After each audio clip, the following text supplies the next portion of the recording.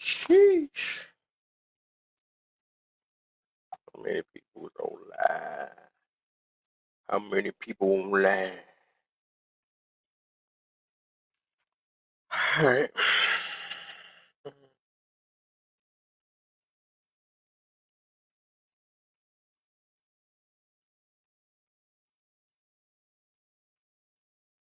We in there now. We gonna start it on early.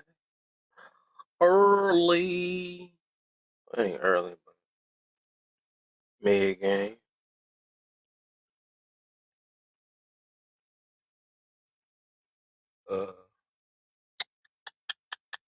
Talk about it, man. All right, let me make sure I get some more people up in here.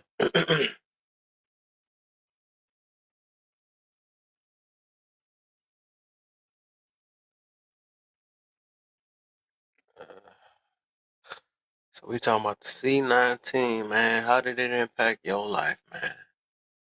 What did we learn out of it? Where did it come? If I knew that,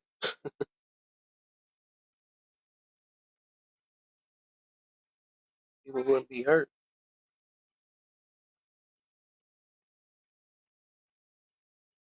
That's funny.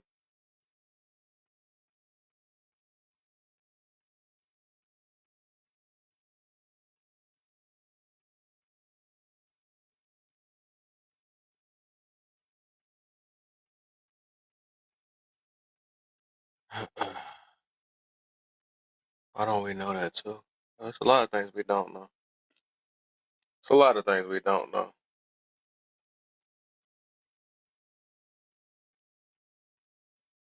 That's just a piece.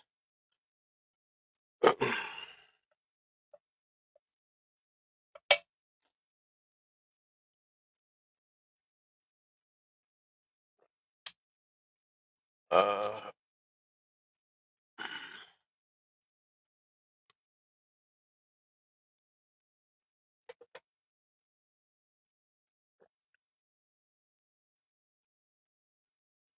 I think it's like any other disease. Like, there's so many other stuff that's out here. So many viruses that's out here, and we still don't know where it came from. They still don't know where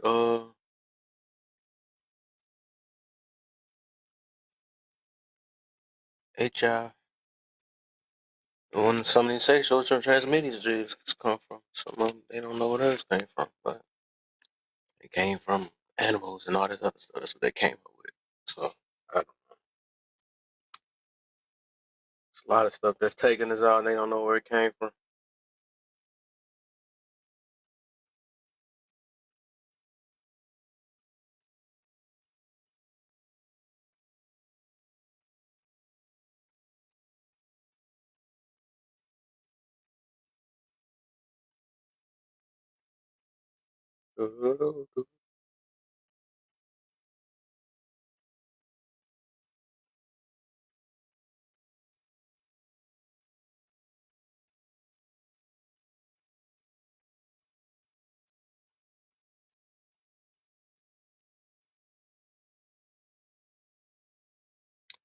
I think they know. I don't want to tell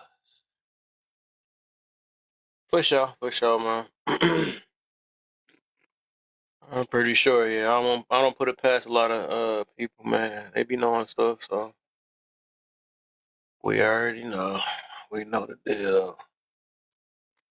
That's why I don't be trying to feed into every last thing or thing that's written in the internet, and because they call it a fact, I just either choose to believe it or not, man. All of us really don't know the deep-rooted truth of things because we wasn't around. We just living day by day, trying to figure something out and see what's best fit our life to better us, to keep us from stressing and complaining and all this other stuff. Become one, become family. Trying to survive, That's how I look at it. Encourage your viewers to share the live. That sounds like a good idea. As well as who jobs matter more, and that those real jobs near real wages, most definitely. Jobs, that increased. People would start washing their hands now. It took a pandemic for them to start washing their hands. Ain't that something? Hey y'all, if y'all can, for a few little people that's in here, go ahead and share the live out to y'all, whoever. Share it out. Hit these likes. Try to give me the 1K real quick. I'm gonna still try to get some more people up in here myself, and we gonna get this thing started. If y'all wanna come up, y'all can come up. So, you can come up with 0 followers now. They didn't change the rules on that. Luckily. Let's see something.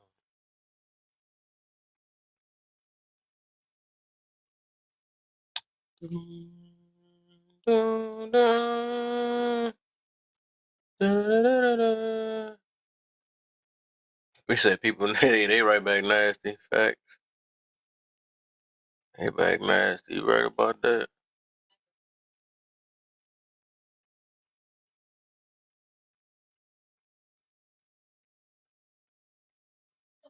See if I get some more peoples up in here.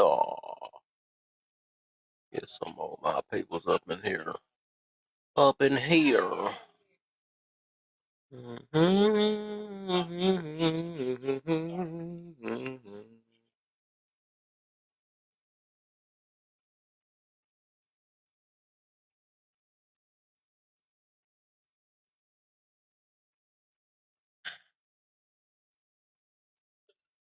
We in there. There you go. Oh, that cuz. That cuz that in the building. That cuz. Oh. All right, we should be good now. We good. Yeah. Yo. There you You go. heard that music was playing. No, I ain't hear nothing. Uh, but yeah, I got my own topic today. These motherfuckers out here, motherfuckers. It's like, That's how they be too. That's how they be too. these, and I'm gonna go off my mind and how I feel, and I'm about to vent. I'm gonna take my time to vent. And I know people don't care, but I just want to say, for real, for people go to real. therapy on this Go thing. all the way off topic. You said how No, the pandemic impact my life. Well, at first it started like this. Well, way back when I was 3 years old, I was walking to the store with my mama. They just gonna come here going like how you was crazy. 3 years old during 2019. I'm trying to see something. What the heck? That's crazy. Man, the pandemic was started in 2020. Yeah, it really did You get all the deep in way back in 2020, but they call it 2018, C19. 2016. Hey. Right. Cause I remember cause I was gone at that time, and I seen, little reports here and there about it, a case here in November of 2019. And I'm like, damn. Then when I came home, it just literally, I got a job in like 4 days.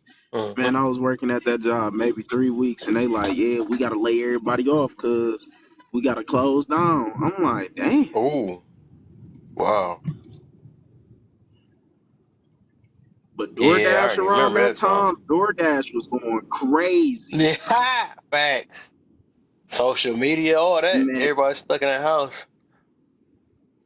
when I tell you, I used to drive around all day, getting the greens gone, because that's legal up here, but getting the greens gone and literally door dashing, and I was making like 400-500 a day. Hey, wow. Man, the pandemic was something different because everybody was stuck in the house, so they ain't Mm-hmm. doing nothing but just ordering food.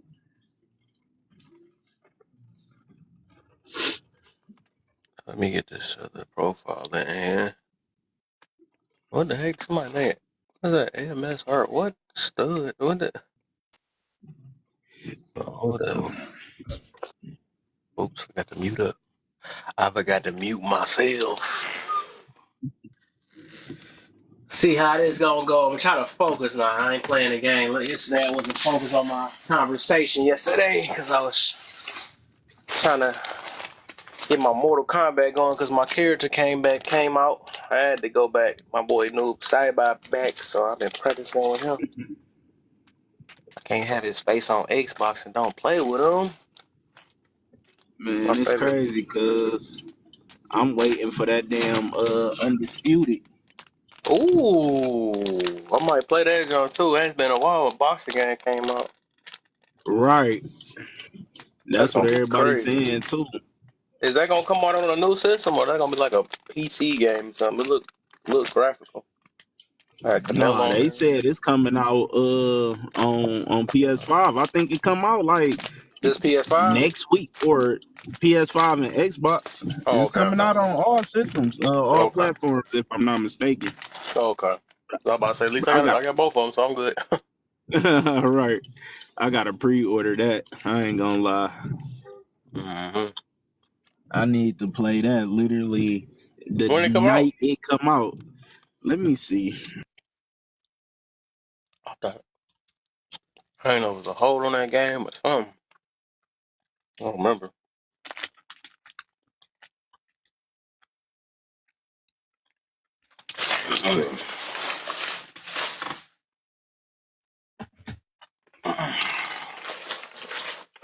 Who that in the box? Who that there in the box? Somebody disappeared out the box. They was in there. Probably the troll or something.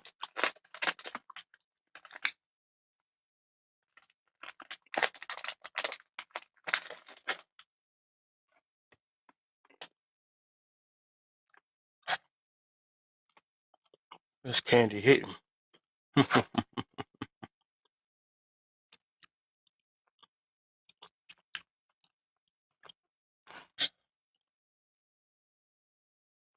Sloan.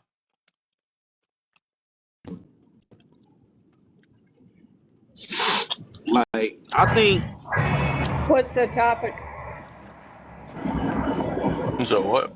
hey, What is the topic? Oh, hold up, I got you. I just walked in here. Sorry. I will say that. What is That's what the topic is. Dog, why she come in here so aggressive? Dog, What what be is the wrong with people? I topic? don't get it. That make no sense. It sound like they got an attitude. Like, is you really like this in real life? Like, is people really like this in No, real life? I don't get it. that's why I start laughing because I'm like, damn, she said, forget anybody talking. What is the topic? It's starting off already, dang. It was like Right yesterday, man. now. Somebody came in here triggered off that. I'm like, bro, did you even ask me what the topic was? Came in, this boy triggered. You gonna make what you felt about it and tell me that's what I was doing. I'm like, bro, how you gonna tell me what I'm doing? You know, ask the question yet. People be so Man, funny. people be crazy. People be What's the topic? The crazy in whole fat the topic on the back of my head. That's crazy. head. But it be the aggression for me, like, Mm-hmm. how the hell, like, you just, this how you is, you just walk in the room, what's your name? I Right. said, what What's is your your name? No, well, it ain't like that in real life. That's dangerous to be Nah, like that in some real life. people is. Some people, they might be, but I bet you they don't get too far. Oh, no. Not like that. Never Run do. into the wrong person. Everybody ain't for that. You must live in one of them. Like people just that's what hurt sound like. Like how do people just come here mad off rip? Like hey, how you doing? Anything? One of those? Right. No, people don't have no manners, because I know it just come natural for me. Like, if I get up on the panel, I say, hey, how y'all doing? Or, Mm-hmm. good afternoon. I say something to the Mm-hmm. point where it's like, I address myself. Mm-hmm. But to just come in and butt into somebody's conversation, I'm getting ready to say, undisputed, literally 9 days, 5 hours away. This Mm-hmm. motherfucker, what's the topic? That's what the topic is. Get your ass booty. Right. Okay, let me Is show that you real quick. Josito? Mm-hmm. Oh, yeah, man. And these the people that we gotta deal with. Hey, what you think about this? Because somebody let you go or left, do that mean they don't love you? Nah, not all the time. I think the average people, yeah. No, actually, no, they still love you. They still love you, yeah. Because I was I thinking learned you can about hate that, and like, love people at the same time. I thought hate was. I just learned this some days ago. I guess it blew my mind because I know what hate was. And all these many years I didn't, because I never got to like saying the word hate. I just say strongly dislike because I was taught that it was like you wouldn't want to say that or whatever. right, But I said I'd rather say that. And then I'm like, and then of course when the Bible came, I'm like, well, no, God don't hate. I'm Lord, he don't hate well, he probably hates sin. He don't hate the person, but it's so the few times he hates, I'm like, all right, it must mean less like, saying something like that, whatever. And that's why I wanted to tell Sean. That's why I'm like, dang, I guess in a way when I read the definition of hate, I'm like, well, I guess you can hate somebody, right? But that don't mean you don't love them. That was my point. Because I'm like, I know God love everybody. Even probably the devil. right, You know what I'm saying? So I'm like, it just was throwing me off because I was taught that hate was the opposite, even though it's said in the dictionary. But also, it also say like it truly ain't because it's like it's an indifferent. They said the opposite of love will be indifference, which means no concern, no something like that. That's what that said. So I was like, right. dang. So that I feel now I feel even more like even better. I'm like, I'm okay, that's cool then. I'm like, okay. So I'm like, I guess I don't feel bad about if somebody about hate or a feeling because it's just a feeling. That's all it really is. So I'm like, yeah, you could you can love somebody but hate them at the same time. I'm like, I did not know that. It just seemed like an oxymoron. Yeah, and and as I get older, I'm learning that you can really, you can be in love with somebody. You can really be in love with somebody and hate them at the same time. Like, Mm-hmm. they not interchangeable. Like, you can't, just because you love somebody don't mean you can't hate them, and just because you hate them don't mean you don't love them. That you had a love, But right? Exactly. You and don't love that's me, yeah, what you're right. brought me to this, is like, a lot of people think like, oh, you left me, you gave up on me, da da da, because you chose to leave. But in reality, that could do more good for them or good for yourself, because Mm-hmm. you can't love somebody more than you love yourself. Mm-hmm. So, it's just, I just think that, dang, this shit slapping. But Right, this candy slapping, shoot. We shoot, over here munching this. shoot, I'm trying to get some herbivores, and this is just, shoot. Mm-hmm. Damn, I can't fucking see. Hmm. I'm about to smack somebody car. But no, let's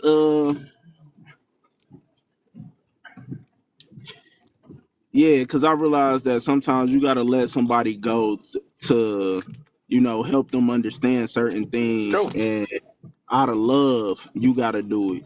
Yeah. And that's That's what. what parents do with their kids all the time. Like, True. you True. gotta let them go and go be on their own, so they then understand the lessons that you taught them. If you just sit there and try to bash the lessons into their head and they not getting it, all you doing is just Hurting shoot yourself. prolonging it. Right. You hurting yourself and prolonging the process. Mm-hmm. That's what we gotta do sometimes. Sometimes some people have to hit the brick wall. My first intentions is not to not let people hit the brick wall if they're willing to listen. And then the last resort be like, all right, well, I'm not gonna lose myself trying to help you, so do what you gotta do, man. I wish I can help you. Hopefully, you have to. Hope you'll be able to learn from a situation instead of not getting a chance. Some people don't get a chance; they just stay in that grave after that.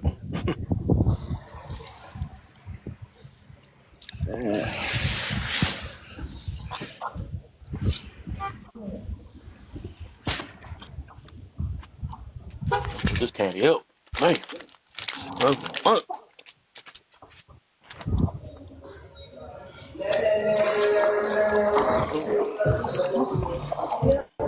Damn, dog. I gotta blast that. I gotta mute that because I want that music playing on it. I'm trying to record that. I don't like that. That's what they do on YouTube, though. They be like, no, copyrights, you're stealing music. I'm like, dog, I gotta lose a whole video. It's crazy.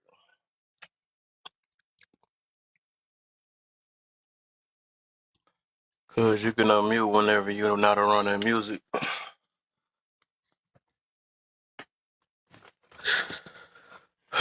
Man.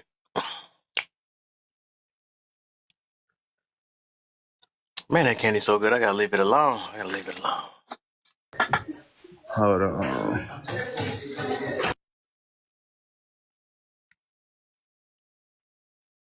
You that boy. Right back, man.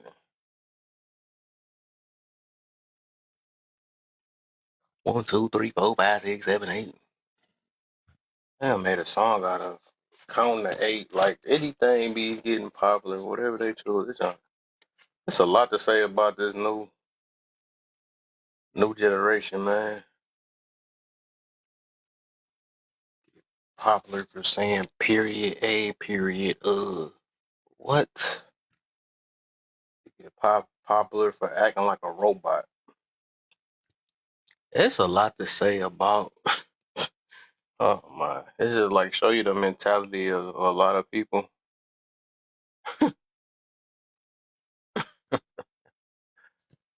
It's crazy. Okay. Let me join my team.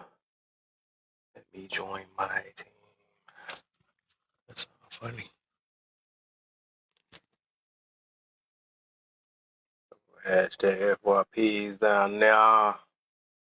Couple hashtag FY pizzles. For shizzle.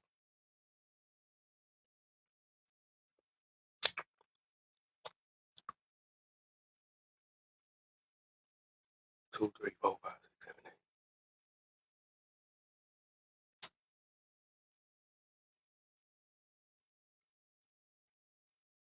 Done. We done.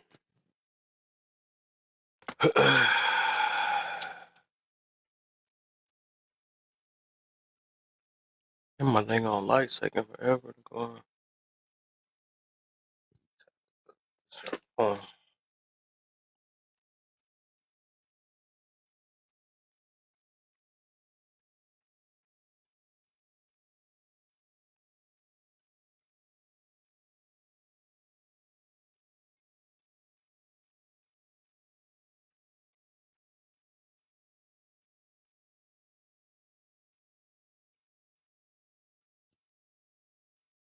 Type of that boy if I had. There you go.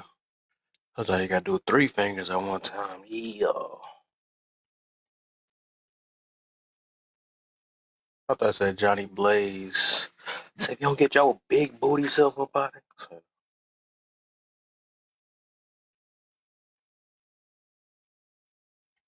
You one of the ones we talk against.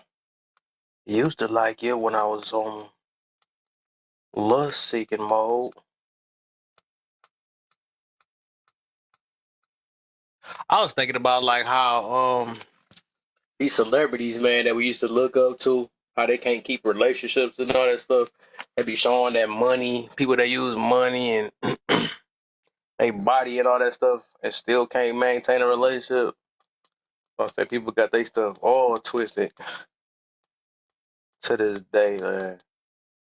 Is any relationship last at least 10 years? They cheating, doing all type of stuff nowadays. That's what happened when you build a lust-filled relationship, which is almost dang near the average nowadays. That's why they go out, because they getting controlled by that thing. They getting controlled by that thing.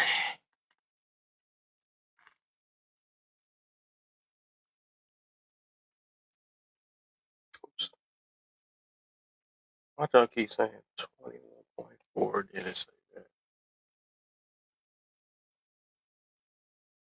I gotta, let me see. Hold on. Trying to get to, let me get to, I'm trying to get to 2,000 by myself. That's how I'm gonna do that. That Jen down there, I see her helping me down there. Jen, what's the deal, Jen? Trying to get this thing to 2K. I'm making a little.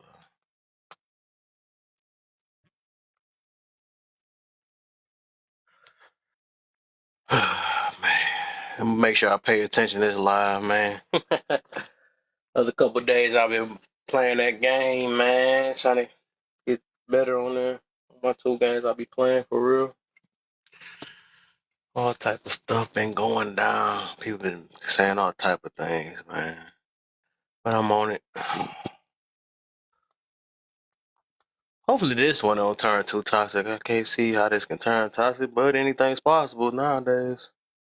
People be talking about how bad something is. Hey, I can see this can go south. You know, it's supposed to be how did it impact you? So I guess it just depends. Oh, I think that's when it could turn. Where it's gonna turn south at is did it separate the weak from the strong? Give an example. Then when we go to them examples, that's probably where it's gonna turn south, and then it's gonna change the live a little bit. I can see that. Then at least I ended it with the health thing, because that's why, you know, if you ever notice with the pandemic, people like more of the more unhealthy you was, like more you was majority of people that was in the grave and stuff. How you feeling, Jen? It traumatized some people. People still walk around wearing masks every day, for sure, for sure, for sure. And it show you how nasty the world is for real though, real talk. You know, stuff ain't pure no more. There's more germs out here, more diseases, all type of stuff. I ain't gonna lie, I haven't been. It's ever since I've been, I haven't been sick at all. 'Cause I guess I was just back then touching things and all that, not washing my hands for real. I was. I never got sick like that anyway, though. I was not. I wasn't sick like that though. But yeah, I was on it even heavier though. You always gonna see some alcohol or something around. But when I caught it, I stopped wearing masks. I just do alcohol. I was like, bro, I tried my hardest not to get it, and I still got it. I caught it once. I caught it twice, and I really didn't care. Then I think it caught. I just caught it a third time, like maybe a month or two ago. Only reason why I say that because I didn't have taste. When water started tasting nasty, that's when I know it's probably I caught that. But you want to know the crazy part about the whole movement? Like, if you think about it, when have you ever got a cold for real and been able to taste food? When have you ever been able to really smell? Your nose stopped up. Like, so when people be like, oh my God, my taste buds gone, I'll be like, name a cold that you got where you could taste some shit. You barely. Yeah, I don't know. Like I never experienced that before. What happened to me? It was most definitely a different sickness. I got the flu. I got all that stuff. You know, I mean not flu, but I got all the other stuff. But only most I was doing was like coughing up the mucus and all that stuff. But I could still taste orange juice. I could taste all that other stuff. But it's the first time, right? When this most definitely, I would say it's real. Yeah, because I mean, first time I can't taste water. That joke is crazy. That's like on another level when you can't taste water, and then my whole I would say my body was like super weak. That was the second time when I got it. It was real bad. That time was real bad. My whole I don't body know, was weak. maybe because like mentally, I also don't get sick like that. Like the last time I had a I don't cold or usually do it anything either. was probably like a year and a half ago. But no, like maybe it's a mental thing because I got sick during those times of COVID, but I didn't C19, think like, oh, I C19. got COVID. I'm like, it's just Say a regular C19. cold. So, oh yeah, C19. Okay, cool. So C19, I'm like, man, I don't have that. I got a regular cold. I'm gonna do what I normally do, and if I did have it, Mm-hmm. oh the f well, like I'm good, and Mm-hmm. that's just my mindset on everything. Yeah. I mean, a couple people. That's how I know it is different.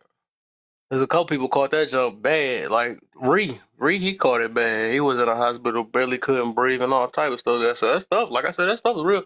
His mama got it real bad that she couldn't talk no more. Like a lot of people passed away from it too, though. So I don't know if her voice ever fades back today. I gotta see, but yeah, she literally like her vocals is like it's messed up though. So both of them most definitely got it bad when they caught it. And this is like something like this is something like so. My man's Uh-oh. his dad ended up catching COVID, right? See, Well, they so called. Oh, my fault. I Uh, know it's gonna be hard. I already know. And see, hey, that's so funny because I he even put it on the thing. I said, "Say see that," because I knew how I was gonna go. I put it on the topic. for real. It's so hard not to. Yeah, I know. My man's his dad or whatever. He had a stroke, and Yeah. when they brought him into the hospital, they said that it was C19 because of C19, Oh, but they was yeah. like, they didn't believe it, so they had I guess somebody do an autopsy, Yeah. and they said it was just basic, bad health and stuff like that. He had some a clogged artery or something like that. Yeah. But on the paperwork at the hospital, they said they couldn't identify the reason why he passed away. But they told the family just to say, it's C19. And after Mm. that, me and him, we came to the conclusion that a lot of these cases, the cases was inflated because that's, if you notice, they didn't talk about the number one leading cause of unaliving in America, which is heart disease. They True. took those numbers all the way down and then inflated the C19 numbers. Mm-hmm. So that's after that experience, that's when I was like, yeah, they on BS. Yeah. Kind of not really. I mean, when you really think about it, the virus itself is so quick to reproduce and mutate that the infection that it causes or all the effects that it causes is all that's left behind, making it difficult to identify exactly what the cause of inflammation would have been due to the fact that there wouldn't be any viable, bacteria to test it. It all depends on how fast they do the biopsies. I think I set myself the wrong gift. That was too much. Dang.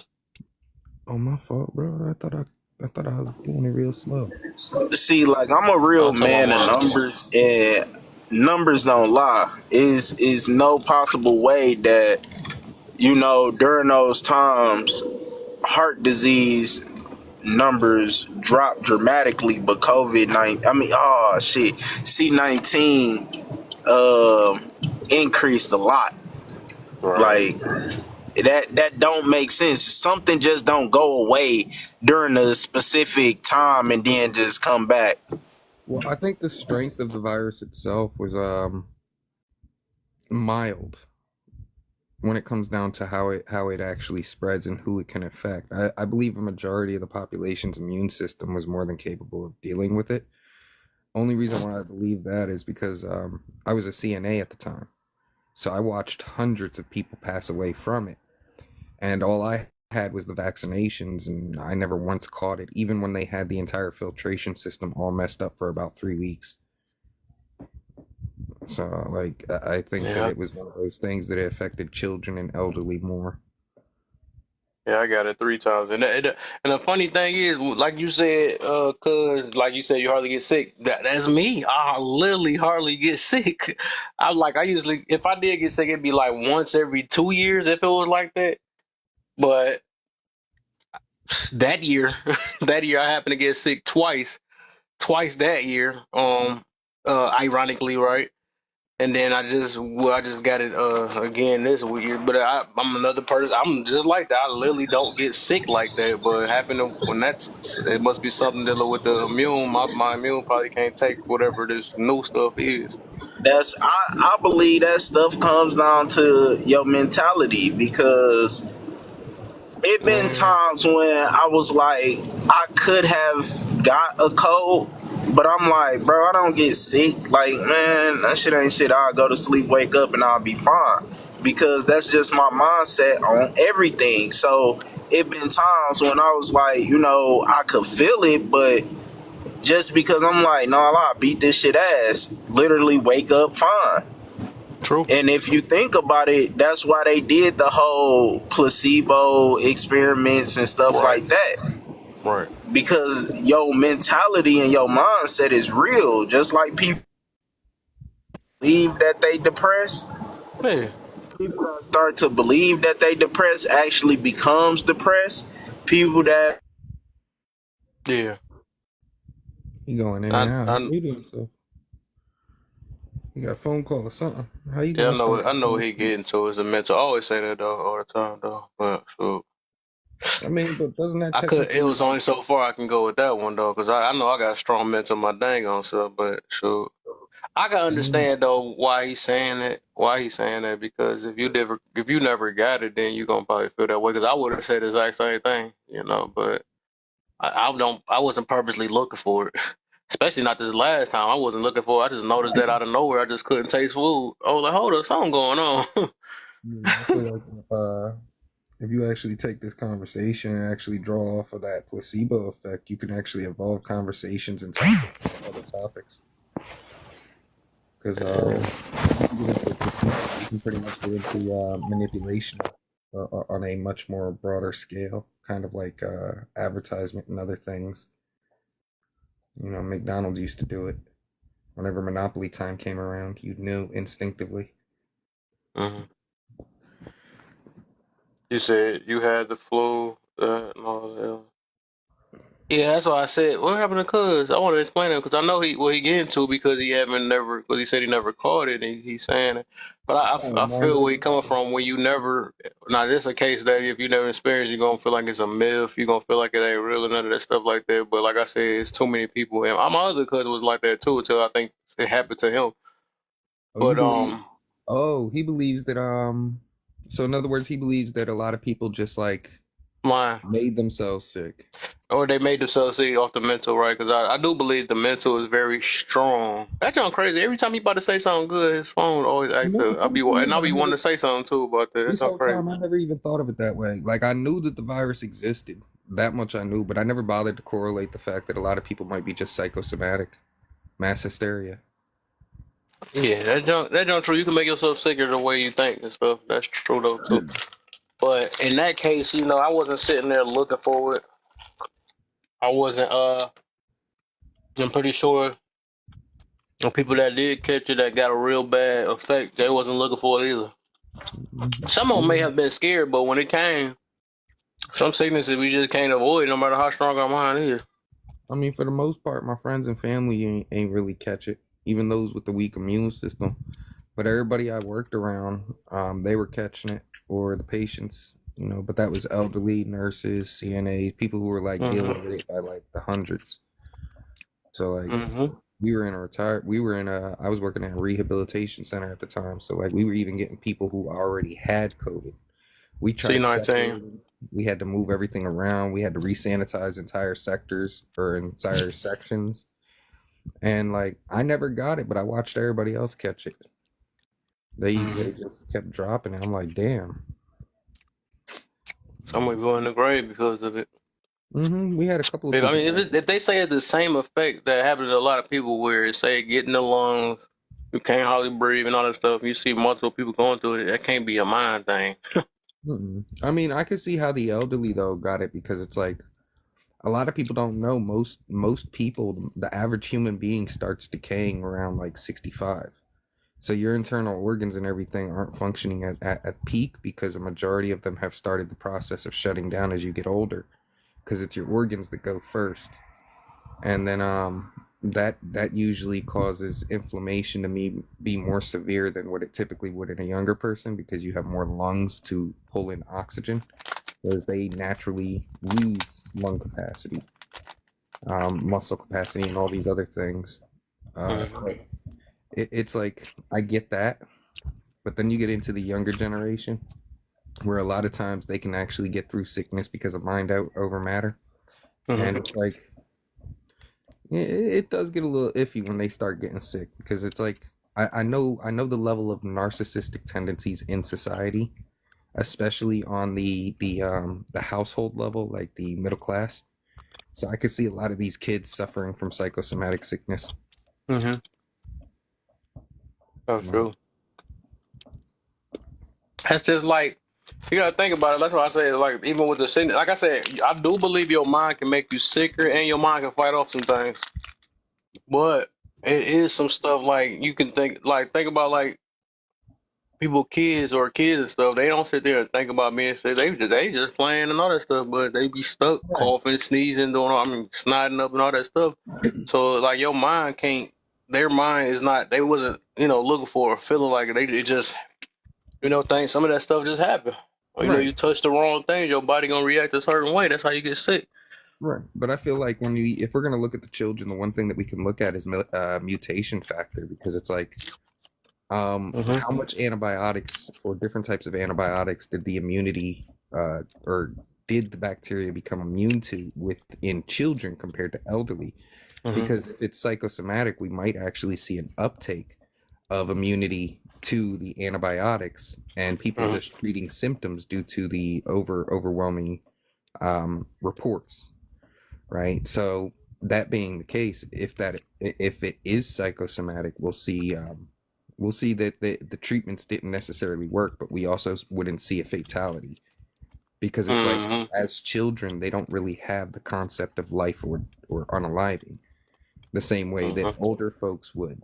So if they're going through the symptoms and they're also resistant to the bacteria, and the older generation's dying at a much higher rate, especially in the area where it's supposed to be the peak immunity system, which would be like what 21 to or no, I think it's like 16 to 35, 45, something like that. Yeah. So like those would be the ones that would be more be expected to overcome being sick. So Hmm. that's where you tell the difference. But yeah, he should come back and finish that because I can only carry on with examples for so long, and Yeah. your audience gets bored with my factual points. They prefer the emotional, and I've been told I'm a cold-hearted son of a Hmm. That's So why I say it for a reason. yeah. The reason for everything. But you know what? I get the job done, so it don't matter. What if it mattered enough for you to say it? Yeah. So it mattered. Well, I mean, an insult is more of a brag to me, so you know, Says more of a brag. yeah. Because if I see Said somebody, embracing it, huh? What's the deal, Matt? How you feeling, Matt? Yo. I mean, What? Whatever. it'd probably be different if it came from somebody I look up to. But if I'm not looking up to you and you saying that to me, shit, Mm-hmm. that's how you fuck them up. How old are you, by the way, anyway? 32. Oh, okay. Yeah, I'm old as hell. Mm-hmm. I had to force myself to eat snacks, but a full meal I wasn't just so until often you closer to ask me that November. Oh, question. my, that's deep. So you good, Matt? Okay, bro. Health Staying preserve good in these streets, man. issues.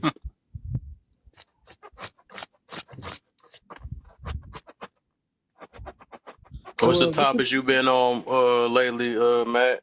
What you been doing and getting what's with people the heads wrapped around? What'd you what's with say, the doppelganger here? who Oh, the one in the box down here at the bottom. that? That's my twin brother. Is that your other page or is that somebody else? Nah, I'm a mysterious guy. Oh, it's a dude. I thought it was a woman at first. I am Um, Kev Third Page. Remember that. yes, third page. You mean third personality? Right. What else? What is in the box? Who is in the box? Oh, my boy Matt in the box. I love a concrete His love a concrete concept. That was a topic you did. Yeah, that was a topic I did last night. First of all, how everybody doing? How you doing, I'm Matthew? I'm alright. blessed, man. Yeah, Blessed. that was the topic I did last night. Is love a concrete concept? What that mean? What do you mean by that?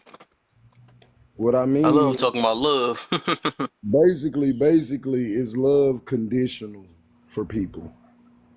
Oh, I think the average people, average people but they never learn how to love unconditionally.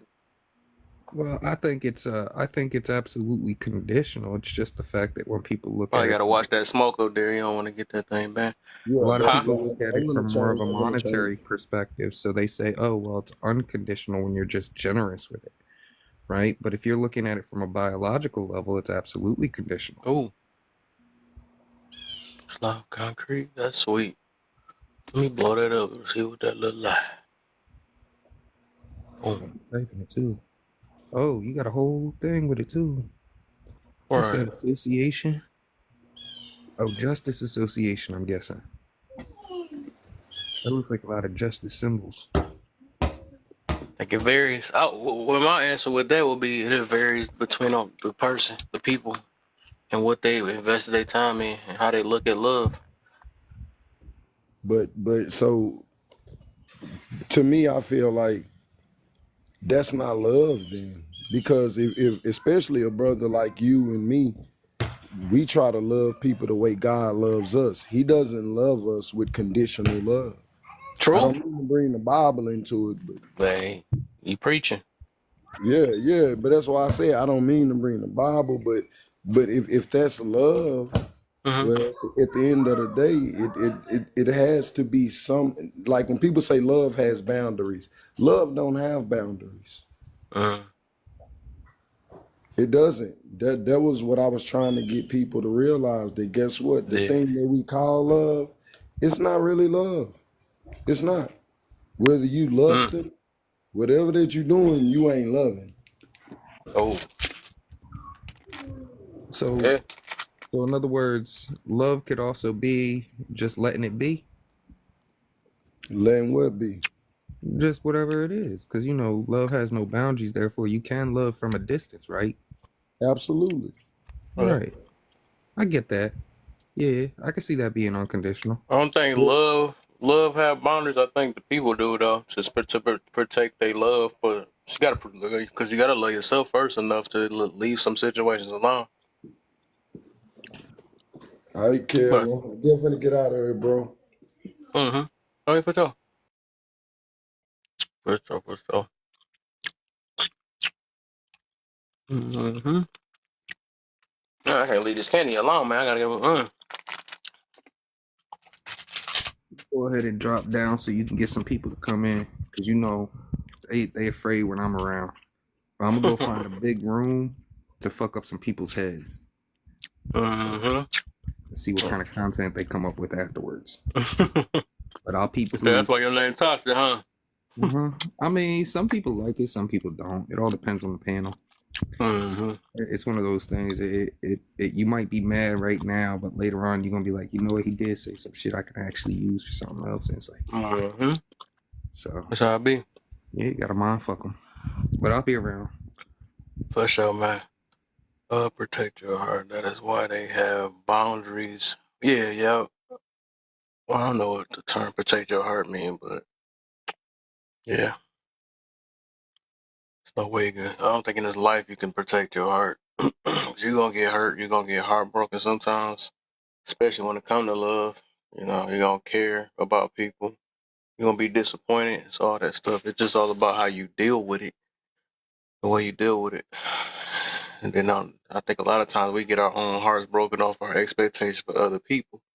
I just made a post about that like last week. We get our hearts broken off that and then put it on the person. But we wanted to see something else within us to be them. And that'll never work like that because no other human being is going to be something for you, especially when you're not going to be, it's only so much you can be for another person. You got to, most of the time, just be you. Dark chocolate almonds from Sprouts is my sweet obsession. These are my obsessions. But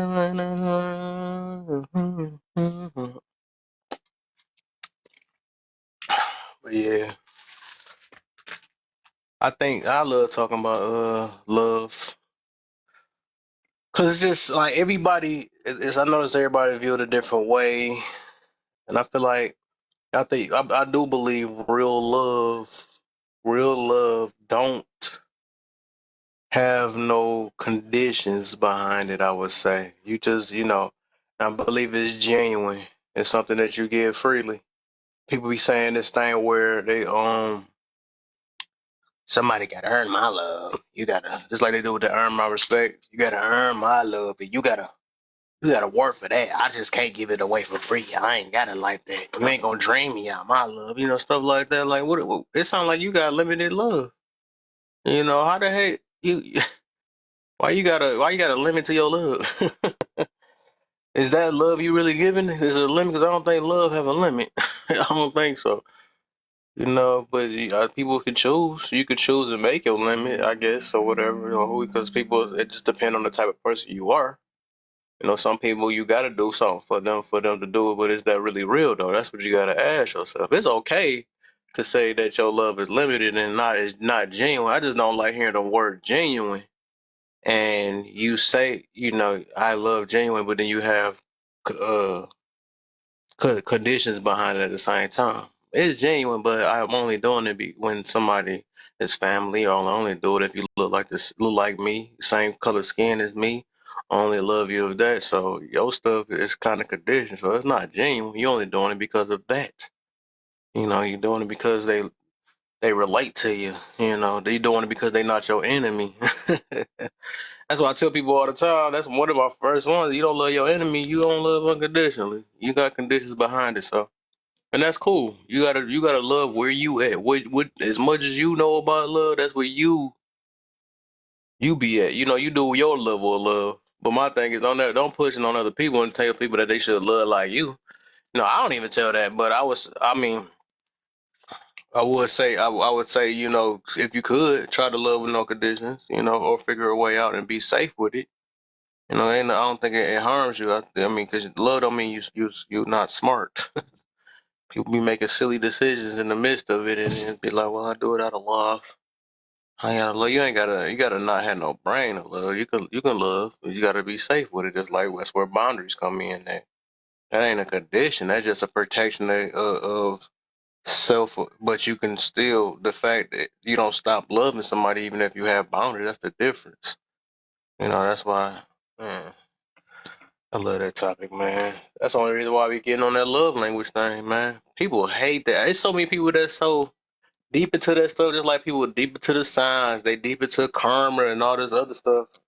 But that's why I don't like to hear a lot of stuff I be saying about it because it's just something I had to realize. All this stuff I had to realize when I was younger. Like some of the stuff just didn't sit right. I guess I always was that person that wanted to go against the masses of what they thought was. I mean, what they thought. And then I actually pay attention in life. Some people just do things, don't know why it's done to them, and just continue doing the same exact thing and wonder what's going on. Which they call that insanity, right? That's why they hurt themselves. But that mean anybody gonna do as much as they can to keep themselves from having to change and having to change. That take a lot of humbling yourself and being uncomfortable, not being you, so called saying you, because people like going by saying, "Well, it's just me. This is the type of person I am." It's so easy in life just to say that you can do anything and get by on all type of people, and then just say, "Well, this just me." Deal with it. You know what I'm saying? Nobody want to do that. Let somebody, it's just me themselves to you and say, well, I backhand people when they make me feel that's just me. What's the deal, Fabulous? How you feeling? How you doing today? I'm blessed, man. I'm blessed, man. Up in here trying to get this thing going. I don't know where all my people's at, but they'll come in time. I'm gonna be on. Oh, okay. I was just Yeah. listening. I was just listening to you guys talk about love and what I have discovered myself, in my life, being in love, Hmm. um, is what I've discovered that, God gives you the format of what love is. Yeah. And he lays that down for you. And if a person, no one's going to be perfect. Nobody is saying that that you're going to get somebody who is 100% perfect, but if that person can meet you with at least 80%, you're doing good. Because some people are looking for the 100%. Okay, you're not going to find 100%, because the only perfect person is Jesus himself, but if that person have what you have inside of you, okay, and that person can't reciprocate, and they're reciprocating at 50%, then that person don't have what you have inside of you in order to love you back. But if that person can give you 80% to love you back, that's good. But some people settle for the 50%, and then they're wondering why they're not getting back what they put into that person. And that's because what you have inside of you, that person just don't have it inside of them. And that person end up settling, and you're not supposed to settle, you know. And that's what really love is. Hmm. Because God tells you what love is. He tells you what it is. Hmm. And you don't Yeah. have to be, Nowadays, everyone making. yeah, well nowadays, yeah, they don't realize that. Everybody is making up their own love along the way, and some people are scared to fall in love, because they've been hurt before. But if you've been hurt before, that's in order for you to grow. You supposed to learn why you got hurt. What did that person do to you, for you to end up being hurt? And you're supposed to take all of that and weigh that out with the pros and cons, and learn not to make those mistakes before again, and not allow no one to sit there and do what they did to you, you know, getting hurt, because life is nothing but a lesson. We all here to learn a lesson, and only the strong survive. If you weak, you're not gonna learn nothing, Right. because your mistakes is supposed to make you stronger and not supposed to make you weaker, and if you've gotten hurt before, then you know what? Get back out there. You learn from the previous ones, and then you'll know what to do the next time around and what not to let the person do to you. But you don't ever supposed to be afraid. Hmm. At least that's what I've learned from it. That's true. That's true. I feel it on that. Because I was in love, in a relationship for, you can say, over 30 something years. For 30 years, I was in a relationship, and you learn from the mistakes. And I couldn't understand, because I believe in, putting my all in it in order to make it work. But then I couldn't understand why I wasn't getting anything back. And that's because I talked to a preacher one day, and he made a lot of sense. He said, you're not getting it back for the simple reason because what you have inside of you, that person don't have that inside of them. So you basically loving an empty shell, if that person can't reciprocate. They don't have nothing to give you. They don't, it's like you loving them, but they don't have anything to give you, you know. Mm. I feel you on that. That'll be draining Huh? eventually. So that'll be draining eventually. I feel it.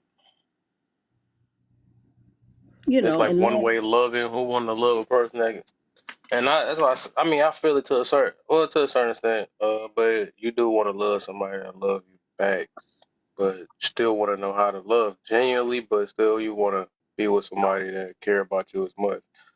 But otherwise, it Yeah, turns to a job. yeah, because in today's society, people think love is sex. That's not a love. That's a part of it, but that's not the whole cook and That's caboodle. lust. You know, that's not what love is. You know, and soon as something get to going wrong, that person cut out. Well, that person once again ain't showing you what love is, because just because things, go to going wrong, you're supposed to sit down and talk about it. What's the best solution for it, not sit there and cut out on it. Mm-hmm. That's true.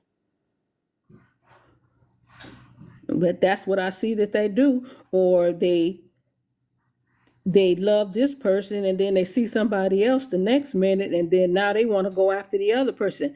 I'm like, to me, it's just it's too free out there. You see one person and then you want to go after another person. I mean, people just don't realize that they're taking a piece of them and spreading it all over the place. Mm-hmm. They can't stand still for nothing. Can't stand still for nothing. So I don't understand what they call love. It usually be people that can't stand themselves. They can't stand themselves, so they looking at instead of sitting here and miserable with my miserable self looking in the mirror, I need to bring somebody else with me. That's where that misery loves company thing comes. And that's really sad that they don't know, they really don't know what it is. Yeah. And have you started your first question? How did the pandemic impact your life? Nope, not yet. Not really. Not yet. No, we ain't really start yet. If you want to hit it up, we can get this party started. So some more people come up in here. Well, how did the pandemic impact your life? Well, I did end up, I was working for the VA hospital. I had been working for the VA hospital for 20 something years, and I ended up getting COVID. Yeah, I was trying my best not to get Try to COVID. say C19 on here because I don't know if they gonna flag the Oh, thing. C9, okay, Yeah. C19. Okay, and I was trying not to, and it really impacted my life. You know, even now, I still wear mask on my face wherever I go, Mm-hmm. and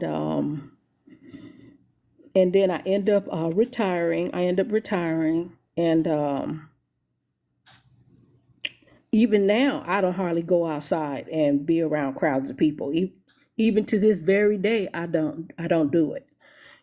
Because some people still running around here who have C, and they're not trying to protect themselves and other people. And it really, yeah, it made me more fearful to be around groups of people, and um,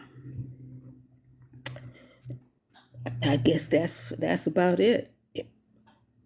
I used to go for long walks. I don't go for long walks anymore. I don't do any of that. Mm. So it kept you like more Secluded. okay. I gotcha. And like that ever since. It's been like that ever since. Mm.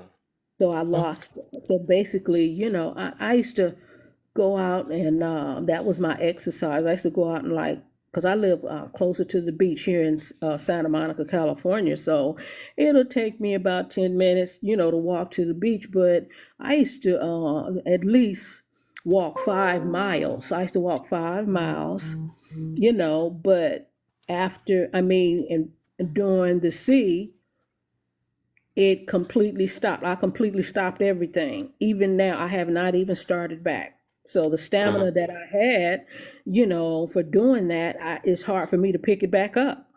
Mm.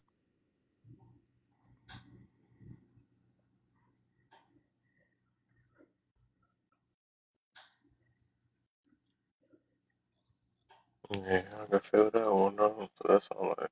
Man, Did it anything like impact? what happened with the family? Anything you have been observing of, and or people, have they got along with each other, all that stuff or whatever, or did it get worse? Did it? Not worse. Hmm? The family part got worse. Um, Everybody kind of like really pulled apart, mm, and we're not close at all anymore. It's like everybody kind of like went their own way. mm-hmm. So yeah, it had an impact on that.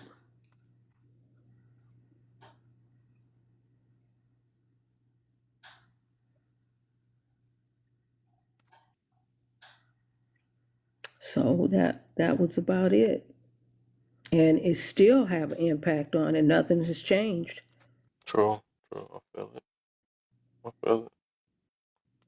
Some people, I look at it right. Yeah, I feel stuff ain't the same. I would say that things change, but I would say s- stuff just ain't been the same in a way.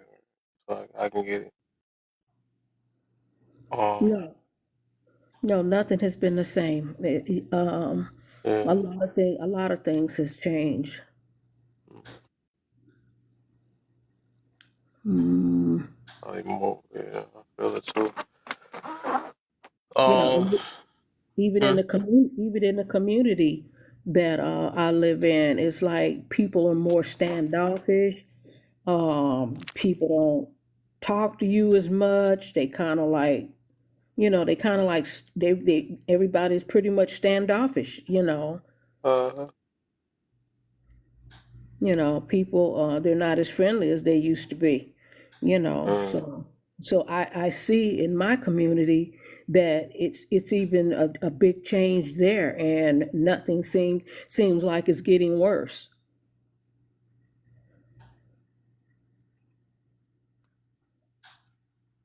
mm.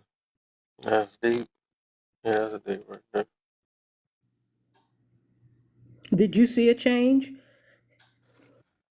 Um, I would say, overall, yeah, yeah. It kind of overall with this whole topic, I most definitely seen a change.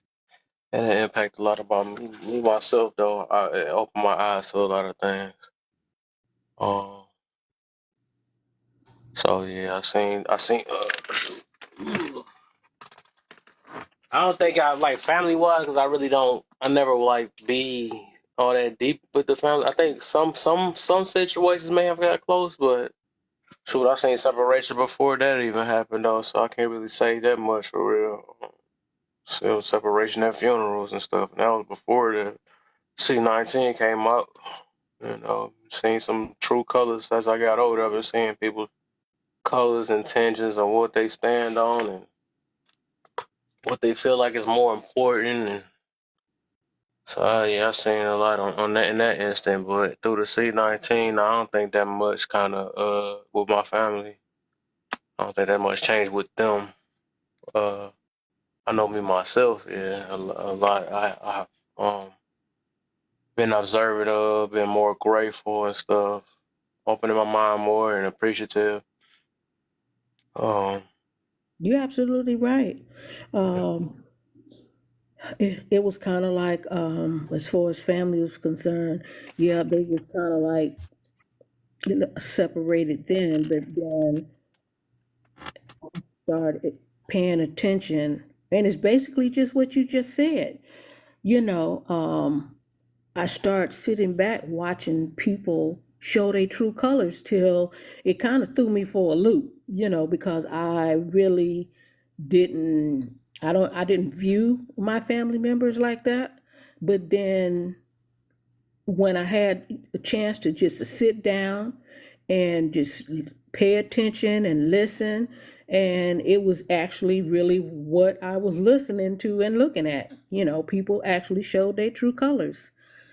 So I guess you can say most likely I drifted off because I'm like, I'm like, I didn't know that they felt and thought that way.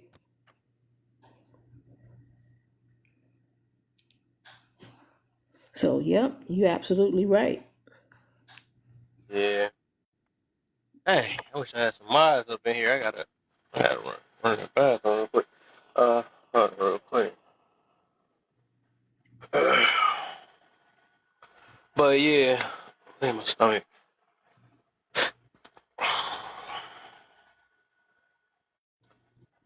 What was I about to do? It was something. Uh, I see Nay is not in here today. she probably be here later. I don't know. So few of my minds will be back in here.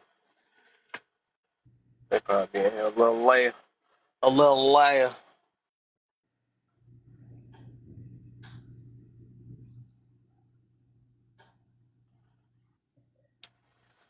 Oh shoot. Yeah, man. Give me like a few minutes. I'm gonna see. Because I'm gonna be actually on my backup real quick. Just give me a few seconds. Sure.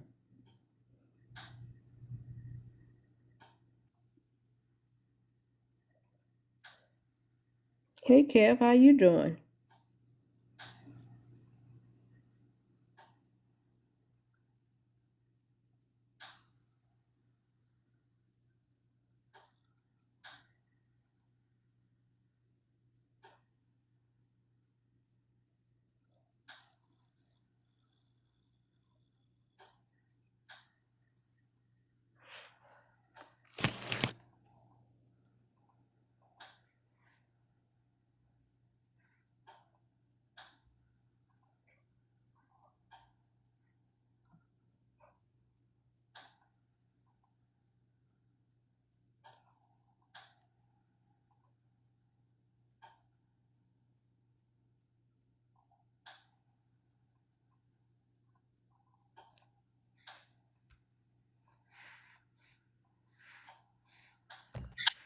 Hey, Kev.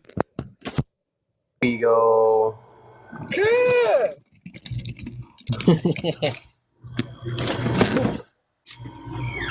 Just dang, I was about to say some people that came in here. I was about to say let them up and stuff. Give me like a few minutes. What happened to Fabulous? What she got? Bring yourself back, Miss Fabulous. Come on back. Come on back. Talk it up. Talk it up. Sorry, I'm crunching. Was you in the streets? Huh? I said you in the streets. Yeah, I just I had to get me some the cheddar sour cream kettle chips. Man, they are so good.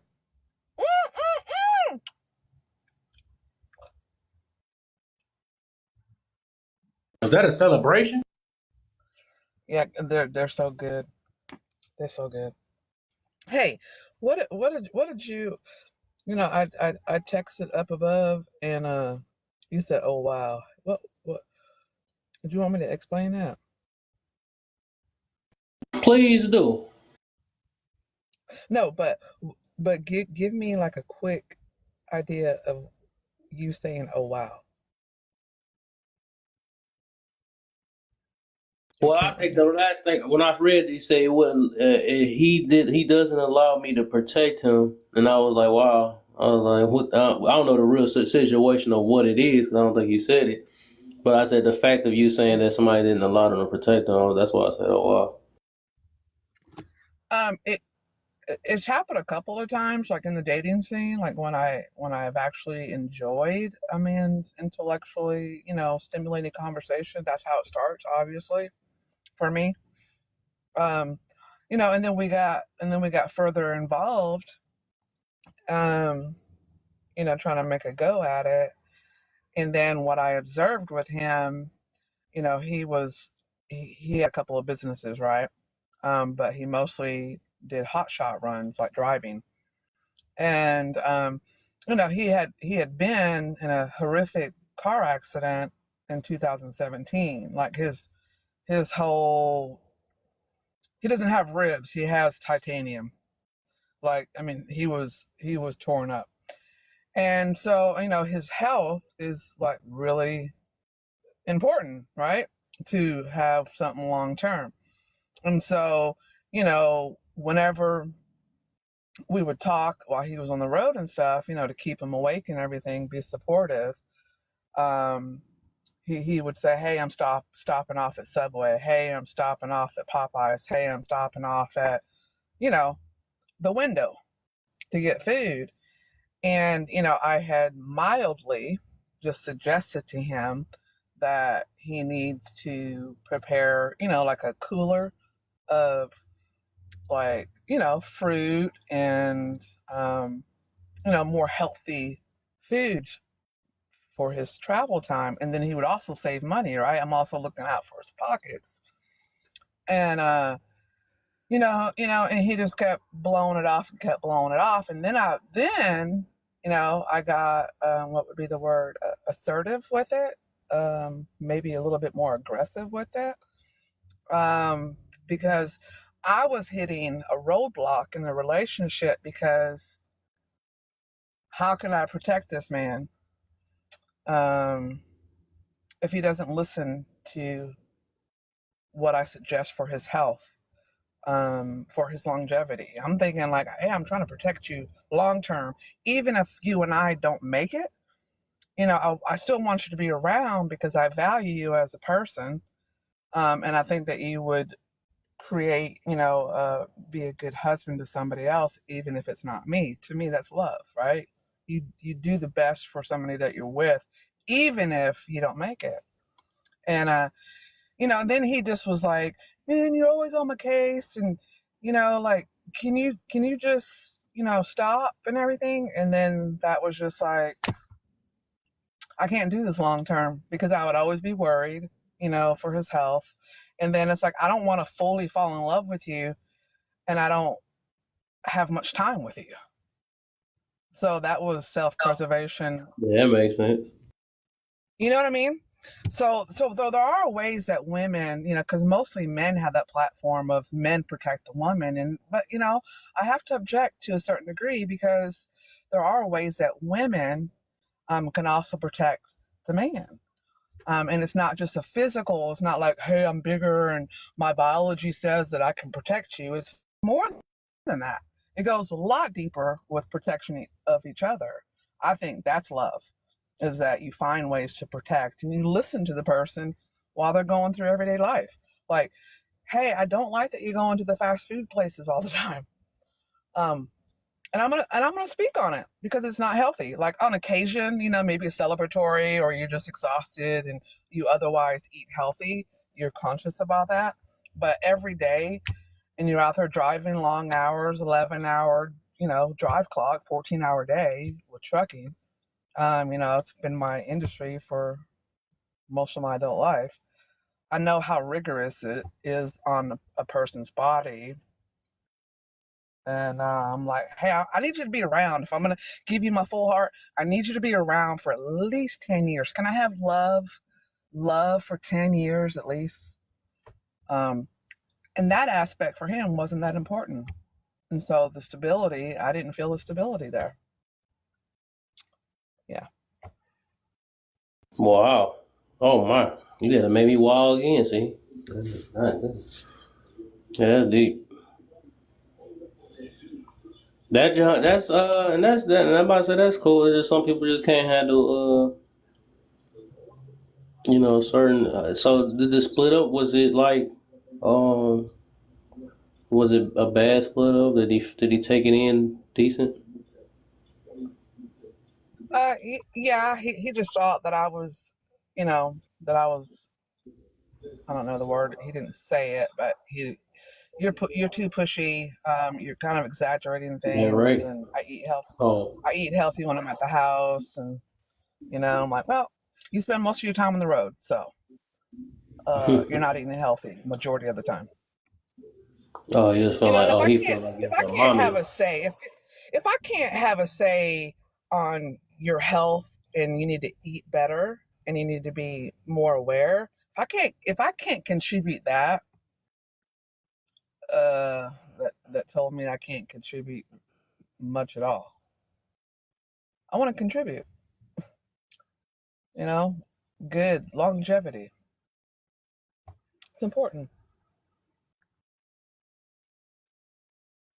Yeah, that's crazy because it's the same with me. Like even when I noticed some people, because that's the last situations I was in and stuff or whatever. I would say I noticed that some of the people, they think I'm or for like a few people I would probably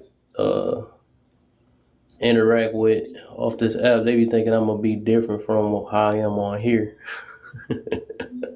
And I'm literally the same way with my family and all that, and it's like, no, I'm not about to, baby mold you because we either dating or like each other or something like that. It just don't work like that. The same way I'm direct with people on here, I'm the same. I'm gonna be the same way offline because I care about people. So it's like if I feel like it's something that you doing or saying, and me myself, I'm not even, especially offline, I'm willing to, deal with a couple of things, especially if I don't see it like automatically affecting.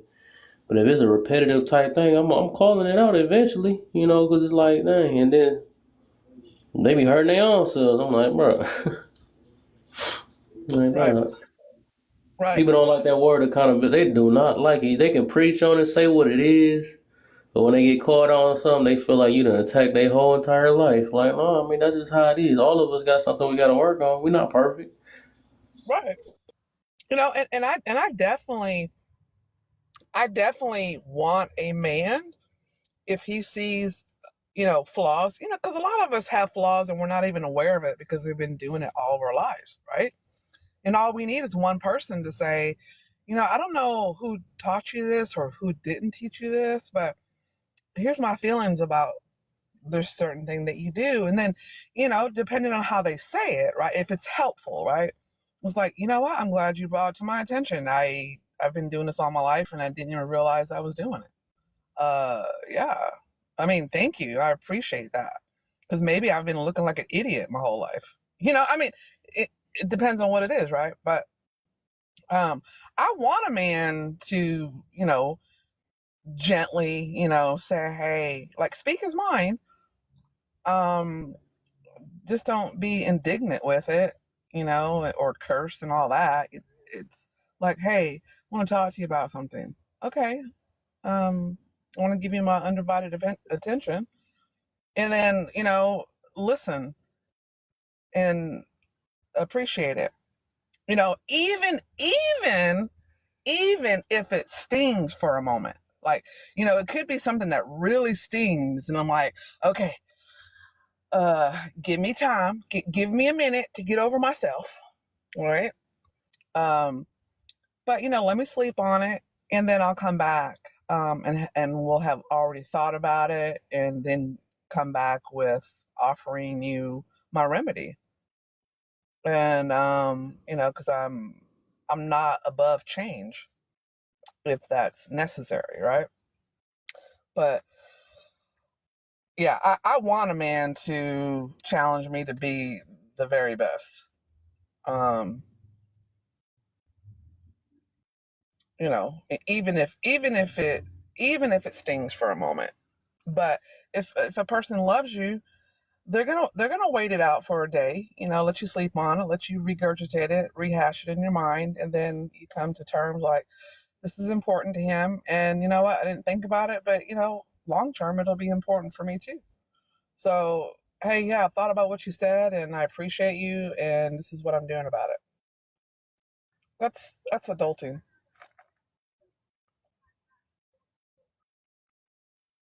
X. That's too much like right, though. That's what we already know the deal on that.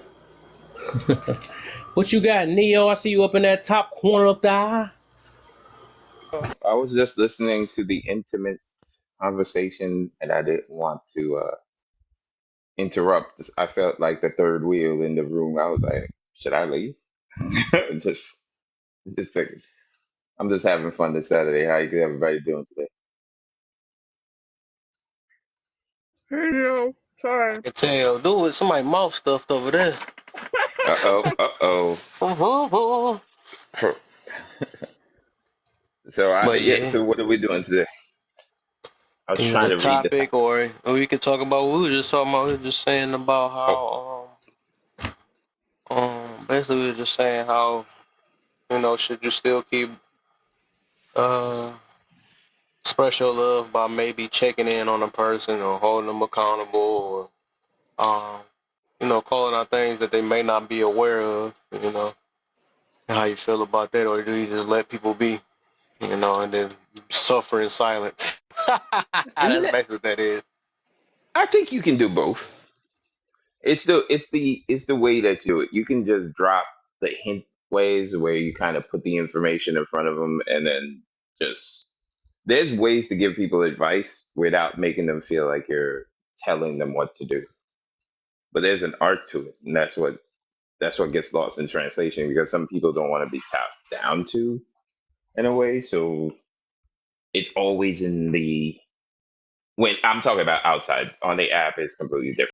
These are different dynamics going on in here, but in real world scenarios, it's like you got to kind of subtly give the advice because people are adults sometimes and they don't want to feel like you're holier than thou or trying to give them some kind of direction or anything. Like you can put the information in front of them and just here it is, and then they'll try to figure.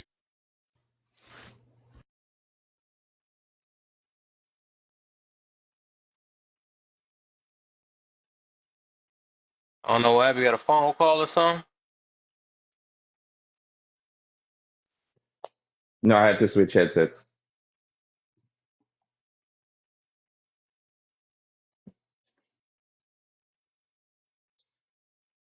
So yeah, like I was saying, so it's just you just put it out there and hope that people are receptive at the end of the day. But it's just giving it freely. Like if we're having a conversation outside, I'm just gonna talk to it and give it metaphorically in a story, some kind of relatable story. Then it doesn't feel like I'm really talking about you, but I'm talking about in general. And then it's like food for thought. And eventually, through that process of hearing that story, you'll eventually kind of formulate your own idea and thoughts behind it. And then that hope that can lead you down the right path. But unfortunately, I have no control over those things.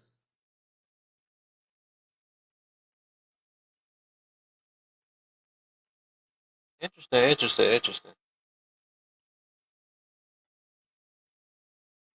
So say there's a certain behavior you didn't like off because of your girl, and would you address it, and how would you address it? Like if you, as you know, some of them just very sensitive, or would you even date a sensitive girl? Uh, I believe I wouldn't anymore because of the reasons why you just stated. Because a highly sensitive person, because they haven't dealt with whatever makes them sensitive, they just don't have that balance of being able to understand and just always being sensitive. Then I have to always watch and walk and how I express myself. Now I'm in this almost pseudo, in a pseudo way, you're in this controlling environment because now you're just always on pins and needles not to shake this person's emotions to the point that you're going to get a flare up or some kind of lashing out or some kind of reaction. You're just kind of just okay, let me just slowly walk around and tiptoe just to not set anything off. So you fall in this very controlling thing where it could look like you're trying to be the bigger person or you're trying to nurture the person. You can fall into you're almost a parent in a sense, not even a partner anymore. In this new generation, back in the day, it was more tough love. So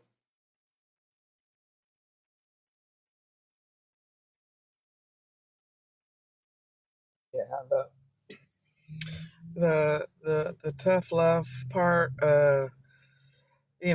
I'm definitely a Gen X, and I can tell you from experience that tough love,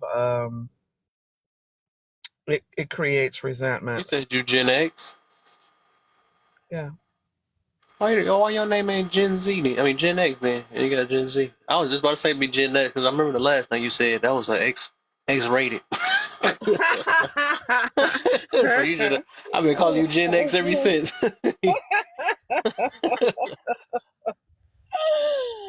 um, but yeah, my generation, when I look back at it, it was unnecessarily toxic.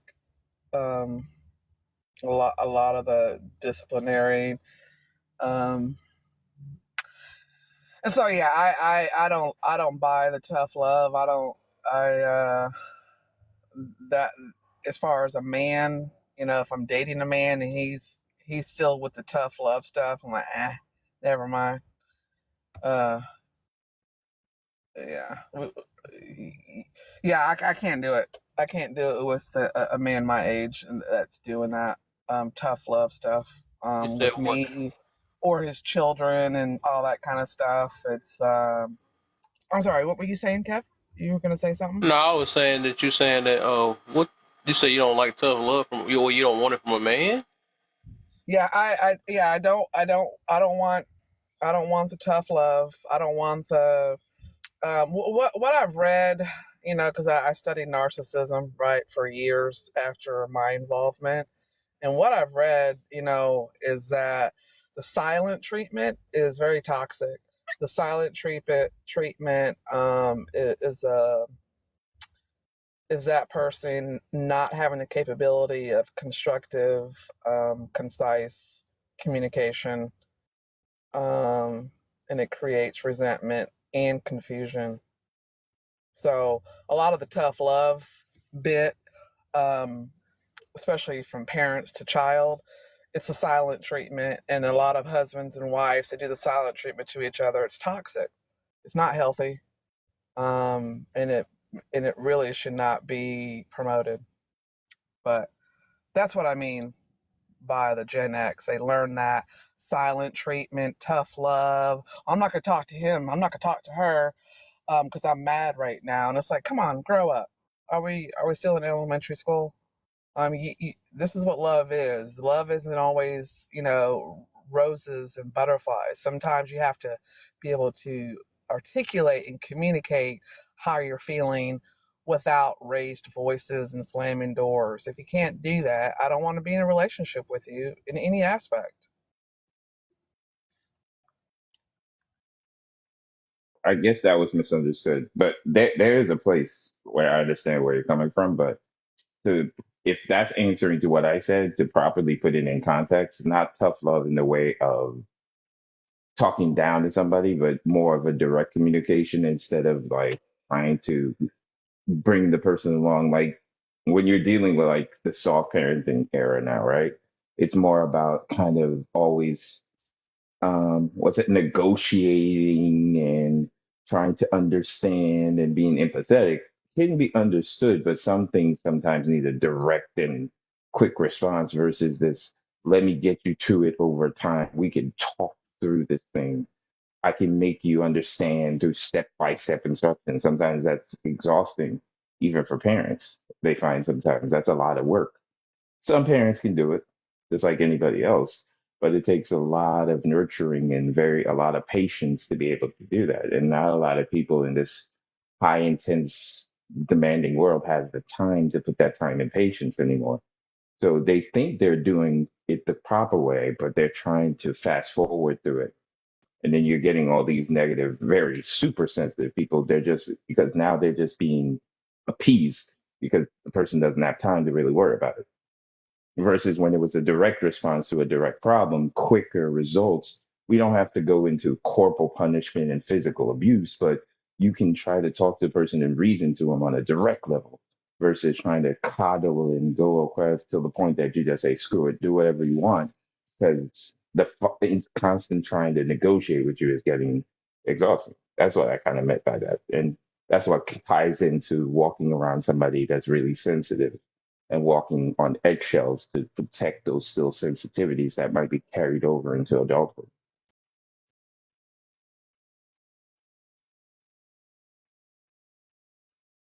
No, I hear you. No, I heard what you said. It's all good. It's all good.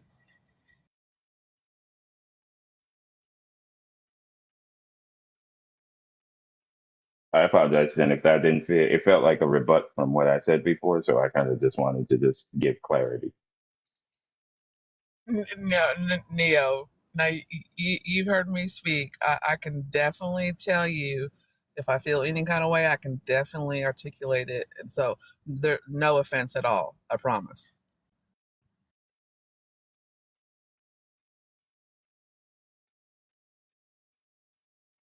Look at that. Nice communication, but still direct. Kev, Kev, are you frozen? Oh, okay. You just staring at something.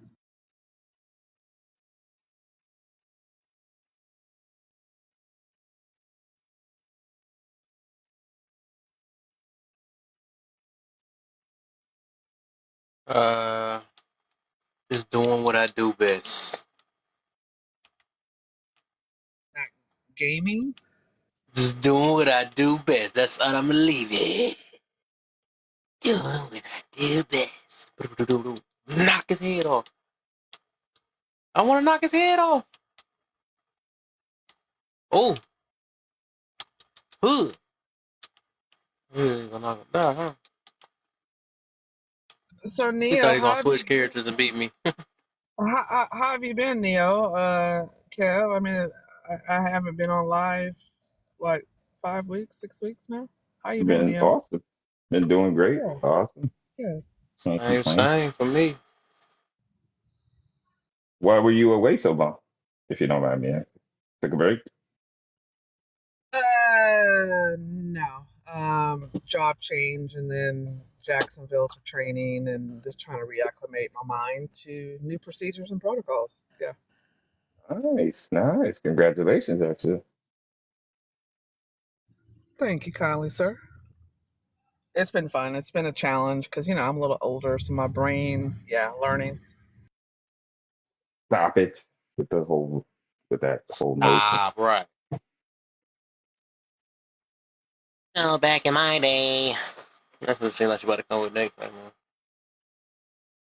I'm not like, I don't have that wet mind like back in you guys' days. So no. You know how to turn your phone on and off and set a timer and an alarm and check your voicemail and text and do how to blurbs. I think we're pretty good. It's basically just learning the procedures and then, the new TMS and then I had to quickly do a crash course, the Excel and yeah, just a lot of stuff. Relearning a new computer system. I mean, I know the job itself. I mean, it's trucking. I mean, it, it's the same stuff with any company, but it's just their procedures and then their software and all that. Relearning it is where I was going. Oh yeah, but everything takes time. Listen, every situation I go in, it's all about taking time just to kind of go through the process. Just to give you like friendly advice, just open advice. That's all it is. It just let it happen. Just be always like me. I just kind of just pay attention and take everything in. And I always give myself a timeline. Once the timeline hits, I'm pretty good with it.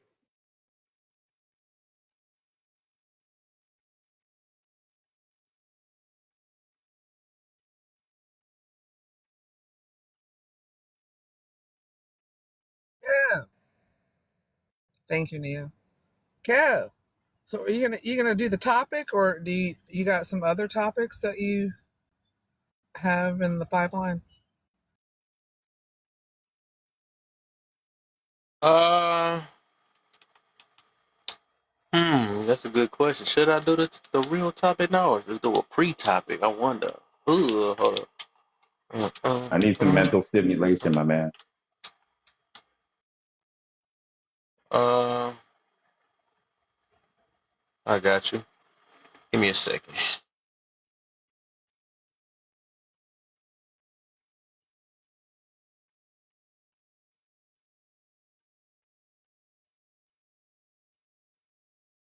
I'm on one tonight, so I want to go deep.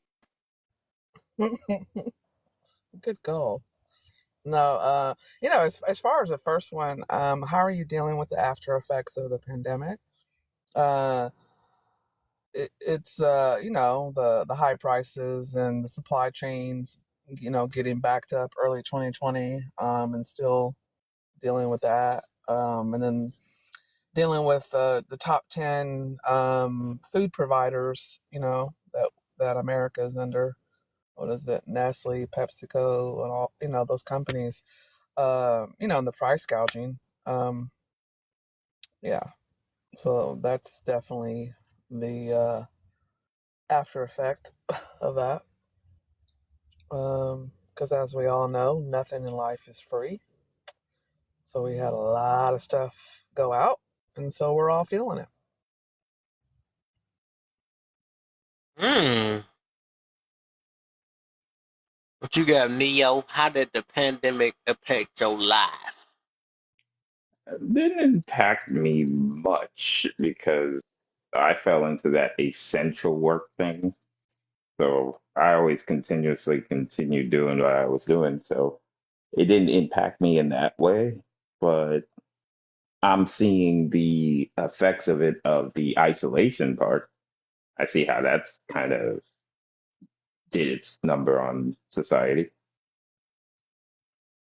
That's all I can see. I think it's even having negative effects even now. We're still feeling the after effects. It's like a tidal wave almost. I'm just waiting for when it's going to crest. That's what I'm trying to anticipate. Hmm.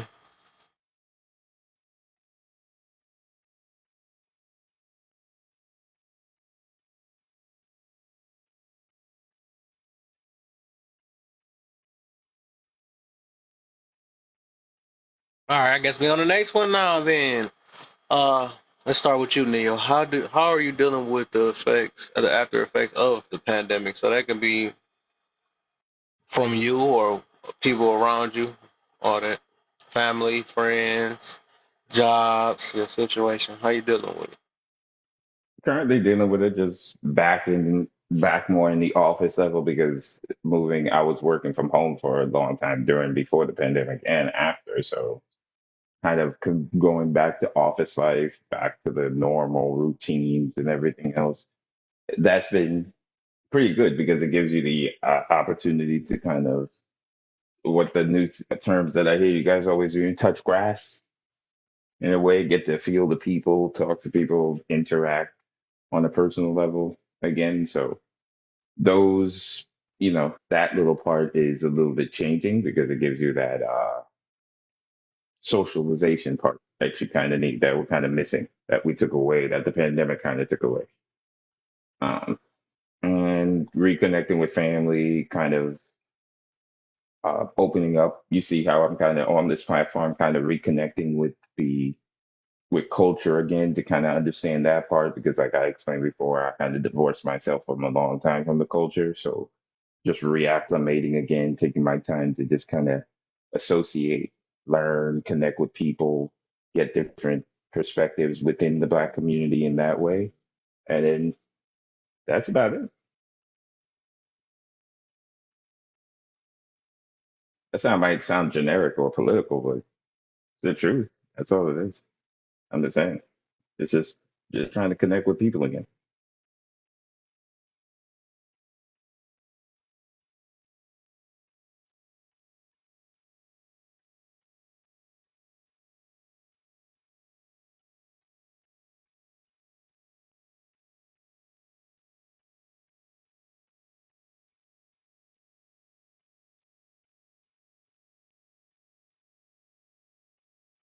Wait, is the app still working or did I say too much?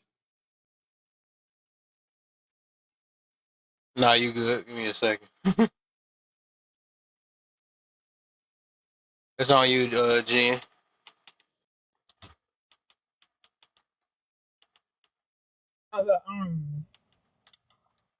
You got me with food in my mouth again. Yeah, dealing with the after effects of the pandemic. Yeah, that's what I spoke on about. You know, high prices and sorry, um, yeah, just the high prices. Um, trying to stay healthy, but of course, healthy foods are more expensive. Um, but when I got when I got the C19, um, I, before that, I had a sister that lived 2 hours south of me from Dallas, and for the 2 years of the pandemic, I pretty much was isolated. I ordered groceries to be delivered at my door. I didn't go to restaurants. Um, everything that I did prior to the pandemic, it was just, I did everything in isolation. And then when people did deliver the food, like anything that was boxed or whatever, I took the packaging off and then washed everything in the sink. I had a routine. And then my sister got ill. And then I went down to her house to help her liquidate her estate. She was terminal. And then I made the mistake of going to her church with her because she said it was going to be her last time with her church family. And so I went, and they were all hugging me like, "Oh, the little sister," like, right? And I'm actually, was taller than everybody, but and they're all coming in for hugs, and I'm like, man, I haven't hugged anybody except for my kids and my best friend, um, like for almost 2 years. And but I didn't want to be rude. But anyway, long story short, I helped her. I liquidated all of her stuff, and Goodwill trips, and 100-degree weather. And then I had to come back up to Dallas, and I said, "Hey, I'll be back." And then that Friday, I got really sick.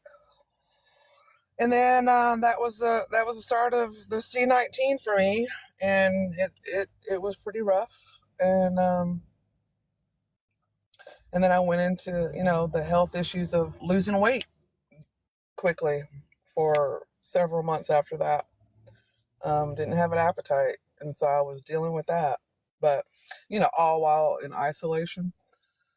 Um, but yeah, I mean, I'm a big hugger. I love giving hugs, um, and so it hasn't affected me uh, since I went through the COVID. I mean the C19.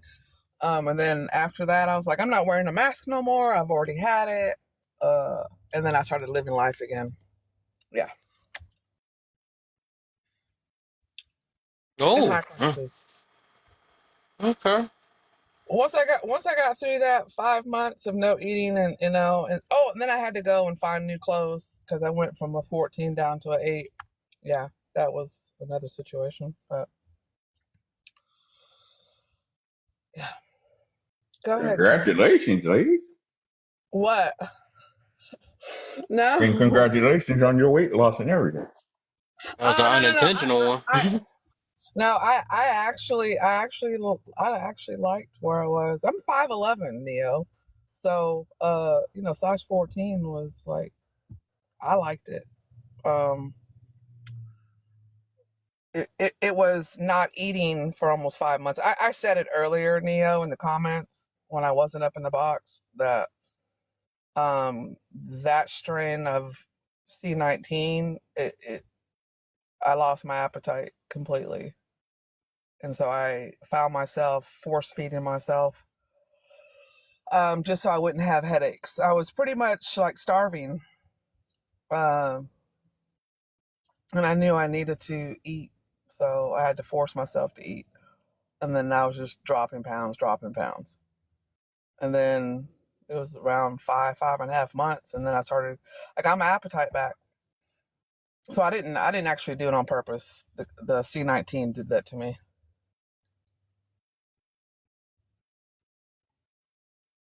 I just look at the negative as a positive, just convert it.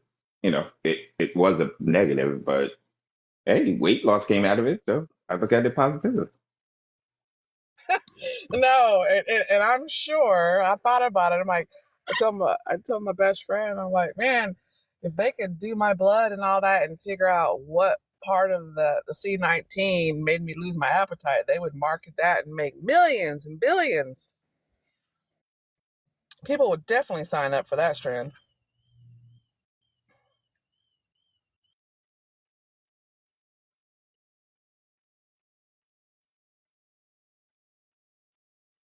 Another version of Ozempic, but probably more effective.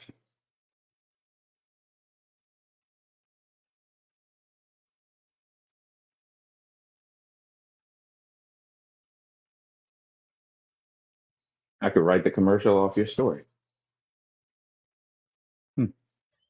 No, so you're in the marketing. Psychology and sociology people can be pretty much do marketing because we know how people's minds work. So we know what entices you, what doesn't entice you. You can use that for anything. It translates into any field that you want. It's just knowing people. The only thing you got to do is learn whatever it is that you're doing. Oh, I definitely have to do being in trucking and trying to um, direct majority, of adult men, to do what the company needs. I definitely know about psychology.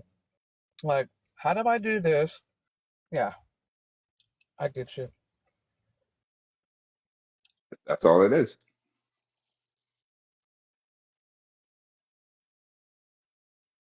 I call it a transferable skill.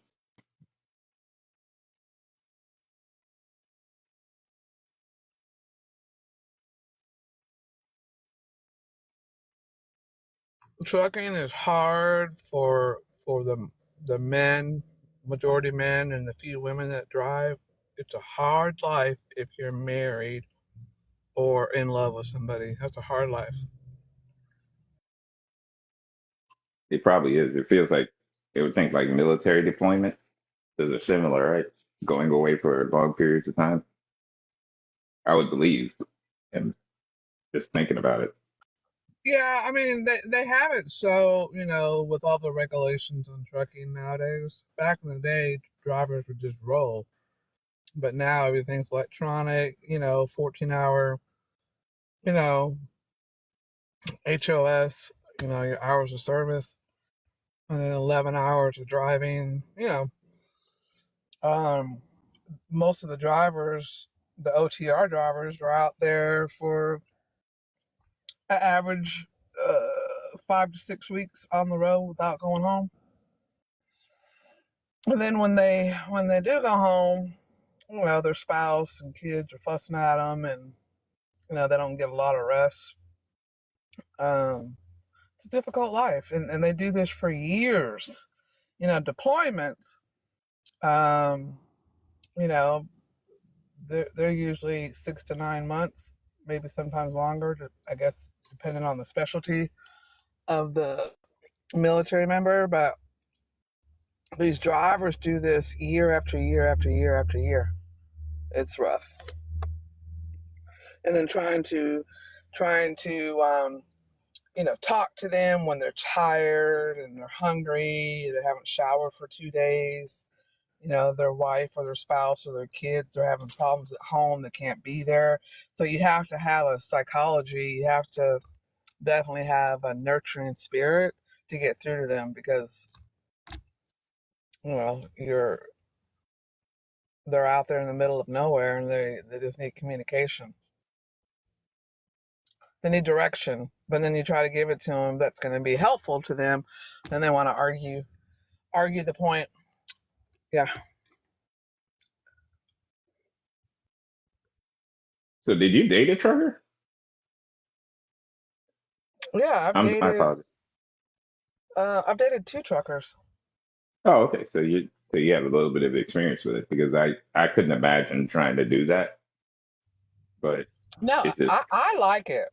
I like it. Because I've definitely, I'm prior military. My ex-husband was military. So, it's not for everyone, but I like the missing each other. Um, it, it's more quality time when you do see each other, versus every day. Um, see the same face every day. I mean, that's life with somebody long term. Got to make it spicy. Got to change the monotony, for longevity. But I like it. I can handle it. I don't need. I don't require. Uh, to see a spouse every single day. I get it. I understand it. I was kind of thinking about the life in itself. If you both are truckers, I don't know. I don't know if you one has to kind of take leave and then the other one takes over. I don't know how a dynamic like that works if there's two of you within the same relationship. How is that going to work? How the schedule is going to sync up?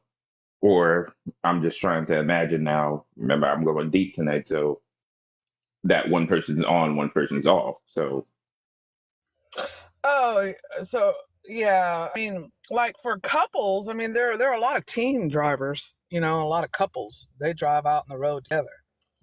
Um, but I know I couldn't do that because you're living in a truck. It's it's like a full size bed. That's all you got, and then you got these little tiny, 10-inch closets that you can hang up, maybe 4 shirts and 3 pairs of pants, and that's about all the space you have. Um, but yeah, a lot of the team couples do that. And then I've also heard of the husband driving, and then for her income while she's riding with him, a ride along, she's actually dispatching like a fleet of drivers while she's on the road with him. So they're both they both have two incomes. hey, that's a good selling point. Not gonna lie. Never thought about that. Like, well, I don't have experience with it, so I really wouldn't have been able to think about it. So, but I'm just saying that is dope. That if that's the way these couples should be doing that, then. But what happens when children comes into play? Does that mean sometimes at one point they have to kind of take it easy? Somebody's gonna stay home. Can't bring the children in the Yeah, truck now. yeah, of course. If it's a younger couple and they haven't had children, yeah, um, they would definitely need to, you know, stop and then pick a location. But a lot of those, um, the drivers will, come off OTR, which is mean over the road, and they're all over the country. And then some of them will pick a spot where they want to live, maybe close to home or family, and then they'll get a regional dedicated route every day, and they're home every night or every other day to help with the child.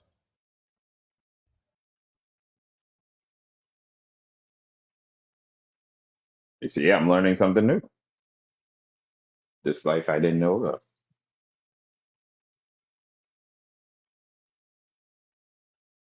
Very similar to military like that. Just oddly similar, except for going on the missions together thing. Yeah, having experienced the military, I would have to say the life of a trucker is a lot more rigorous on the body, their mind, after doing it for so many years. Now, you know, war zones, that's an entirely different ball game. You're dealing with PTSD from that. Some people don't recover, but as far as the military itself, not being, in any kind of war, combat. It's like any other job. It's it's a lifestyle, definitely, but it's like any other job. You go in, do your daily duty, and come home.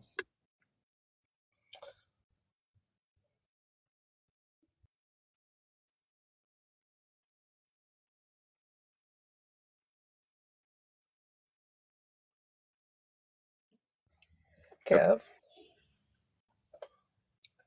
Yes, you, yes. you wanna do this live, or can you put it on your TV and let us see how you're doing?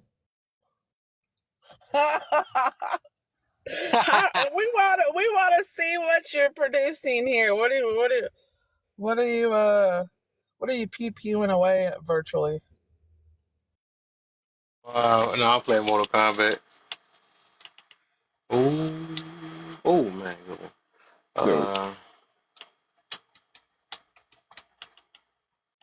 so the next part of the question is, did it separate the weak from the strong? Give an example of so if what really happened.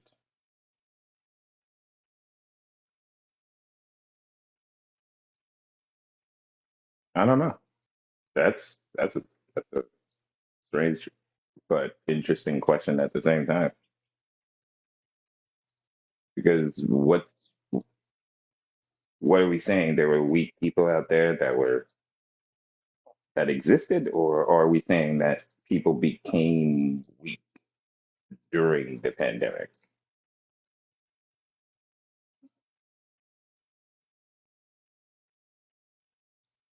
whatever come to your mind, man. Oh, What up, G? Joette? hi, how's everybody?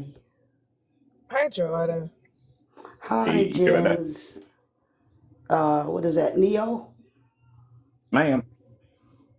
and Kevin and Yes, ma'am.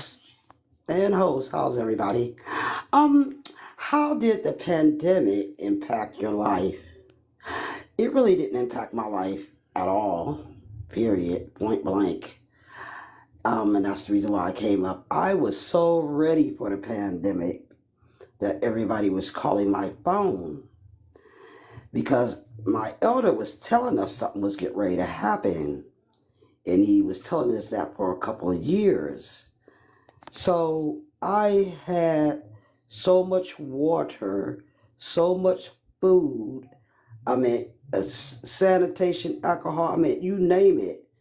Lava rocks, charcoal, you name it. I had it, and so it didn't impact me at all. I figured it was a plandemic and not a pandemic. I never wore a mask. Only time I wore a mask is when I had to when I was going in a store or whatever, but I never wore a mask. I did not get the jab because that actually answers your second question. Did it separate the weak from the strong? Give an example if so. And I feel like it was the fear tactic from the GOV, and they wanted to see how many people they could scare into getting that jab. I just said to myself, I serve a God that's better than C19, and it was a faith walk. And I never got it, my husband never got it, and we came through fine. So, and if y'all don't know, and that's another reason why I came up, something else is coming, and it will be happening October the 1st. Did y'all hear that? About that? Um, No? Haven't heard I, nothing. I don't know about a pandemic, health-wise, but I know the ILA union strikes 40,000 employees on the ports. Yes, that's what I'm talking Going on about. strike 10/1, and it's going to really shake things up. Yeah. It's going to shut things down, and they say they're not talking about a possible strike. It says they are going to strike. And when they go on strike October the 1st, it's going to be a rippling effect. because no oil, no gasoline, nothing is coming in because it's going to shut the truck drivers down. It's going to shut the trains down. It's going to shut the airports down when these people go on strike October the 1st. That's in a couple days. So I came up, and like I've been doing ever since I heard about it, just warning people to be prepared because I'm still prepared. Okay? Stack up on water and food, whatever you think you need, first aid, whatever, because you'd rather get caught with it than caught without it. Okay, so Jen down here, Gen Z down here, she's on top of what's happening, and I did post it on my page, and the news was talking about it also. I post that on my page too, on my TikTok page. So just get your family prepared, because it's election time again. Stuff go crazy at election time, so get prepared. But yeah, the pandemic didn't bother me none. I'm hoping if this strike happens, I'm hoping it won't affect me too much because I'm still prepared. And get you a pew pew too, and have a lot of your hardware to go with that, because people are going to get real crazy if this happens. And I'm laying right there.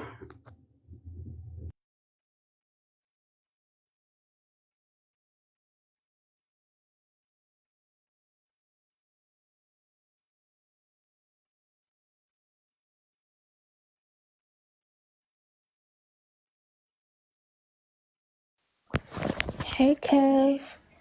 Nay, what's the deal, young? What happened? Did she answer? What we got to? Where we at? Where is everybody tonight? I'm back. They probably ain't coming in till a little later. It is like 8 something, so they probably in some other lives. Or some people just, it's the weekend, so you know how that is.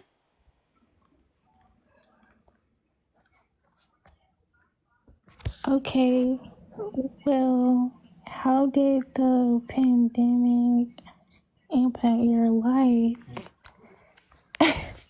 Well, like, Joe Etta said, like, I mean, it didn't really impact me, like, but I just thought, like, we really have, like, something that's spreading around. And I also realized, like, how dirty people were too, still. Like, and then, like, even in the stores, like, even, like, in the stores, like, a few years back, and even in, like, 2021, like, when they would have, like, 6 feet, like, behind them or something like that, like, they would be all up on you coughing and stuff, like, back up. Like, don't you know this stuff going around? Like, I'm gonna need you to back up off of me because I don't know what you got. But yeah, like, I mean, it didn't really impact me like that. You have such a sweet voice. Sound like you're about 12, 13 years old.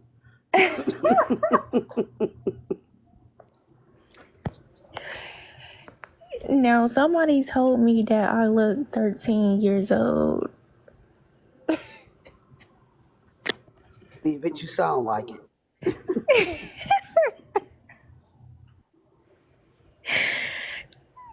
Kev, are we answering all of these? I think we got to like to separate the week. I think everybody else. I think Joette, you gotta get to the. Well, how far you get? Did you go to how did you deal with it? Joette. Oh no, I didn't. Okay, All right, so health. you could do that, and then Nate next after that, and then after that, then Nate you can start off the separate, and I think everybody caught up. Then you do the separate. Okay, health was one of the biggest issues of Oh, we ain't making the. there yet, not yet. Oh. Well, I We had did answer. Uh, Oh, you did number. did the how do you deal with the you did that one already? Wait a minute. How did? Oh yeah. Number one. How did you Oh, okay, deal never with mind. the Cause effects? you was supposed to have the how did the pandemic impact you? So you must have mixed them together. That's cool though. Yeah, I So went. I Nate, went from how? 1 to 2. Oh, okay, cool. Then. So, Nate, gotta start off on how did you deal with the after effects, Nate? Okay, so how are you dealing with the after effects? Okay, so like, well, I would say like, okay, so when we like found out, like I was like still in like school, so like the people that were in school, like it had like an effect on some of us. So so how like, well, me personally, like how I have like dealt with the after effects with like the schooling, it's like actually studying now. because because I used to look stuff up on Quizlet, everything. so so I had went like on to college, and yeah, like you have to actually study, like you can't just, so that's like a thing. Like, so I would say like that it has like changed like schooling, like, and because we also had to be like online, so, and even with college too, like,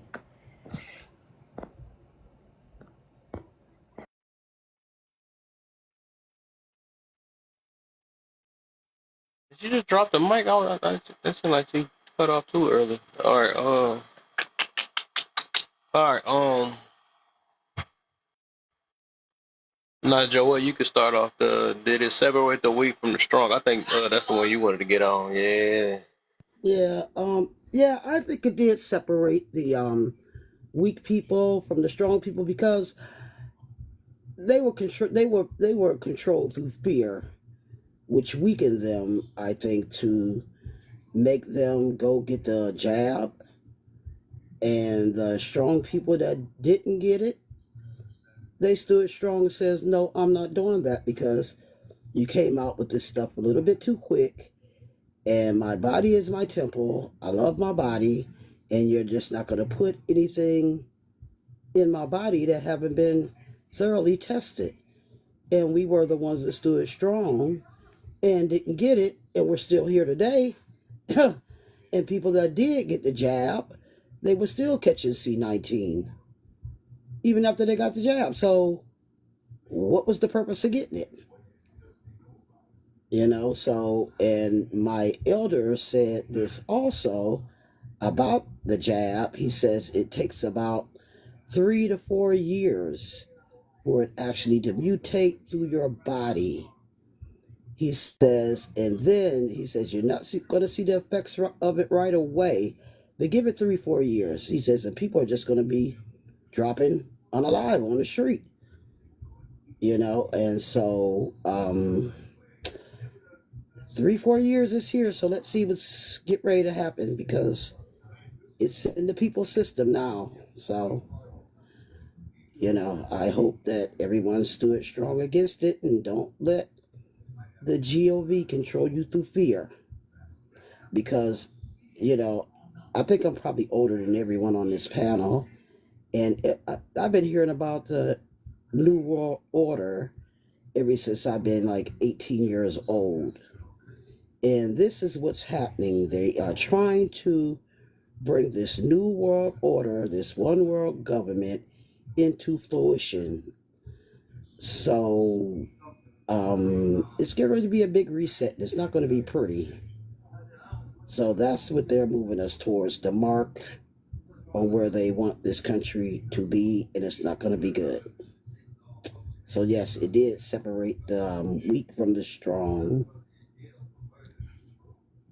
and that's what happened. It was controlled through fear. Fear is weakness. I land.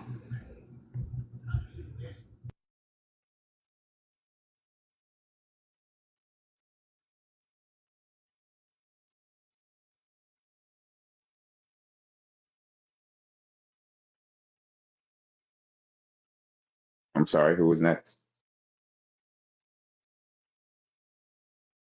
Go ahead, Neil. Go ahead. Why did you go next? It's on you, Nay. Okay, did it separate? Okay, so I agree what Joetta was saying with that.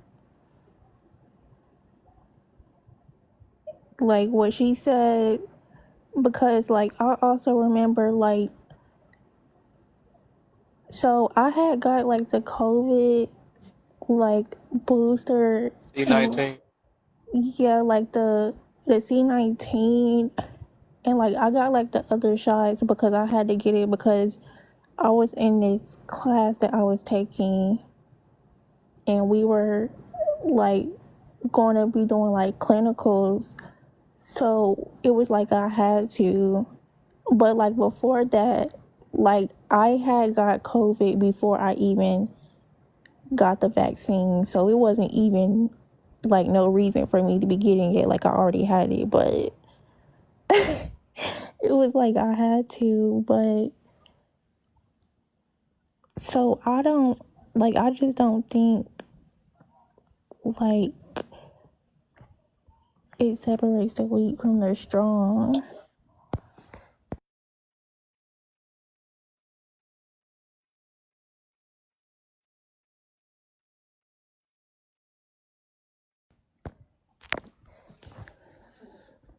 Kev, who next?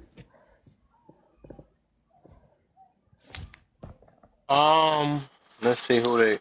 Twin in the building. What's the deal, Twin? See, driving. What's up, driving? Sorry. I think is everybody caught? I think everybody might be caught up. Let me see something. Oh my, this dude tearing me up now. Lucky. Um.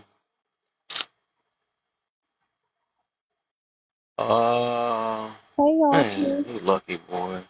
What's up, ladies? Hey, Alter.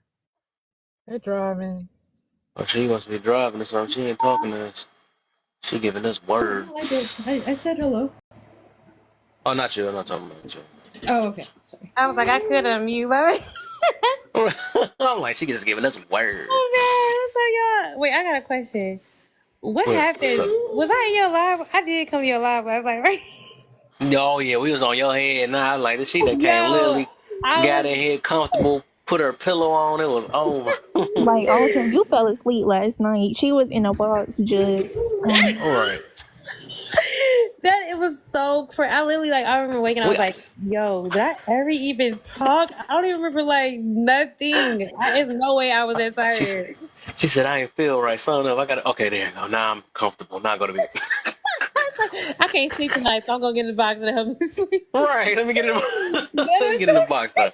I can't that sleep is until I get in the so box first. crazy. All right, I'm just in here to sleep, y'all, man. That is And I just was joking crazy. too. I said, no, she didn't just come in here and then we ain't never hear a response. I'm like, she really did. Oh my.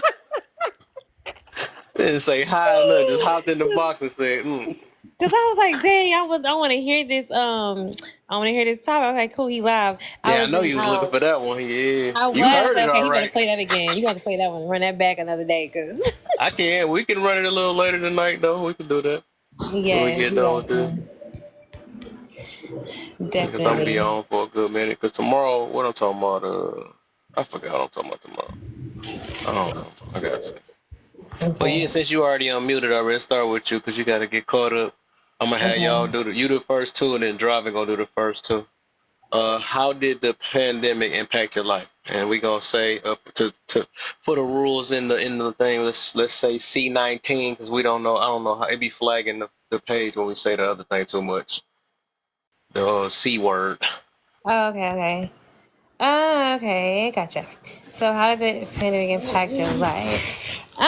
Well, my granddad passed during the pandemic and supposedly passed from C19. So that was pretty um hard and horrible. Sucks. My granddad had never ever that I've known in my 30 something years ever been sick. So that was just shocking to me and I thought that was crazy. I think too like That's just why I was telling my cousin. Oh my bad, I didn't mean to break you up. really. But I was just saying I was telling my cousin. I'm like that stuff was whatever. If you want to call it a myth or not, it's real because I done caught it 3 times. I done seen and I don't hardly get sick like that. And so I'm Yeah. trying to explain to him, but go ahead. My bad. No, you're good. No, it's. I'm like, it had to be something serious, or they made it serious. I don't know. And then my granddad, he was a very social person. So like to not be able to have, like, they wouldn't let people come see him really. So I think that affected him and like kind of put him in some type of depression in a sense. That's what I felt. I don't know. So that was just really sad to hear that people like couldn't even have people come in there to see about them because it was so, dangerous. So I just thought that was just insane. Yeah, and then my grandmother passed like a year or two after. Very healthy as well. Didn't have issues. I think it was just her broken heart from her husband. So that's how it affected me in a way. During the pandemic though, like I was still working because I was working with children, and our center never closed. That was, I guess somewhat of a blessing. We still had kids coming in and no one caught anything. So we were still able to care for children, for parents that had to still work. So that was the thing. It was just like a, crazy time. I think it just makes you be mindful of, life, family, and appreciation of that. But that's the main thing. And then I'm supposed to go into what question? Did Sorry. it separate? Okay, to that one. Okay. How are you dealing with the effects after the pandemic? As far as other effects from it, I don't really have any other effects from that than what I just shared. Not really anything like that. Just, if nothing else, infection control is very important. Keep your hands clean, wash your hands, guys, that matters. Something we should already been knowing and doing, but it just makes you be even more careful of how germs spread and how you can be affected by it. Did it separate the weak from the strong? Give an example if so. I think it's separated. Yeah, I mean, because if you're not resourceful, it will teach you to be resourceful. If you're the type to just, give up under pressure, it will show. I think it tests a lot of relationships. I was so shocked of how many people just couldn't stand to be around each other for longer than 2 weeks straight. It's crazy. That was interesting. So I think it can, in a sense, separate it. Let people know who can hang in there, who can't. But at the same time, it was a big deal for a lot of people. It shut down a lot of things that are very essential for people. So I think people did, for the most part, what they could. I felt really bad for those who didn't, who had a loss of things that were of necessities. And I just could imagine all those things that were going on for other people that I'm probably sorry again. I can't help because you my twin, man. You just be saying so much stuff that be on my head. I'm like, bro, that's crazy. But the one you said about the relation, I was waiting for somebody to say that one on here. That was one of the main ones I was thinking about. Was like how these relationships, like, it shows some stuff. Like, dang, I really can't stand this person, and I'm tired of sleeping with you. You ain't got nothing else to offer because I'm stuck in this house. So I felt like that was gonna be the question. This the one was gonna unlock some stuff on this one when I meant the weekend. Yeah, but go ahead, my bad again, man. You gotta stop saying gold stuff. I'm sorry. Our brain is really the same sometimes. It's hilarious. But no, I think that was just I just remember hearing that so much. I'm just like, dang, like y'all really can't stand each other. That's crazy because you think about it. Sometimes life makes you so busy that you don't. You got something in your hands? What is that? Yeah, I see what you're touching. Sometimes life makes you so busy, or people make themselves so busy to get away from that person, and you really see like, dang, like this is what we really rocking with. Like we really don't do each other, or my communication still really sucks. Like it teaches you. It's just so many things that you realize that you would have realized at that time. Like, oh, you do a lot at home. You do all these different. It's so many different things, but definitely that one. Yeah, that was a big one for me that I noticed. I was like, wow, people really can't. Some people just can't sit still. They can't be in their own, let alone deal with another person. They don't even like themselves. They don't even like their own time. Like, oh my God, I'm used to being busy, so I don't have to deal with my own, ridiculousness. So that right there, I can go on that all day. So, but yeah. So if not, what really happened? But yeah, I think that is something that happened though. The separating weak from the strong, and that's the example I gave. I don't think anything else show. It shows gratefulness of the things that we take for granted every day. That's what it to me. That's what it definitely showed. That these things are really essential things that we take for granted, and we should definitely appreciate those things and have a way of being prepared for certain things when things like that happen. Stay open-minded, prayed up, and resourceful, guys. Don't just depend on everybody to deliver everything to you. Figure out how to get ways to get other things. But yep, that's it. Because we're on the last question we didn't get to yet, right? So I'm gonna stay quiet. Go ahead, driving.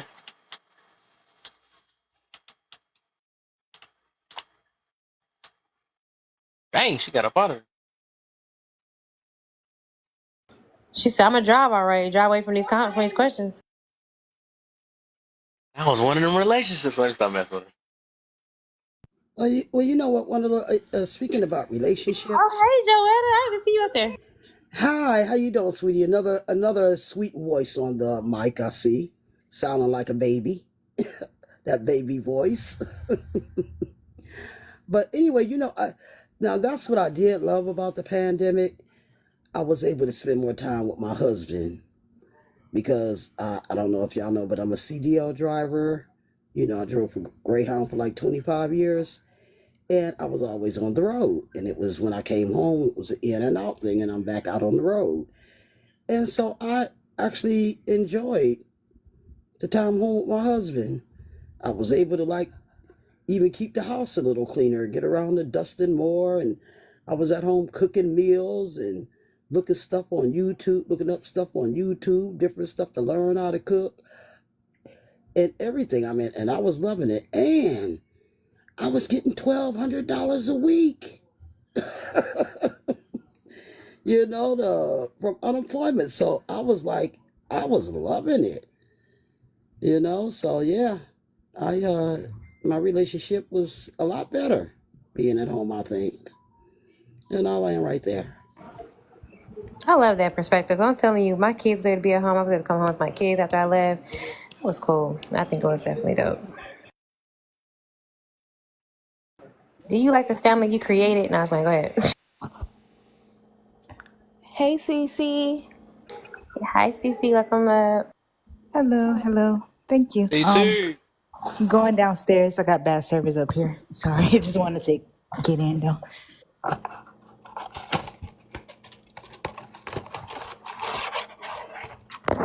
But Kev, Yeah.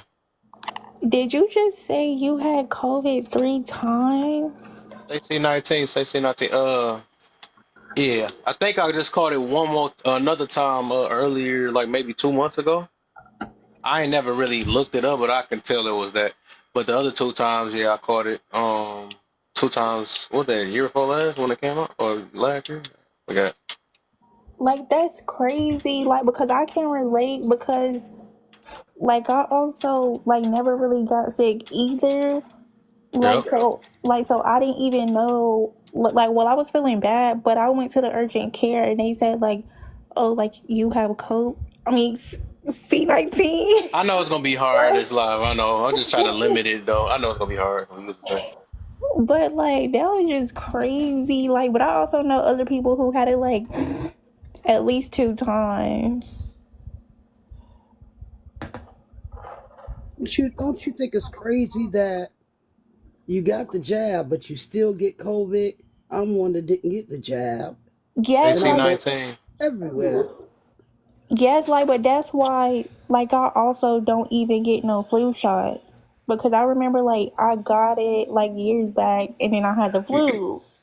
And I recently just went to the doctor, and she asked me, like, do you want to get a flu shot? And I said, no, but I don't want that. Right. I've never had a flu shot either. So the jab, it was just to infect people to get to herd immunity quicker, right? That's what they were trying to get to. They were just trying to speed up the process with the jab. They were just trying to get to herd immunity. You were going to get immune eventually, but it just was taking too long. So they just rushed it. No, I'm good. Don't rush me to. No, I'm good. Well, we need to get back to life by government standards. That's literally crazy because I also know, like, someone who said that they just recently had that they just recently had it in 2024. Like, it's still going around. Like, The flu's still around. Oh, there go my cuz. I was waiting for him to come back so he can hear the people that actually got. I know he was talking about mentality and stuff. I swear every time he get juicy, dog, his stuff just cut out. What was y'all talking about? Catch me up. No, we was talking. I was telling him about I caught it and different people caught it, and I understand he said he haven't caught it and stuff. So I know he's still at the where he believe like it's like a myth in a way, I guess. And he said it's the mentality, but I do understand what he mean about the mentality thing. 'Cause I do believe you get sicker when you think about things, and if you got a strong mind, you can avoid a lot of things. And I believe that, But it's just like I was trying to explain to him before it got cut off that like I said, it's people that actually have never, just like I said, I've never been sick before, right? Or I have caught sickness like that, and I really get it. Then it was a whole different effect, and them things that they said you get, it was happening. I ain't get the lung stuff like some people's lungs been getting tore up off that. But I did get the no taste. I got my body was like super weak. I couldn't move or nothing. And like I know, like I experienced other sicknesses before, and I noticed this was something different. I already know it is. But I was explaining to him that some people just got the worst effects though. Some people, like I was explaining to my one friend, he caught it real bad. He couldn't breathe, and his mother can't even hardly talk no more because of that. That's how bad she got it. So I was just saying, hey, I was just explaining to him that my stuff it's happening for real though. Yeah. Which one are we on? We still on the first one? We still answering the first question? First, second, and third. Okay. How did the pandemic impact your life? I'll say that for me, it caused me to be more fearful, I guess. So that impacted me a whole lot. It caused me, I guess, when C-19 happened, I just lost my grandmother, so I was already going through a lot. And then when it happened, then it took away my ability to really reach out and like do what I would normally do with my family. So that sent me down a little bit of depression road. And then my kids being home, it was a whole lot going on. So I think that it really messed with my mental health. It messed with my mental health, but it also taught me how strong I am and how I can overcome certain things I feel like I couldn't. For number two, how are you dealing with the after effects? How I'm dealing with it is my kids are still homeschooled after that.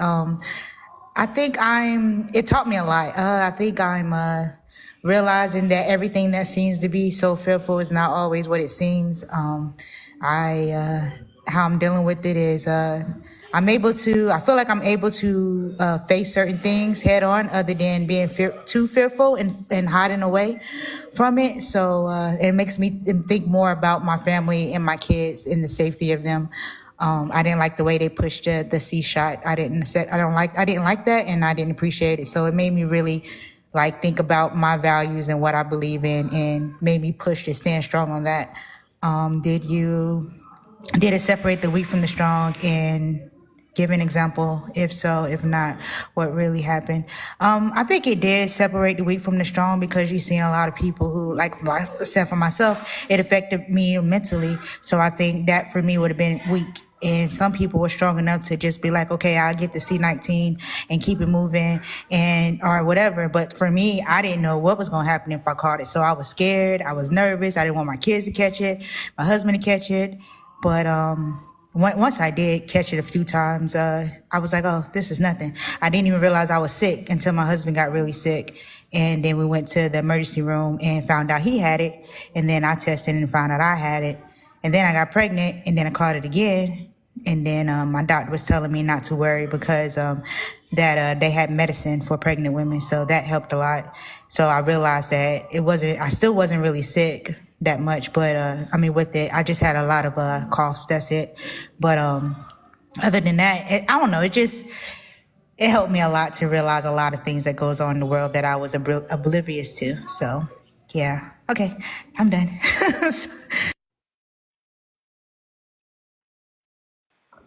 Good answers. Very, very insightful. I don't know did everyone answer the last one already, or we are waiting to get to that one? Gamer Kev. Kev, did they answer the last one? I know I didn't. No, none of us have yet. Okay, so do we want to start with you, Nia? Oh, snap. I think you got this. Go ahead. Okay. So health was one of the biggest issues of the ones that didn't survive.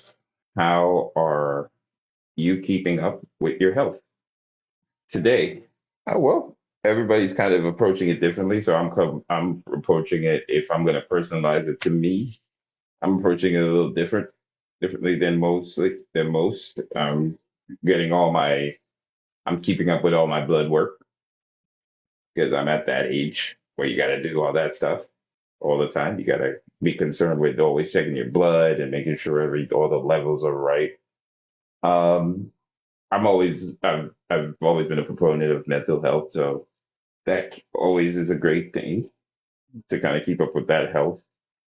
And that's the basic thing. That's all I've been trying to say. But I did mention it earlier, just getting back out into working from home and transitioning back into the office life and kind of socializing through work and everything else is different than what I experienced before because I worked from home before to through the pandemic and now back out to the office again. So on the full time basis. So that's the new thing is just reacclimating myself to the everyday human interaction face to face and connecting with you good folks on this app too on this level. I did mention that earlier, so that gives a little bit of an outlet also.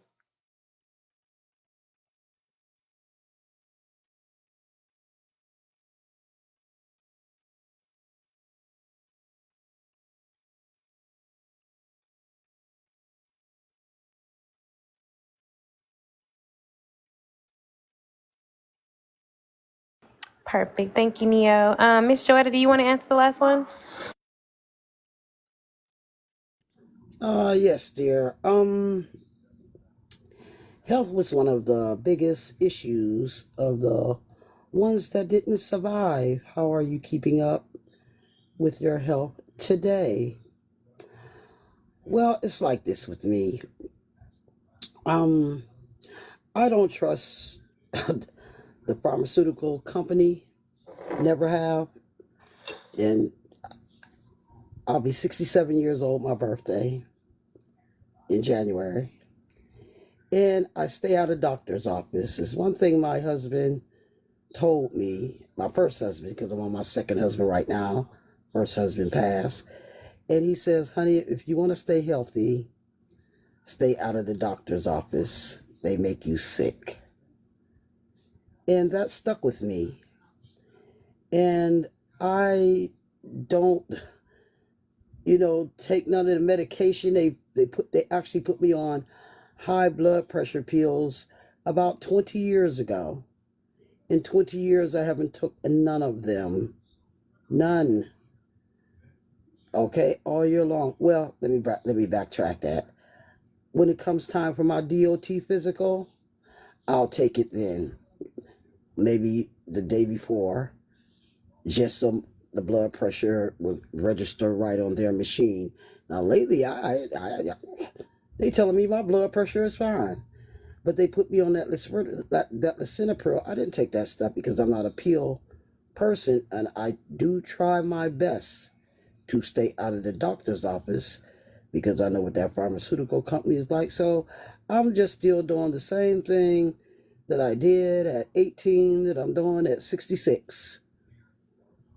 But I've never been one that eat a lot of fast food, bad foods, and stuff like that. I try to eat properly. I very active.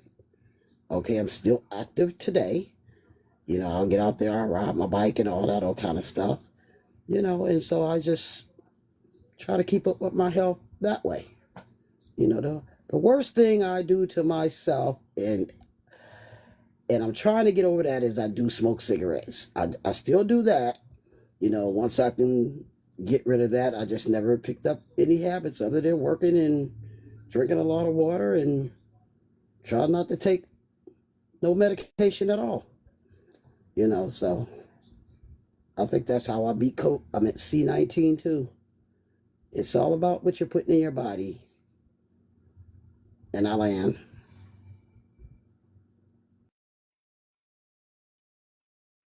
Who next? Neo? Go ahead, Neo. No, I went already. Oh, Nay. nay nay. New nay nay. Okay, health was one of the biggest issues of the ones that didn't survive. Okay, so yes, like it definitely was.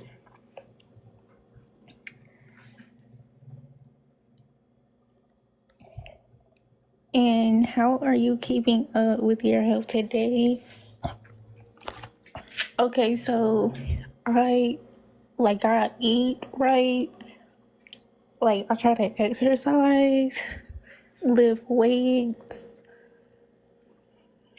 and like I also do not eat fast food like that. Like I would eat it like on a Friday sometimes, and then like the rest of the days, like it's like cooked meals. And also, like I'm cutting back like on the junk food too because what Joe Etta just said, like it's all like what you put in your body. Like if you don't take care of your body, then you can have like any type of sickness really. So yeah, and also like if you don't like build up your immune system, like then you can easily get sick, or like if you have like a weak immune system, then you will always be sick. But yeah, like it's just crazy because I've hardly ever been sick. Like the really only sickness I've had is like C-19 and like the flu. But yeah.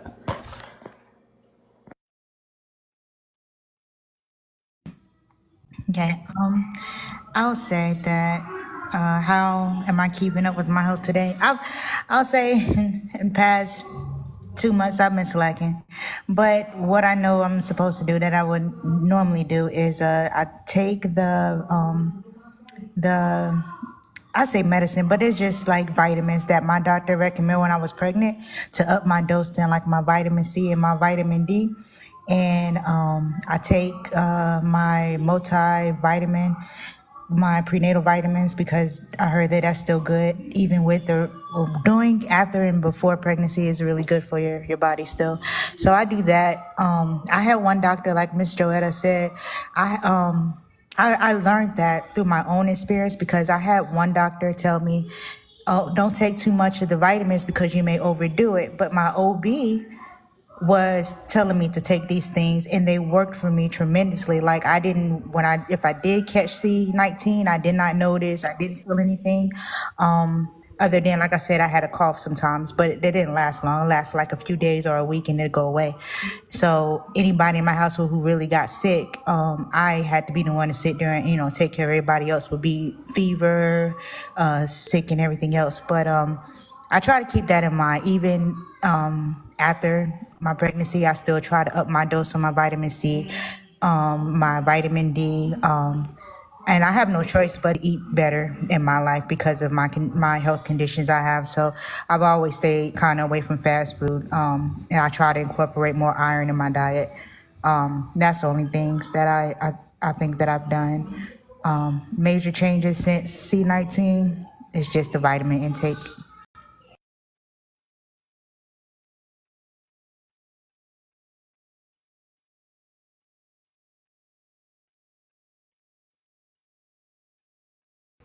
Sorry, I land. Period. Thank you, guys. I'm gonna answer the next one real quick for me. So health was one of the biggest issues of the ones that didn't survive. How are you keeping up with your health? I gotta read that again. Health was one of the biggest issues. I think. Oh crap! What's something I wanted to say about that?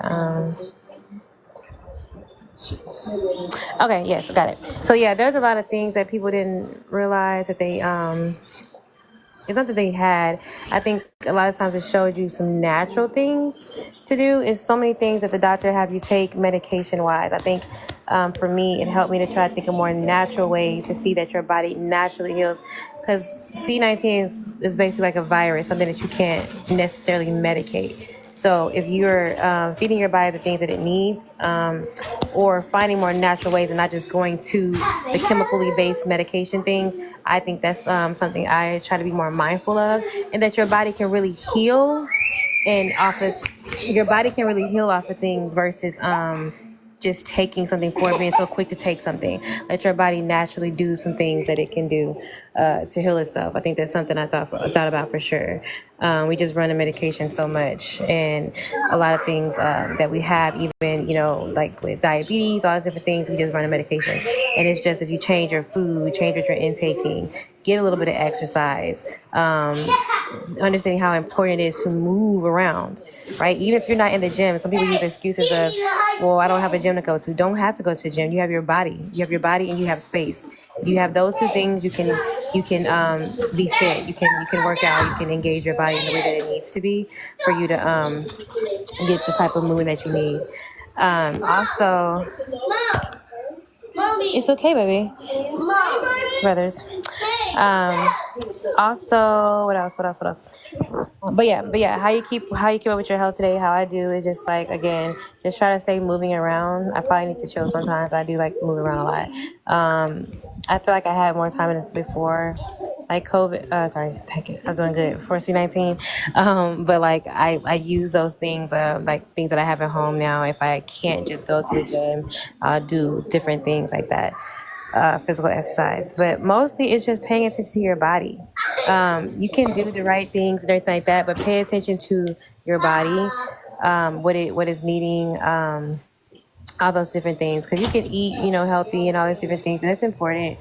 But it's really just being mindful what your body is saying to you, how to take the necessary steps to keep healthy in that kind of way too. So get checked out, see what's going on with yourself, but just I really would just push on the more natural concepts and letting your body heal naturally. So that's amazing. Wait, Gemini, before you go, Alter, I want to say something. Like, yes, but I think like people make excuses on why they can't go to the gym. But you don't necessarily have to go to the gym. Like, I've seen people order workout equipment because they can't go to the gym, or they have responsibilities like kids that nobody can't watch. So they actually order that stuff, and they exercise in their house. It's literally no excuse. You better buy you some workout equipment.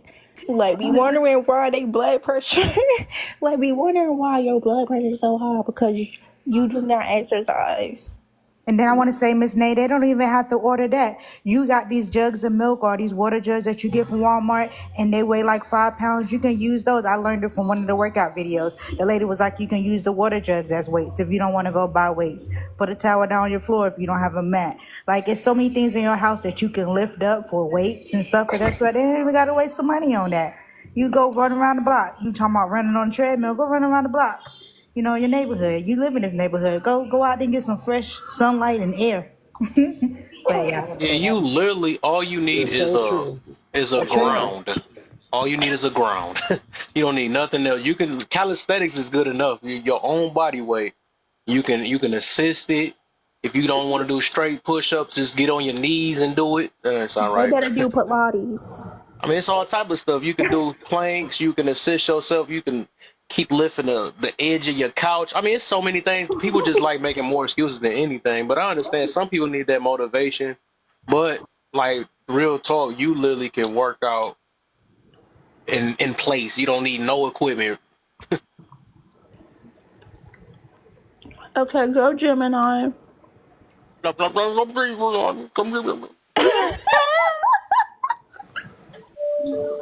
Yo, cook food because she going in. All I'm gonna say too was definitely cooking your food, guys. Some people were losing their minds because they couldn't go to Golden Chick. Y'all better go sit in that doggone kitchen, go cook something, thinking it's cute because your girl ain't got a cook you thought was cute after a while. Then when you can't do nothing but cook something, yeah, y'all need to learn some skills. Like stop playing. Everything else needs to be microwaved, okay? But yeah, go ahead. Exactly. Well, am I starting from the top? I mean, you started from the bottom, now you're here, so you might as well go ahead. Hey. Okay.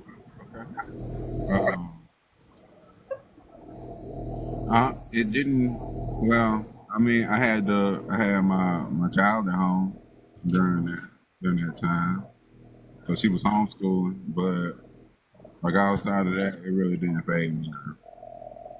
I don't even know.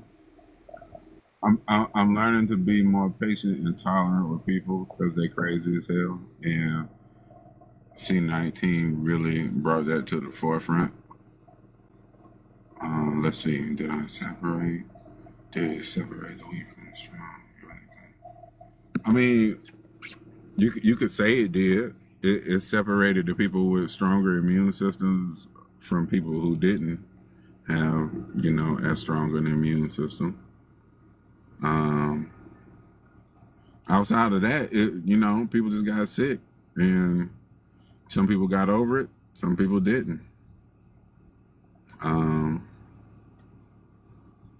Let's say health was one of the biggest issues. I'm just doing, same stuff I've been doing. Eat right, and do a 3-day or 3 to 7 day food fast, and just go liquid. I have upped my medicinal herbs and tinctures, and I started making a lot of my own body care products and stuff. I don't know, because I always ate halfway healthy. I think I might have got worse with the eating. I think I eat out a little bit more now than I used to, but I mean, I still get my 40 minutes to an hour of daily motion. I drink my fluids.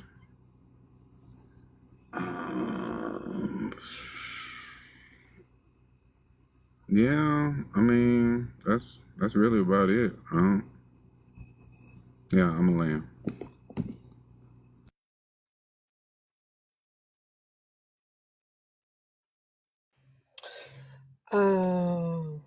Health is one of the biggest issues.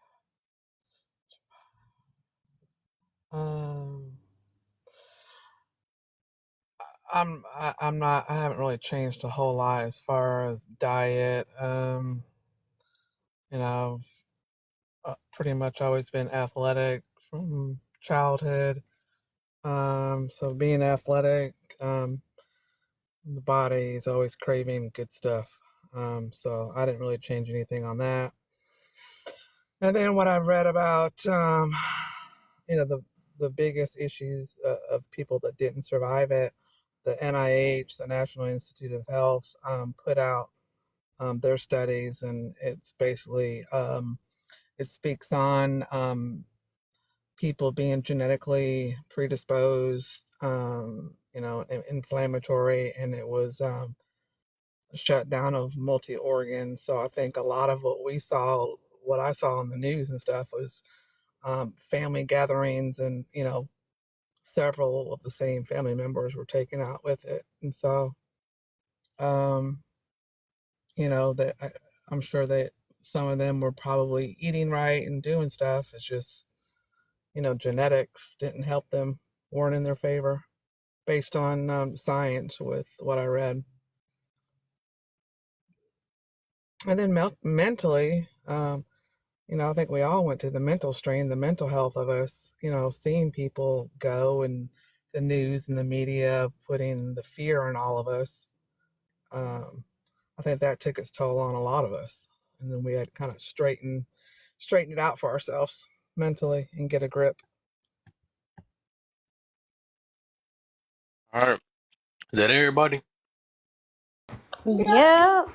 All right. So I do mine, and then we could change the topic. I do the one. I just do throw a few old topics back up.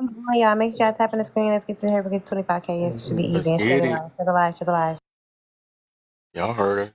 We better start seeing the fingers. I'm gonna start calling some names out. I know who doing work and who didn't. Hello.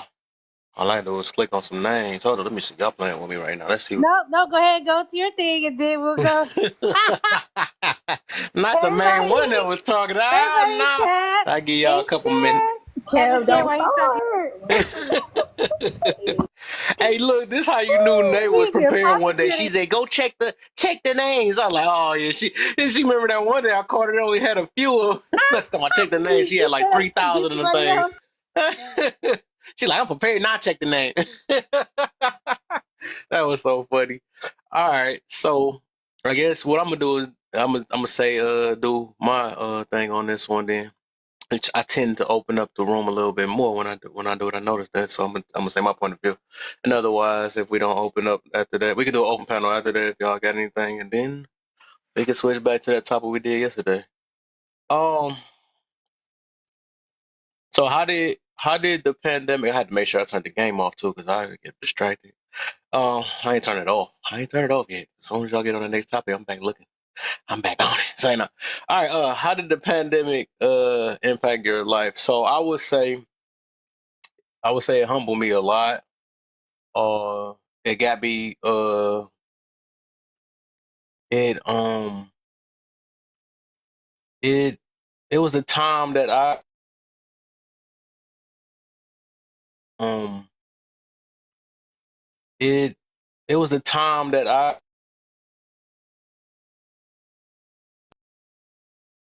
really worked on and I really was focused. Seen how precious life was. A lot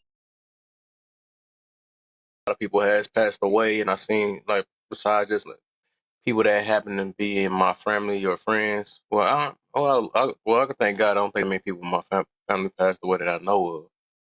That was close family that I know of, or even like got affected real bad by it. They may have caught it, a few of them, but otherwise, yeah, I guess it's a blessing though. But I also seen, a few of my friends and all that, and they caught it, and it just showed me how precious life was. It made me, like I said, it kind of humbled me a little bit more, and start trying to be, you know, more nice with situations and stop stressing and complaining. That was the time I was looking up like motivational things, and when I made that change in my life, so I would say it impacted me a lot. Hold up, real quick. Making all this noise in my ear. Put it in this one. All right. But yeah, otherwise, yeah, like I said, I think overall it just showed me how precious life was and kind of taught me to enjoy it to the best way I can. That's why I'm still shocked that some people acting so, this way and realizing we are the ones, a lot of us the ones that survive, We seen that was a deep thing, a deep thing that a lot of people couldn't handle, you know what I'm saying? So a lot of us had people that we knew of years and happened to be during that time that that they end up gone. You know what I'm saying? It was like I look at it, sure. I guess it was God's calling. I guess that's best. I mean, the best way to look at that, and it was supposed to wake everybody up. Everybody that's stubborn, and but some people didn't. They got even more stubborn. That's what I'm kind of tie that into the weak and the strong. That's one of them that I think a lot of people it did show a lot of mentality. But I ain't gonna. I'm gonna get to that though. I want to answer in order. But yeah, I would just say overall, yeah, it did impact me and show me a lot. How are you dealing? How am I dealing with it? I would say it helped me build this passion of what I'm doing now. Trying to reach out to people and get this entitlement, deserving mentality. I guess that's more important. I noticed that was the most.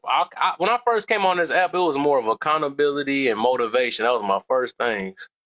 Then I realized I was like, dang, what about emotional control? That ended up being so. I realized I'm like, I gotta speak on that more. And then I realized, like, as in talking to people, that entitlement mentality, I realized that was like that's dang near the top one that's really affecting almost all of us. That I deserve this, and I expect that, and and I realized like, dang, and then it made me question things like, where's the gratefulness at? And that's what, like I said, and I had to think back on like, the people, and I was before even C19, people that passed away. Then I realized C19 really just unlocked some stuff, and thanking God that when I have got it and it wasn't as bad as everybody else, so I just looked at it and showed we all humans and it can happen to us. So like I said, it helped me push. That's how I'm dealing with it. Like it just no different. It's like the reverse of what I said about the topic itself or the real topic. So yeah, it just it helped motivated me to try to motivate others and help others no matter what the cost is. So and then it also I mean, it helped me become a better person. Overall. All that stuff. Whatever. Uh, so did it separate the weak from the strong? So dang, yeah. It took my twin to say the golden one I wanted to get to, but she said it though. Like I do believe just even besides just the relationships, right? Like we said, the relationship, people realize how they couldn't stand each other for real, that they really did need that break. They start seeing each other's insecurities. They start seeing each other's that, and then that smacks is a big thing. If you only meeting up at that time and think y'all got a real relationship, and then that smacks come around and all that stuff, that junk is a cult. But living with each other, or some people don't live with each other, and like they really was just dang near about to fight each other, and realize every time they open their mouth, they wanted to close it on each other. You know what I'm saying? So yeah, that I think overall, and I think I believe it separated the victim mentality people, and then the accountability. I think that's when it really sparked up with accountability that year. That's when Kevin Samuels came around and all that stuff. That's how he blew up. So I do believe like overall, that's where we at today. It really did separate I would say the strong minded ones and the strong minded ones against and that depends on what they strong minded in though. Strong against the weaker, and I hate to put it that way, but it just I look at weaker as a people that just want to give up, that I can't do it. I I can't, make excuses about everything. That's weak. That's weak. I mean, I don't know what other way to put that. I can't say that's subjective. I believe that's just weak. People don't try strong enough. I mean, it's okay to be weak. Even when I be saying my little venting tips and saying weak, I mean, it's okay. You weak, you go. That mean when you weak, that mean you get stronger at it. You just weak at the moment. I could be weak when I want to lift a certain amount of pounds, but shoot, I got to get stronger. That's all it is. So I don't think weak is a bad thing. If we weak at something, we got to strengthen it up. That's all that really is, though. But yes, it most definitely separated the weak from the strong relationships. Friendships, mentalities like victim, and that, and then and really realizing the people that was for the people and the selfishness and all that stuff. So yeah, that's how I look at that one though. Because they say if and then if not, what really happened? That's what I believe. Anybody, I I don't know. Did anybody did say what really happened if they didn't agree, if it separated from the week of the who anybody? Because I was half paying attention. And so if y'all didn't agree with if it didn't, what really happened and when it happened, if anybody. Oh, y'all good. Y'all probably good. I ain't seen nobody on mute, so cool. All right, all right. Uh, and I ain't giving y'all time either, so that took too long.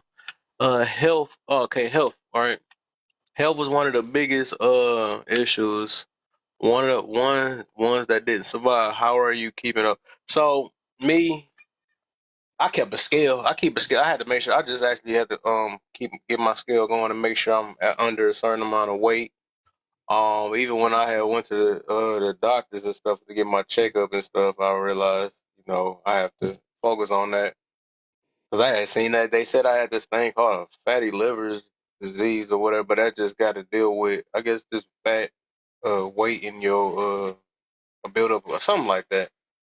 A non-alcoholic fatty liver disease or something like that. But I guess it was telling me I had to work out and lose weight. That time I was, and I lost like I went from 215 to like 185 pounds in like 2 months.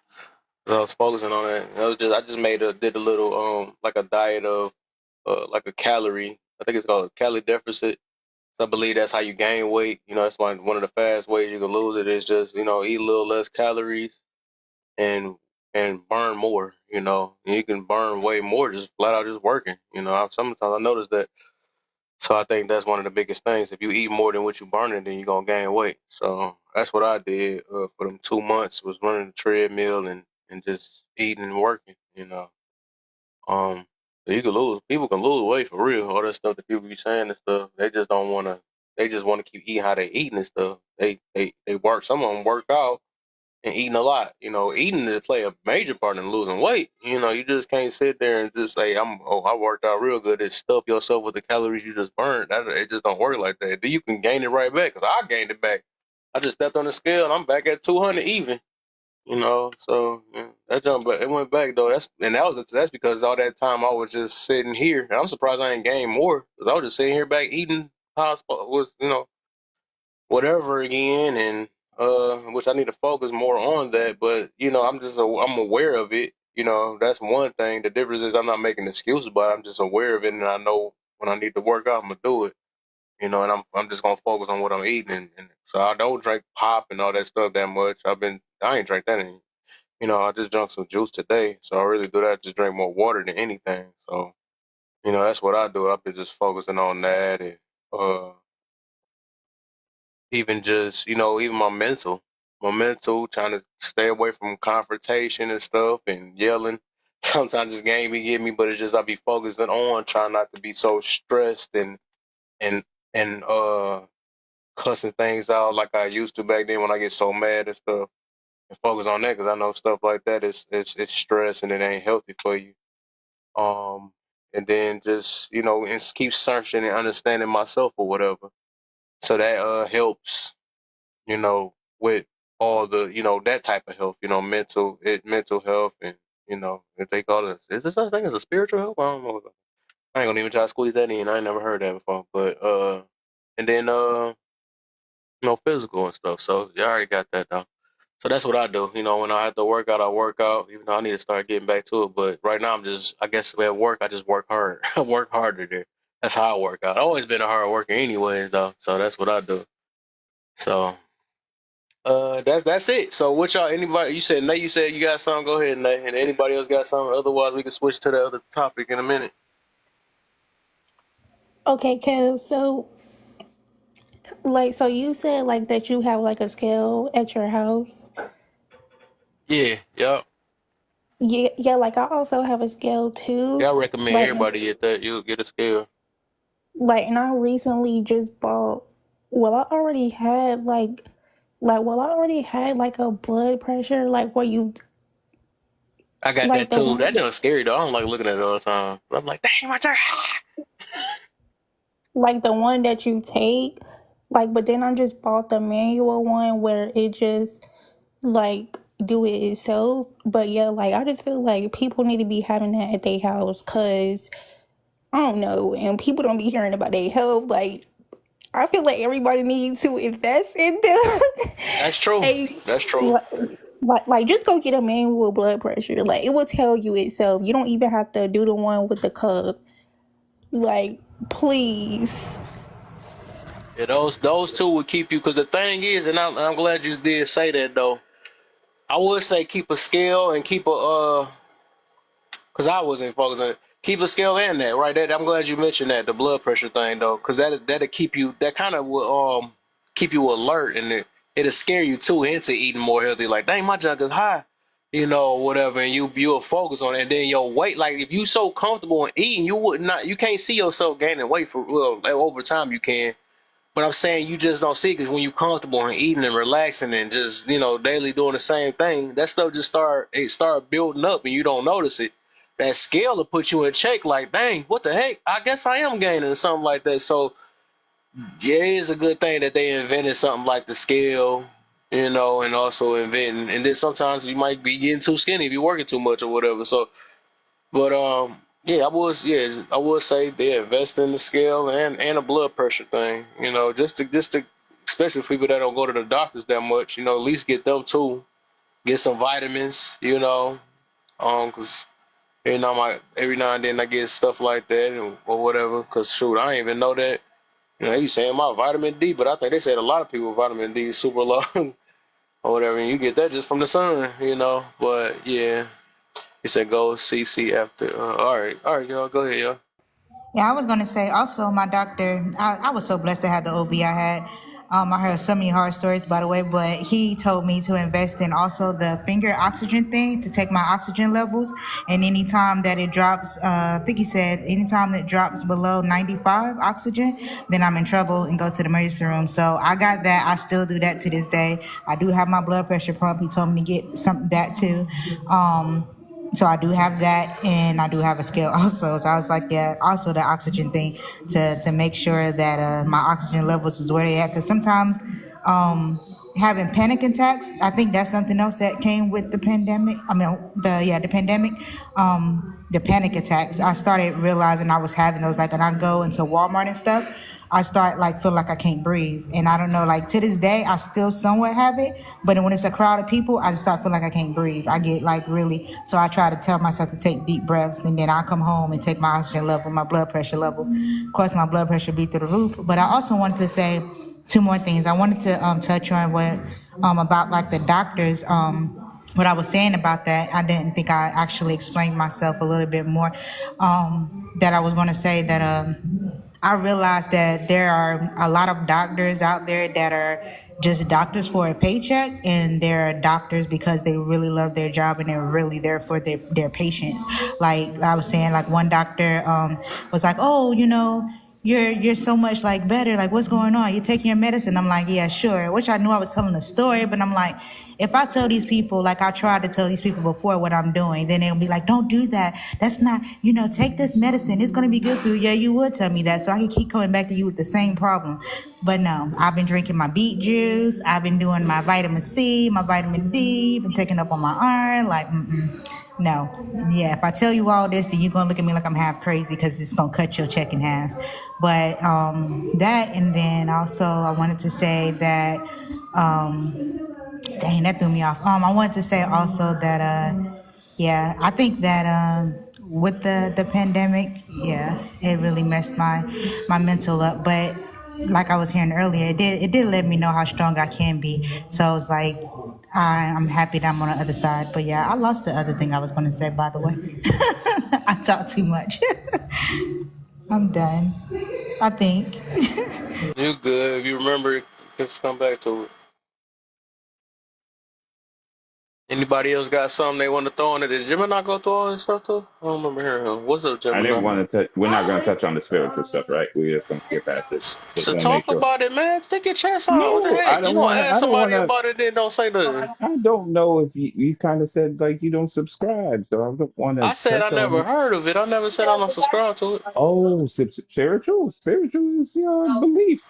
No, I never heard of Are it. you spiritually connected to whatever it is that connects you to whatever Yeah, connects I you, just what never grounds heard you, of spiritual health. I just, what your faith. I didn't know you Okay, can we'll make it call it faith. healthy or sick. But whatever. Well, some people kind of opt out of it. You know, a lot of people have kind of started opting out of religion. They lost their, you know, they lost their connection. Sometimes they don't believe in it anymore. It doesn't serve them the way it does. So it's kind of like I don't like to touch on it because it's sort of a sensitive topic too. Oh, that make you sick or something in spirit? Well, yeah, everything has What the heck? can I never touch. heard that. So this is Yeah, it's either you believe it or not. exactly. The Or you mind got is a horrible powerful. spirit, or I don't, or good. I don't know. I don't know. Well, the Whatever. mind. Well, Kev, you know the mind is powerful, right? It can make you I think a sick mind and sometimes. spirit is two different things, ain't it? Well, if you don't think they're connected, then I can't. We can't go too deep into that. What So were you is it the saying? mind or the spirit or both? Are they both connected? Well, they both I'm exist pretty within sure each my other. physical body connected to my spirit too, but I'm just saying, like, isn't they two different things? Well, they are different, but they are connected. Your body is connected to What all point your are we getting organs. to? I'm sorry, I missed it. No, I don't know. We're going to this deep kind of rabbit little hole things, but I was just saying spiritually, what grounds you? What faith do you believe in? What makes you tick? What connects you to source? What gives you a little bit of a roadmap? Gives you direction on a daily basis? It could be nothing. It could be You said something. what gives you? What keeps you going? Is what you said. Pretty much, yeah. Some people Oh. find religion to keep them going. It gives them some place to kind of focus on, or something to kind of give them the step-by-step instructions that they need to kind of go through their day-to-day, Mm, like kind of like a I don't policies and think. procedures thing. Okay. Well, for me, my belief, for sure is, which Kev does like us to have absolute, but it's absolute to me. Like whatever you guys want to believe in, you can believe in a frog, the plant, or Mercury. It doesn't matter. But there is something bigger than you. Whether people call it a god, whether you call it something bigger than you, I don't even know. But that's the whole thing. We don't have to go into. We can though. It's fine. But yeah, I definitely believe in God, and definitely is something that helps me ground, helps me navigate through life, helps me understand my own life, helps me understand when I am up, down, not, why, all these different concepts that people from day to day can't give you. You didn't bring yourself into this world, so you're here for something. You're here for some bigger purpose than what you see and do every day. So whether it's a step-by-step thing, because you're here to live your life and live the purpose that it fulfills. So if it's step-by-step, that would be robotic, and life is not robotic. But that's a whole different thing. But yeah, for God, it definitely is what helps me be grounded, helps me not slap people in the face, helps me do a lot of things. It also helps me understand the purpose of grace, the purpose of all these different things that we may struggle with to give to others. Yeah. So it's a lot of different things. Definitely think you should have something. If you ever be with someone and be friends with someone who don't believe that there's something bigger than them, I think that's a scary combination for me though. So yeah. Yeah, I agree. Me too. I'd rather be friends with someone where we run in the same circle. It is scary to be around someone who, I mean, I don't know, that's just me, because some people be like, well, that doesn't, I don't know, like, because I don't know. Yeah. But I remember what I was gonna say. I was gonna say that sometimes too, listening to your body, like when I was hearing about the blood pressure thing, what I learned about my blood pressure, after having my baby, of course, they diagnosed me with high blood pressure and put me on some medicine. I rarely took it.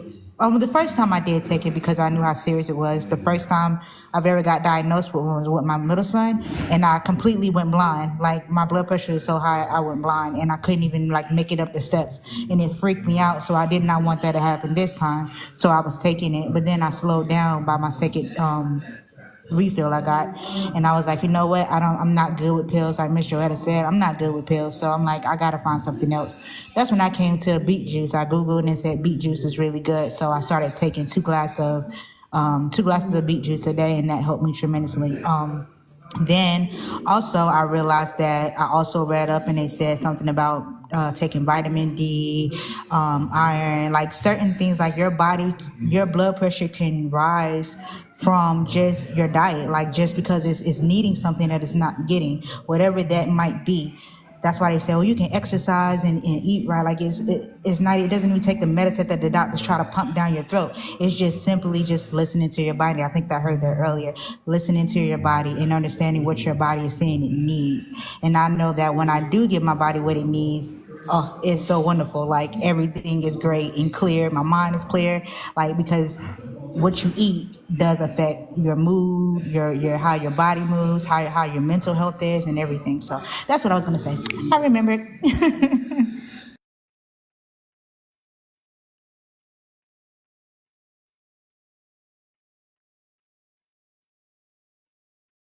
I remember when my God. Oh, but somebody get somebody get Oh, what you got, Jimmy? Are you about to say something? Yeah, I was just like, did we come to a consensus on the spiritual health thing? I don't know. I asked him what that mean, but I guess it seems like everybody got their own definition. I don't know what that mean though. I think I hear people say that. I just never knew what that mean. I heard of spirit, but I never heard of spiritual health. Or, so I assume if you say spiritual health, it must be something called spiritual sickness or spiritual. Uh, I don't know. I don't know. I know about spirits. I know about spirit and being spiritual. I just didn't know. Maybe I haven't used the term on it. I gotta actually look that up. Yeah, I don't know about that myself. That's why I didn't really say much about it because I don't know much about that. Right, that's why I'm trying to, I'm trying to figure that out though. Like, dang, can it get sick? I'm trying to see, can it catch something? Or I don't know. Maybe I'm tripping. I don't know.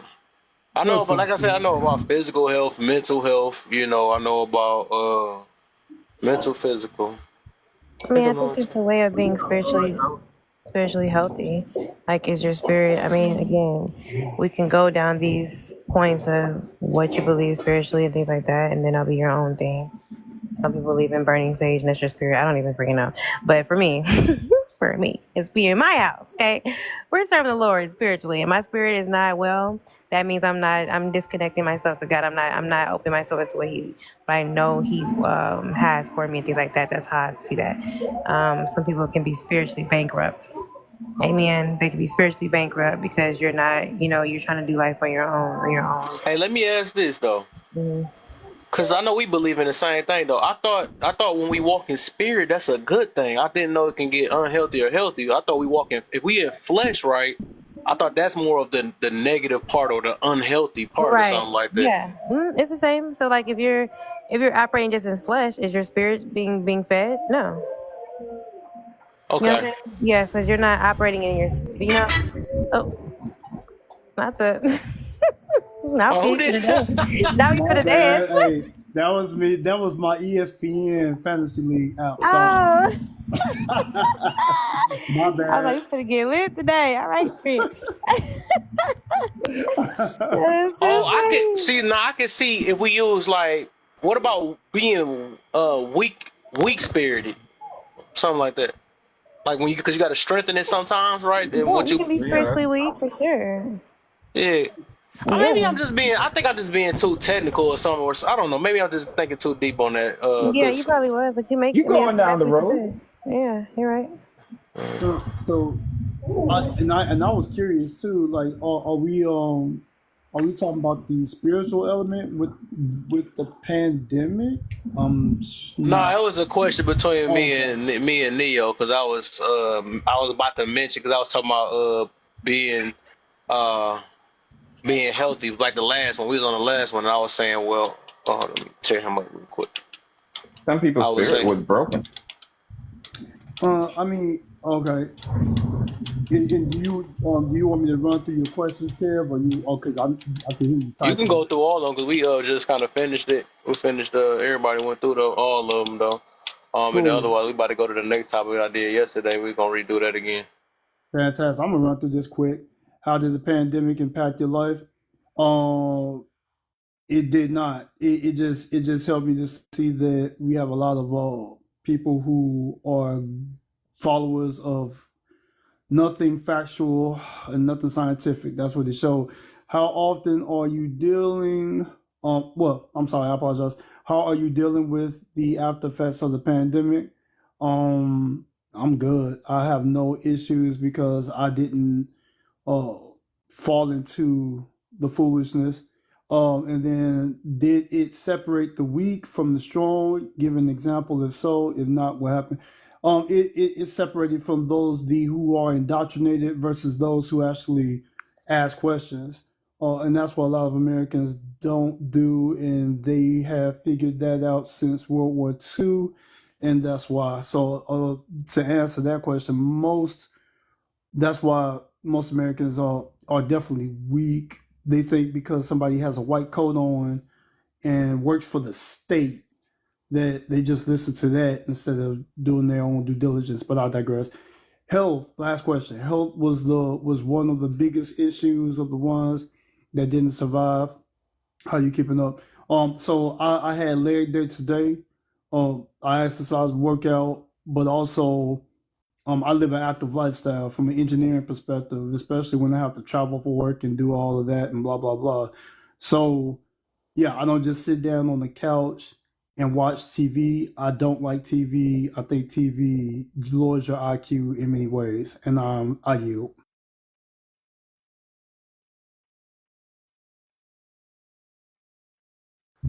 I want hey, that. but Kev, like I heard somebody say it, but like when I think of spiritual health, it's more. I would think it would be more to do with like not your spirit necessarily getting sick, but in moments of like spiritual weakness where you know how sometimes people will say, oh, they got a demon on them, or you know, something like that. It's like your spirit is weakened to a point where you're susceptible to like negative aspects or negative spirits like latching on to you or whatever. I don't know. I don't know if everybody even experienced that though. I believe some people do. I don't think everybody do. It's like Let me see. Let me turn this AC off because I want to explain about that part. But like even with that Jezebel stuff, when people be saying that. Give me a second.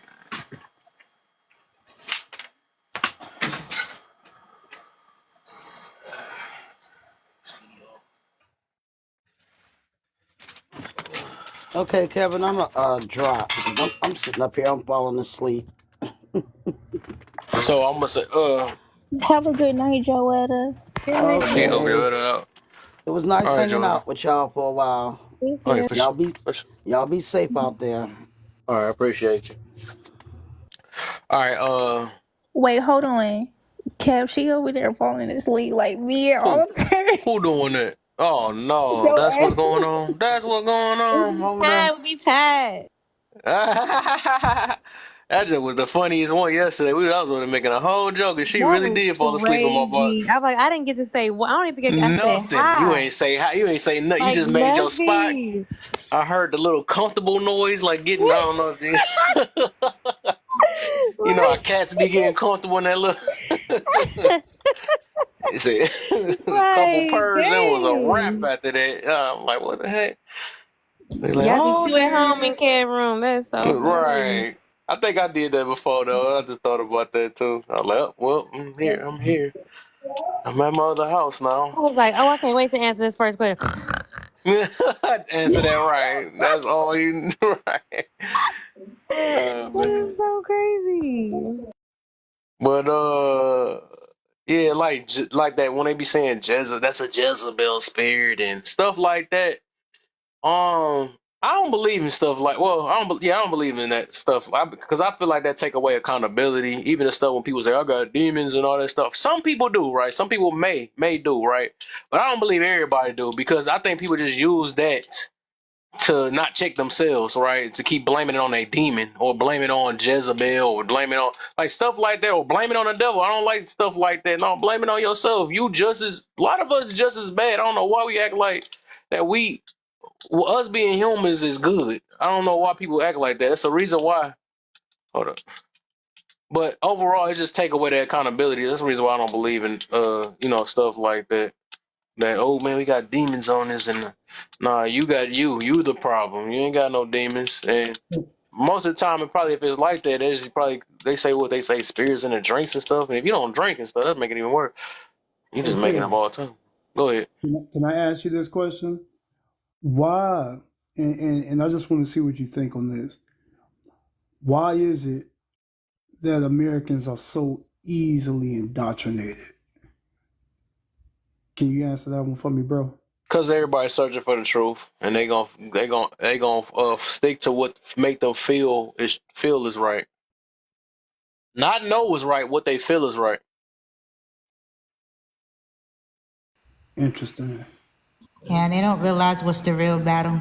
We battle beyond flesh. Yeah, battling for our souls out here. Some people don't believe that. I believe that.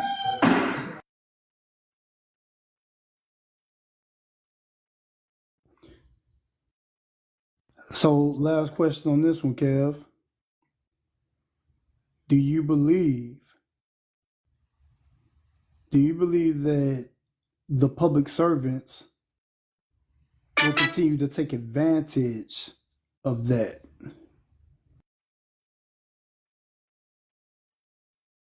They can. If people gonna take advantage. See, I think even churches do that. You know, man, you don't know that much about the Bible. Let me go ahead and tell you, you got a gift. 500 today because the devil gonna get you. You know, stuff like that. So I mean, yeah, people take advantage of different things, especially, or we could say, it's sad to say it. I guess the weak-minded. I don't want to put it that way though. I don't want to call it that, but it's just, I guess the ones that just Why not Because call everybody it not what meant to it be a is? follower, though. I mean, a leader, I would say, then. So people that can't think.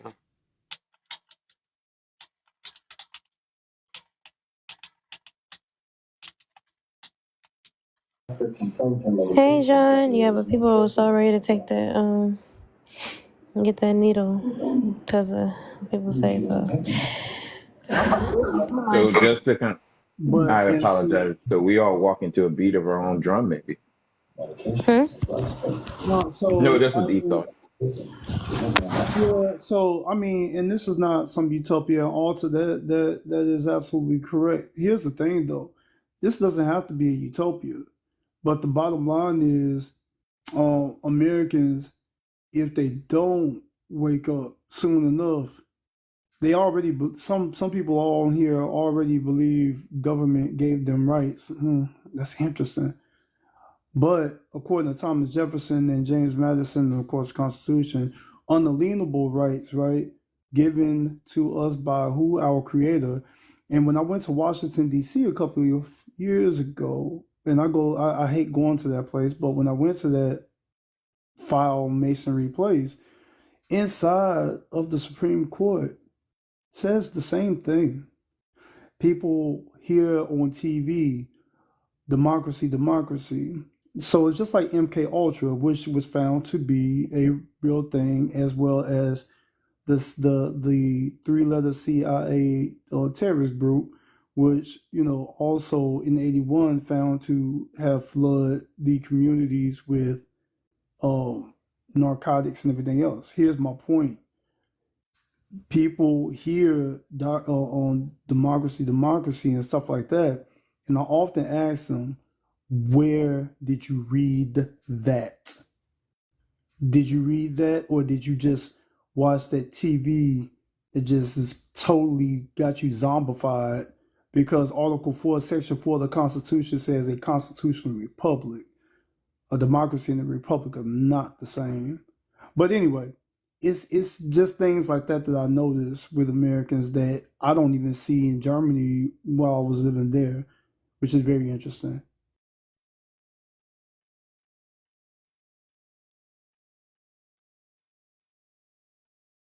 It's Too much funny that freedom.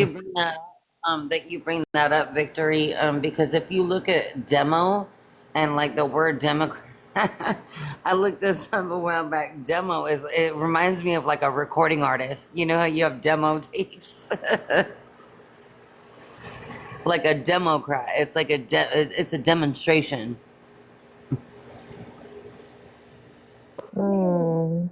Period. Lily be breaking these words down. It's so funny, y'all. I love it. Hey, Too but I much want to freedom. You know how I do. You know how I go. How you doing tonight, Alter? Good. How are you, lovely? I'm doing What up, good. I'm doing good. How lovely? you doing, Kev? Yeah. How you feeling? I'm feeling good. I'm feeling good. It's the weekend. Thank God. Thank God it's the weekend.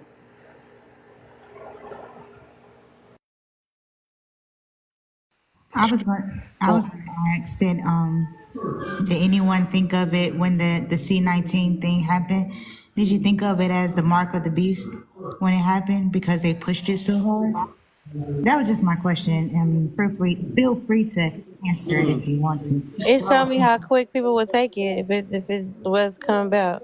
Yeah, And that's then what was ready to take the next one. I'm like, boy, y'all be just too ready for y'all bodies. You know what? All you Yes, do. and then when we went on base, they canceled those vaccines that they was pushing on people, and they canceled it because of all the bad stuff that was coming out and things. I was like, see, that's why y'all don't get on that train. I was so happy that even when I felt like I didn't know what to do and I was breaking, my husband stayed strong. He's like, no, we're not, we're not doing it. No, no. And I was like, I don't know, Well, maybe we got a lot of people He's like, thought 9/11 was the mark of the beast, though, too.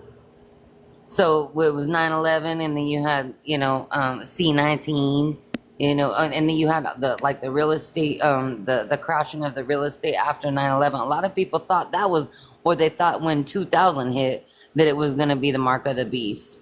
We don't know what. Even the Bible tells us that we don't know. No, actually, it is in there. We do know. It's just people don't read. I actually read Well, it in when the time Revelations, it yeah. is. It's right in Revelations. It tell you. That's why I said people would just be. I guess they have reading and go based off what people say though. But it literally do tell you what is the Right. mark of the beast and when it's going to be. And the word says in Revelation, and you are correct, Kev, the word says in Revelation that he who is wise, let him see this moment. It's talking about 666, right? So, Mm-hmm. and Yep. that's verbatim. But what I'm getting at here is people are being primed, and they will, because they did it. They some of them did it to keep their job.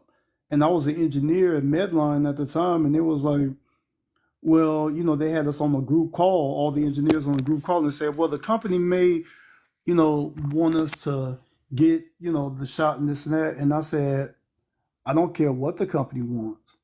If I said no, then that's it. And Mm-hmm. the director, Heshi Hall, got silent. Then you can see in Microsoft Teams, silence for a minute, and was like, well, maybe they just want you to, just be safe with. I was like, listen, I am a grown man. I do not trust some doctored up shot.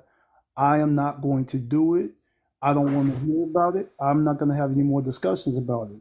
And I just wanted to have that, clarity. Let's not get this twisted. From an engineering standpoint, I said no, and that's it. And so Well, was they it left it Revelation alone. 17 or 19 that talked about Babylon? It's earlier than that, That talk, because yeah. around 17, 18, correct me if I'm wrong, Alter Kev, but around chapter 17 and 18 is when all HE double hockey sticks break loose, and Mm-hmm. because it's going, this is gonna happen, guys. I mean, and I say praise the Lord when the most vile, evil man ever to walk, will hunt down every Christian, every one of us, but praise the Lord, because he will not succeed. So he's gonna, yes, ma'am, yes, ma'am. He's gonna do what he's gonna do, and God is gonna allow it, because we will find out, and there will be people in the time of Revelation who are gonna turn to the living word, because it Mm-hmm. said that as well in the book of Revelation. And one's eschatology, that needs to be really studied. Revelation, the book of Daniel, Ezekiel chapter 37, 38, and 39 really correlate. They come together.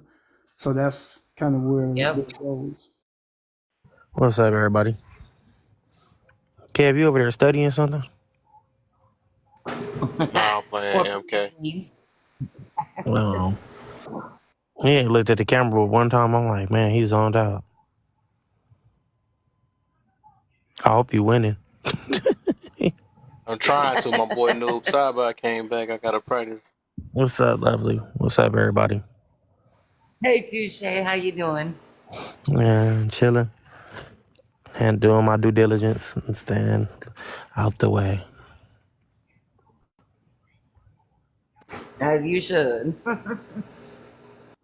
Somebody said something. Somebody was talking about the government, and I think it's funny that a lot of people don't really know what party they belong to. They never had a choice. They kind of just followed in what their parents was doing. Mm-hmm. And that's crazy to me because it's like as you get older, it's like you have to unlearn unhealthy things that you was taught and find your own way. But that shit was crazy. That's true, Touche, because I think we've talked about that on Kev's live a million times. Like at what age do you have choice and you decide to do something different than what you were taught? Oh yeah, me. I remember those conversations. I feel like once you get a certain age, you got a choice to make.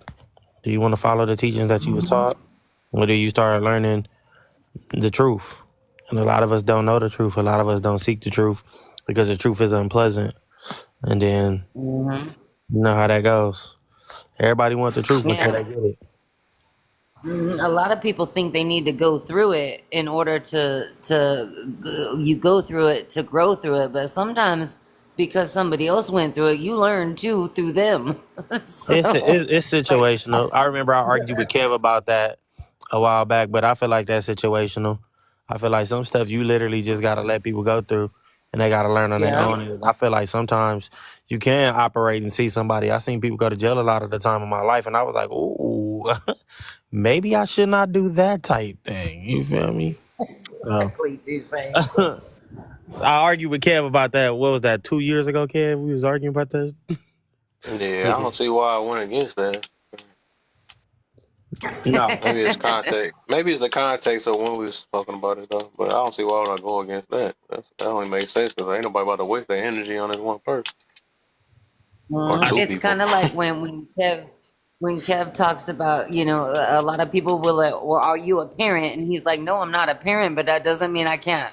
That's I everybody can't goes be to. a They swear they parent. ain't shutting somebody up too when they say that. That don't stop the fact that What? If you you a parent or or not a parent?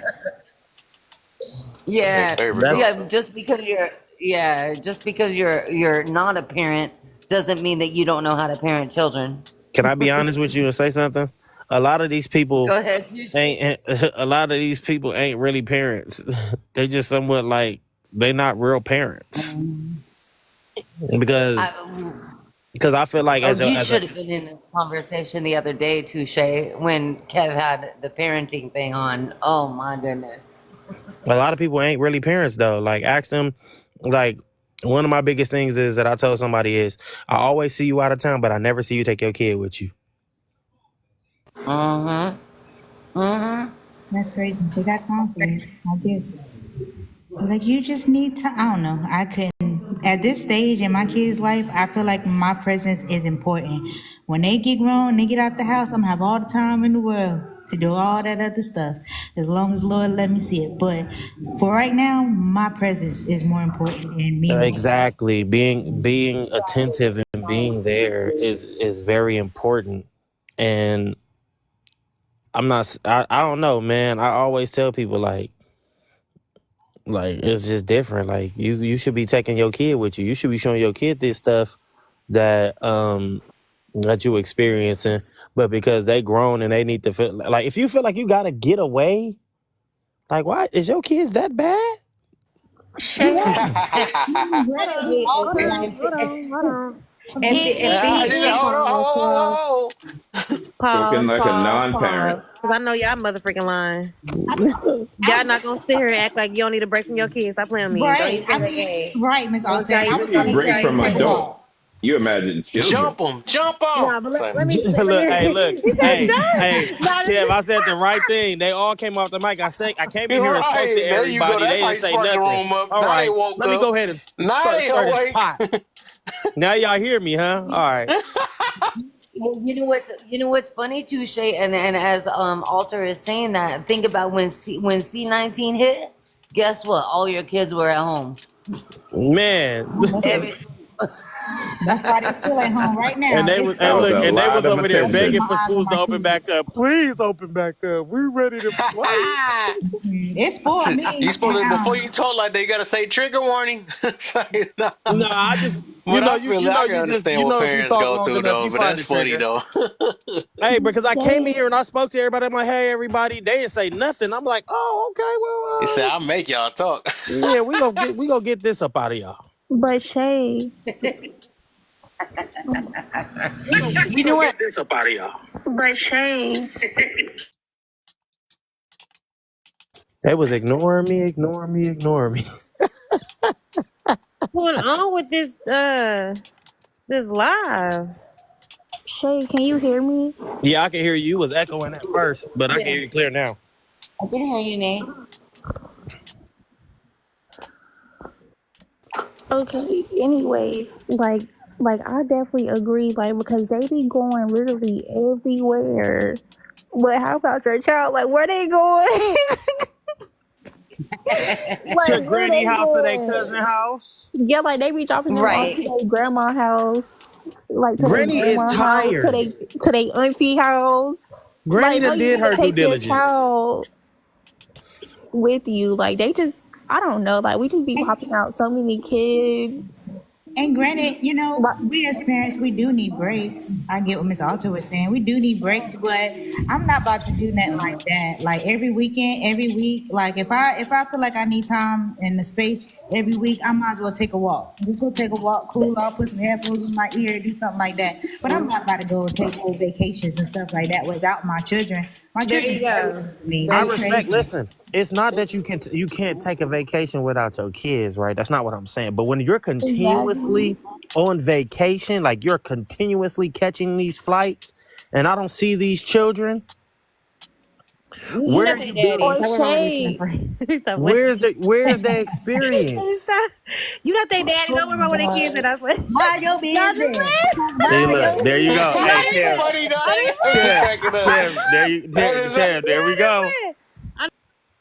Or Shay, like, or the people who be in the club every weekend, like those type. Man, you popping Did bottles. I they hope. just mute us so she can talk? Cause I'm sick of it. Yeah, because Hey, all y'all keep Alter, talking over me. some people don't even take their kids She to must a have got to the restaurant. last one. Hey, to Jazz said something too. Most resorts do have kid camps. Take your kid with you. We don't kid at the house. I'm just playing. Stop playing. Nah, but I definitely, I definitely agree. Like, cause like for real, like if you people be feeling like I just what Cece said. I agree with her. Like I'm a type like breaks like that is like and it's really not even like a conscious break. It's just okay, my brain is like on overflow. You know what I'm saying? So let me just take a minute to just whether it's go read a book to yourself, whether it's to walk outside, whether it's go work out, go do this and do that, right? You just need to as kids even sometimes need just to time to just chill, relax, and not always being told what to do every second. Let them relax and chill out. It's just what humans need. So but the whole like I'm out every weekend, my girls, my homeboy, like what go be a parent. Like that part I understand. Like go be a whole parent. Like and then I get with the whole grandparents thing. Like, what is that cracking? That's crazy. Oops. I'm sick of it. I'm sick of you right now. It's kind of like the same thing, Alter. Is like, you know how they say with like parents, like with a man and a woman, do you have a date night? Do you actually exclude your kids and say they're going to a babysitter or they're going to grandma's house or they're going to granny's house or the aunt's house so that you guys can have your own time? Granny is tired. Granny done did this probably two or three times. No, I don't want to hear Granny being tired because she the one always saying, "Where my grandbabies at?" Well, there they go. They over here. Yeah, but Granny Who say, asking for 'em? listen, wait, Who asking wait. for 'em? Let me say this. Exactly, Shay. I Yeah, want some grandbabies. Okay, there I'm you just go. listen, but I'm saying just because she wanted to know where the grandbabies is, don't mean she No. want to watch She wanted you them to all the have them. She time. want to know why you ain't had none. Don't worry about where they at. They ain't at your house. Don't worry about where these kids at. Not saying, but I do agree though that do not bring your kids to the grandmama's house every weekend. That's crazy. But the grandma gotta start saying no because ain't no way. My mom already told me, look, these are your children. Always remember that. Mhm. That's crazy. She always let me know that. She ain't that made me feel like, oh hey, just because I feel like I want to go out tonight, Monday, Wednesday, Thursday, Friday night to go party. Ain't no way. Quit opening your doors. Close them doors and tell them no. Go keep your own kids. Stop Yeah, playing. and how you incorporate you and your spouse or your mate having more time. Those kids get on a bed schedule, and then when those kids go to bed, or if that, I have a teenage. Me myself, I have a teenager, so the one she can watch for like an hour, 30 minutes. Then we can be on by our way. We can be on by our way, and we ain't leaving the house, of course, because what we need to leave the house for? I mean, real love is priceless. Yeah, But again, that's true. Cece. That's all I'm saying. That's so You don't true, have to Cece. leave. Yeah, exactly. You have to leave. You don't have to leave the house. Exactly. Right. You can have a date night once the kids go to bed. listen, I be questioning people when they be saying that their kids won't go to sleep and they get a melatonin. I be like, man, y'all just got gentle parenting. You gotta look. It's bedtime. It's bedtime. Nah, That's it. Tony is gentle parenting. Go ahead and take one bed and go on to sleep. Oh no, ain't no gentle parenting. It's bedtime. Go to sleep. Well, I think that goes back into what like Kevin had that conversation. What I think it was like a month ago where he said the difference between punishment and discipline. It's a thin line. Time with our friends today. You got to put them on a schedule. Mm-hmm. like, but touche, like, but nowadays, like these kids be running their parents, like they be telling them, oh, like they be telling them no and stuff. Like you told them to do something, they be like no. Like nowadays, these kids they run their mamas and daddies. Man, I'm not gonna lie. Like the gentle parenting don't work. I'm gonna be 100 with y'all. I'm 33 years old. My mama can say one thing to me, and I'm gonna do it. I'm not finna tell. If I tell her no, it's absolutely something that she know I don't want to do. But most of the time, my mama asks me to do something, I'm gonna do it. Like these kids be like, no. I'll be like, I heard a kid do that in the store the other day. I said I had to look back. Who are you talking to? I did a double take and then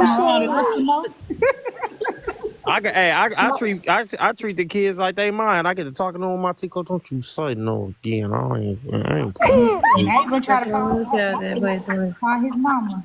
But no, like I be in the store, I be looking because I be waiting. I just be waiting for it to get too out of hand. I'm like, shoot, I look at that mama, she give me the okay. All right, let's do it.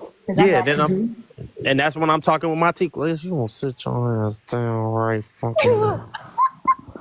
And you know what's crazy is that I saw when this whole C-19 thing happened, I saw a lot of children that have to, be at home and then have to go back to not being at home. They didn't like it. They did not like it. Yeah, I found out my kids learn better at home, so that's why I kept them at home. They learned. My daughter, she does better because she said that the atmosphere where she was in, the kids was too distracting.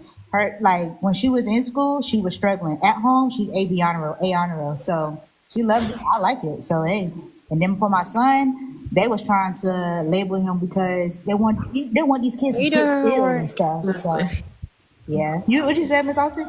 I said, are you doing their homework? I said, I'll just land up. Let me type this up for you right quick. Let me type this. No, but it's good. You have to know how kids learn though, because they can be overstimulated at school if they don't make it. I mean, because every kid don't get those good teachers where they know how to separate that and give them that one-on-one time, or have the time. But yeah, you have to just know what works for your kids, and if it's possible, sure, that's great too. Until they can get into. So, are you want to keep them in homeschool until college, or are you going to eventually like transfer? Right now, well, chill a little bit. How do we go from the pandemic to that? My daughter right now is her first year of high school, 9th grade. She's liking it so far. I asked her about if she want to transition back into regular school, but because of all the stuff that's going on that I have to talk to her about, especially as living in Florida and the things that's been going on, we had a lot of issues with the school system being threatened. So, and I had to talk to her about it. Even though she's not there, she does go to school for testing. So, it's all on her. I'm not going to pressure her to do something that she don't want to do. I get it. I understand it's scary. For my son, I do want him to go back, but I'm not trying to pressure it too fast because he's so high energy. And they're like, they will love to like label that and put him on some meds or something. And it's like, no, he hasn't really even got a shot since the pandemic had kicked off. That was his kindergarten year. He had to do it on the computer. So right now, that's kind of all he's used to. And him being in the classroom and sitting down and doing all the things that they want him to do, he's not quite there yet. He's just used to it. But I do want to get him back in school. Granted, I really do, just so he can get the experience. But, how old is he? You said the social side. He's 9. Yes, ma'am. Oh yeah, for sure. I think you should. Yeah, I think he'll definitely benefit from both. But like you said, since you know how he is, though, you're able to give them a lot more information about him. Whereas some parents like, I don't know how he does. I never did work with him at home. Right? You have so much that you can give them information wise. But I think socially, it can definitely benefit, but also teach structure and stuff like that. That sometimes they gain at a setting of other students, than like how they would do at home. So even though it's at home, or even though they're doing school, it's not going to be as structured, and they won't have to, some things at home, like even my son, like at school, they're like, oh, he's not doing this, but at home, like he actually is more chill, but at school, he be trying to show his head. So I'm like, okay, stop playing with them. But he's learning like how to be more social with other children and interact, something that he can't really do at home because he doesn't have that much experience with other kids unless he's at school. So, but yeah, I think I'm gonna be 100 with y'all. I think if you think about it, you have to go. You've got a kid that has to be told that they've got to live with their parents, but they also have to go to school. So they got to learn two different environments at the same time. Yeah. Yep. Yep. And it can be beneficial.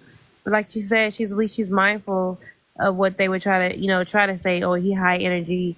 I would always tell parents the first thing you should never do is run, again, like we talked this vaccine, is to not run to meds when a teacher says, oh, your kid is very high energy, or your kid is doing this and need medication. No.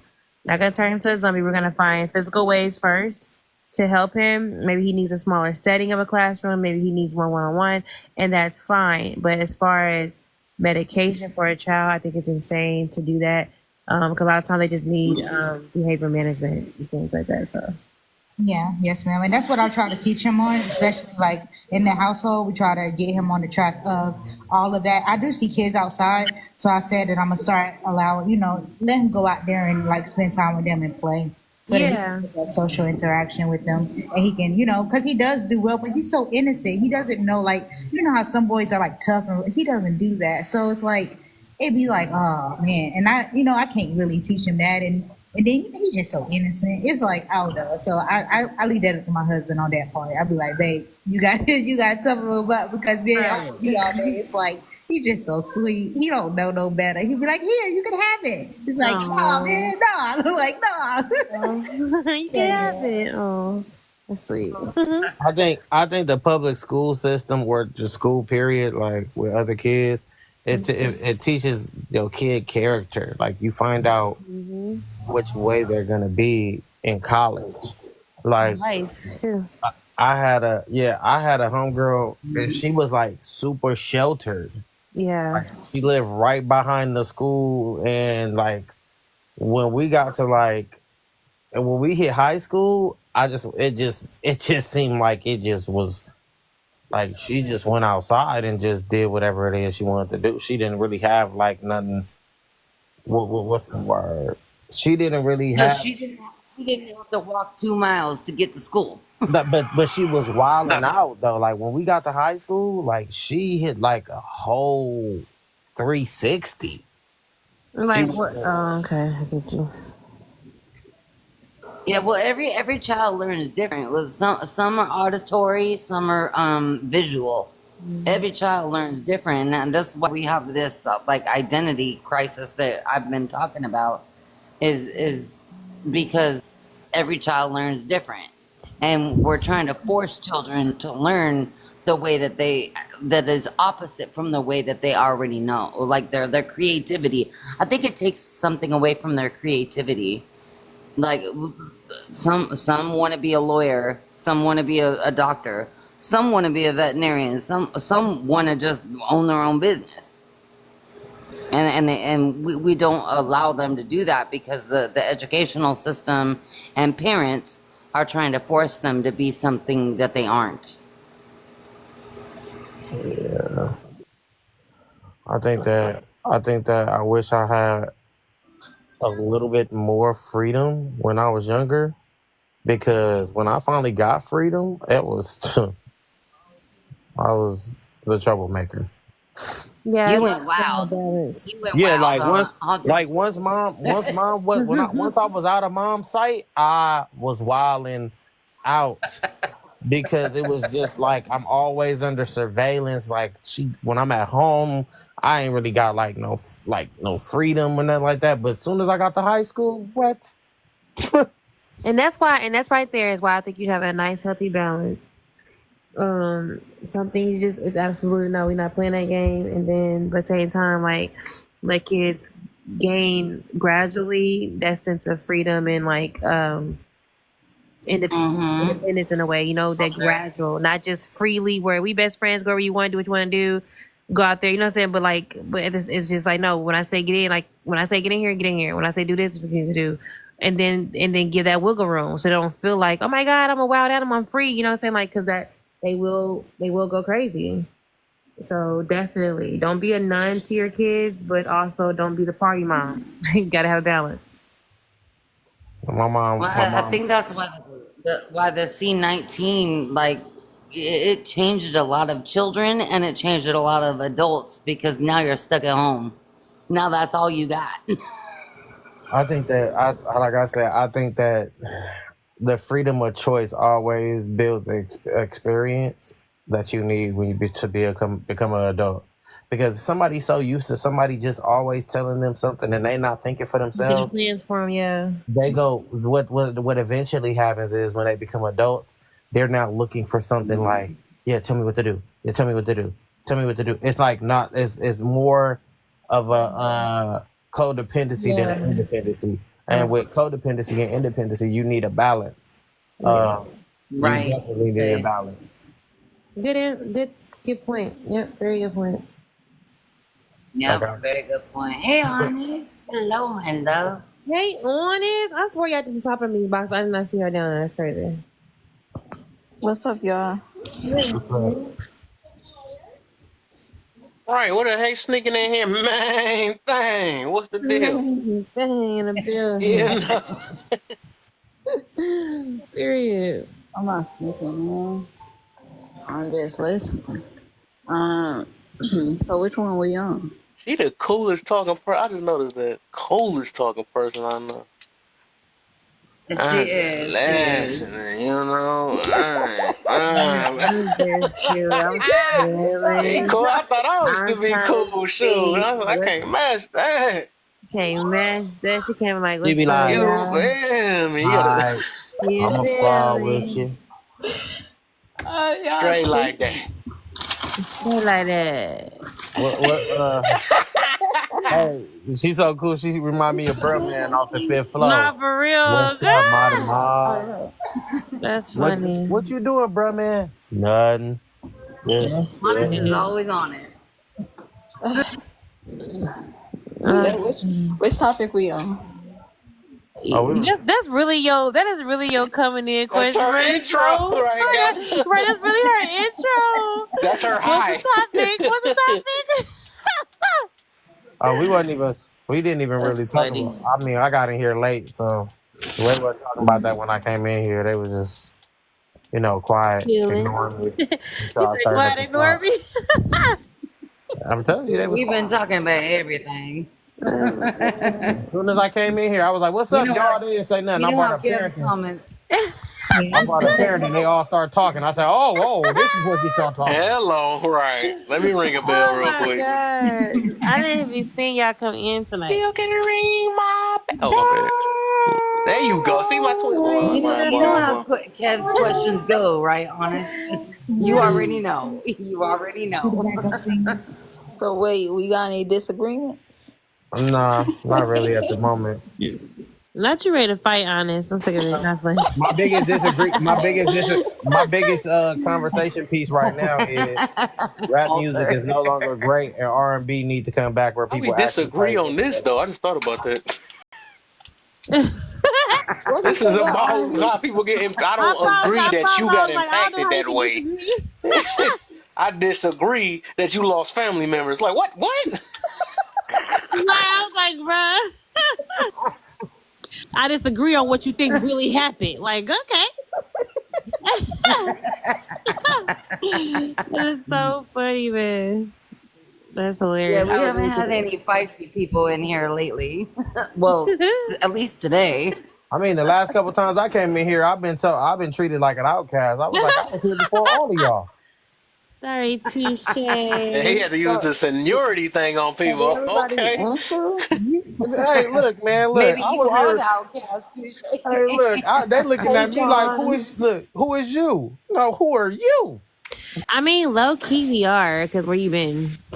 I ain't gonna lie to you, man. I've been in life and enjoying life and just being happy. So we don't make you happy, we don't make you enjoy it. No, y'all don't. Y'all don't. That's Y'all fine. know. Facts. That's basically what he said. That's what he said. Facts. With all due respect, you guys are not responsible for my happiness, nor do I want y'all to be responsible for my happiness. I appreciate that, because I don't want to be responsible. I just want to be part of it, period. That hurt. Right, We wasn't good right. enough. We couldn't make him happy. That's crazy. That's insane. He trying to say that we was his headache. That's what he trying to say. Right. That's in I'm not gonna good lie, words. Kev, you want me to be honest with y'all? Sometimes y'all did give me headaches. Oh, I ain't gonna lie. Yeah, I already know I was for sure. I know that me and you was going back and forth forever on a lot of stuff, though. Yeah, It's so I alright was You like, though, you just man. found out happiness elsewhere, and we talked about, and Kev had Lecture. a peace versus happiness last week. yeah, you So know, did I you? wasn't mad or nothing. It just was like you know what it is. As I get older and time passes by, social media becomes more redundant.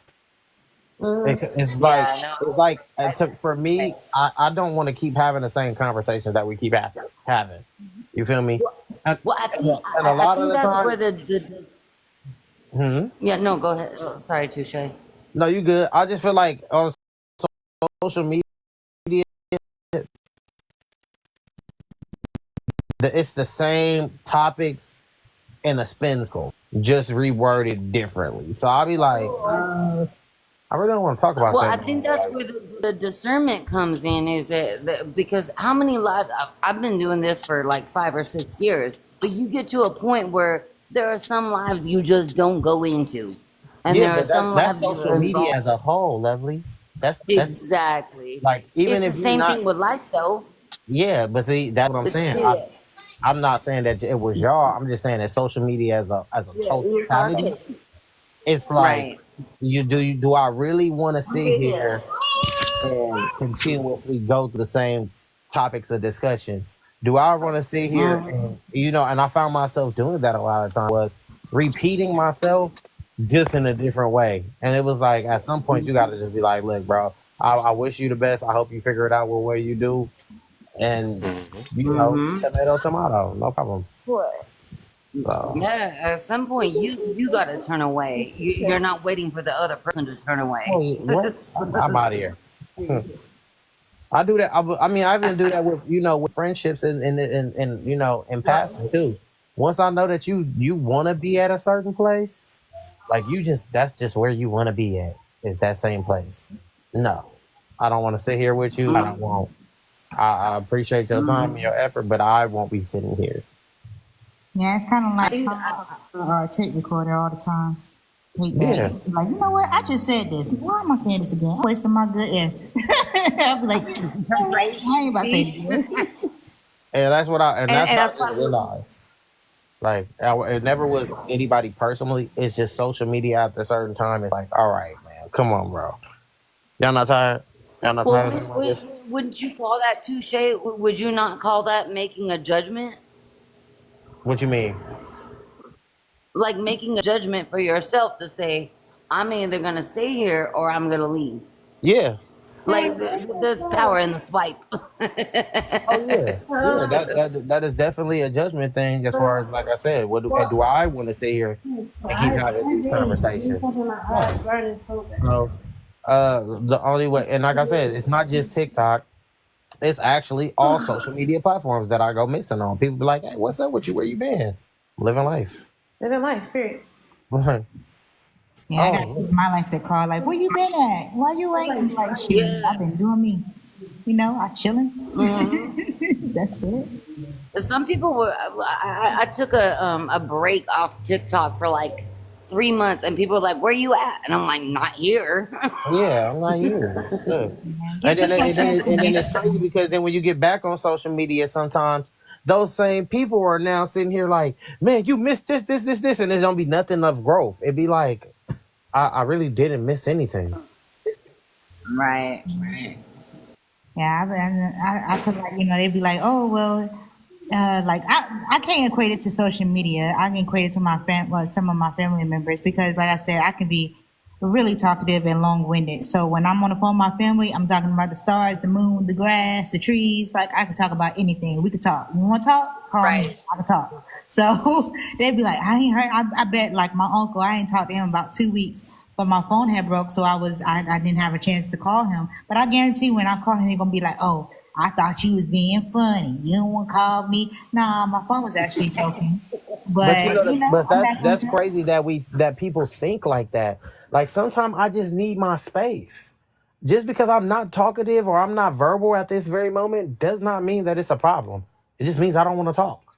Right, because when I become silent, everybody like, "What's wrong with Cece? What's going on with Cece? Why you quiet? You okay?" I'm like, "I'm cool." Mm-hmm. Start talking to you, I'll be like, "She talk too much. Shut her up." So I'll be like, "Okay, cool." I sit and cut. I don't say nothing. "What's wrong? You okay?"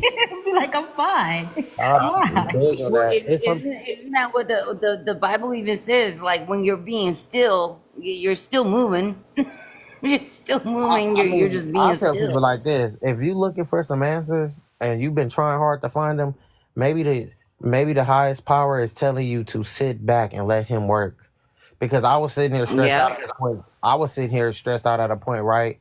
Because I wasn't working for 2 months, but I was looking for a job. I was avid. I was always applying for jobs. I'm like, man, nothing is falling through. And somebody had to tell me, like, maybe you just need to sit back. You trying to rush a Yeah. process to get somewhere, and it's not on Mm-hmm. divine timing. So I really like literally one day I'd stop applying. I was chilling. I was like, one day something will come through. And soon as I stopped being so forceful with what I was doing, a job came through. Well, think about it too, though. Touche is that like with the prompts that Kev has up here on the C19. It's like, are you gonna be still because you're forced to do it, or are you gonna do it for yourself? I feel like when you are being still, it is always supposed to be for yourself. It's to calm everything around you. Like we live in a world where uh, a great analogy for it is like we're in a pool of water, and Exactly. you're moving too fast, which is causing ripples, and it's causing these waves. And that's not like if you're in deep water, right? All you doing is now visually seeing this water splash and everything, and your mind is now like, oh, we can't swim. We need to do this. We need to do that. But when you see people who just randomly just be floating, they really be calm. They calm and they just Right. relax. So Hmm. it allows them to, um, float. But I yeah. think a lot of people don't know how to float. They don't know how to float. They don't know how to be still, or they're so busy focusing more on what other people should be doing and not focusing on themselves. I think that everybody has a way of learning. I just think that as people that know the route, sometimes we just you got to be as, hey, calm down. I told my friend that not too long ago. She was looking for a job. She was stressing herself out. I'm like, bro, you stressing yourself out isn't gonna change nothing. That job isn't gonna come Right. any faster. That job is gonna come when it's supposed to come. And then she Right. Right. just texted me, what was that, Friday? She just texted me yesterday and was like, hey, a job called me. Everything you said was right. I'm like, yeah, you just trying to rush the process. I understand. Bills still coming in, everything's still happening, but you rushing the process ain't gonna do anything. That's true. I like to say that, I used to always be like, "Oh, closed mouth don't get fed," but on the flip side, a closed mouth get fed a lot. If you just sit and you just listen, you Exactly. get a whole lot of information. Yeah, I think that a closed mouth don't get fed, but you gotta learn what you asking for, and then you gotta. It's just different. Like I'm in a family full of women, so I'm not telling them to just accept anything, but I'm telling them like, hey, once you said what you said, why do you gotta keep repeating it? The person heard you, regardless if you was listening the first time. You heard me the first time. That's facts. That's always facts. That is People true. make time for what they want, and they That listen. is true. That's kind of like you got to give back to you got to give yourself things that you're expecting from everybody else. And I'm gonna keep saying it because I remember saying this a long time in here with Kev. Expectations are the windows to disappointment. And I always say that too, Shay, too. People will put expectations upon you that you don't even meet Self. yourself.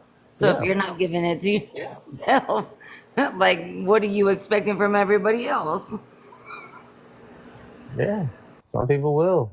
And that's the craziest thing is they just automatically will put those expectations on you. I always tell people like, um, Kevin and me used to talk about it, but Nipsey Hussle was one of my favorite, artists. And Nipsey Hussle always said, "You cannot put your expectations of me on me. Like I have to be who I am, and you got to be who you are." And a lot of people like, Mm. no, they always want you to go their path, but that just because I take my path don't mean that we won't meet up at the end. I need to go see and do whatever it is I need to do, and then at the end, if it's meant for us to meet, we will meet. If it's not, keep That's going. what reminds me of Kev's second question when he says, "Did it separate the weak from the strong?" I So, don't do think. you think you're weaker or stronger I think. because of that? I think I don't like to. For me, I don't like to pictate it as weak or strong. I think I just gain a certain amount of intelligence to understand that the world was what your book of life has already been written. Your book of life has already been written. It don't matter which way you think it's gonna go. It's gonna go the way it's supposed to go. So I think that separation of the weak, the strong and the weak, is something that it's a thing to some people, but it's not to me. It's just like you. That's just that was your life plan anyway. You feel me? I think that a lot of people got smarter and during COVID because they became more self sufficient than being Mm. like that. But I think that was a moment that we was waiting on anyway, is for people to be more self sufficient. Is to not, I think. be called. Hmm. I think during C19, more people didn't they realized more about themselves. Yeah, because a lot of people started getting on a mental growth. They started going on spiritual journeys and learning different stuff, that they wouldn't normally have learned until they were sat down. I think COVID sat a lot of people down, and it made them. It made a lot of people deal with the facts of themselves. I Like think how much. Mm-hmm. people can't say the whole C word or it's going to put a banner at the bottom. I think he wants us to say C19 because Oh, they will put the information down at the bottom and stuff. But yeah, I was going to say Mm-hmm. it. Yeah, Then you peeped that. That's the reason why I was saying it, because you say it enough times. Either they trying to make sure if you not saying nothing that, because and some people get banned off that joke because they be like, no, I don't want you to give misinformation, because they be getting people like that. You yeah, don't he want to. said the first time, and then he said the second time. I was like, yeah, let me say something because I don't want to say the Oh yeah, third right. I time. usually let people slide a few times. Yeah, but yeah, Right. my bad. But dealing with TikTok. But yeah, I just feel like a lot of people, like I said, uh, you have a growth when you sit down, right? A lot of people can't even look in the mirror for more than 30 seconds because they don't know who they are and they don't like who they see. Um, but I feel like a lot of people sat down and they dealt with a lot of past traumas. They dealt with they ended up being more accountable for what part they played in certain situations and stuff like that. And I think that's what C19 did was it wasn't nothing. It was no, you didn't have a distraction no more. The distractions are Well, gone. you didn't have to just sit with yourself. You had to sit with the people that you had to sit with the people that were around you too. Yeah. A lot of people don't want to think about that. It's like because most of the time you were going to school or you were going to work or vice versa or whatever. It's like, wait, I'm with everybody that I chose to be around. So Yeah, and if you caught that junk, like you got to be with them through the whole process. You Yeah, I know. think a yep. lot of marriages fall apart with that because it's like people were so used to working, and being away from their partner, but then when they was actually stuck in the household with their partner, they realized they didn't like their partner, and it was like, wow, like me and my partner always been kind of stuck in the house together, so it was like it didn't phase us. We was like, cool, this is even greater, like great, get the stimulus check, we Yeah. set, we good, but no, That stimmy. For some people like you, like CC, it worked out. For some people, like other people, they were just like, now I realize why I don't like you. So it That's was like one thing I different. meant by weak and the strong. Oh shoot, dang. 'Cause it exposed some stuff. It exposed people like, dang, hold on, I really don't like you. Yes.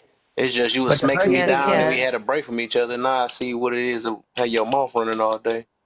So the Okay. crazy thing is, for me with that part too, I feel like a lot. That's why I always tell people, do not get married for a financial gain. Because if these people was ain't able to sit in the house with each other, like y'all don't really love each other. So what are y'all doing? Right. They was doing the I continue. What love got to do with it? You feel me? Right, CC. That's all I was getting at was why are y'all sitting here forcing yourselves to be together? And well, financially it works, yeah, but mentally and emotionally y'all not even happy with each other. But y'all willing to strain yourselves because of the money? Oh yeah, that's not it. They didn't Well, face why do you think Touche? Why do you think people don't want to leave? Because convenience and Okay. complacency. Some of them people been with them people for so long that that's all they know. They're not trying to learn nothing new.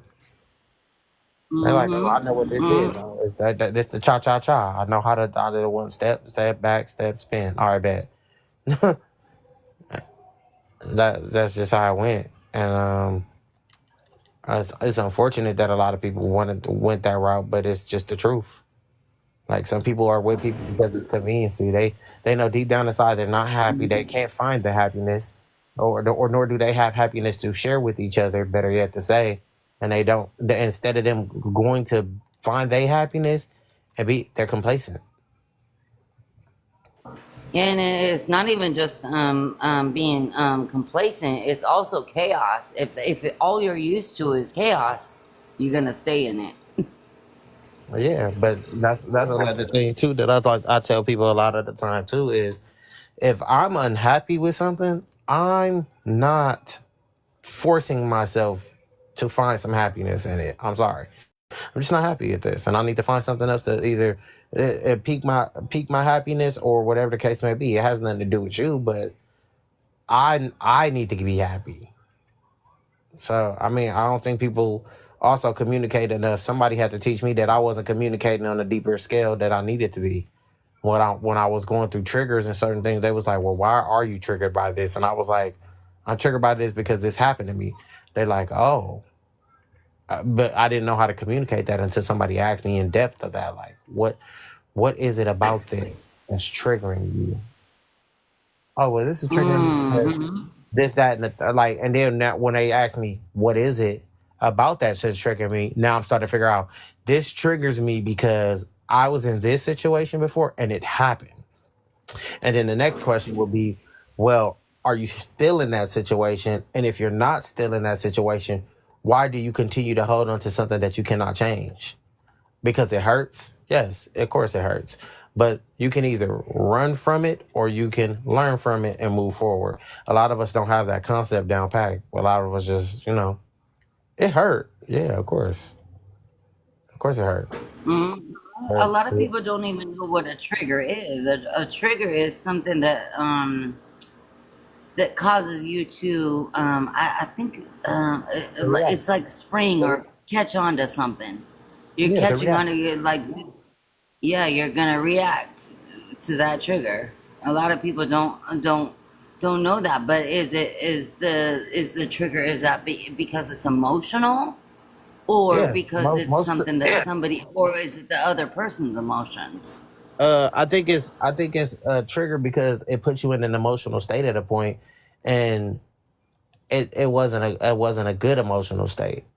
Um, I feel like a lot of us have been through. Like I said, I feel like a lot of us has been through certain stuff, and we haven't really addressed it.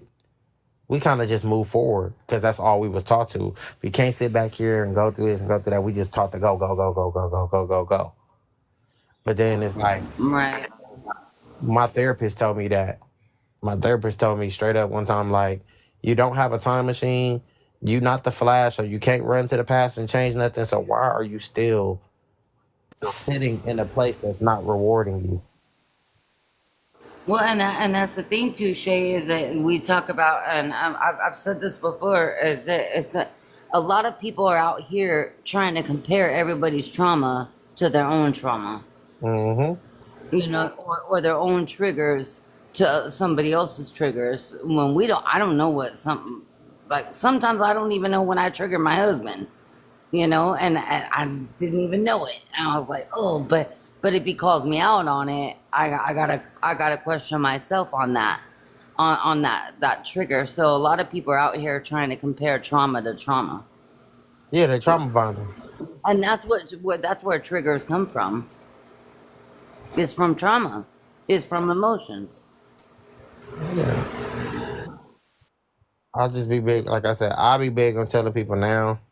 Like, if it's something in your past, accept the fact that it hurt and it happened, but it's time to, when do you make a conscious movement to move forward? Exactly. Are you gonna When do you allow this stop to, caring? are you gonna allow this to When, paint the rest of the way of your picture of life? Because you can't change nothing. Exactly, touche. And you know what I always say is like, if you were to get on an airplane with your own emotions, are you going to take somebody else's baggage with you? They will tell you no, and if they told you yes, that would be definitely different. That would be definitely a different response that I would normally think, because nobody's gonna take on nobody else's trauma. Exactly. Everybody woke. I know how Always this get. blaming everybody for it. Okay, main thing woke. Let's see one more check in. She know who I'm talking about. She's known for sleeping around here. Occupations. Yeah. But she had the kids in the background. I think she might be up. I don't think she could sleep through that. Nah, she'll do it. She'll do it. I need to learn the technique.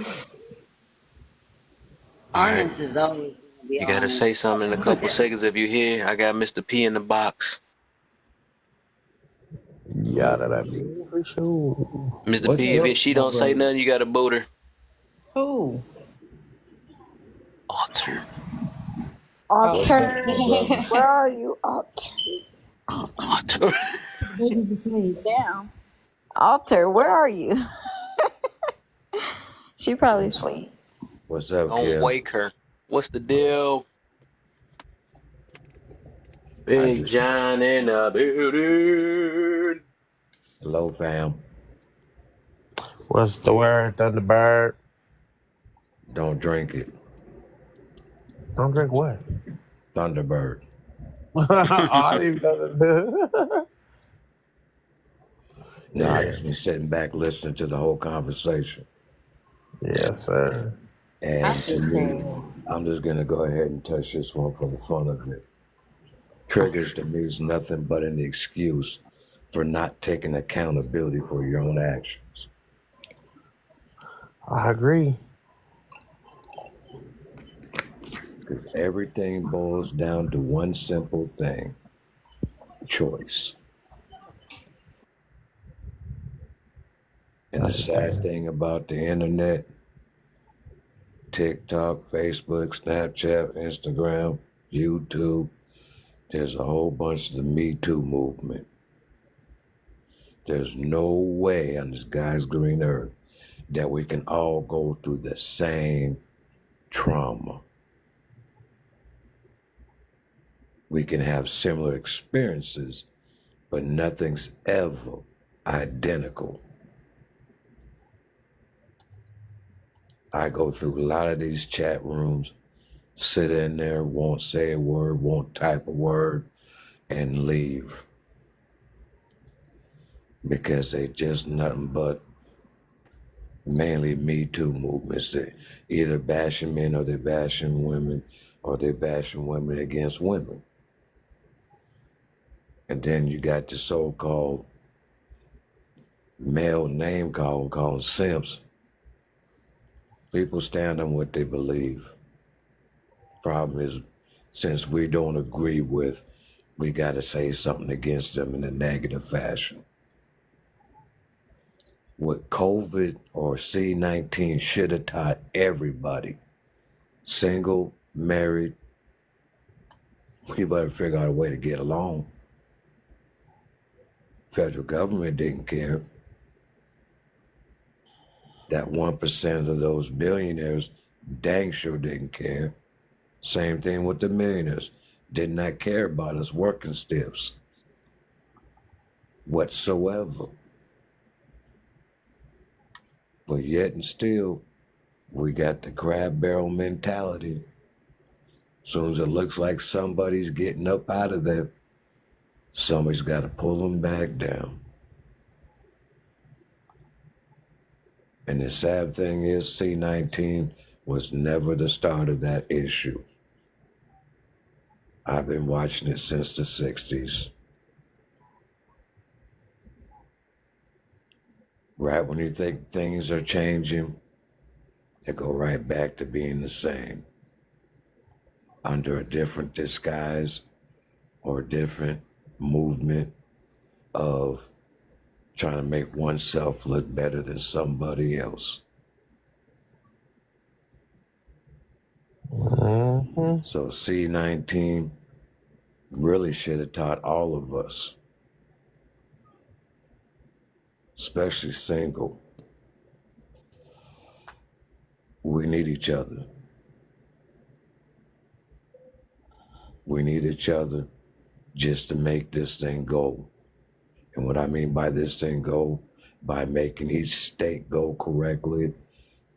Because when you're always sitting at home, those who didn't have a so-called important job, according to Trump, you're sitting home hoping to collect a check. State unemployment, federal grants. I myself got stuck having to go to work every day. Now, please, someone try to figure this one out. I worked at Harbor Freight Tools main distribution center here in South Carolina. Please tell me how tools are essential when there was no work going on. I can answer that. Well, I'm sure you can. Go ahead.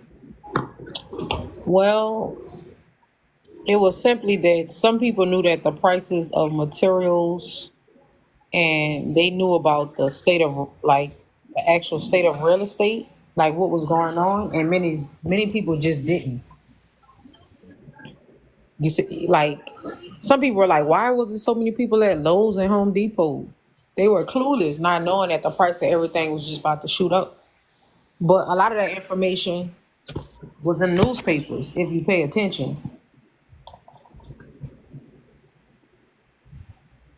Like I said, 6 decades of living.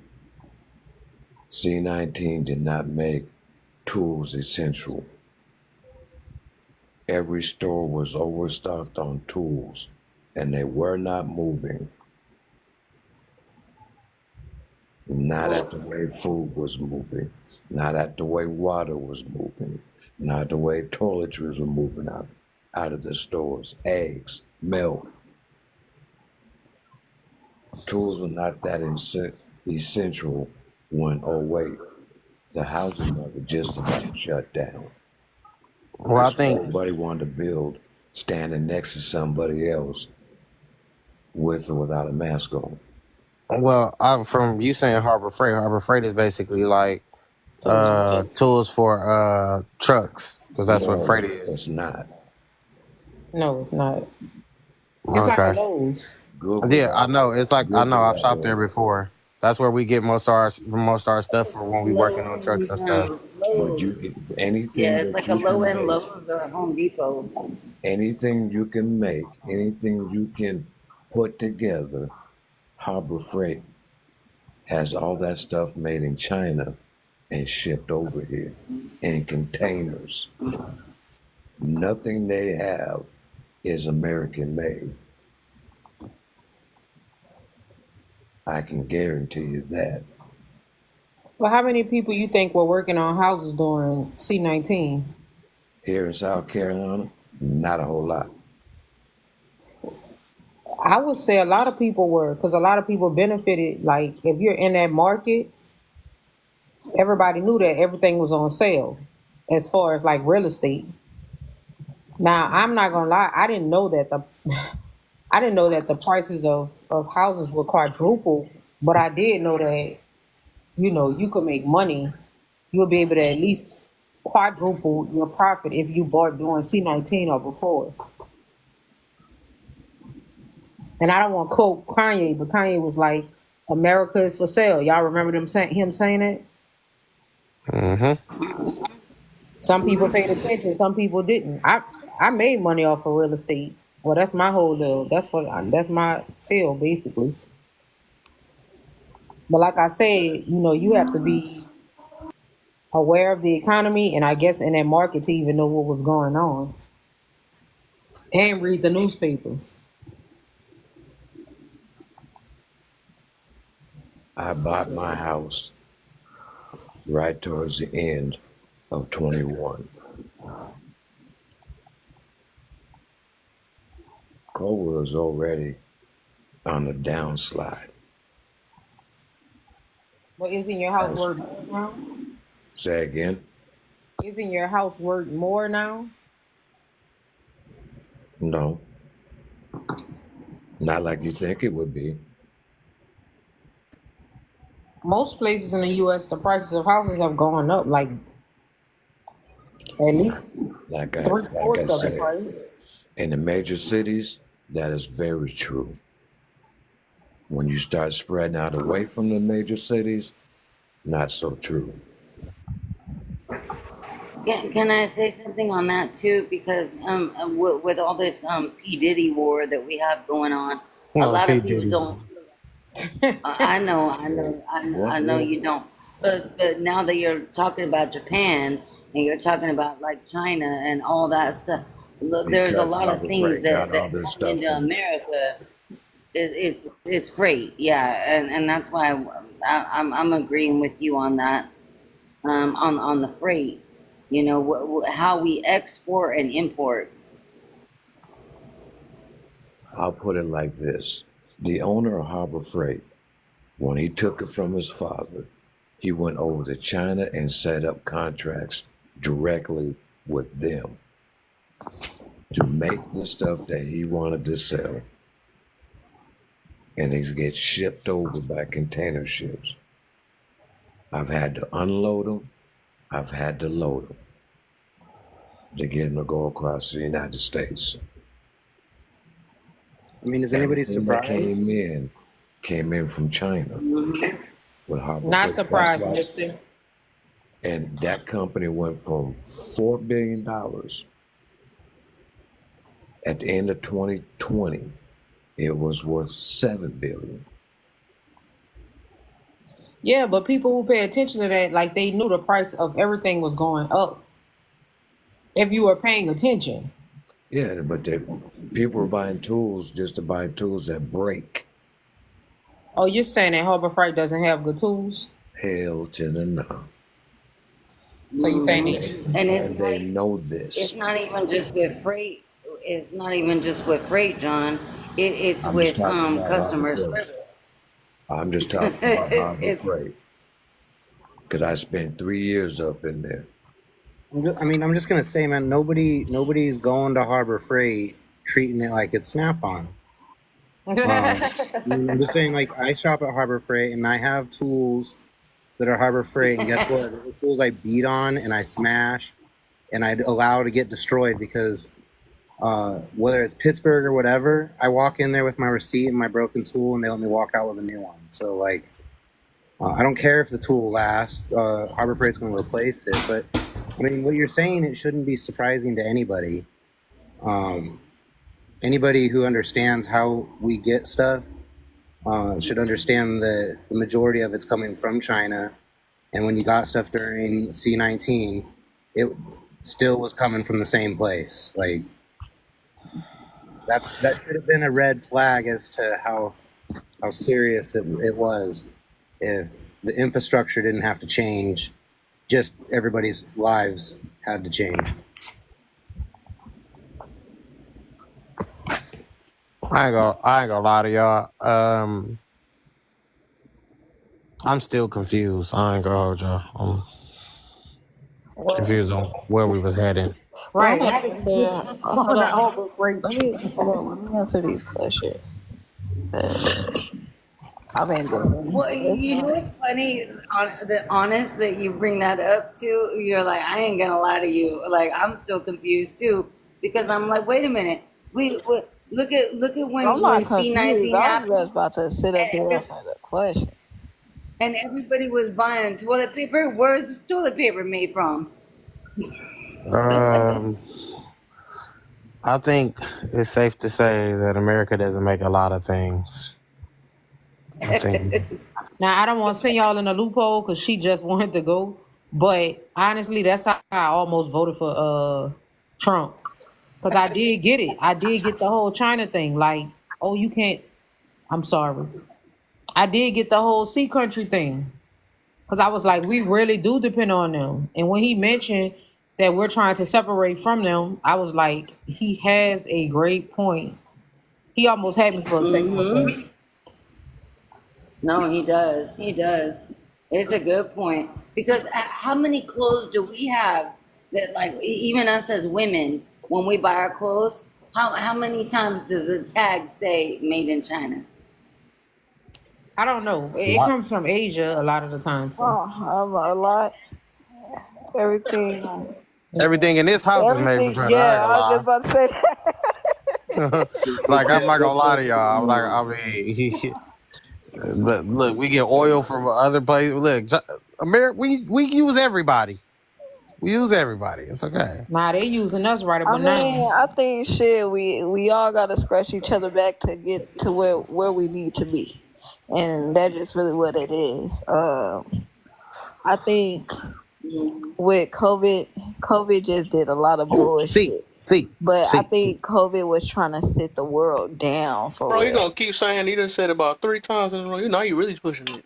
I got What? C-19 up there. We gotta say C-19 because they gonna mark this I wrong. said C-19. You said no, you didn't. You said it 3 times. That's when I said Oh something. well, my bad, guys. You was going berserk. I was gonna ignore it, but you went 3 times in a row. Like, dang, I gotta say something. I was like, hey, you heard me? I'm like,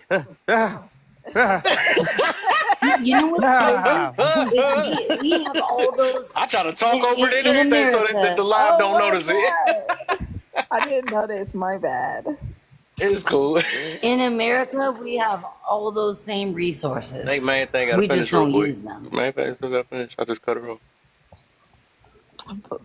But yeah, I just think CV-19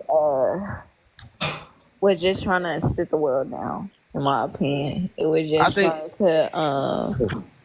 It gave us like. I think we were so focused on certain things to where I think they try to reprogram people, which they did. They did a good job at it, though. Yeah. Because a lot of people during CV, you know that shit. During those times, people were unaliving themselves at a high rate. 16 million people got unalived. 16 million. Okay? Think about that. So, knowing that 16 million people, and it was bad. It was bad in China. People were jumping out the windows. Top stories. Fighting over food. It was crazy. At the same time, COVID. I mean, shit. Lord Jesus, I'm about to drop. Come back. Shit. Oh, it ain't that serious. You can just try to. Lord. Okay, yeah. The you know the place, the stuff. 19. The stuff. 19. Yes. I just think that it made people realize if they could really be by themselves or not. A lot of people showed that they could be by self, for real. Like to the point where you listen. It really showed you if you really loved your partner. A lot of people couldn't live without the internet because the internet helped you find a personality or who you want to be. You don't even know yourself. It give you something to escape the reality of knowing who you are. Yeah, but that's what that was their whole point. Like everything, education systems were reprogrammed. The way that we work were reprogrammed. Yes. It This was time one point. It was was like 1.4 million jobs that had failed. Yeah, a lot of them companies cease to exist. There's a lot of. I mean, for example, and Kev could understand what I'm going to say. Kev, whatever happened to all the gaming companies that we used to have growing up? They ceased to Oh exist. yeah, And it's done for like that Sparkle Land. my thing was during that time. What it was a lot. See, I hear a lot of this "my body, my choice" shit nowadays, right? What was this shit with CV-19 was It wasn't. It wasn't. It wasn't nobody telling people how to demanding people to get maneuver. it for work. It wasn't. It wasn't. It wasn't nobody really like upholding them to that because it was still it was C-19 was still a choice. Like that vaccine wasn't a choice. Yeah, some people you had a choice to make.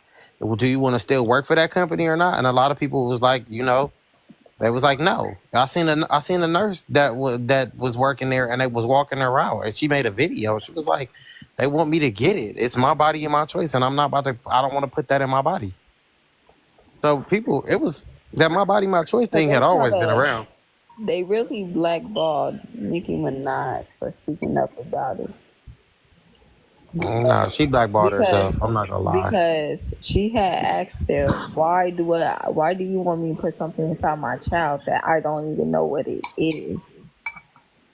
And then you said that you don't have 100% cure for it. You don't even have 100% cure for it.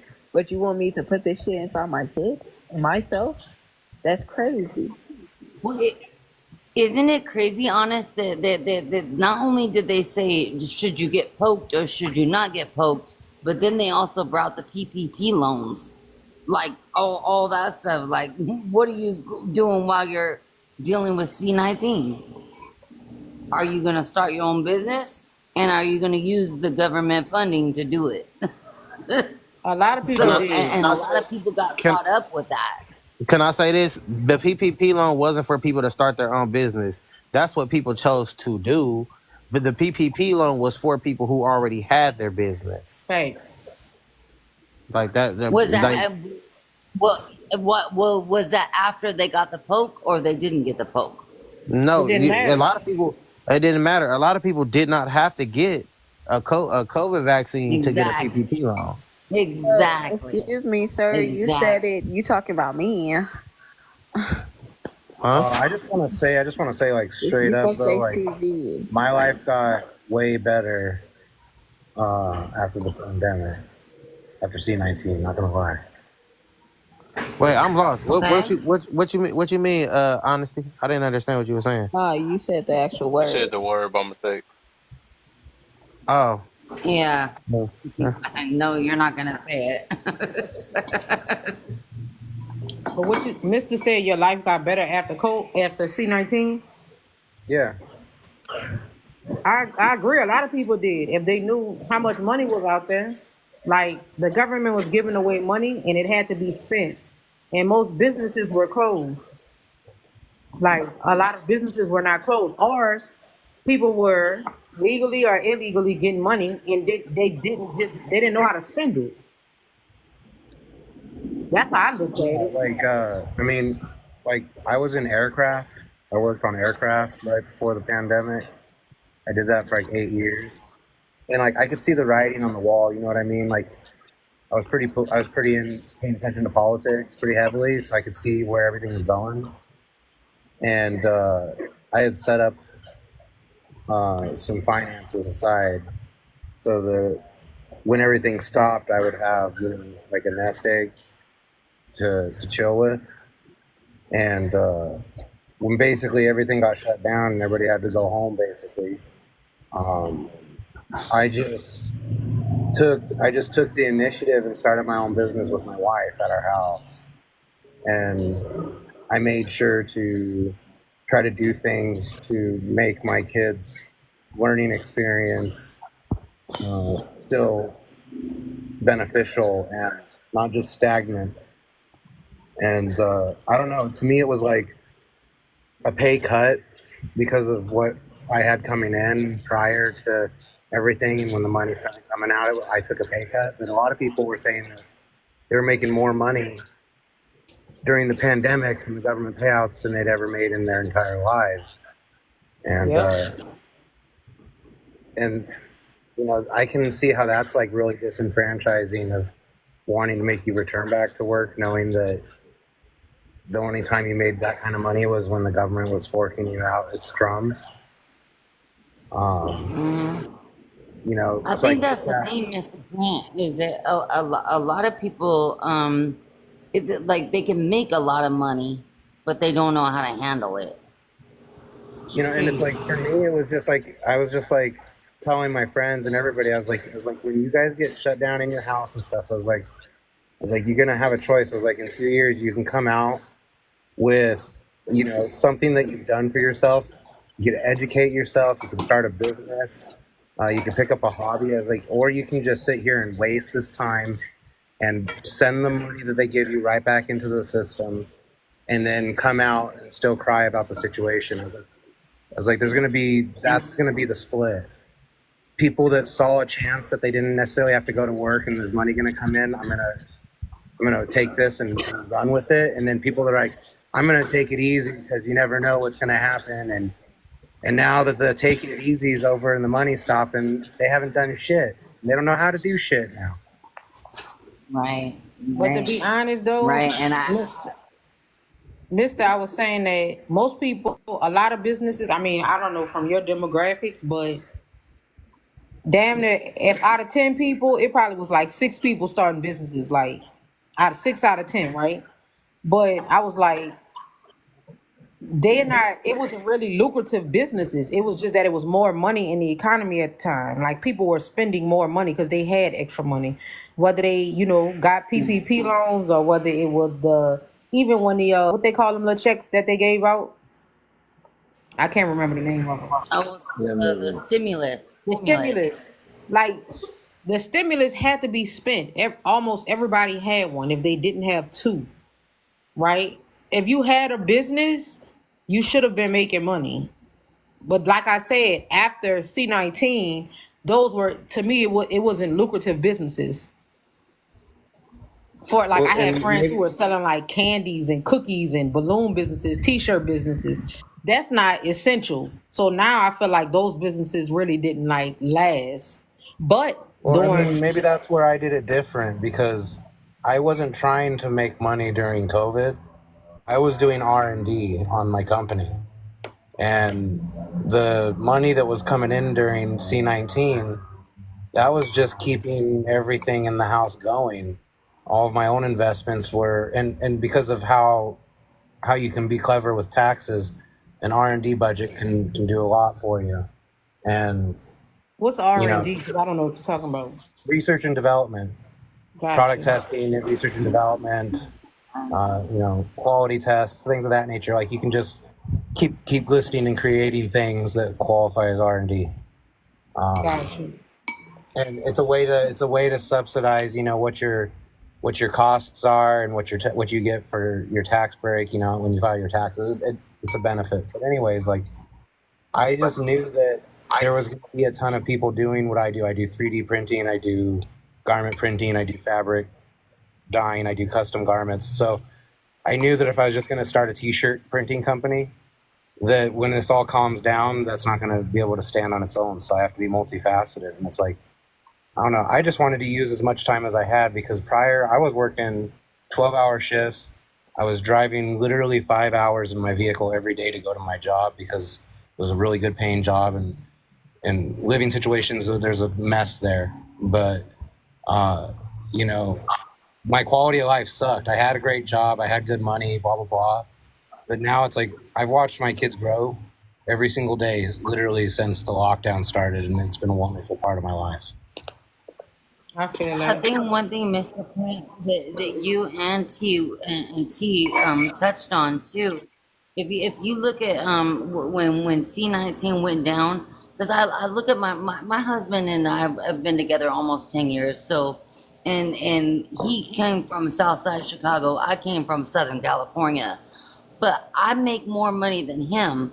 but he's better with money than I am. So it's like, what are you doing with the money that you bring in, that you invest in? You're putting all this time, all this work, all this effort into a job or into an employer, into everything. But how are you handling that money, and where are you moving that money to? I'll say A this. lot of people don't even think about that. I'll say this. Because I'm a history type of person. So when C-19 happened, it was basically real similar to like history repeating itself with influenza when it happened in, the early 1900s. So most people know that happened, that they had, a pandemic before. But most people don't know about the exchange of money. The what is it called? Exact Cross of gold. It was called a cross of gold. bartering, like a barter, No, like it a was called, barter, no, like it a wasn't bartering. It was called a cross of gold. And they had a presidential election during that time, and they were trying to switch from what we call gold and silver standards to greenbacks of what we use now. Now, right, historically, right. if you know history repeats itself, you kind of seen what was going on, because like crypto skyrocketed too during the pandemic. Because Bitcoin was only worth, like, you could buy a Bitcoin for almost 3,500. I think that was the lowest amount that it had reached. So it was tons of money to be made. It was tons of money, whether it was real estate, crypto, a small business, whatever it is that you do. I feel like everybody was making more money, point blank, period. That's all I got to say about that. This is why I can't stand that we have elections every 4 years. Because every time like Bitcoin comes up, the PPP came up, the C-19 came up. When the C-19 came up, guess what year it was?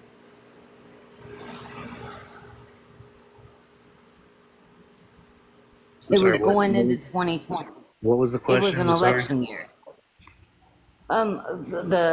When C-19 hit, what was it going into? It was going into an election year. Yeah. That takes us down a whole nother rabbit hole.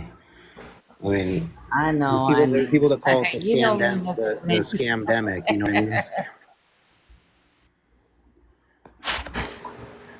You know what I'm saying? Like I'm people gonna thought that it drop was a down. plan. I love all you all, and I just wanna give Kev his flowers, because I always love Kev, and I always love being on his platforms. I've been doing this for almost 5 years with Kev, and you, Mr. Print, and T. Williams, John, and definitely Twin, and Honest. Oh my goodness, I just love you all. I love you all, but I have to drop down right now. You have a good night, love. It'll be easy. Oh, have a good night. You too. Love you all. I love Good you night, all. Lovely. So has anybody Awakened tackled any has of the questions arisen. yet? Huh? Has anybody taken on the questions yet? I didn't. They were already discussing something when I came in.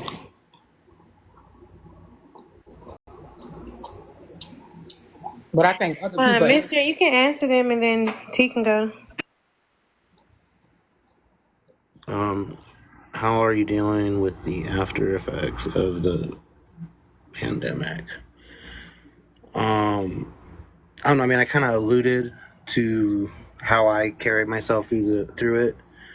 I'm also kind of like for context, like I'm also like a mild prepper. So like there was like a part of me that was already mentally prepared for like being in a quote unquote lockdown type situation. Like I already had methods and ideas in place on how to help with like mental health and how to keep people happy when you're stuck in a location. But so there wasn't really a lot of after effects. It was kind of just like a change of environment. You know, we get to go back out into the world, I guess you could say. But we weren't really like locked in the house either. We still went out and did things. We just did things where there was nobody. So there wasn't really a big after effect in my immediate life. But I will say that there are some people that I knew that that took the experiment and no longer here. So those after effects are something that we still have to deal with and stuff in our family. So I'm pretty sure that, you know, I'm not alone in that area. Did it separate the weak from the strong? Give an example, if so. If not, what really happened? I think it was just kind of a test of how far can we push, how many requirements can we put on people and give them no explanation as to why said requirement even exists. Like, remember the 6 foot distancing thing? You guys remember that? What's his face? The Fauci guy. Yeah, the Dr. Fauci. He just said that they just made that up. He was being interviewed in Congress or some shit, some hearing or whatever. And he said that that was just an arbitrary number they made up. Like, whole people's lives were changed. Neighbors had arguments and destroyed relationships because of this 6 foot distance, because people wanted to uphold it and some didn't. Like, entire communities had fights over this. And it was something that they just made up arbitrarily, you know? So it's like, you know, I think that they were just at a point, no one was stopping them, and they're just like, you know what, I'm going to put this hoop here and see if they're going to jump through it. And just see how far they could take it. And, you know, I think that calling the experiment the vaccine, I think that was a super freaking clever trick, because it's technically not. It's a different technology. The mRNA inoculation is not the same as a normal vaccine. So calling it that gave it the safety and recognition that people associate, so that people would take it. And it's like, I don't know. There's people that should be here that just aren't here because all of a sudden they had heart problems that people like them never had ever. But, you know, the effects now, it's like, I'm just looking at the people I know next to me, and I'm hoping that their days aren't going to come sooner. You know, so I think it separated those who are willing to question authority from the position of being a minority against those who feel the need to blend in. And, you know, to coin a phrase, you know, the ones who are willing to stand out versus the ones who were going to survive because they fit in the best. So I think that's kind of how it separated it out. Health was one of the biggest ones. Health was one of the biggest issues of the ones that didn't survive. I don't know. I mean, I'm a big guy myself. I mean, you know, I'm a power lifter, so I'm just like big and bulky. So I've kind of always just kept a regimen and a routine. Sometimes it slacks in my life in the grand scheme, and sometimes I'm a little bit more focused. But I just keep a nice, good workout. I just always keep the mindset that if I just do something for 15 minutes, 5 days a week, I'll be good. And seems to keep me healthy. But I did that prior. I've always had very physical jobs, and you know, doing a little bit of exercise regularly can keep you, you know, limber and agile for your work. So. I feel that. You finished? Yeah, I mean, I really don't got much else to add. I mean, health-wise, I mean, I wasn't worried about catching C-19. I wasn't. So you never got COVID? No, I didn't. And if someone had it, I actively would go and like hang out with them, because I would catch it so that my own immune system could have it, and I could have the antibodies, and I could pass an antibody test. So, But did you I ever mean, have just it? oh hell no, hell no. Mm-mm. What, you stayed I'm inside not the whole taking. time? Hey, listen. Would you buy a car from a company if they said we're totally protected with by the government? So this car we give you, if it unalives you, we don't suffer any consequences because of how the car failed or what the car did. The government's going to bail us out. We have immunity. Would you drive that car from that maker? Because that sounds sketchy, and that's what happened with the experiment. Right, but how you didn't catch it? You didn't come outside? I mean, maybe I did catch it, and I could be asymptomatic. You know what I mean? Where I didn't show any real symptoms. Or you caught it? It's okay if you caught it. It's all good. I'm hoping I caught it because I want to have the immunity just like anybody else with a normal functioning body. Gotcha. Well, I didn't get poked either, so I'm not really tripping off all of that. I was running the Yeah, streets, no lie. I was everywhere. yeah. I did Like, so much traveling during the pandemic. I mean, I didn't cover my face at all during the whole thing. Nah, I don't know about all that, but I got kicked out of stores. I got kicked out of places. I would have covered for the simple fact that, like, I don't know, it's not even a big deal to cover your face. Have you ever done a respirator test before? I'm not sure, but I don't think I have. If you had, you'd know, because it's didn't. something that would be in your memory. It's not easy to forget. A respirator test is what you do to certify that you can wear a sealed face respirator and guarantee that you don't have a contamination from outside air into your respirator. You understand what I'm saying? Mm-hmm. Okay. I've worked all kinds of really intense jobs that require various different certifications and training courses and all kinds of physical tests just for you to be able to operate in some environments. And I've done quite a few different face mask or face respirator certification courses. And I have enough knowledge to know that any mask that anybody was wearing on their face was doing absolutely nothing to protect them in any way. And I can argue the empirical data if you're ever interested. I don't want to get into a huge debate on it here because it's just tiresome for me because I know the facts. So wearing a mask was essentially like saying my chain link fence is really going to keep out the mosquitoes. It's just the size. People don't understand how small things get, and masks weren't doing anything, especially if you have any facial hair. If you're a guy, that mask is not going to do anything. It's all that air is going to come right in around your beard and everything. Like, it doesn't do anything. It's a wasted effort, and Fauci has admitted that too. I don't think they The were mask trying to is a fully waste. eliminate it. I just think they were trying to reduce the chances of you getting it. But it doesn't, is my point. It was just a waste of effort, a placebo. Gotcha. And people were kicked off of aircraft because their baby wouldn't wear the placebo. Then you said you never caught it, right? That's the extreme. That's why it's BS because of that. You said you never caught it, right?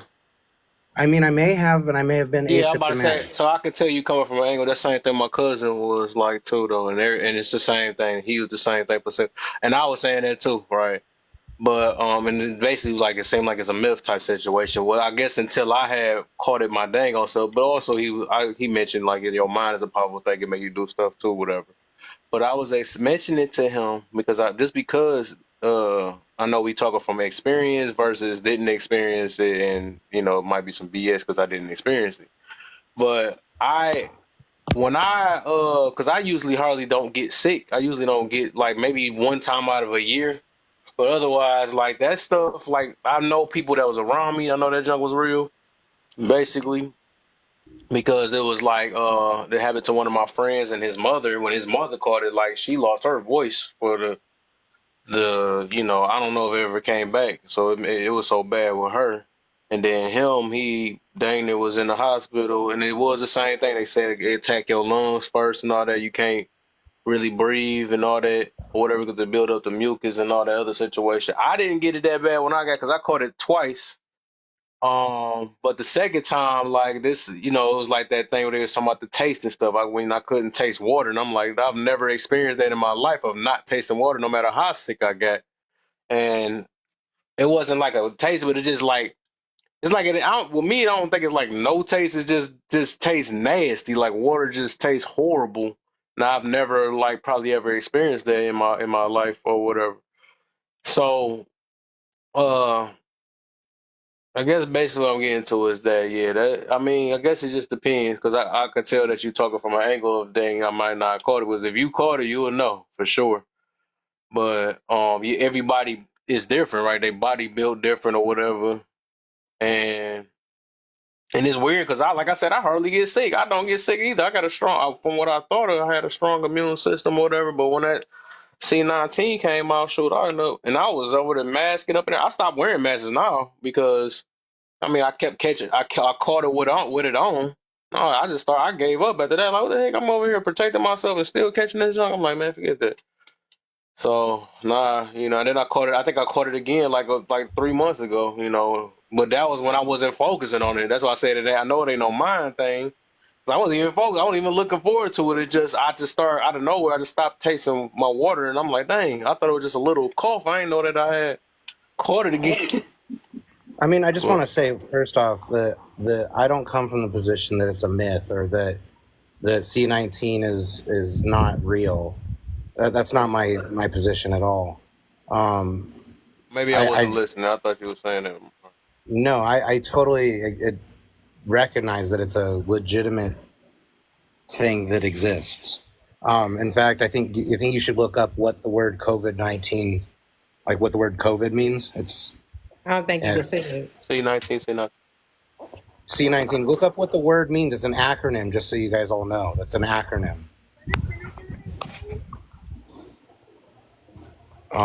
So whatever it is, it ain't cool. I'm just put it that way. And that'll tell you a lot. So it's like basically what it means is that this is the 19th version of something that has escaped from the land of China. So basically it's like I really wasn't that worried about it circulating around. Now I may have had it because I did catch a pretty bad cold the November right before the lockdowns that we had here in March. So like 4 months before we had lockdowns, I had something that put me down for like 4 days. But the hospitals, they couldn't identify it. They said you had a viral infection and gave me a Z-Pack and sent me on my way. So that may have been the first wave when it came through. But I wasn't really worried about it affecting me. It was either going to wipe me out or it wasn't. Life has risk. I didn't say that verbally, but like I really when it first came out, I was definitely more precautious than the average person, and people were laughing at me, right? But like I said, during the pandemic, like I was just outside. I was doing a lot of stuff, but I still was aware of it, and I probably caught it like 3 times, and I never got poked. But I really believe I ain't got poked either. Yeah, I didn't. I was just like, I'm not doing it. I got people in my family that did, but I ain't doing it. Right, and it's like they were forcing you to because they had it. Like I did it, so you should do it too, type thing. I don't get like why they say they might be the mark of the beast and all that other stuff. Why they ain't say that with the flu shot? Like I don't get it. People still do that, don't they? I think. Yeah, but they probably said that initially in 1919 when they started doing it. But like now, since it's so you have so much of data and stats from people getting a flu shot, like it's more safer. You know what I'm saying? It's like a safer take on it. Cause we never got poked for C-19, so we didn't know what to expect. I have a question because you keep Yeah, I bringing get up what you mean. Spanish flu, 1919, right? Uh-huh. Do you know what was like one of the biggest differences between the population then versus the population now? Like, why? What really was the cause of so many unalives during the Spanish flu? Are you aware of what that actually was? No, go ahead and tell me. It was because we didn't have antibiotics in the way that we do today, and Gotcha. we didn't have a way to treat like bronchitis.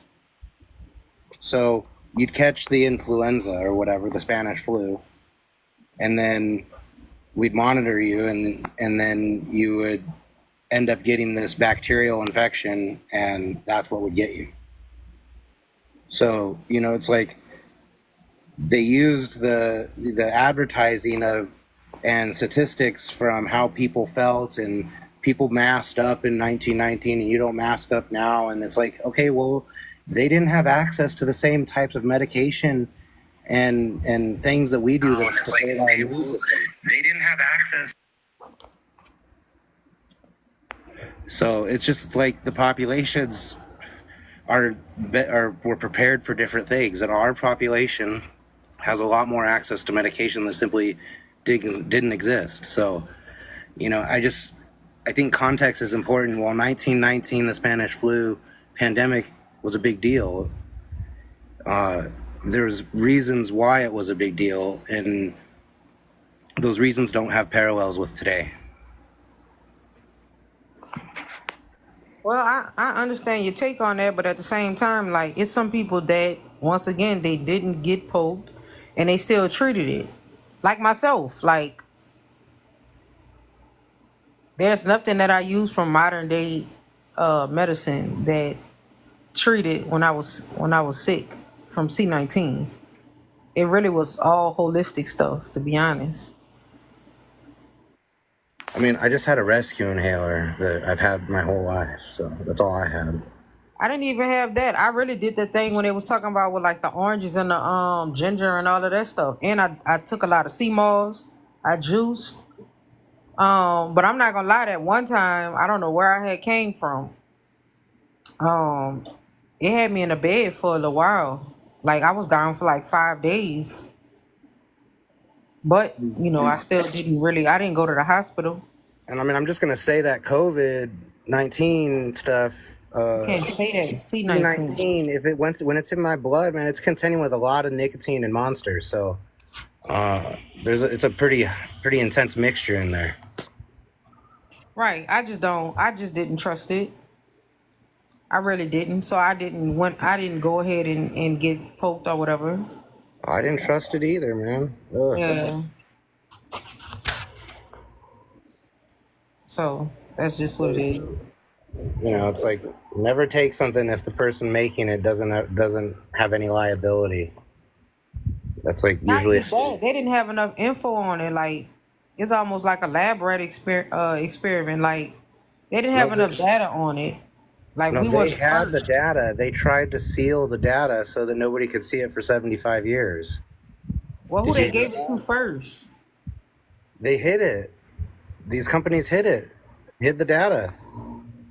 It was a big deal. You saying they've been poking people for C19? They've been working on this for a long time. No, I'm talking about the poking part. Yes, they've been working on the mRNA experiment that they handed out was new, but they've been researching that process, that technology, for a while. They've been wanting to use it for a long time, and it was sold as the VAX. That's what it was sold as. But that's not what it is. It's a different technology. But VAX makes you feel safe because you know what that technology is and what it means. The mRNA is not that. Everybody up? Neo, you up? I know how I get when we get late. That boy been on teacup for a minute. I know he done. Man, thank you there. Anybody else want to get in? Because I'm just trying to keep us going. Anybody else can jump in. Factual, right? We got to make sure. Man, thank you there. I'm ready for this Yeah. topic that you said I missed yesterday. Oh, Give she me said she ready for that. for what Big topic? brother John, you there? I'm about to pull it up in a minute. Oops. Oh, okay. Dang, I'm messing up. Oops. No, he left. No, he left. All right, hold on, give me a second. Pull up yesterday's topic. Tapioca. There we go. We there, baby. All right, let me go ahead and drop the two people that ain't say nothing. Wow, that way I know that they not. Oh, hell yeah. I love this topic. I get to tell women no. I'm still here. All right. Oh, wow. Flip side. That's a whole They different not. topic. Well, I know it got deep, didn't it? They better not be sleep at 10:40 Said on Saturday. surprise. They not letting me boot them. That's crazy. What happened? I I'm know how to still here. boot people. I had to get my clothes ready for tomorrow. I got work. Yeah, I know. I'm trying to get Neo and Main. They not letting me boot neither one of them. Yeah, can y'all boot them? You want If they Neo gone? disconnected. Neo and Main thing. I'm trying to put them down there. They will not let me boot. What the heck up to my powers? And who else? They took my own powers and Main thing. I think they both sleep.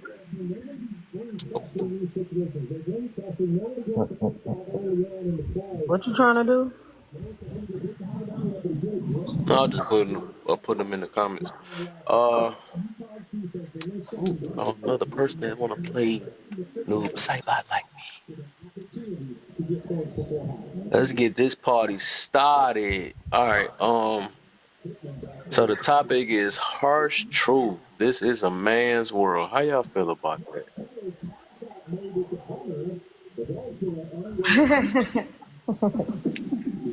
I don't know what to say. Man has always been more dominant, although they try to say that there's been these women things surrounded by it. It's a man's world. I'm old. I'm just stubborn. You just stubborn. Yep. Says, do you realize we're able to speak how we speak? Well, we can speak how we speak. Don't make it right. And think how we think because we're men. Allow us to. Yeah, no. Still got to speak with respect. Funny thing is, men think they're supposed to get respect just by showing up. I don't understand. Being born as a man. We take on a lot of things as we become men. Our responsibilities, our roles change from when we are boys and kids. But to think we can walk around, speak how we want to speak, and talk how we want to talk, and think how we want to think, that's a bunch of garbage. But I guarantee you, no man's going to walk up to another man and start talking crazy to him. He going to get checked quickly, if not beat down. So that whole question, it doesn't show, it's more of a, I can speak to a woman how I speak and think, no, that's all craziness. And I come from the old school. There's always a level of respect, how you speak to everybody. Especially if you want to receive respect. Don, how do you see the question? Could you explain that again? I was about to explain what I meant by the question too, but Go ahead, explain. I think maybe you're coming from an angle we haven't thought of because this is kind of going in a different direction. I'm 60. Yeah, and I just want to make sure we understand you. That's all. I start off with saying I'm old. Yeah, and I'm just asking for clarification. That's all. Okay. Kev, explain. Kev, if you could explain that question. I got you. Hold on 1 second. Hold on. I'm trying to. Oh, my bad. All right. So what I mean by that question is, like, I hear so many people say I deserve this and I got a right for that. Even the word you just used, respect, right? We could talk like that today because of the men in the past, basically, right? And then the good man that allowed us to let these laws be passed. Because otherwise, right, what I'm coming with this angle is that it took a man to finalize whatever rights that we have, or to say let's have it, so which is going to be going into the.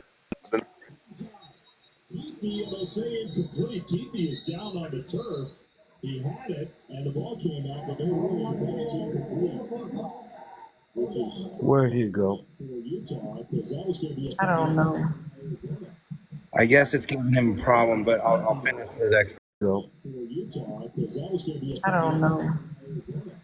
I guess it's giving him a problem, but I'll finish his explanation about being respectful or disrespectful. He's saying that, like, the way you and I think and speak is it exists that way because there was men that created a society with laws that gave us rights to speak this way and think with freedom. And if you look at history, you can understand that the majority of humankind didn't have that luxury. They were told what to think and how to think, and they were compelled what to say and what not to say. And that was usually met with extreme consequences, and that still happens in some countries today. It's enforced very extremely. So that's kind of the direction he was coming from. Yeah, but let's not forget about the past of how many matriarchies that was a normal thing.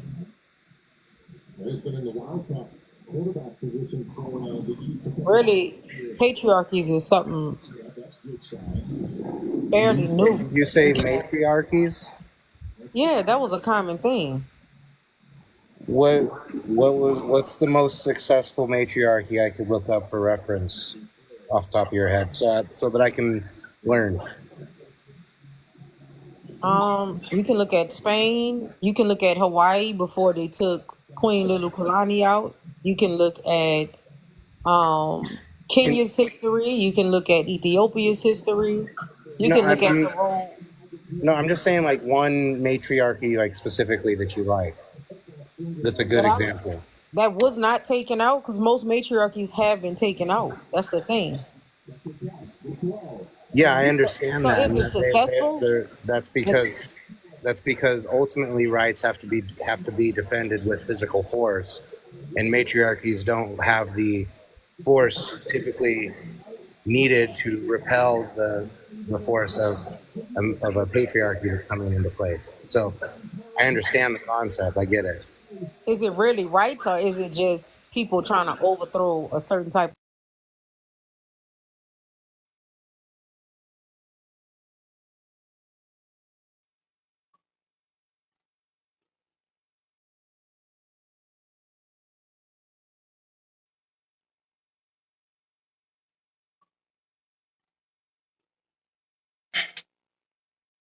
Like that, but I mean, Why are your if rights something protected?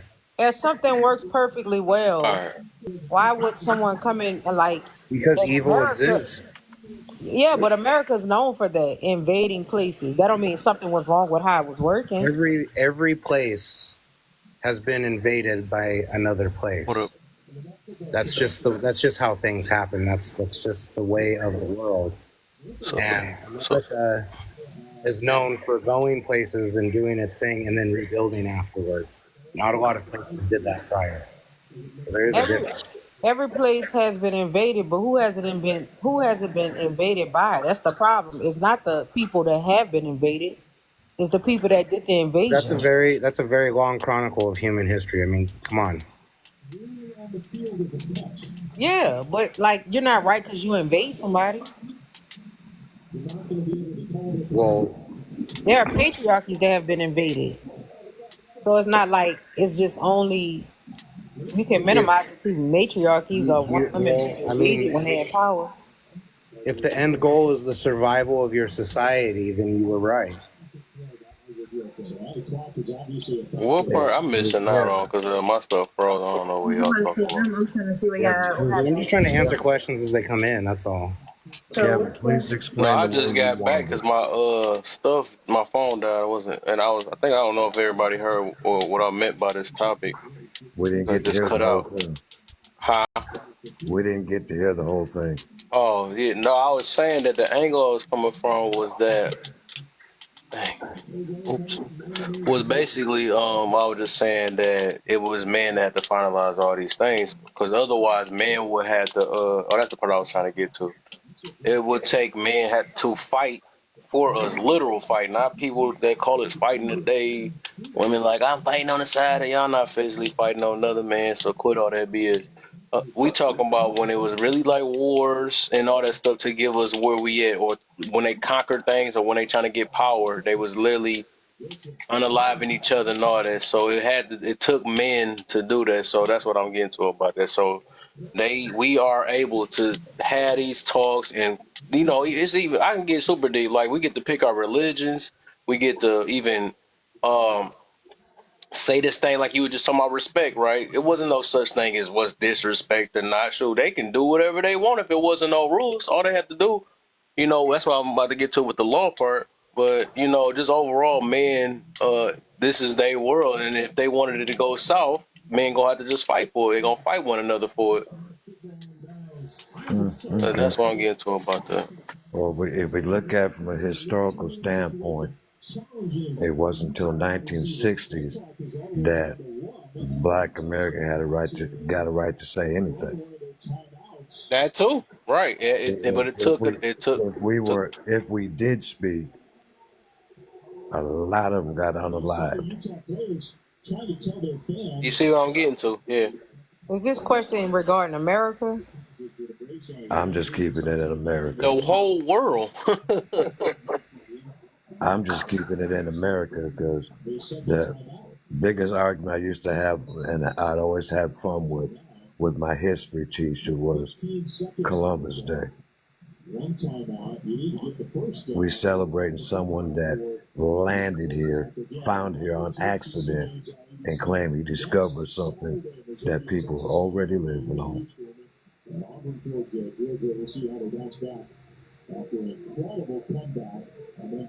And I went to a white Catholic school, and I didn't have to read too much of the history books to question the history teacher, just to watch him get upset.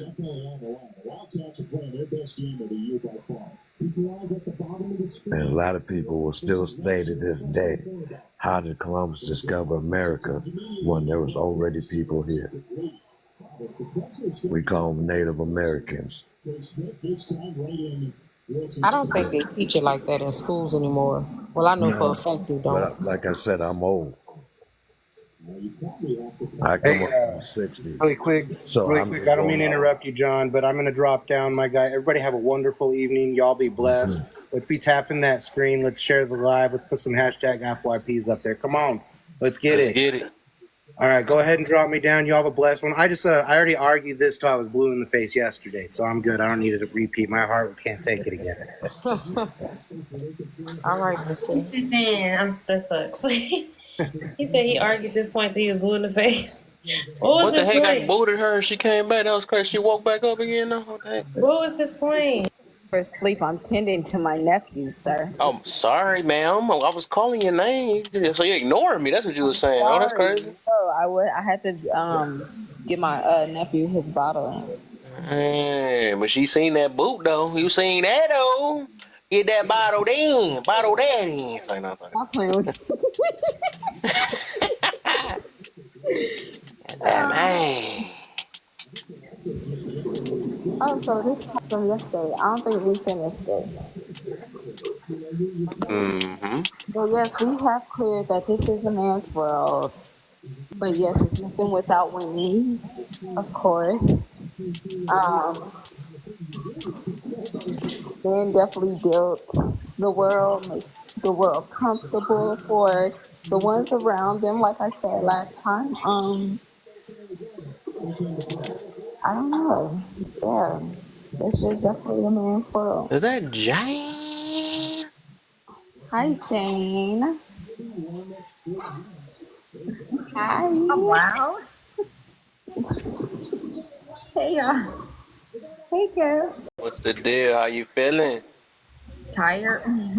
Monet Jane, they died. say Monet's blondes no are longer more here. Look, Jane, they say blondes are more fun, but redheads are trouble. Okay.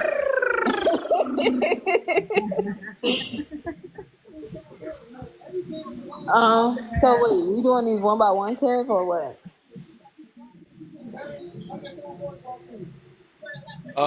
Y'all can go through them. It ain't that many people here till it pick up.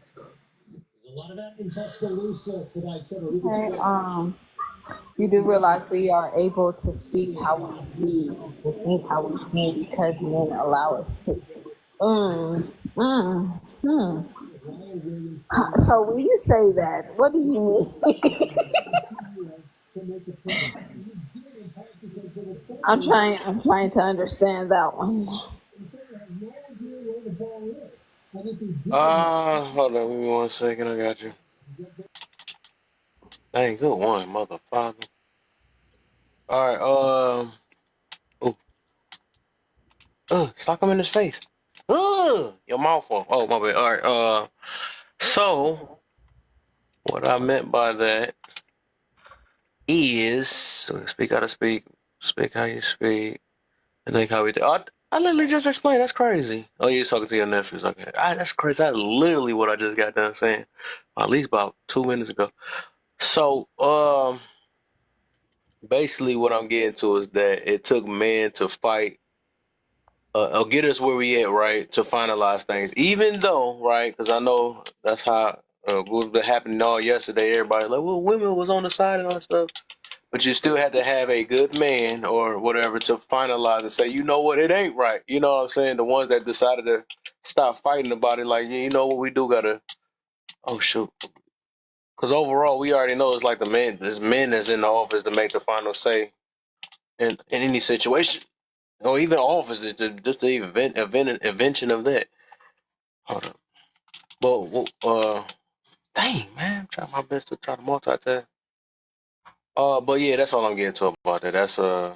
Yeah, it took a man to finalize that situation, though. Even if man and woman fought for something, it had to been a man that had written it in the law, like, you know what, that ain't right, and we got to make sure this creates control or order in the world. So dang man, so yeah, that's what I'm getting to though. So we get to say things like you disrespect me, or we get to do things like pick religions, right? We get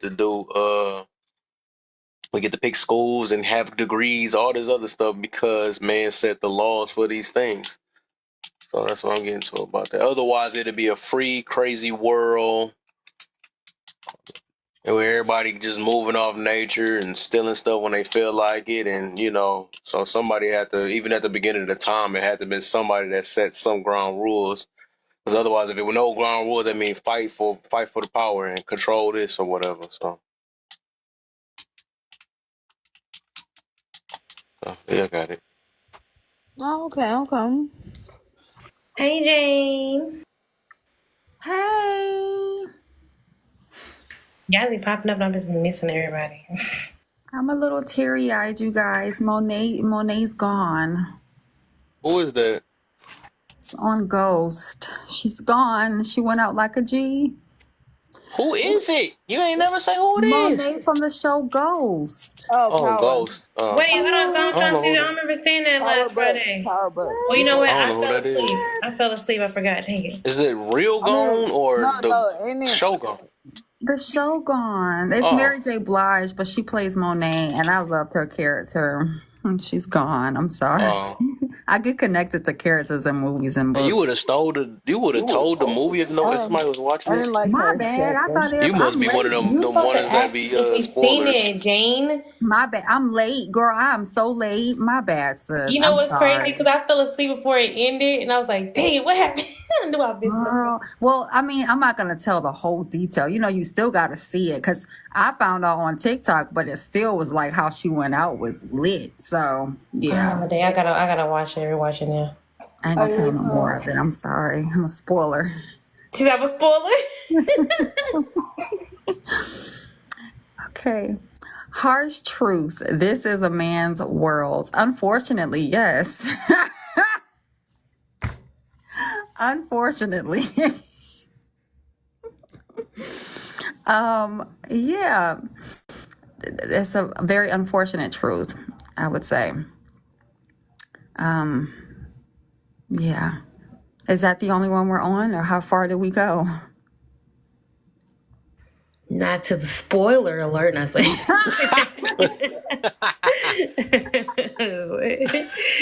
I know Kev didn't like my unfortunate, but it's very unfortunate. She said he like that unfortunate. I don't know about that movie. is. I ain't watch it. No, I'm talking about the unfortunate part of it being a man's world. I think that's a very unfortunate thing. Yeah, I don't like it. Mhm. You say you don't like it that is a man's world? Absolutely, I don't Would like you want it. it to be a woman's world? No, I would like it to be an impartial or a world that includes both, to be honest. That sound like heaven then. Dang. I mean, Sound with like, decision making, to be I honest wanted to with be a you, perfect world, my dang on. Michelle is the one that told Barack everything and he implemented the rules on the stage. So, I mean, really, we're in the forefront, but we don't really have to be in the forefront. It's not like a pissing contest for us. We all sit down, all of us women. Yeah, you do realize we are able to speak how we think because men allowed us to. Yeah, in a way, yeah. I mean, most of the laws and all of the laws and everything derived from men. What is it called? What us as Black women like to tether onto? The feminist movement, which we shouldn't be doing that. Was orchestrated by women but given to by men. Kind of just like a hush thing. A lot of people don't like to discuss it. That was like a shut up and sit down type of moment. It was like, oh, I'll give you this little bit, as long as you shut up and keep ironing my clothes and cooking my meals and getting pregnant, then you could have your little movement. That's pretty much how they felt about it. Do you realize having rights like equality exists because of men? Equal, like how much so equal? We're in the U.S. Like how much so equal are we? To be honest, I mean, that's like a broad. It's like a broad, statement, because you have some men that get out of prison and can't even vote, but then you have, the carrot up there becoming president or wanting to become president. So, I mean, it's not really equal for everybody, I shall say. But to certain people in certain tax brackets with certain skin complexions, it is that way. What would women do if we didn't have a law with the saying, I don't need a man still exists? Well, of course, because there wouldn't be any men. It just wouldn't be any men around. Wait, So what the heck? How did you read that? what would I said women there's do? no law. I ain't say no men. No, it says, I don't need a man still exists. No, I mean, that statement wouldn't exist because it would be no men. So we would find probably something else to coin. Yeah. I'm gonna read it again for you. You confused me. Now you hurt my head. Oh, I say, hold on. It don't say that ain't no man in there. It just said there's not gonna be no law, but they're saying I don't need no man. So I was saying what that saying would not exist. It's still gonna be men, but they're just saying that I don't need a man for I don't know why the reason. I think because of relationships, but some of them people they believe they don't need no man. But that's what I'm getting to about that. It's still gonna be men around. It's just no law. Right. Okay. So what would women do? Look, y'all, it's been a long ass day. What would women do if we didn't have law? It would still be a law. I mean, regardless, as humans, we're going to govern ourselves to laws. We are? Yeah. I mean, laws have been around since the time of Earth started. And there's always been some type of structure. You know, before there were Caucasian. Somebody had to create it, right? Yeah, I mean, Oh, but what would women do if we didn't have law? I mean, it would still be some type of law. I don't think that that would be of existence. It's always been some type of order, structure, or law around. I mean, we have the Bible, and there's plenty of things that need to be done. I wouldn't call them laws because those are man-made, but it's plenty of things that we definitely need to have for structure. So I think there's always been some type of order or law.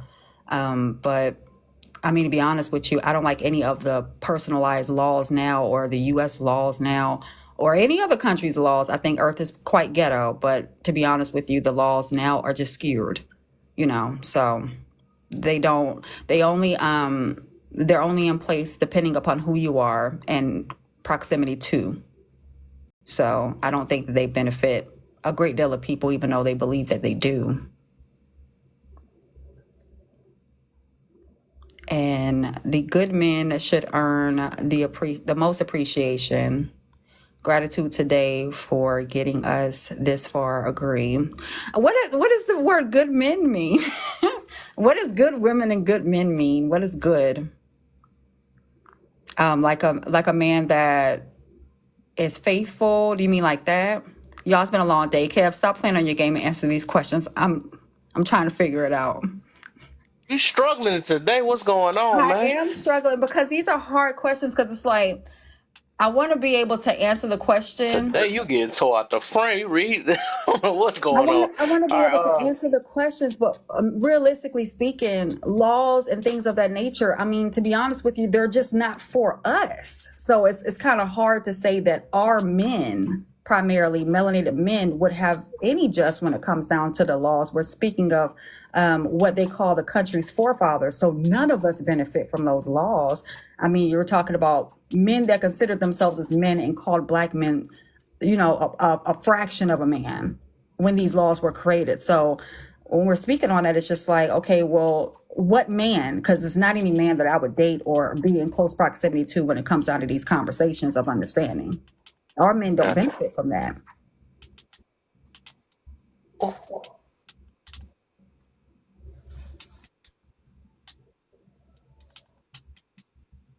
Now, if our men created laws and we had more of a community and we trusted in each other, then the questions would definitely, you know, matter to us, and I'll definitely be able to answer them. But as far as like the laws now, I mean, black men die on a consistent basis and are in prison, and we just seen one executed for something that he did not do. So when it comes down to it, it's just like, at what point does the law even affect us in a way that it is fair?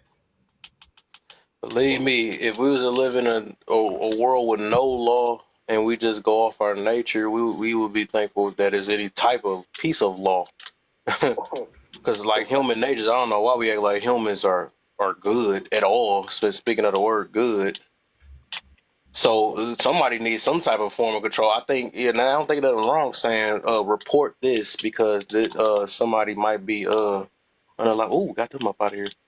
Somebody might be kidnapping somebody. I don't, you know, that should be a law. You know, running red light. Okay, that's some petty. Well, that's necessary too because people don't know how to drive and they just do what they want to do. So some of these laws is very necessary, no matter what color of the skin it is. I'm pretty sure they're necessary, and they helping a lot of us from getting pulled up on. And even though it don't do everybody, but it's still giving people second thoughts. But if we was living in I'm trying not to say that P word because I don't know how they look at it, but you know that show, that movie where you can have, where it was like you have no law, you get to do whatever you want or any type of crime for free. No, this dude ain't trying to play me. I'm about to tear I mean, him but up. they do have countries where, I mean, the best thing that you should do should be based on morals. So like in South Korea, you can run a red light or you can steal. That's not omitting punishment, but you have to have good morals. You know what I'm saying? I don't think we live in a society where people primarily have good morals. So that's why we have stricter laws and really laws that really don't make any sense. Like each state has like a bunch of laws that really don't make any sense. Huh? And probably, like I said, the air, it seemed like when you took it back there. Oh, girl, I thought you were talking to us. Oh, girl, She my ain't talking to bad. us. What the heck? That was crazy. My bad. I'm over here talking to my sister. Damn, Mary. I just don't like the type of laws and what it's aimed towards. And yeah, I agree. Like, it keeps you on your toes, but I mean, in today's society, you cannot do something and the law still be against you. So I think they're a little outdated. But I agree. I think, but I also do agree with Kev. Like, some things are in place, so certain things won't happen. And like he said, it's not just for one race. I think it's for pretty much everybody or anybody who ends up in certain situations. So, do you realize having rights like equality is? And even answer the second one, you do realize we are. But yes, I agree with that because, like you said, men have put their lives on the line to sit up here and fight for women to sit up here and act the way we act, talk the way we talk, treat y'all the way we treat y'all. And I don't think it's appreciated. I just think that they want y'all to work harder. Cause in some people's eyes, fighting, that's not enough. It's like, okay, they want to see you fight for holding men accountable. Like, they want you to sit up here and fight for just certain things. Just isn't worth the fight to me. Do you realize having rights like equality exists because of men? Yeah, because shit, from the beginning of time, men been running shit. I don't know what I just. I thought that was all. But yes, ain't no equality.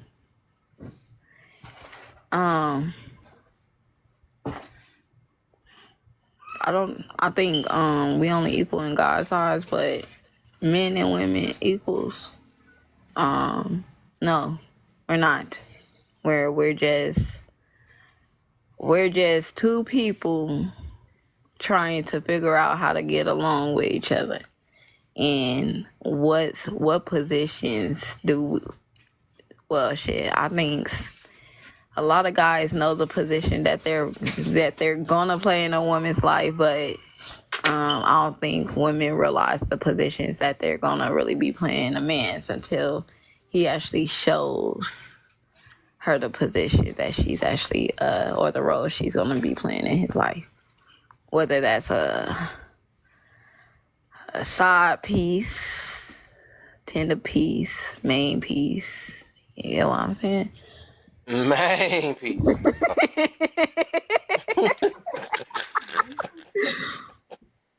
I couldn't let that slide. That was just hilarious. But yeah, y'all want to add to anything I said or rebuttal? It's cool. I can't rebuttal because I came in on the middle of the conversation. But it sounds good to me by the end. Yeah, ma'am. Yes, ma'am. Yes, ma'am. So what would women do if we didn't have law? What's the saying? I don't need a man still exists. With the saying, I don't need a man still. Yes, it would. Because I think whether we have laws or no law, that's just something that's embedded in certain women where they just really feel like, I don't need a man. And that's okay. Yeah, shit. Some people feel like they don't need nobody at all. But at the same time, those be the same people that really want somebody when it's all said and done. You want somebody, but Shit, if you don't get nobody, shit, you ain't complaining about it neither. But shit, part of you is you just don't realize it.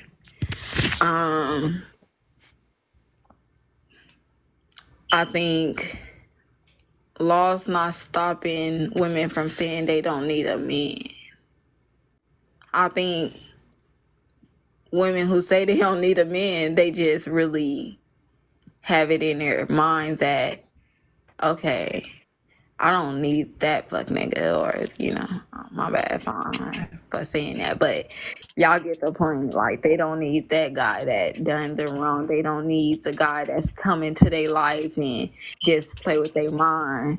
They don't need the man that sit up here and that's gonna be a constant disappointment to them. They don't need those men that's gonna constantly be a heartbreak or a disappointment to their kids. I think that's what they saying. They not saying that they don't need all men, I don't believe. I just think they saying they don't need the bad seeds of men, if that makes sense. Mm-hmm. I'm gonna let y'all know what I mean about that part, or what my take on that. Reason why I said that I don't need a man thing. But who next? Cece. I didn't know if everyone else answered, but I had to. So I start from and stop. I start from 1 and stop at 4. I stop at 4. So harsh truth. This is a man world. Yes, but I had a side joke with that. But it ain't nothing without a woman. But I do agree, it is a man's world. I don't know, Miss Alter. If Miss Doll didn't go, I can stop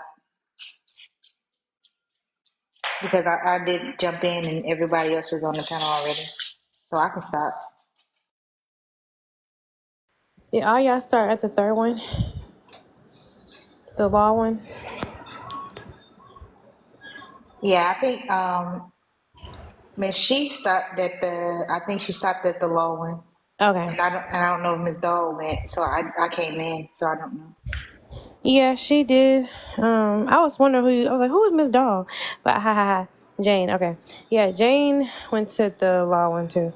But yeah. So y'all didn't do the last one. Okay, cool. I'm trying to catch up with y'all. You do realize we are able to speak how we speak and think how we think because men allowed us to. Did somebody go off on you last night because they were allowed? You said that quick, Miss Alter. What you said now? I was that allowed. Like I was saying, somebody come here and snap on him for saying men allowed us to. Boy, you said that in the right room. Boy, you gonna catch some cases, okay? That's funny. But yeah, because allowed, like when you create laws or certain things, it does give you the right, the freedom of speech, which everybody banks on. It's just funny that when we talk about we don't like laws, but we go to the very laws that speak against other people, which is crazy. Like I helped you get that law. What are you talking about? But anyway, that's crazy. Do you realize having rights like equality exists because of men? Ooh, because there's a thing. Because men were a part of it. I think sometimes, and I appreciate the women who do say this, that there was men on the sidelines too, with helping these rules. Helping these laws become something so that women can have that right. Otherwise, they would continue to silence us as women, if that's the case, right? So that's just what it is. What would women do if we didn't have law? Whew. But this saying, I don't need a man, it still exists. Hilarious. No, I don't think the saying would necessarily exist because I think it's because of the standard things that are in place is why people feel like it's not fair, so we wouldn't really have a reason to say it because you'll be able to do what you want. Everybody can do what you want. It'll already be understood. And it's understood now that you can do what you want. I think people just feel like because I feel like I'm low-key going against the grain, I'm going to say it like this. I feel like I'm, really doing what I want to do. But you've been doing that. So it'll make a difference. So yeah, that term wouldn't be necessary. It'd be like, okay, clearly you don't need it. You don't need nothing. We don't need law. We don't need rules. Everybody do what you want. It wouldn't even matter. That's how I see that one.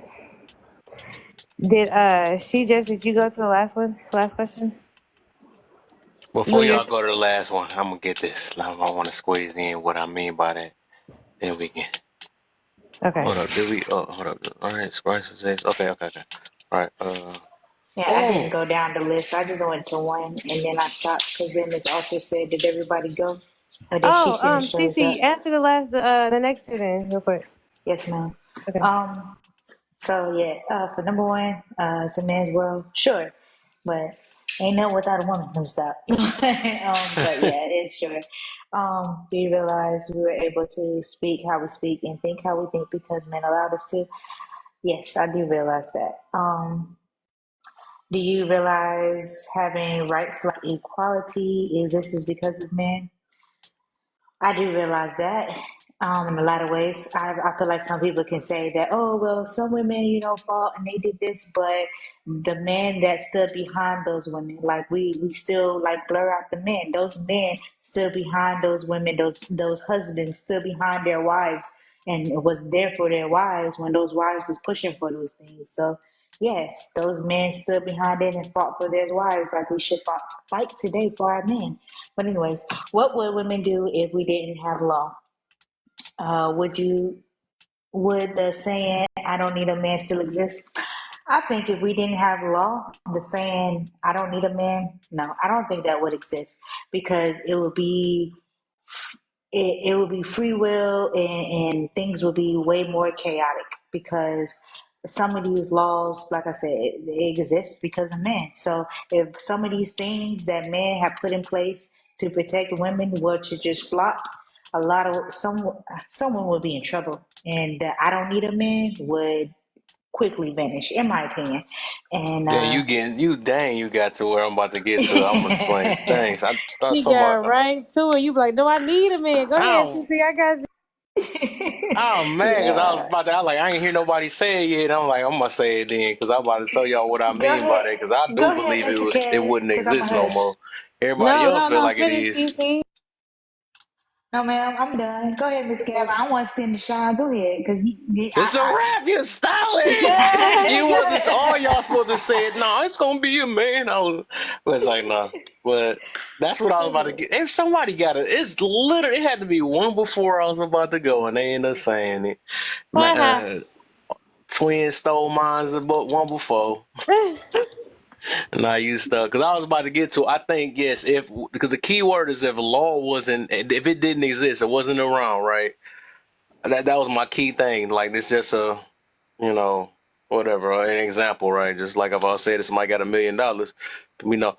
So all I'm getting with that is that if law did not exist, it would be just like that movie, The Curge, right? I highly believe that. And that mean, and like I said, that's why I call it harsh truth. I was gonna use harsh examples. Like if dudes want to walk around and say women, they could do it for free. They could do whatever they want. If they want to go and say, "Hey, no, no, you gonna suck dick right now," you know what I'm saying? Ain't nothing can do. Nobody can call the police. You can't do nothing. You know what I'm saying? So they would have to find another man to protect them overall, unless they think they can buck up and get slept, and then still he gonna stick it in while they sleep. I mean, that's how harsh this world could be. You know what I'm saying? So the thing is, law or not, that's why I'm saying it don't matter with the color or not, right? If it wasn't no existence of it, yes, I believe they be trying to cling on to the closest man they can find that's on their side. Because otherwise, men, they gonna just fight each other. That's what the most they gonna do. It's not gonna be though, well, equal rights and we can do what you can do. It's gonna get tested for real. It'll get tested to see if you can really, for the ones that think they can fight, man, we gonna see. And you see how quick they gonna be put to sleep. You know what I'm saying? Or just get mistreated real bad. Law is not gonna be able to, that's what I'm saying. When there's no law, I do believe that's when they gonna be their most feminine. They gonna be their most everything. Like dang near all that stuff. Like, oh yeah, he's gonna be a slave to me. No, you gonna be you. They gonna be wishing that they was, because they doing. The thing is, when people in survival mode, that's when they get back to their root. That's when I noticed though, right? You know, that's why the women back then was protecting the kids and making sure they was around while the men was out there hunting and all that stuff. But now we in a world where, like, I want to hunt too. I'm just as strong as you and all that stuff. They wasn't thinking about that back then. They wasn't thinking about money and buying Gucci bags and this would make me happy and all that stuff. You know, if you notice all these new things that came about and act like we need now, that's why everybody through their traumas and all this other stuff. That's why they going through what they going through, because of this extra free stuff. They got a phone that they can get stressed over. They got everything they get stressed over. Back then, the most stress they was getting was trying to find some food. You know what I'm saying? Or trying to make sure they got their next meal and make sure the family, that was what their stress was about. You know, dang, why is they mad at me? That wasn't I wasn't no grudge, like I'm gonna stay over here. No, they were like, man, I gotta make sure I know why. You know, that's what it was back then. All this extra stuff, it changed it up. But yeah, I don't believe that. I believe it would. No, they wouldn't be talking like how they talk. They only talking about that now because the law is in place, and now that you got men that made pew-pews, now women really can think they can take on men. Oh, I'm just gonna pop one. They didn't have that back then when it wasn't, you know, laws and all these extra stuff. That especially in America, the laws that they got here, all the stuff we be crying about. It, like literally, if they was to get rid of it, we would see a true example of what no law look like. That's a fact. That is, yeah, that's why, and that's that kind of point is actually kind of where this whole conversation came from. So that's what's funny. But Cece definitely hit it on the head, for sure with that, because like you wouldn't be saying it, you would just be knowing that you need it. Woo! Period. You wouldn't even say it because you'd be like, "What? Are you psycho?"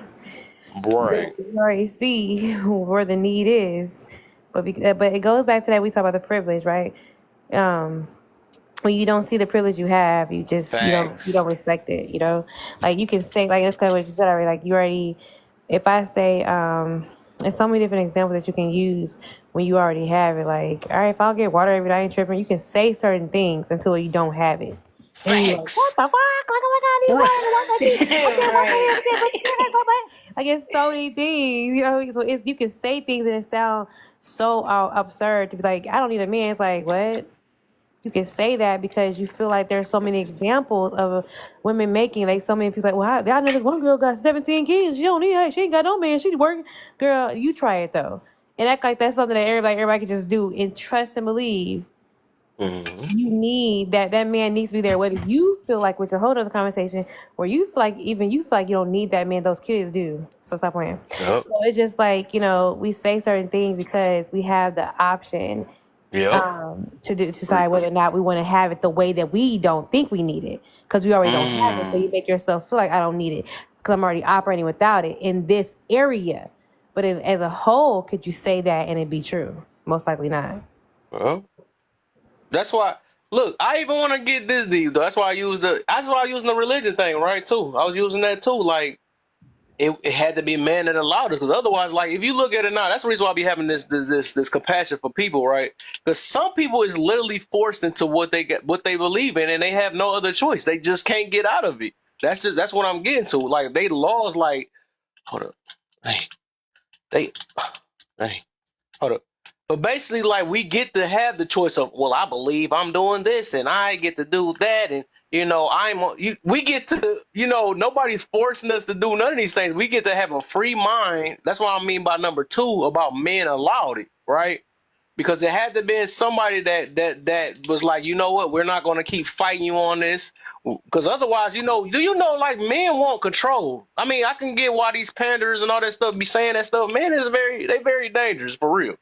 They're super dangerous. They can make some stuff like if they wanted to have it their way, they gon' find a way to have it their way. Like real talk. But that's what I'm getting to, is there had to been some men that finalized like, no, you're not about to do this, and we're gonna make sure we hold up. I'm not fighting one of these. But with that, like we get to like that's why, and I'm saying all this so we can get to this last one about when I said good man, right? because like all this stuff is time with one another. That's why I had to make sure I explain what I really mean about this topic, because like people just don't realize. I think that's what kind of humbled me. Like that's why I was like using the word deserve and all this other stuff. I'm just very grateful that we wasn't there at them times, right? We get to have this little attitude problems and want to heal when we want to heal, and I'm a be, all this other stuff. We get to do that. That's what we. But otherwise, they didn't care about that back then. You got a law to sit there and protect you from somebody slapping you for thinking about that. Like, get up. I did not say get to work. You know what I'm saying? I don't care about you being that I'm unfair. They use words like unfair, or even like no justice, all that stuff. Like in a world with no law and all that stuff, people can do whatever they want to do. They literally can. I mean, that's just really human nature, though. So it's like more of being kind of with this topic is more being appreciative that they thought about something like let's make a law, or I don't even never heard of human rights or whatever the heck that's supposed to be or whatever. Like all that stuff had to be stamped, because otherwise something, otherwise basically we'd be just living wild. You know what I'm saying? That's what it is. And if living wild, somebody gonna pay for that regardless, because it's gonna be two people that's thinking different. Like, no, I think I'm right. Even like right now, law save it. Like, say if it was no law, you had a disagreement. People be want to fight over that junk and unalive each other. And laws was helping people do that. I mean, thinking from not doing that. Like, you know what? I'm not gonna do it. Because somebody go like, I'm gonna just run this straight through your house or something. That I don't know, just some wild stuff though. But that's just how humans are. Hey, get the heck out of here. That's some crazy stuff. Hey, how long they give me the? But yeah, that's what I'm getting to about that. So we get to think how we think and talk how we talk, because man allowed it. So, because otherwise, yeah, all I'm getting to is men had to fight for mostly everything that we done did. We could say now, well, in America, women can fight and all that other stuff. No, we talking about overall. Shoot, even before then. What is that noise? Even before the, hold up, do something.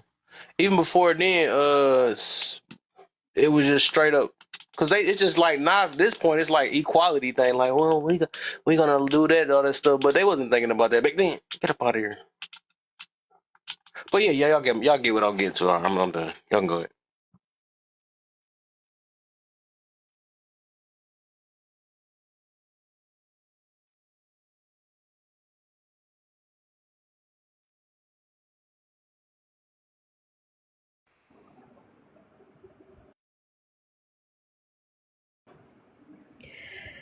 Can y'all hear me? Okay, good. Because I'm like, I hear you. okay, I'm like, what the heck? Are we trying to come back? Am I still showing this thing on there, but whatever? Dang, it sucks. But that's just interesting, though, as far as just that point of the rules. And again, we can say a lot of things because there's so many rules been established. And even we complain about that there's even rules in place. I'm like, y'all think y'all want to go to where we all in a while. You think you do. Now, there's some rules you can argue, be like, don't like that this is a rule, like, certain things. But as far as rules and as a whole, no. You gotta know that you need that in place. Bless you. You gotta know that you need that. He said, Izzy, we don't need all you men to be the center, though. But that good man should, hold on, let me see it.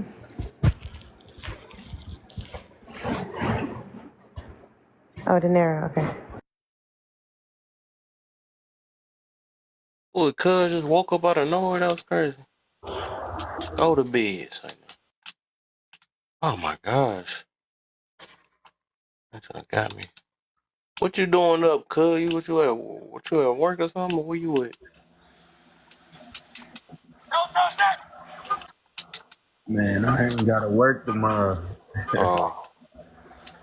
I'm sitting here playing Madden. What up, everybody? How y'all doing? What up? Hey, Nero. Hello, he said what I do. Nothing yet. Y'all still talking about the topic? Yes, your cousin is ignoring us, but yes. We are. I switch it again. I got plenty of topics. Said I would want to come up and start it live. Tell us something new, Sean. Tell us something new. What's the deal, See, the Sean? thing is, What else, And what's the Shannon? chance to get Sean and my cousin? You already know my cousin's good for stirring up the dang on. I can't handle both of them at the same time. I've been trying to behave myself lately. That boy don't care where he at. He like, I'm just gonna be the opposition anywhere. I'm No tired matter of what it's being, I'm about. tired of being kicked out of people's But I lives. love it though, man. He helped me expand my mind, even though some stuff I might not agree with, but some stuff he made me think twice on it a little bit. You know, that's Absolutely. the whole point, man. Can't be robots in this thing. I mean, I just look at it like this though, depending on like how things are, people are in general. Like, yeah, I don't know. I think there's a lot of women who wish they were running it more than a man. I don't even think they hate. It's not that they feel like it should be mutual. Like some people do feel like it should be mutual type of thing. But there's just some women who wish they were just running instead of the men. So they just wish they were. And we see when it comes to a lot of things, if we were to be running it, that would be very scary because there'd be a lot of emotionally driven decisions. Not to say that men do not respond from emotional places. They absolutely do. Anger, frustration, that's all emotion. So they do, but it's how we respond, the ways that we respond. It's what we respond to. I think as women, because of how we think, which I think we have great minds, like right, when it's used correctly. But in certain situations, that's why men have the minds they have, and the position that they have to make the decisions they make. For all of us. So if we had to pick, I would definitely have to pick it being a man's world. But we know when it comes to women, we orchestrate so much that it's fine if y'all want to if y'all have the head, the head place. It's cool. It's cool that y'all in the front lines, right? But making this world go around. You already know women does it, period. So Hello.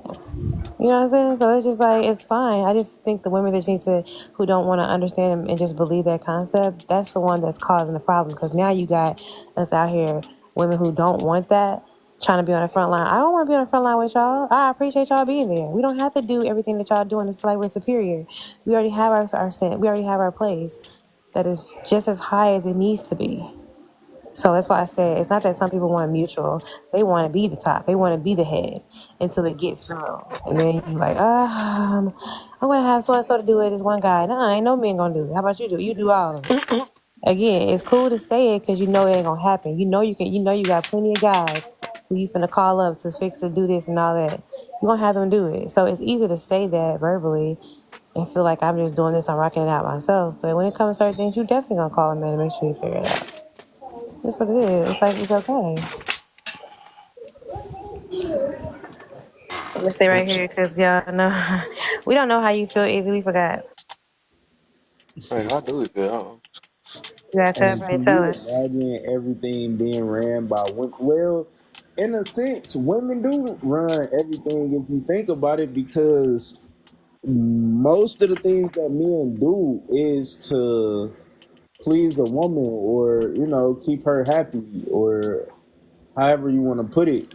Like femininity, real life can make a masculine man submit to it.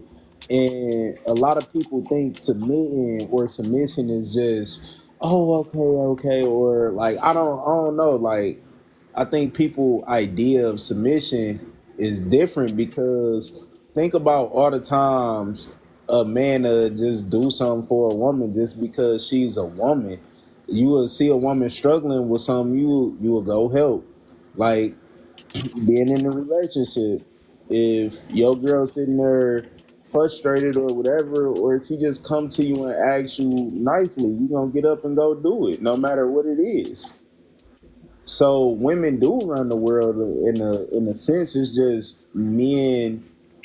I think our egos won't allow us to say it for real.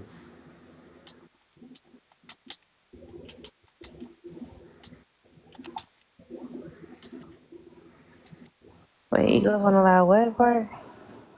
I To say said that I women run the said world. men egos don't allow us to actually admit that at the end of the day a woman do run the world. Like, you think Barack Obama didn't go to Michelle and be like, "Dang, baby, what you think I should do?" And then she'd say something. Yes, he did that the whole term. You feel me? Like, it'll real life make a man shit change his mind. Period. And that's the thing, women don't run a dang thing. Izzy, stop talking to chat. Stop playing. That's the thing, if we just be realistic about what is actually happening. Like Barack Obama, he took the hits. He took the major hits of what everything looked like, right? And people still adore Michelle Obama. There's nothing you can say negative about her. But people can have everything they want to say about Barack. I mean, of course, he's in the front lines. But she had a huge part to play in the decisions being made, what's happened, because she was a very, first of all, intelligent woman. She wasn't just just a person with looks. She actually had a mind of intelligence, and he was intelligent enough to also adhere to the things that she said. So I think when someone hear that this man's world concept, they think that only a man has a brain and can come up with ideas. Many powerful men have gotten great ideas from women. That's why they're powerful. Let's be for real. So it's like, if we just be honest with the fact that what the place they hold in the world helps us be safe. So to say I don't need a man is just actually just silly. Because if you look at what the men's position is, it helps to keep you safe. Right. Even if it's from the very men themselves who are more stronger, bigger, and better than you as a woman can ever be. And there's men who are going to help keep you safe from those type of situations. It's For the just what women it that say they is. don't need men, who do they go to get their car fixed? Who come fix anything going on with they AC, HVAC? Right. electricity, home repair. Like, let's be for real. Pay their bill. Who pay their bill? Who Who got come their lay stuff your running? carpet down? Like, Who did My it work for? daddy. right, A that's a man. man. That man. So do. I Yeah, go right to my daddy house. show do. I don't need a Fix his man, but my car. boss is a man. He better change my oil and fix that car. I know how to change my own oil and change transmission fluid and do all the rest of that. But I don't want to. She said, Right. Who mount your TV? I did. I mounted my TV now. Oh shit. Okay, strong and independent. You feel me? Take that second job in. Over a TV though, that's what make it funny. I mounted all the TVs in the crib. And I taught my daughter how to do it too.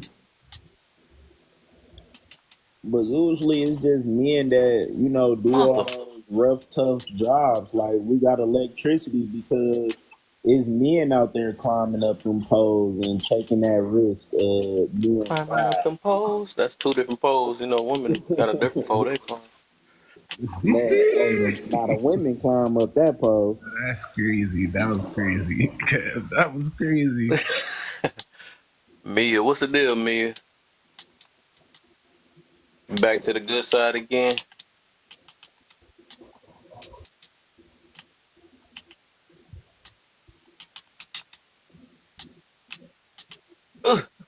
No. Man, I'm about to hop on the duty my damn self. I gotta kill some. Oh, I can't say that. I can't say that. I'm on Mortal Kombat. My boy Noob Saibot came out, so I gotta get back to practicing again. It's my favorite character on Mortal Kombat. I could never mess with y'all in them fighting games. You'll be back when we get that undisputed. Nah, undisputed. Yeah, I'm making people quit TKO. I'm swelling eyeball. I'm gonna be into that. That's gonna be just like UFC to me. I like UFC type games. Anyway, motherfucker. Ooh, good kick. Her junk sweet though, even though I don't Hey, do that can much you thing. imagine a woman trying to do her own plumbing? I mean, Why you making that dude? I It know how was to a funny snake a picture in my toilet. face. I know how to snake a toilet. Like, Ah, what if it snakey came snake down to snake. some I PVC believe that. piping and all that? I believe that women can do just about anything that a man can do. But however, Uh, mm, yeah, however, like that there's some women that can do like just about anything that a man can do. Like I do believe that like at a certain point, like strength does come into like the equation. However, just like I said in the comments of like, oh, if men disappeared off the face of the earth right now, I give like women, they'll survive for about 2 weeks, considering that the world that, they're living in was built by a man and they wouldn't be able to keep up the infrastructure. So unfortunately, they wouldn't be able to survive. However, if they were to disappear, the only thing men would have to worry about is like procreation. I'm just being honest with you. Have to use their hand for the rest of their life. I don't want to say the other part what I heard yesterday. That joke was crazy. That's a nasty thought. that would absolutely suck. Like, but men so nasty, we'd be out there picking up That's fish and like that's some good fish. that's some good fish is crazy. I said I need one Why of them you smell like fishes. fish? Hold up, you are. Nah, that's crazy. Ah, that's so funny. Hey, have you ever seen a Have you ever catfish hit that get thick caught? shark before? Dog, it's real like when they be out there like catching catfish, they be putting their arms in a hole and the catfish will suck the arm. You feel me? So just imagine what a dude gonna put in the hole. You got that mouth on you. That's that good cat. That's crazy. To the crib. That's funny, dog. Man, have you ever tried some elephant? Some elephant is crazy. That's a thick hippopotamus, boy. Oh man, I mean they be already hitting girls about that size anyway. So Damn. Hitting big bitches is crazy. I'm not gonna lie. what is he doing? Get yourself up out of here, boy. Oh, I shouldn't have did that. Hitting BBWs is wild. Got you. Oh, that was funny. That was funny. I needed that laugh. I forgot about that. They gonna be tearing animals up, boy. Animals gonna be trying to make laws free us. Men are dangerous. For a week. Bestiality is diabolical. I'm not gonna lie. But the crazy part about it is we'll get by off of hold on. We'll get by off of imagination Oh for my real. God, yes sir, little bro, to the crib. Oh, he on Madden. Nah, I'm watching my little bro play. Oh, okay. Is it daylight? Y'all He playing in in the dark? He in college. He played at Boise State. Hey, Boise State got a nice little quarterback.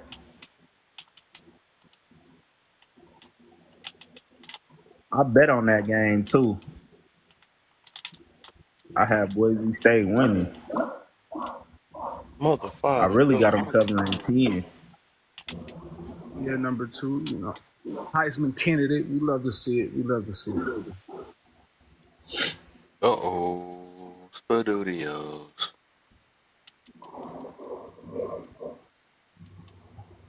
But he keep playing me. I done beat him about 5 times in a row. Trying to get my noob cyber down.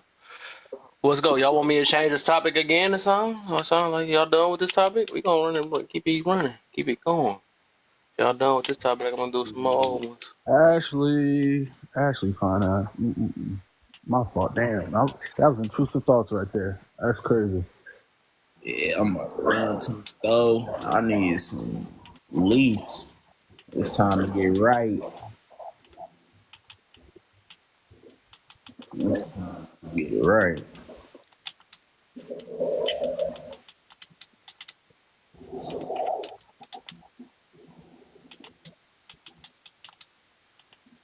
It's crazy because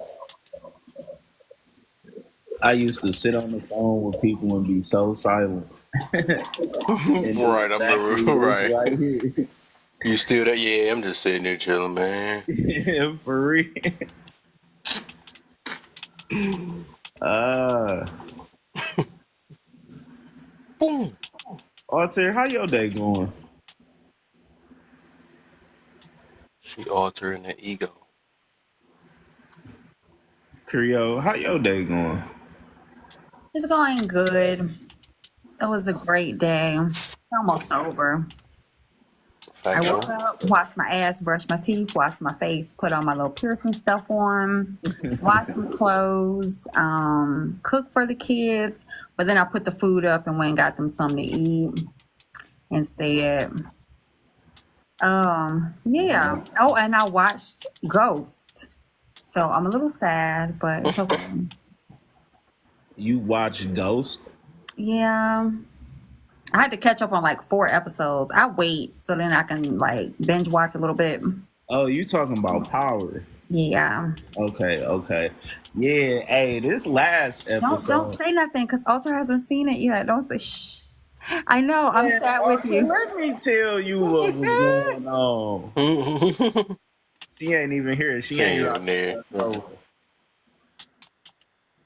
But I caught up on it last night once I had got home because I had went out to K-Zoo yesterday, well Kalamazoo, and then so I ended up coming back watching it. I kind of fell asleep on a couple parts, but I got the gist. No, what the? You gonna keep doing the same move? Kev, you might as well change it now because you don't even care about your topics. I'm sorry. You don't even care. I don't care if you playing the game. I would stay up till 5 o'clock in the morning playing the game, but I would sit here and procrastinate on schoolwork, and that is sad. I'm just now doing my homework. What game you be playing? I play Call of Duty, Mortal Kombat, and I play Sims. You capping it. You don't be on no duty. You sure don't play Mortal Kombat like Lord that. have mercy. I told you who my favorite character is in Mortal Kombat. I told you it was Scorpion. Scorpion? Oh yeah. If I My have to choose favorite another one, character it's would be Noob Saibot, but I like Scorpion second. He my second. He's number 1. Get over here. This does something to me. Does something to my coochie area. So I like Wow, to come. that's a whole nother level. I'll leave you alone on that one. Yeah. See, we play different. You must something about the words get over here doing a little bit extra. I got a question for the ladies, right? Well, it's just you, Creole, because Arts are not fucking with it. At what age do you think women understand how to deal with men? At what age? Uh-huh. Just like a general age.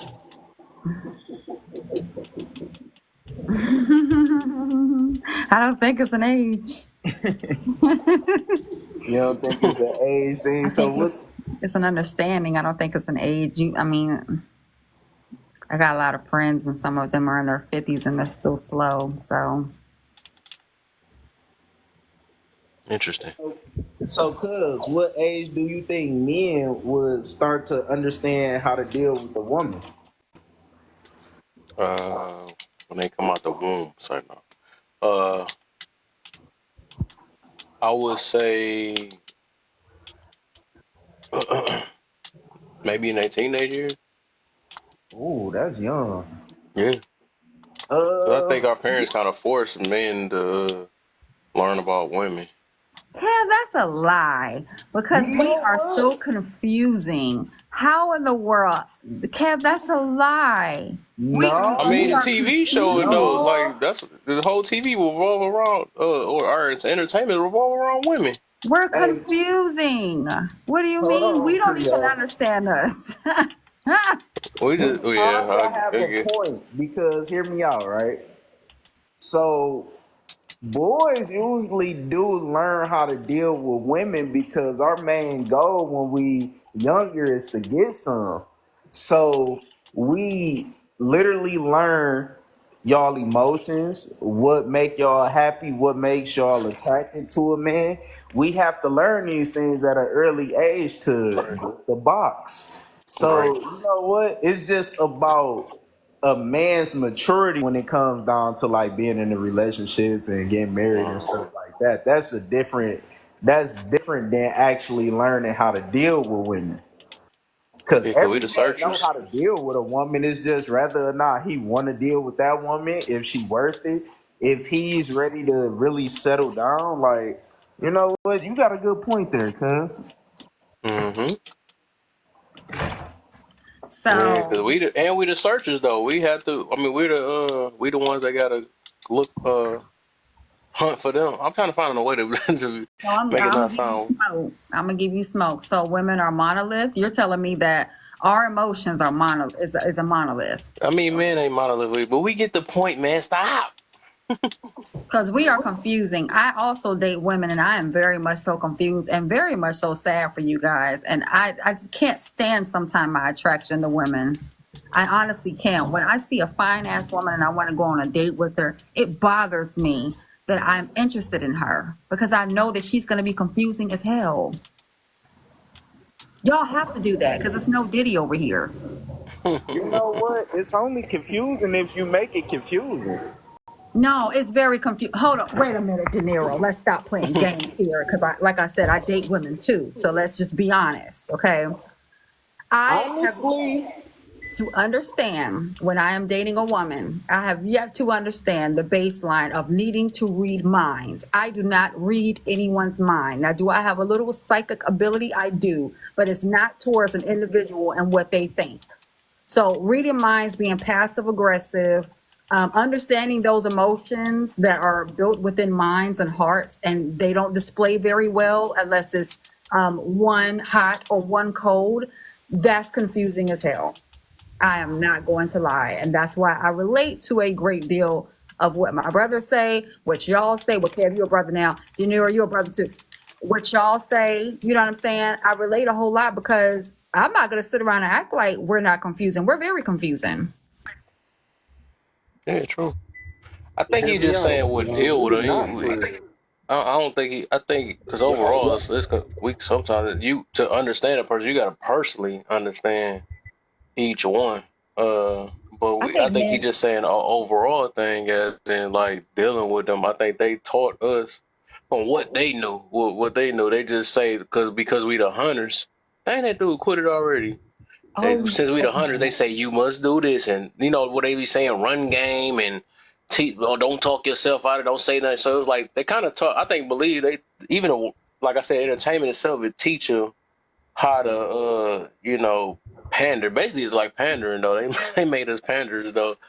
So even though it might not have been wrong, but they kind of taught us how. I guess the word is deal though, but dealing with a person, I guess that I feel like that they did teach. Well, if we say overall, I feel like they did teach men to deal with women more than men. Women have to deal with men because the word deal that's not like a harsh thing for a woman to do because they ain't about to even be freaking patient with a man. They too entitled and say that I want it my way for to even deal with a man. right. Right. And Okay. that I get you is the now. simplicity of dealing with a woman. When you deal with a woman, she always right and she get what she want. Now, I'm not saying that's right and is mentally healthy for a man to do, but we know that if it comes down to it, that is what a woman want. She want no matter what, no matter how much these women say they want a man to lead and all that. At the end of the day, they want to get their way because they've been getting their way since they was a little ass baby. Oh my God, my daughter, or the dad. Oh, my daughter get my baby get whatever she want. So how do you actually, deal with them? Yeah, you right. Yeah, I was wrong. I'm sorry. You ain't even got to be wrong. Yeah, I'm wrong. So I'm sorry, baby. What you want? You want to go to the store? You want to go get your nails done? All right, come on. Yeah, we don't do that as women. So we have to. Okay, so I feel like unless I'm gonna say this, unless dad was around or a good influential man was around, we don't learn that. So or a good mom, to be honest with you, because I was taught just let them, just don't fuss about everything. Like just don't nag them.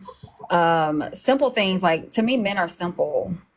Not simple minded, but simple in detail. Like you don't have to do too much. You know what I'm saying? Like just remember like little details. He doesn't like, I've never met a man that was like, oh my God, well, I need me a Lamborghini. You know what I'm saying? Or I need these Louis Vuittons or something like that. It was just like simple things, like making sure I remember his birthday with some good head, or making sure that I get his favorite candy bar. Not her slipping that in there like it was normal.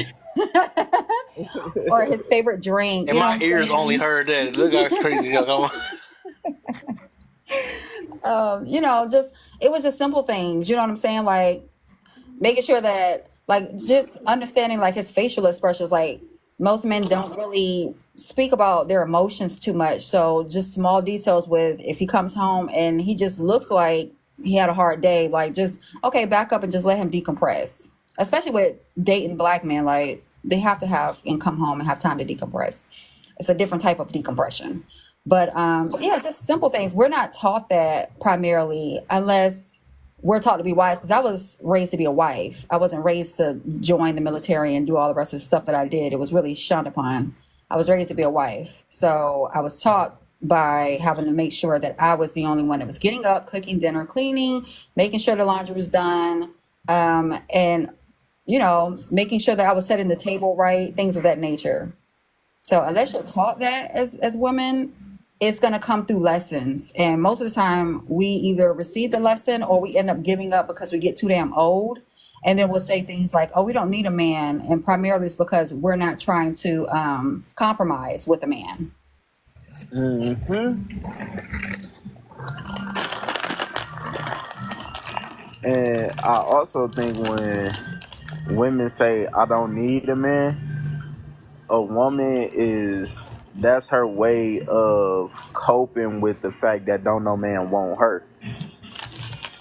Because a lot of women, and then another thing, a lot of women get it misconstrued between a man wanting them in a relationship and a man being attracted to them physically. See, you can get on social media and see all these women getting likes on their pictures and stuff. And they would turn that into, look at me, all these dudes want me. But then a dude actually get in your presence and be like, you know what, I don't like your attitude. I really just want to hit and I just want to get the hell on.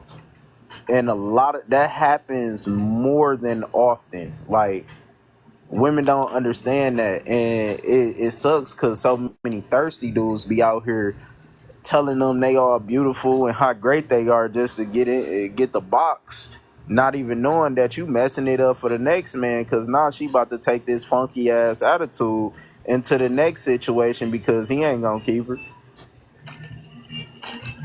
It's crazy. This world crazy.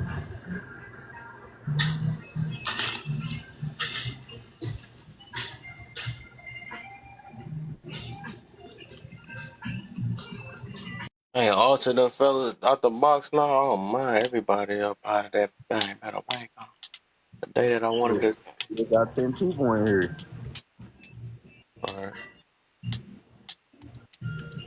Oh, why it look so shiny, bro? What happened? Nah, I was looking in the camera. I look shiny as hell. He's a shiny man. Oh, damn, I didn't mean to do that. Oh, he dead. Oh my. I think he gonna fall for that. He stood up. I ain't picking that Good night. Crackhead. So what's your off days, cuz? Just Saturdays and Sundays? Yep. That's it. The normal Saturday and Sunday. Man, I'm just at the store grabbing shit. I don't even know what It's a grocery day. I'm. I was supposed to cook today. I was supposed to throw some chicken breasts on the grill, make some cheese, broccoli, rice, and cornbread. But man, I got too deep in the cleaning. Uh, I got too deep in the cleaning, and it didn't work out well for me.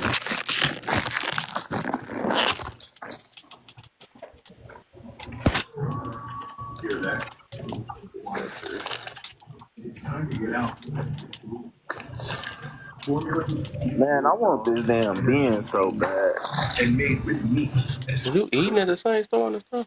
There's some crunching on it.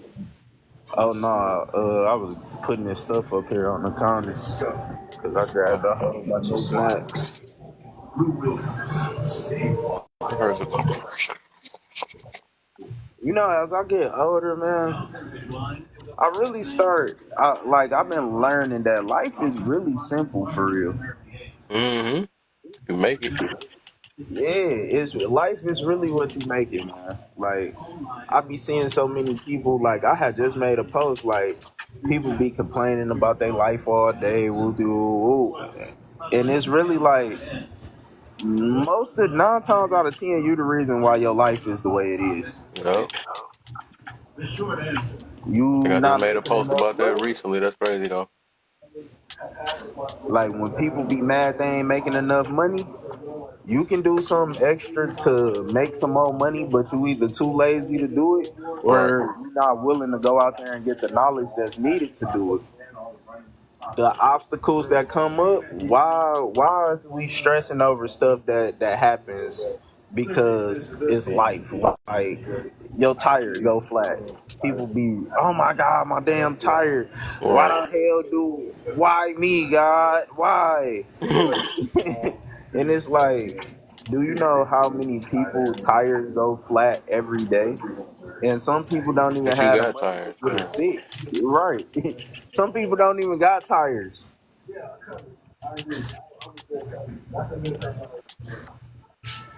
Mother, father, good one. This. Oh, I was about to say the wrong word online. Jerry Long, Sprite coming out with some real freaky stuff. He was about to quit after he won. He lost 2 games in a row, then won one. Now he about to fatality me and quit. Dang, cuz you let them do you like that? Right, I know. Don't Damn. quit. Don't quit. Come on, hit that A button. Come on, do it for me. I know it sounds too good to be right. This nigga probably leaving a message or something right now. Gotcha. Oh, he played again. What? I'm about to straight up fatality you now. You get you 1 game in, then you want to do that? Boy, I'm on your head now. Tell you what. Boom. Multiple instruments. Hey, Creo, send me your gamer tag. I'm about to hop on the duty now. I don't know what you doing on that. Man, she gonna be like, this nigga a hacker. No, I don't share it because my daughter gets on there too. You said your boyfriend? My daughter.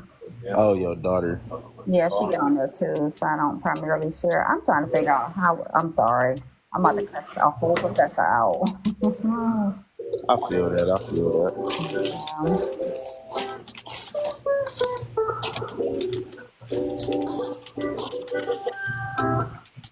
Yeah, boy, I'm on your neck this time.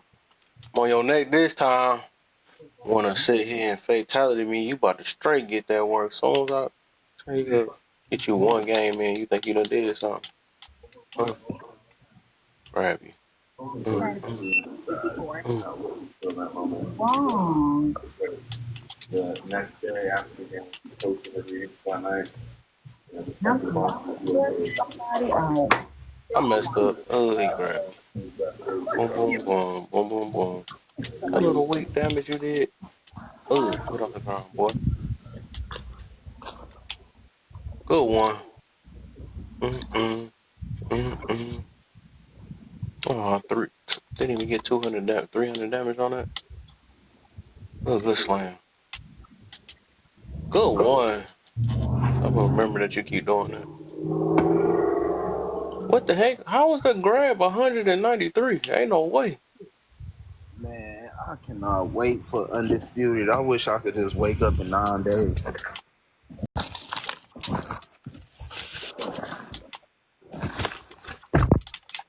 Hey, boy. That would be so perfect to just wake up and be able to download Undisputed.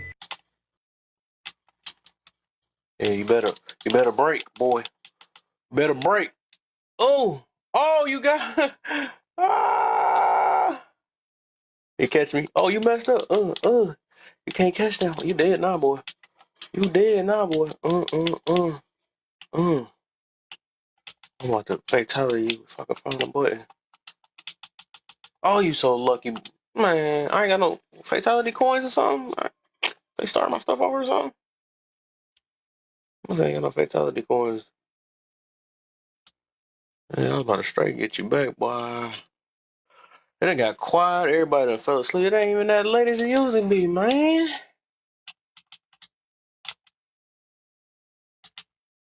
Oh, good one. That's my fault. That was my fault. Boom, boom, boom, boom, boom, boom. Yeah, I'm on nine. Why you on that laughing down there? I'm on that nine. Oh, he thought I was about to. He thought I was about to. 381 damage. Bring your ass up here. Come on, girl. We need some people to talk to.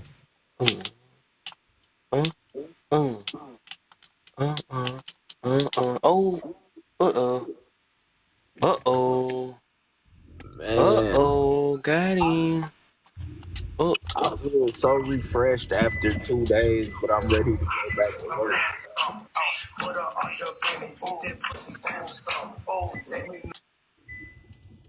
Stop doing the same move, fool. She came up here lit. Who, that was her party? I thought that was you. She doing her that man ain't want that pop that. Don't tell me they over there doing. Talking about, Hey, can we agree hey. on twerking being a mating call for humans? Like, can we just agree They on call that? it a nay now. It ain't even just new nays. A nay. Cause like some birds, they do dances. You know, other species of animals, they do like certain rituals to find the best mates. And I think humans, like we now, like women now twerk, and that's like a mating call. Come on now, you about to say some stuff. You don't want to say that one. You don't want to say that one. He's allowing women to get touched.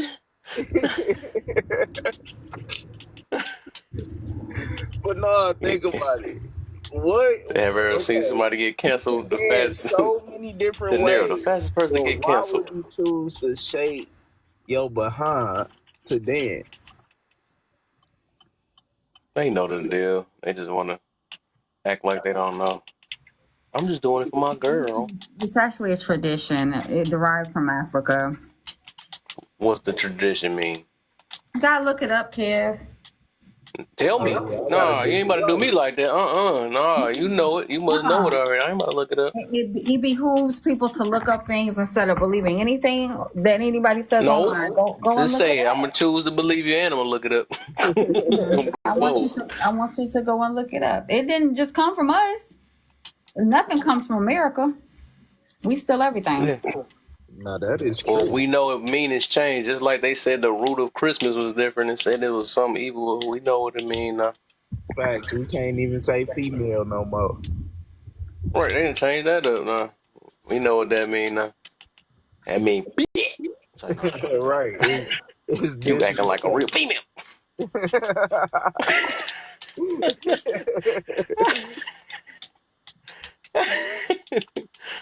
Oh man.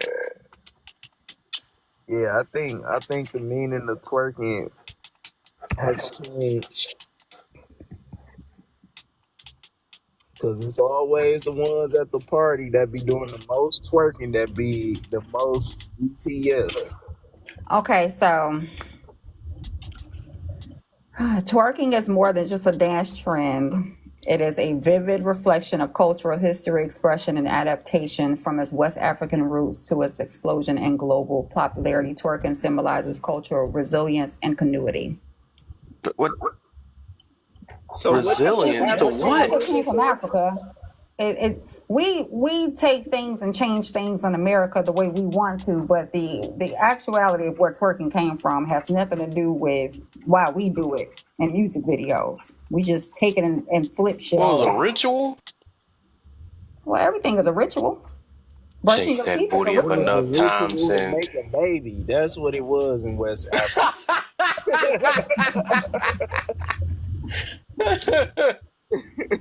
the baby maker. And let it, Right. so Twerking back is to the only mating call Doing again. that baby twerking is making ritual. only We about to have us Not this 1980s. dude Sean waking up out of nowhere. Why? Twerking is only from 1980s old. That's when we first started calling it twerk. It's an 80s thing. Even though they were shaking rumps and stuff in our mama's day. Yeah, they was doing Man, the I most. thought back then they called it popping. In the 80s? Shaking their tush. Yeah, No, I thought popping was like pop locking. No, pop. No, it used to be called popping in our days. We the same age. We know what yeah, popping because is. they Popping. used I to ain't never heard say nothing Popping like that that. booty. We know that's what that. Yeah, that I was ain't they for never used heard sure. to no That's what it was say for. popping no pussy butt. Maybe popping. that's a Detroit thing then, because we call everything pop. We call it soda pop. Yeah, They was that's popping their booty y'all. or No, pop a cap at they somebody. used You know, to it was say pop. Two Live Crew used to be talking about pop that oosie now, I pop, said pop the that 80s and oosie now. 90s. Hmm? It's an 80s term. They ain't start twerking, quote unquote, to the 80s. Yeah, Before twerking then, was they was just came doing the out butt. like maybe about 10 years ago. Not was it about 10 years ago? I think. Damn. They say Twerk. they started twerking 1980s. Before then, they was doing the butt. Doing the butt. Uh.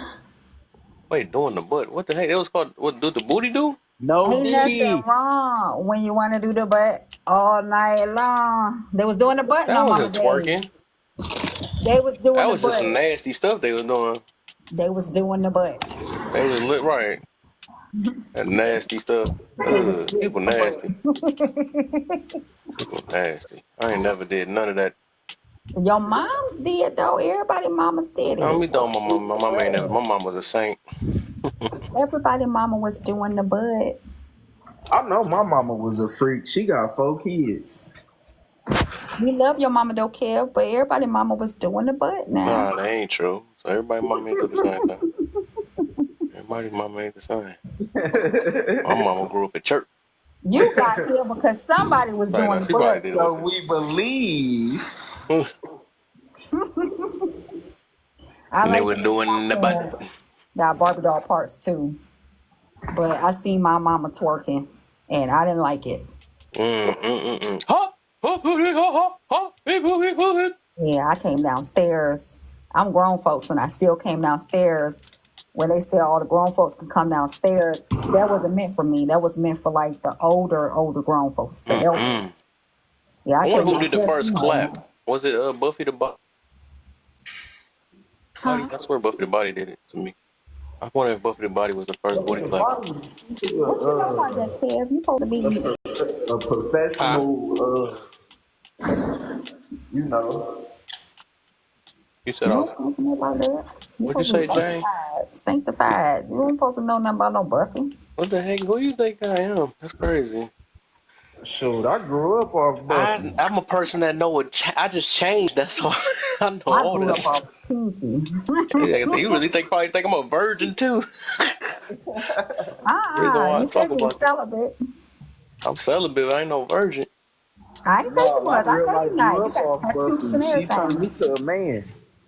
Tattoo. Well, I just thought about that. She today years old. I gotta say that not like that. She just found out I got tattoo and knew me this long. That don't make no sense. That's crazy. Heathen. Just found out you were. Everybody a heathen, Hey, man. Sean. What's Not her up? coming back with her music and then call Shine. Let us call Shine. The heck? Go back. She gonna Nay, do the. I twerk a little wanted to do bit. the welcome. Twerk a little bit, Nay. That's what she over there. That's what she trying to. I Oh heard that no. little They over there snap back dancing, then. I doing heard a the butt. snap. You ain't Like, got to turn no camera on. Just twerk in your room for me. Hell going hey, on. what if she just keep the little light voice too with the? And like, Twerk for the both of us. My knees don't work that way no more. What's the deal, Sean? How you feeling, my I'm over brother? here. Hey, I'm over here sipping. Oh, I knew it. There you go. Do I'm your over Hey, here I'm about to thug. be doing the same thing, my brother. Have y'all tried Vanilla Crown and root beer? No, I just drink That Nah. vanilla sound good. What crown. the heck? Woo! That's a perfect combination. Vanilla Crown and root beer. That boy about to be talking to the wall in a minute. I Leela, like shut my up. drink straight. My I don't wife mix mine. my wife went out with her friend, and Oh, you for sure want to be drinking this? Oh, yeah, my. yeah, I'm waiting for her to get back home. Yeah, you goddamn right. I know that deal with that, man. Mixing drinks is nasty. Why would you mix Crown? Vanilla Crown is just good all by. It's already mixed. It's vanilla in No. there. You try it. I guarantee you're gonna like it. I'm gonna try it tomorrow night. So she said. You're gonna like it. Kev, are you gonna be on tomorrow? I mean, today or later today? Later on today, yeah, probably so. Trying to think of a topic. Man, they always asking your schedule. That's because she Not be too here, much. man. She be here, you know? Not too much on my name. Not too much. Are you gonna be on Wednesday around 3 p.m.? Well, at least she care. It's like, She does. you see? Mm-hmm. Yep, she said, I'm a real supporter. Cause I don't give a damn when Kev come on. I'm just gonna bust up in here. Hey, you gotta stop. You gotta stop going live when I'm at work, man. I know. I Better be get you in tempted. trouble. I be tempted to. I be like, man, I ain't gonna come up there, and then somebody will say something like, you know what, this is my time to come in, cause some problems. So then I end up getting on the live for 2 hours. I ain't do no work at all. Hey, I be sitting there trying to drive the truck. They ain't there hitting people, all type of stuff, trying to get my point across. But hold up. Like, man, it be crazy. I be trying not to look at it when I'm at work no more, cause I be getting too deep in. Hey, I be at work. It be like 7. Where I'm at in Texas, it's 7. It be like 7 o'clock when Kev come on. So as soon as I'm working, and I'm like, I see a notification from Kev alive. I said, damn, why you couldn't wait till later on, man? So I was like, okay, I'm just gonna sit back and chill. About 10 minutes into the live, I'm already requesting up. Hey, Sean, I've been in a few rooms with you too. I don't really be in those rooms, man. I be in the comments. I be in the comments for the most part.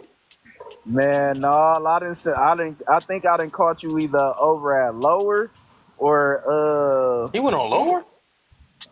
I used to go on Lower Live when I first came on TikTok, probably like early February or some shit like that. And then I ain't got nothing against them, but I don't like the panels where it's constantly talking about one topic. Like it's either a man or a woman. Like I like a diverse type of shit. Like we can talk about random shit. Just talking about men and women all day. Right. I'm a married man. That shit gets boring. You know, I ain't got some problems and shit. and they be thinking they helping though. Like, I mean, some topics, yeah, but like they not understanding. They ain't doing nothing but just adding fuel in the war because Exactly. ain't nobody going up there to get an understanding. Everybody going up there to get their point across. You want to be seen on TikTok? Okay, I'm gonna turn the camera on to the feed. That's why I hop in there sometimes. Like, I done been up on his panel maybe like 2-3 times, but the last time it kind of pissed me off because this dude actually he ended up being in your live the same day. Anonymous or some shit like that. he got in his feelings because we ain't agree with him. He paid to have us drop. I was on that when I used to be on his panel. Any moment I start talking about like some shit, like if I'm talking about what women be doing wrong, man, I'm getting gifts and everything. But the moment I start talking about, nah, man, I think, as men, we be doing this type of shit and such, and they be like, oh man, he pandering. I'm like, damn, I can't even have like not even one conversation about what men be doing. And they'll say I'm pandering, I'm this and that. I'm like, man, okay, this ain't the place for me to be. Sean, but it's the same way around, like, because, like, so when you be on, like, so when, like, you talk about, like, women, I mean, okay, so, like, when you talk about men, like, being a problem, like, then the women be like, yeah, get on him, but, like, when you talk about them, like, it's like the same thing you was talking about, like, people don't like you to talk about, like, one gender. And also, Sean, like you said, you was in Texas. You and Jay in the same state. The reason I don't see no point in it, because like Daryl said, I see no point because I could literally be hearing somebody. Let's say if I hear a woman talk on a panel and she say something about men. I can honestly, how I used to be, I could be like, damn, I did some shit like that before.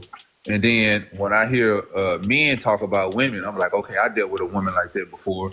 So I don't feel the need to get up on a panel and argue about something because it don't solve anything. And when people say you can't use your anecdotal experiences, I don't like that, because that's the best experience in life, is what you happen to see and what you go through yourself.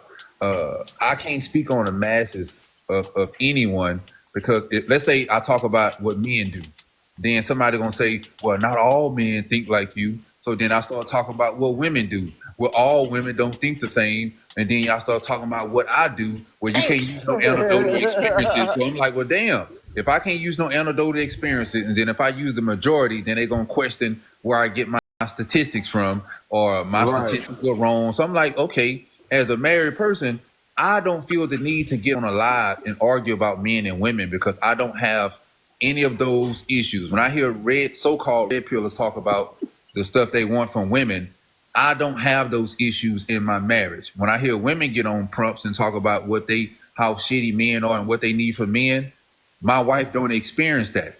So I don't feel the need to get up and talk about relationship problems. That's why I joined panels like Kev and a couple other people who don't be focusing on men and women shit. But Sean, like, they only do that. Okay, so like they only do that because they deflect. Like, so it's like when you talk about something or you ask somebody a question or talk about something, like, they won't say that they are uncomfortable with you talking about that. They just like dodge the question or dodge what you're talking about, and they talk about something else. Sean, the statistics say. Like, all they do is deflect. Here's about them these statistics, right? Let's just say that somebody say, well, majority of, let's say a man get on there and say, well, most women are 304s, right? And they did a study. And here's my thing about studies. If I'm wrong about them, somebody let me know. If you do a study on 3,000 men, and 75% of those men are bad men, you cannot then blanket the whole world because of that 3,000 men study. I don't like studies like that. To me, it's just stupid. It's only based on that small population that they're wanting, based on whatever it is that they're needing concerning to get that study. And don't nobody know how to read statistics anyway. Everybody always talking about statistics, but a lot of people are not included in them. And on top of that, most of them are studies. Hey, I had somebody, this is what I noticed, and I think I told Kev this before. And I'm gonna go with both sides, right? I'm gonna go with both sides. Let's start with the men, then I'm gonna go to the women. If I get on a panel and I tell men that I don't really care about gender roles, but I get treated like a king in my household, men would be like, oh man, you over there being a simp, or you over there letting that woman run you and this and that, and that's not even what's going on in my household at all. So then if I also say that my wife loves serving me and my wife loves being submissive, then you will hear women say, well, that woman over there being a slave, that woman, I'm like, hold on. If you care about a woman being happy, how she chooses to be happy should be on her. And if you're a man, if you care about a man being happy in a marriage or relationship, you should be happy that the man is happy. But most of the time, people want you to be happy the way they think you should be happy. And I don't subscribe to this. Because most people are miserable, Sean. And at the end of the day, you can't describe to most of the people that are just surface level people that don't even know who they are. You can't describe to them what you have because, for one, they're always going to have an issue with it. You're talking about people that primarily think that women are supposed to be in one place, or men are supposed to be in another place, and men are supposed to be doing this, and women are supposed to be doing that. And the majority of them aren't even married. If they are, they're not going to describe their marriage. Truly, they're going to describe it based on what their audience wants. And most of the audience is single people that can't be in a relationship no longer than 2 weeks. So at the end of the day, I stopped going to those rooms. I've been in his room. I've been all over this app. I've been called a pick me, everything else. I don't give a damn what these people talking about. Right.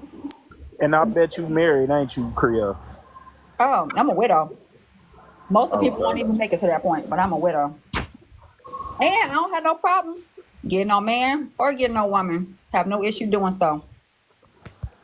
See, and that's what I be saying. Like, a lot of people get on here and they express all their dislikes because ain't nobody trying to listen to their ass in real life. Ain't nobody trying to hear what the fuck you got to say.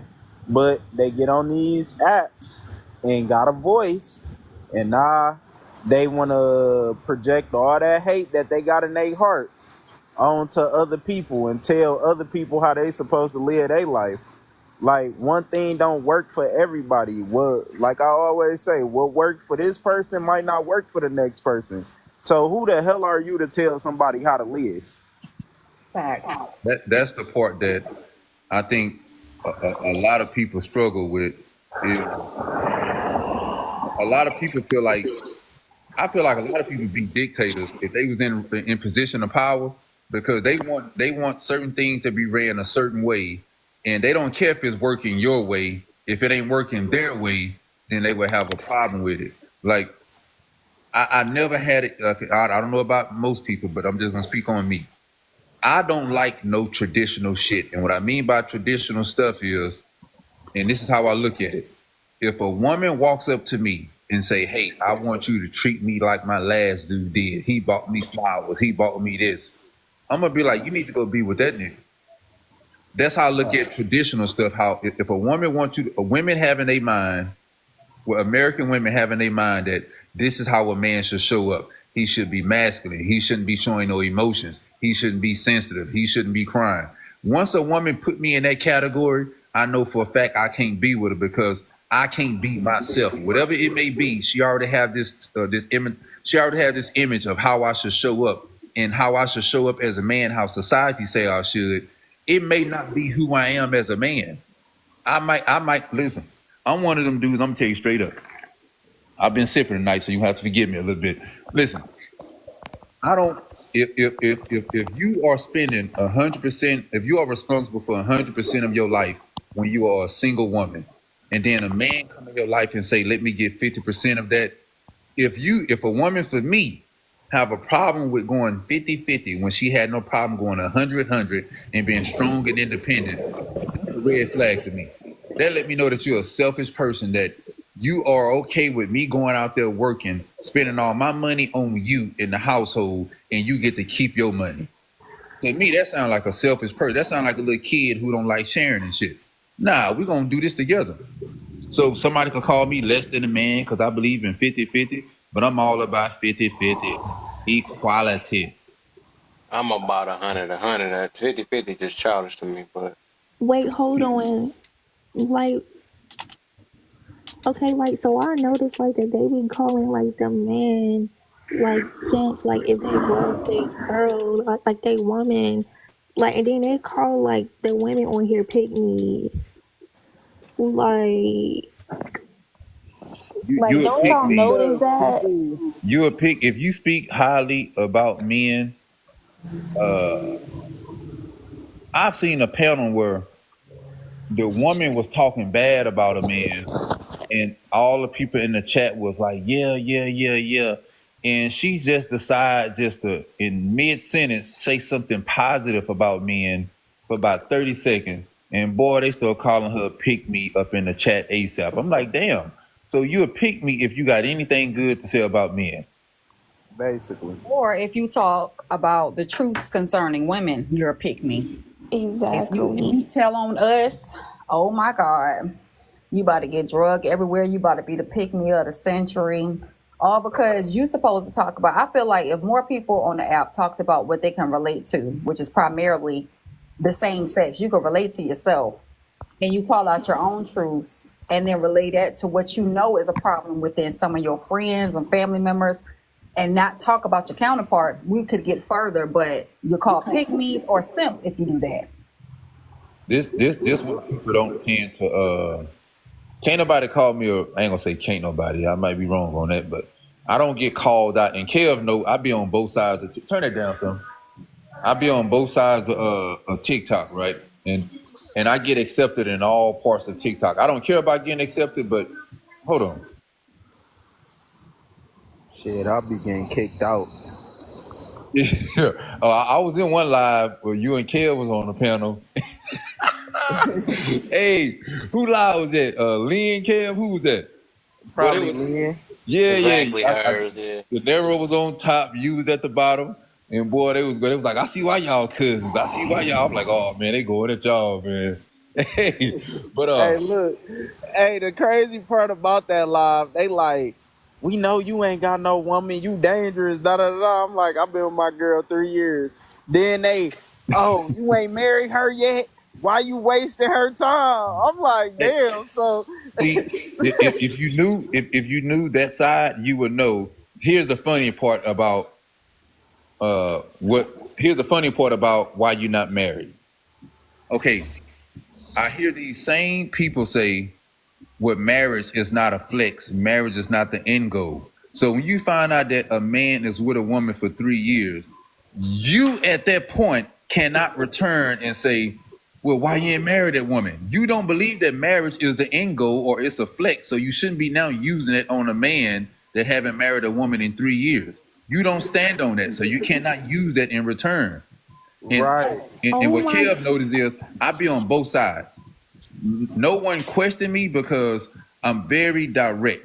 I don't pick one side. And this is my thought on it. When I see dudes, all dudes, let me go with women first. If I see a woman all day long talk about the bad things of men, whether it's true or not, and I don't hear you say nothing good, I'm going to assume you hate men. If you are a man and all you do is talk about the negative things women do and you don't speak about the positive things women do, I'm going to assume you hate women. I'm just right down the middle with it. Facts. Oh my God. And then ask this question. Why is every experience or everything negative about the opposite sex? So you mean to tell me that you are the person, the only thing in common with every man that's horrible? What does that say about you? And the same thing vice versa. Because we all know we attract certain crowds. If I'm a schoolboy, I'm going to college, I'm going to class, I'm going to attract another woman that's going to class, that's in school. So if I'm in the hood and I'm doing hood rat shit with my friends, I'm going to attract a hood rat female that do hood rat stuff with her friends. So if you attract all these men that's horrible, what does that say about you? I ain't gonna lie to you. When I was out there being single, being a what they call it, a male thought, a male gigolo, I was all them things, right? One thing I know, even when I used to be broke and I used to sleep on my grandma's couch, I was still able to get any level of woman. It did not matter my money, my finances. all I knew what to do. I got 6 aunties, and they taught me the game. She said, if you could make a woman laugh, you could get anything you want. You could get any type of woman. You have to have charisma. You have to have personality. So I knew that even though I was broke, I still knew I could get the best woman I wanted to get. And I think it had nothing to do with no damn looks. I consider myself a 7, you know what I'm saying, on a good day. I ain't tripping. Hey, that's being humble right there, Kev. I really want to say 12, but I'm going to go ahead and be humble for Kevin, you know what I'm saying, because he big on being humble. And shit, you know what I'm saying? But I always knew that even when some people be calling like all the red pill dudes, when I first came on this app, everybody was calling me a red pill until I owned up. Like, I think when people see that I post my wife and how it is with my wife, I think they have a different ideal of me. You know what I'm saying? So I'm not your traditional. Would you say I'm misogynistic? I still have some misogynistic ways. I went 39 years thinking a certain type of way. But the only person know I'm trying and I'm improving on is just my wife. I don't care what other people are seeing or if they're like, oh, you haven't made no progress. I don't come to social media for no validation. I don't give a damn what they say about me on social media. But in real life, I know what I'm doing, and I know that certain shit work for me. But a lot of this is my tip to men. You have to be stop. Don't give a fuck what society say how you should show up. You got to understand and decide how you want to show up as a man on your own individual person, how you want to show up, and find you a woman that is okay with you showing up the best way you want to show up and not what society say for you. Like De Niro said, there's no universal way. I'm gonna say how to like one and not what society say for you. It's not a universal way to where, okay, every woman wants to be treated the same. Nigga, that's not the case. Hell no. I tried to, let me tell you how I knew this. I was 22 years old. I was always taught women love flowers. Oh man, women love flowers. Shit, one woman told me she don't want no damn flowers. I was like, okay, she tripping. I left her alone. When I got my wife, I bought her some flowers. She was like, she said, thank you. And I felt like it wasn't the look I was expecting. So I was like, man, what's up? You don't like flowers? I'm joking. And she was like, nah, I thank you for giving me the flowers, but I really don't like flowers. I say, why? She said, because that's gonna die. That's gonna unalive. And she's like, why would you give me something that I gotta maintain? I'm like, hold on, man, that sounds ungrateful. She was like, no. Would you rather me lie to you? Once again, let's go to that masking thing that people talk about all the time as far as dating. Would you want me to lie to you just to please you? Or would you want me to be honest with you and we can move forward from there? I said, man, that honesty hurt, but I appreciate the honesty. From that moment on, I knew that I could be honest with her and I ain't got to worry about filtering nothing I have to say. But Sean, also, like when you said like that they say like it's not the end goal, like okay, so like I mean I feel like that like getting married is not the it's not the end goal, but I still don't know why they say that. Like people still be dating all around, but you say that's not the end goal. Nah, it Like is when the end nobody goal. I ain't gonna lie to you, Nate. Up until I got married, marriage was a flex and marriage was the end goal. Now all of a sudden I'm married. Now I'm hearing people say, nah, you ain't gonna wait till I get He said married. he ain't gonna change it on me. wait, hold on, Sean, let me finish. No, I just say that because I feel like that you should still have stuff that you want to accomplish like after that.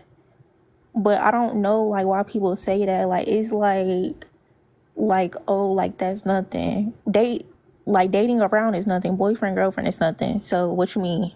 Like you sitting there dating around, dating everybody. Like that's not the end goal, baby. Because people lie. People Like lie. I don't And care. Like call it judgmental. Like they live in their I'm gonna lunacy. keep my opinion. People lie. They live in they lunacy a lot. And when people will say things out loud and not mean not one thing that they say. I'm just gonna keep it real.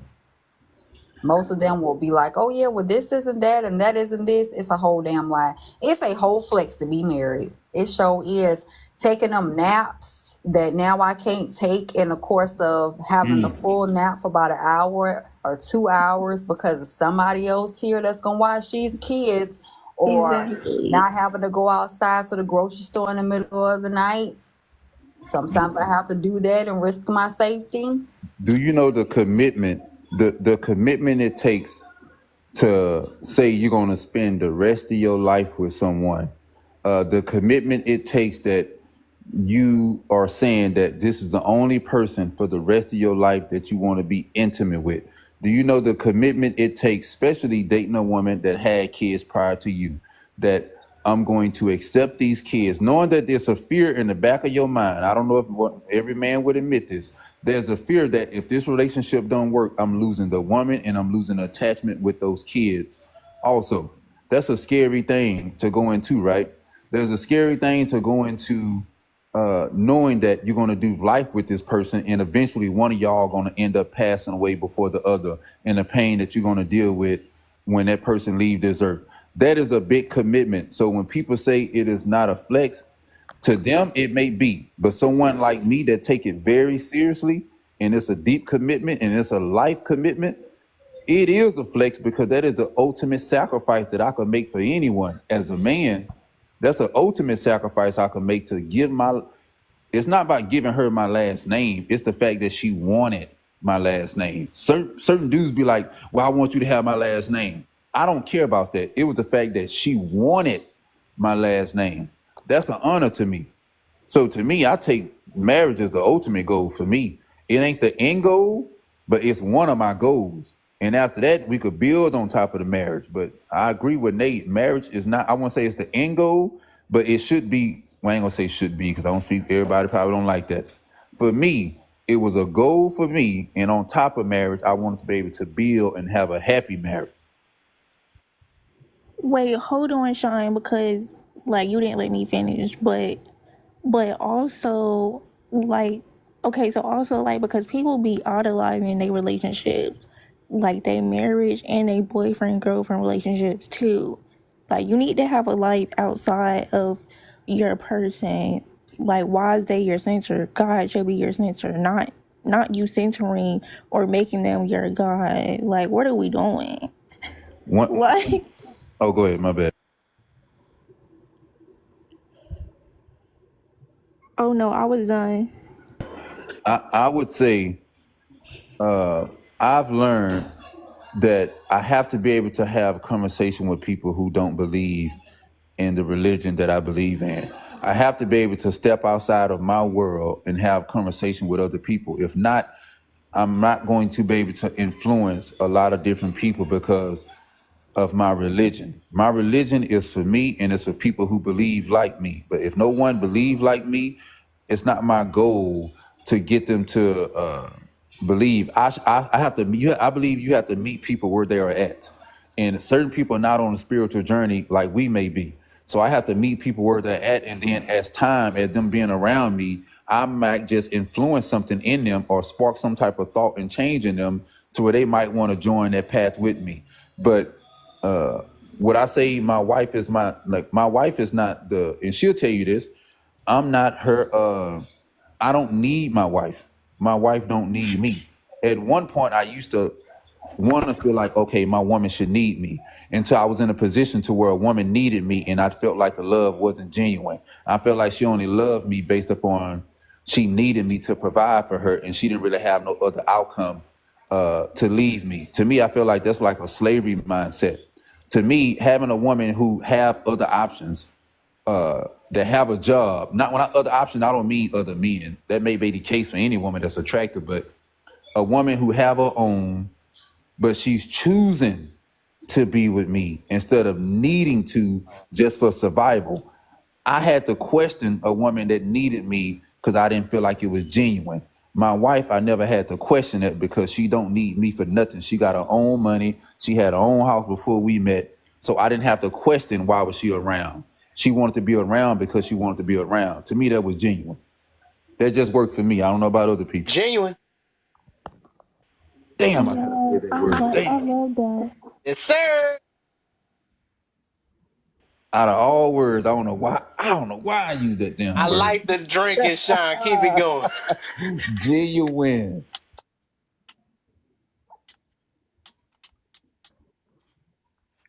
What you got, Matt? What you got? What's the deal, man? Did you did your live earlier, man?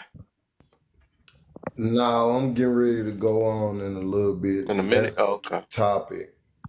But how everybody doing? Sisters, brother Sean, how y'all feeling? What's going on, brother? How you doing? We good. Oh man, I'm blessed. I'm blessed that Kev, allowed me on this panel. I think when we use the word need, it's not necessarily that I want you to need me, but I want you to prioritize and know that I should be a necessity for you. So if we change the verbiage in which that we kind of use, maybe we can get to people that way. So no, you don't need me. You need air to live, but I should be a necessity for my wife. And so for the people that don't have that, I'm sorry, but I am a necessity. Period. Hands down, man down. So when you use the word need, I understand exactly, because we're saying need. No, people need to eat. Now you can survive without me, but am I a necessity to you? How do you prioritize what I want? That's where I'm coming from on that type of aspect, Sean. And it's no knock to you and the way your relationship is. You know what I'm saying? I'm sure you're a good brother. You seem like you are. I know if you hanging around Kev, you are. You're an amazing brother. But to change just the verbiage of it is like, no, your wife don't need you, but you should be a necessity to her. Like she should honor you. She should have admiration for you. That's what men want.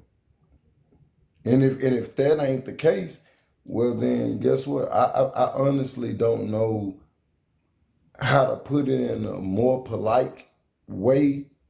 Not to say that it's women's fault or men's fault, but no, I need to be number one. I do. I need to be number one. Like I said, at the end of the day, let me put it like this, and I'm gonna get a bunch of pushback because I always do. My wife can have a side dude. I'll accept it. As long as I dictate the terms, because I'm number one. I ride in the back seat while Kev ride in the front. Knowing all along that, hey, he knocking my wife off. He knocking her off. And look, I'm fine with that. As long as I dictate the terms. When I can say, pull this car over, kick Kev out. I'm fine with that. I get pushed back because I understand a lot of it is just ego with me. Once you knock that ego off, everything else goes out the window. My brother told me something. He said one of the most dangerous people on earth is people that has unalived their ego. My ego is gone. Anybody can witness infidelity and go through things that they don't want to go through with their spouses or significant others. Everybody probably went through that at one time or another. Now I'm at that place, it's not that important. Go ahead, Sean. You got it, brother. I ain't long-winded. Oh yeah, I was gonna say, for me, my wife does not come first in my life. I come first, and I don't want to come first in her life. And I'm gonna tell you why. And I just have a different perspective of how I see life, and everybody have their own perspective. And that's one thing I respect. I respect other people's views, because it don't have to be mine, and it gives me a different thought process. For me, if putting someone in front of you, some people call it like an unselfish person. But to me, I think that's the worst thing that mankind can do, because you are the number one person in your life. And if you are not fulfilled, there's no way you can fulfill anything around you.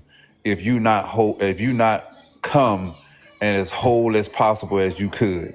Uh, I don't want my wife to put me first, because her putting me first, I don't believe I would get the true her. I want someone who is comfortable with who they are, who they are in this world, the impact that they have, and I benefit from that. And I goes back to a scripture where I say, me and my wife share the same religious belief. My cup runneth over, and everybody understand that in life. What's in the cup is for me. What comes out of the cup is for my wife. But my cup has to stay full at all times. So she's going to reap the benefits of it because I'm keeping myself full. Some people call it selfish. I call it self-full. I have to keep myself full at all times. You have some people where, let's say if a man is depressed, his kids gonna feel it, his wife gonna feel it, his close friends gonna feel it, because he's not 100% himself. So everything around him, somebody's gonna feel the effects of that. So I believe that everyone in society teach you that you shouldn't be that way, that you should be selfless. No, be self-full. Be full of your damn self and be confident in who you are, and don't try to please everyone in society, because trying to please everyone and trying to not hurt everybody's feelings, you're not going to be able to stand your ground on your beliefs, because you hurting people's feelings is going to make you, it's going to have an impact on, okay, maybe I shouldn't believe that because so many people are hurt by it. No, I don't give a damn about none of that. One thing I love about my wife and what she told me she respect about me, she said I don't dance unless I hear music.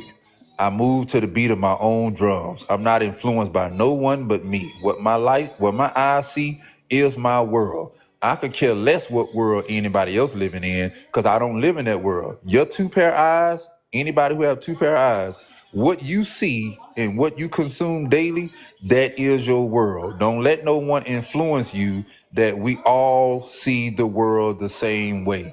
That shit is very crazy to me. So it's nothing wrong. And when I say my wife, I don't think he was in here, but I get treated like a damn king.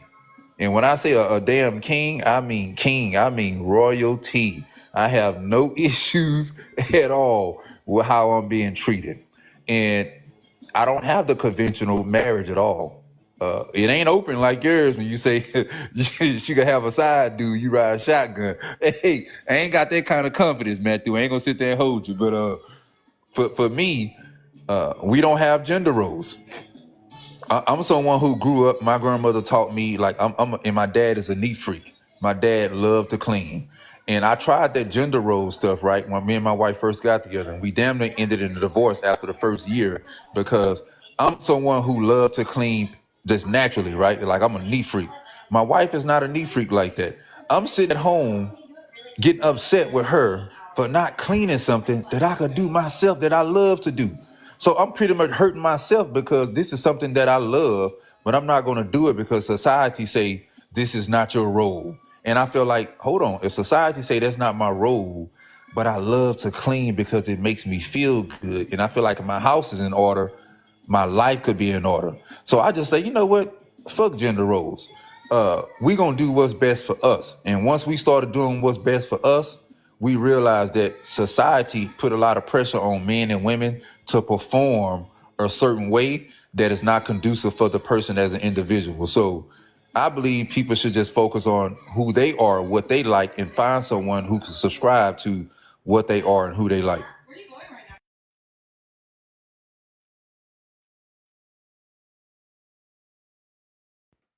But I agree. I wish I had the confidence like you, Matthew, till you said your wife could have her a side dude. Man, I ain't got that kind of confidence. I wholeheartedly agree with the majority of the things that you said. Like, my only pushback is, like, when people say, okay, people don't want to be objectified, whether it's sexuality or whatever it is, my wife means more to me than just her body. So if she decides that she want to give up her body to somebody else for whatever reason, we can go down the line. I wasn't giving her enough time. I wasn't doing this and I wasn't doing that. And somebody else was providing her with something that I wasn't providing her with. Well, why should you be mad? I tell you. Uh, I'm gonna speak. Okay, for me, when I used to, before I got my wife, before I had my first child, I'm 39, I stopped cheating when I was 30 years old. When I first got my oldest child, mom, that's when I stopped cheating. But prior to that, every time I ever cheated, it was because I had some insecurities as a man. And I believe that cheating shows a lot about the person that's cheating, not the person that's getting cheated on. I believe that when you make a commitment with someone, and it's not about objectifying her body that she could go and sleep with somebody else. It's the dangers that comes with that. It's the possibility that if you love me enough, why would you go out and not only sleep with someone, but be willing to possibly bring me something back that contaminate our household?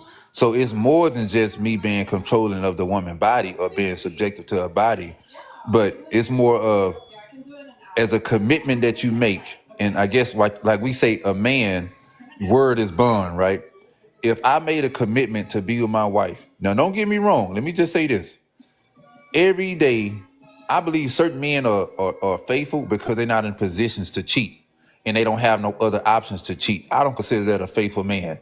I believe that a faithful man is you are in situations to where you are capable of and not able, but that's not a goddamn word. I'm tripping. I'm on that Henny.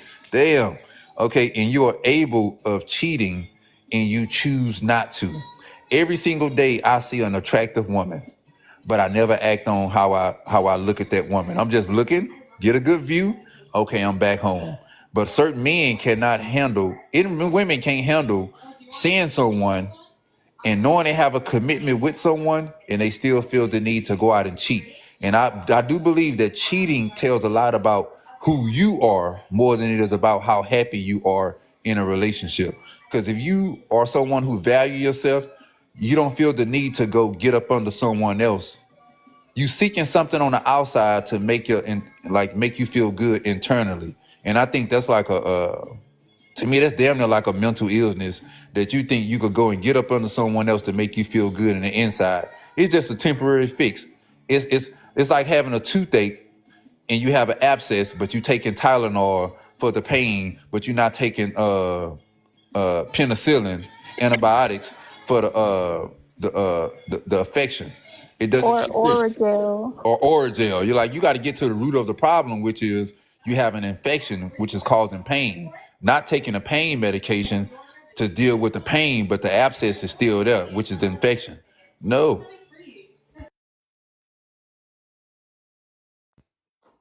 Hey, my sisters, do y'all agree with Sean? Yeah, I Oh, he agree. trying to call the switcheroo on us. He trying to get through the turn on me, Kel. John is playing. Okay, Sean said, you said that if your wife was to find another man and if he was to do what you are not doing within the relationship and she's to find it elsewhere, you're fine with that, right? And then Sean said, I'm not fine with that. That's not how I operate. I agree with both of y'all because that's how y'all run y'all lives. It's personal. I accept women because I like women, but I don't expect that to be every woman's situation. You know what I'm saying? Just my parameters and what my baseline is and my foundation of my marriage is what it is. But everybody else, I mean, you run your household the way you run it. What works for you. I accept a lot of things what other people won't accept. Okay. And this live, I'm being this live is a perfect example of what the world should like when people have lives and when they be on panels. I believe this is a perfect example of you could not see someone's views for your views, but you don't have to down someone else's views because you disagree with it. I don't believe that Matthew came up. He said, "Hey, whatever works for you." He didn't say, "Oh, you stupid for having those views." He just said that he have a little pushback on certain things, and I had a little pushback on his views.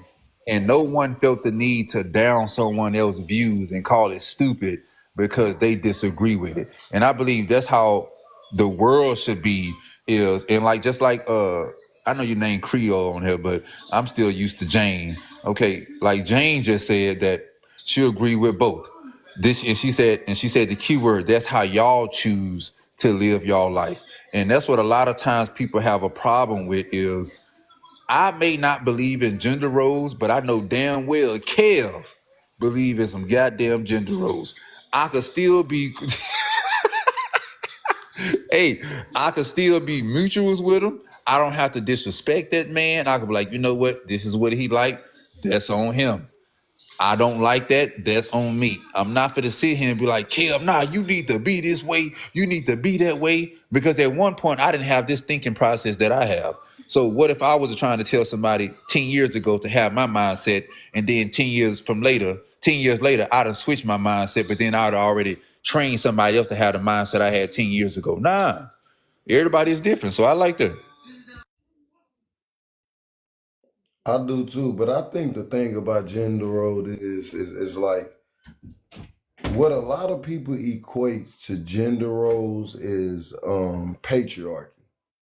That's the reason why that word now is going to become more of a situation that women don't like the word submissive.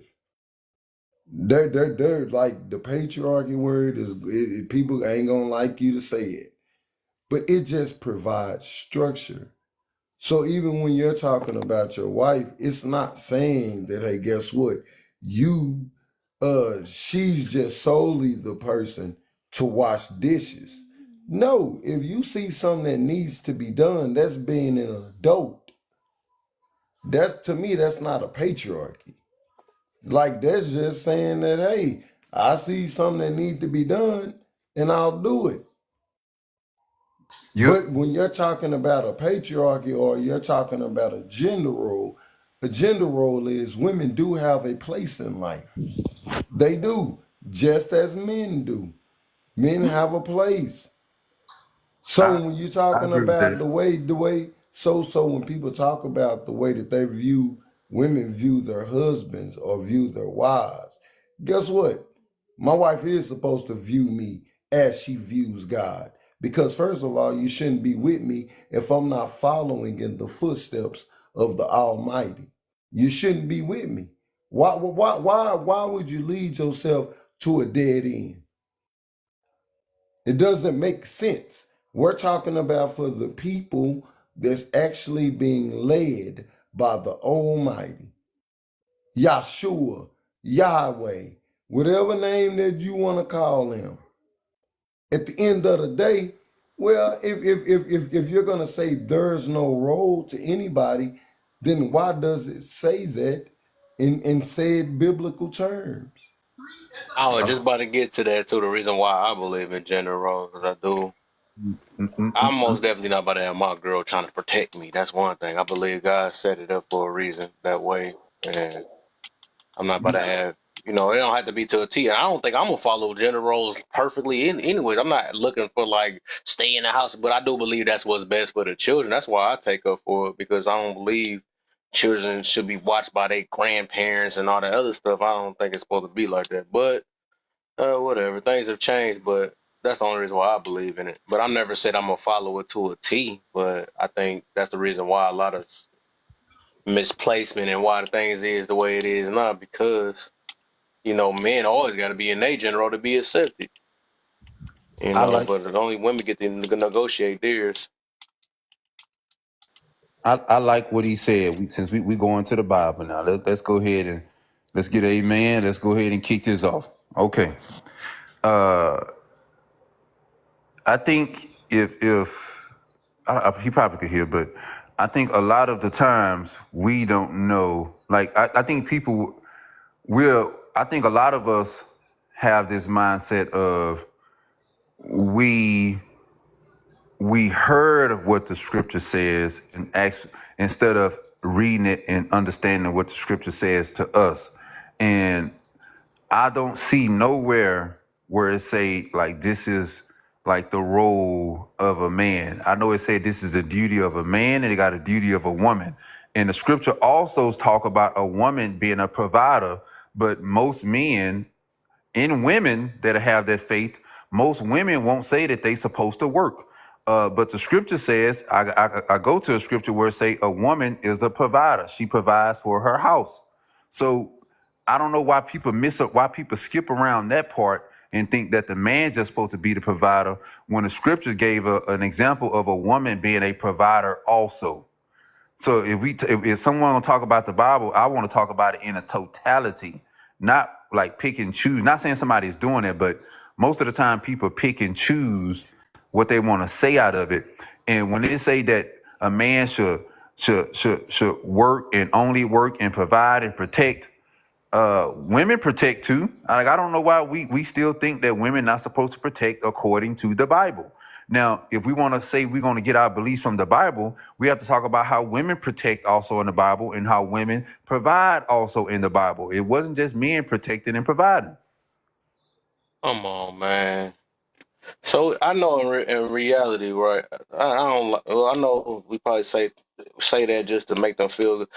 At the end of the day, I just can't see that. That's just me, right? I'm not never having my woman sit here trying to protect me. That's just not about to happen. I do believe it's my job. And if you want to call it ego or not, I would feel less as a man sitting here trying to get her to fight for me and all this other stuff because I believe that's most definitely my job. She shouldn't have to even really lift a freaking finger, doing that. Like her focus should be the children, like low key. But I'm not about to have her. Yeah, I need to make sure I beat this man up with you and all that. No, you need to stay where you at. You don't have to do my. I'm the fighter. I'm the one that's supposed to sacrifice myself. I'm not about to. I don't think that's just like I said. I don't believe that's a woman's job, low key, dog. You notice that when this is why I say where you have to at least give a second thought into the biblical aspect if that's something that you in. Notice when I say protect, the first thing you think of, and most men would think of, is some type of physical protection. Ain't that the main one? No, it don't. Okay, show me in the Bible where it says man is supposed to physically protect a woman from violence from someone else. It just say protect.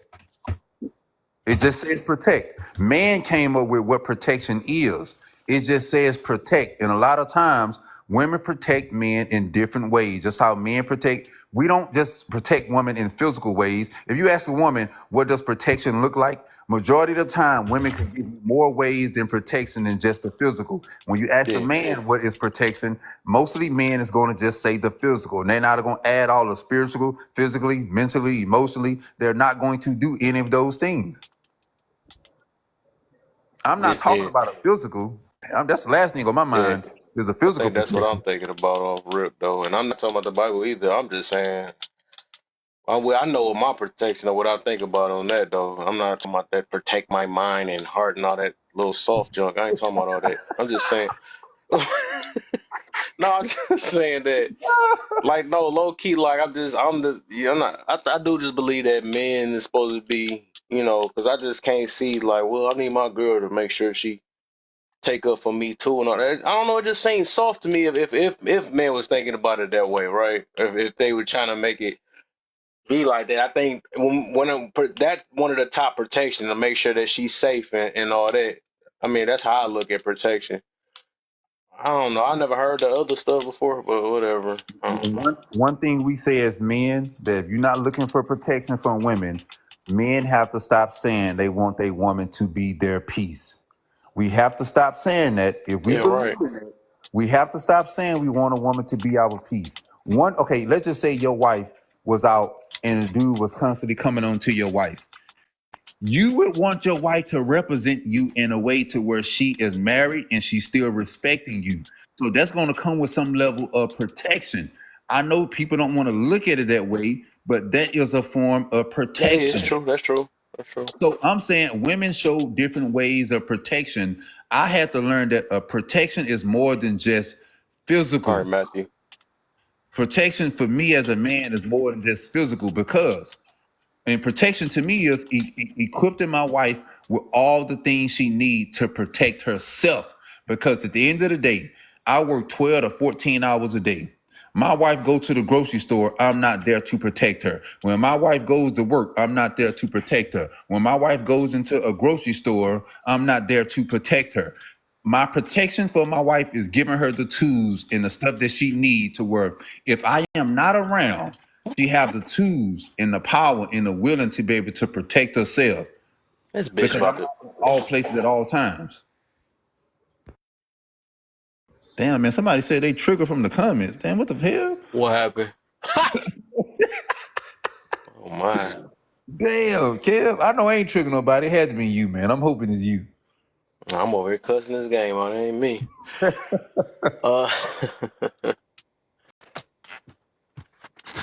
But Nah, but yeah, I get. Yeah, I feel it though. But I think when I think about that, I just do believe it's certain things that men should do. It's just I don't know. Like I said, I just believe men had they part and women had they part. Oh shoot. Me It myself, must I don't be. believe women should fight. I mean, I don't know.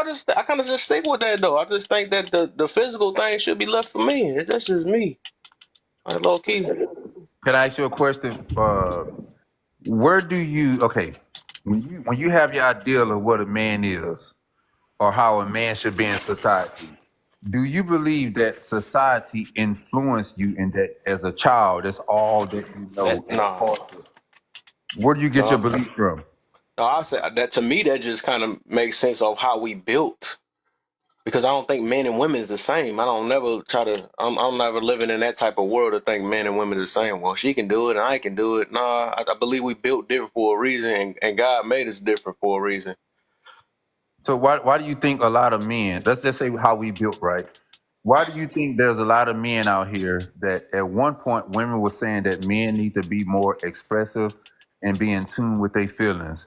Now men are expressing themselves, they're being called sassy. Why do you think a lot of men say that they can't be vulnerable with a woman because she would use it against them? You don't think that's part of the problem, that men don't want to feel like this role to show up in society? Like, why do you think a lot of men are saying that? They got with toxic women and then want to put it on every last woman and say I can't open up. But the way you saying it is, that's what society tells men that they shouldn't do. Men should be in their emotions. Men shouldn't have feelings, and they shouldn't express their feelings. Oh no, I didn't say that one. That's what society say, because society don't tell girls when they crying, stop crying or girl up. But when boys are crying, little boys are crying, we say man up. You don't hear nothing about no That's true. woman up. That's true. It's man up. So Yeah. Somebody we got to taught be not to have feelings. I do look at it. Somebody got to be the rock. Somebody got to be something. If both people crying, then what the heck can we do? Do you know who unalive each other the most between men and women? It's men. It's because True. of that mindset that we have to be the rock.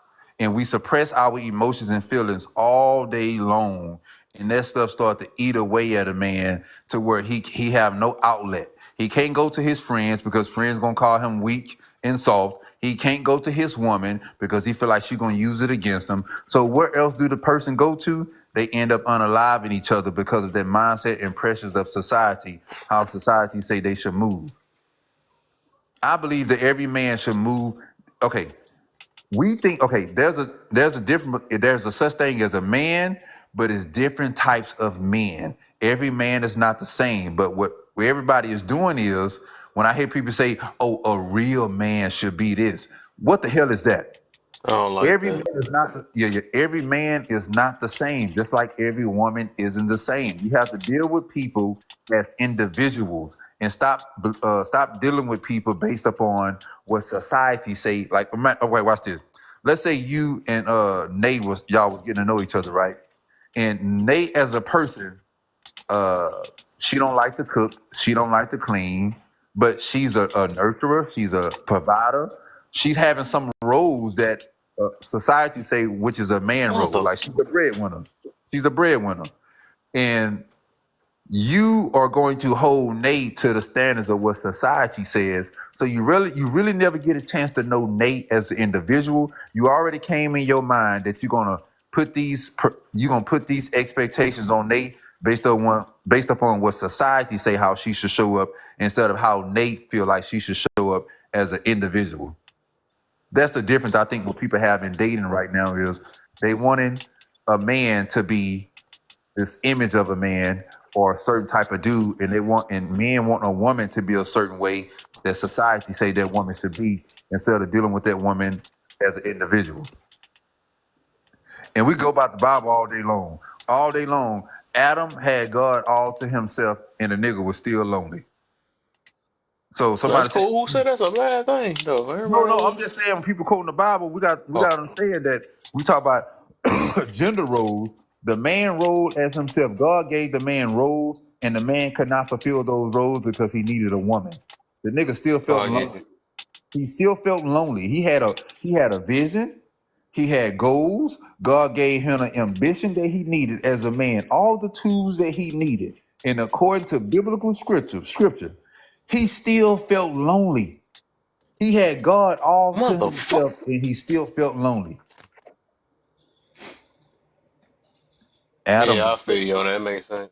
Adam, the first man, named a woman. Adam didn't name no woman. God did. See what I'm saying, man? What the hell, Kev? You know what I'm saying? Adam, the first man, named a woman. Or you trying to say Adam was a woman? What the hell? I'm not saying listen to any of these men. Listen to me. What the hell? All right, you got it, Kev, man. Mr. Wolf on something.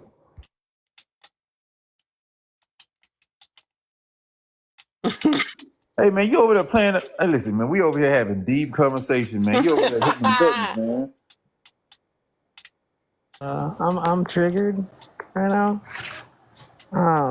I'm hella triggered because the host over here playing PlayStation and not Xbox. That's freaking I can tell the voice. Is that the moderator, right? I thought so. That voice. Dang, he don't know your old disrespectful. Sean been around for a minute. Disrespectful. No, I know the voice. I know the voice. You know what? It's because I'm a Leo. That's why. That's That's why you down there saying all that stuff. That makes sense. Down there saying that. You ain't gonna give me. She tried to give me like I got her that one day. All right, I'm gonna come back on my other account, y'all. I'm gonna stop trolling. I love y'all. We gotta. We gotta put Sean in time out. How you don't know her voice? No, that's Saint. Ain't that Saint? Do you know this is my there you full go. account? Yeah, you saved yourself. There you go. I know the voice. I know the voice. You know my voice. Just knew that was AJ. Yeah, I know. Yeah, Nate knew who it was. I ain't never said. Oh, she already knew. That's what. I knew her name from Saint when she used to be in damn, what live there was all the time.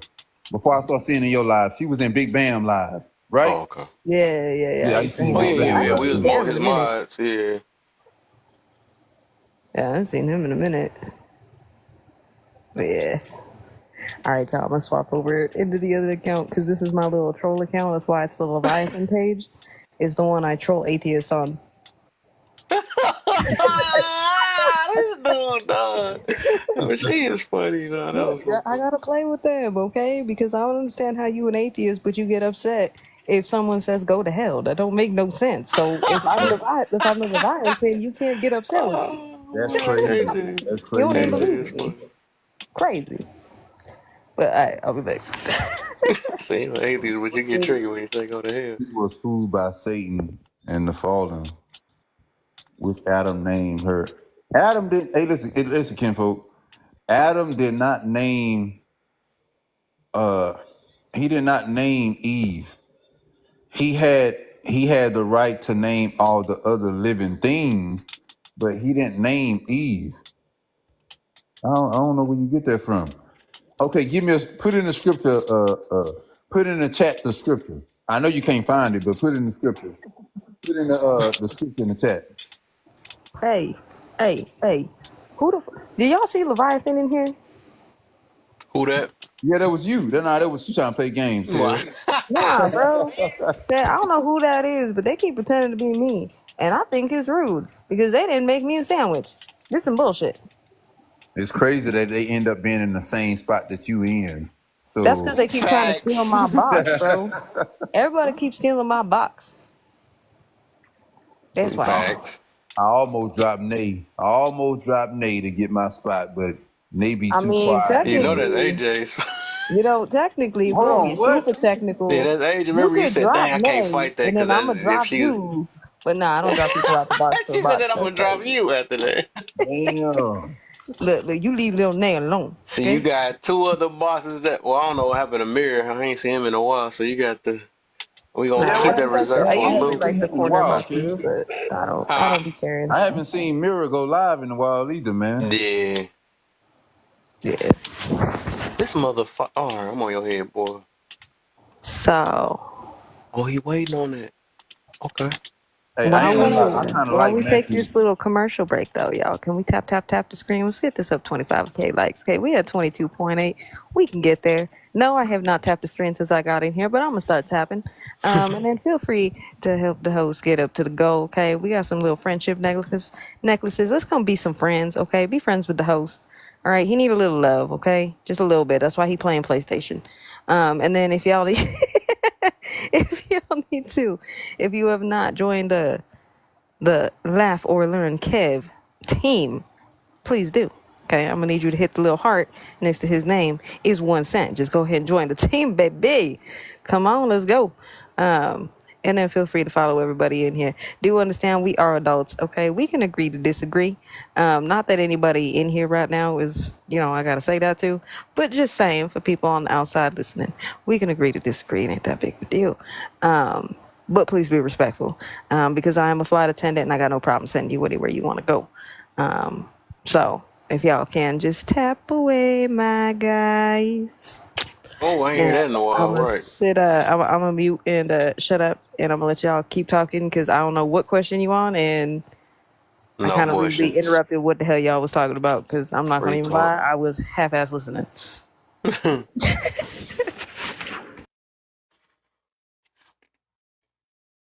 Then he was talking about we was talking about gender roles and all that.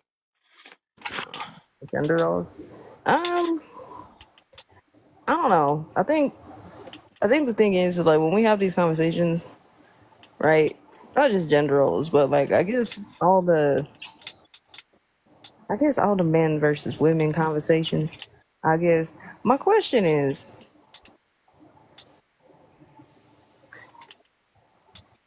what? I don't know how to ask this.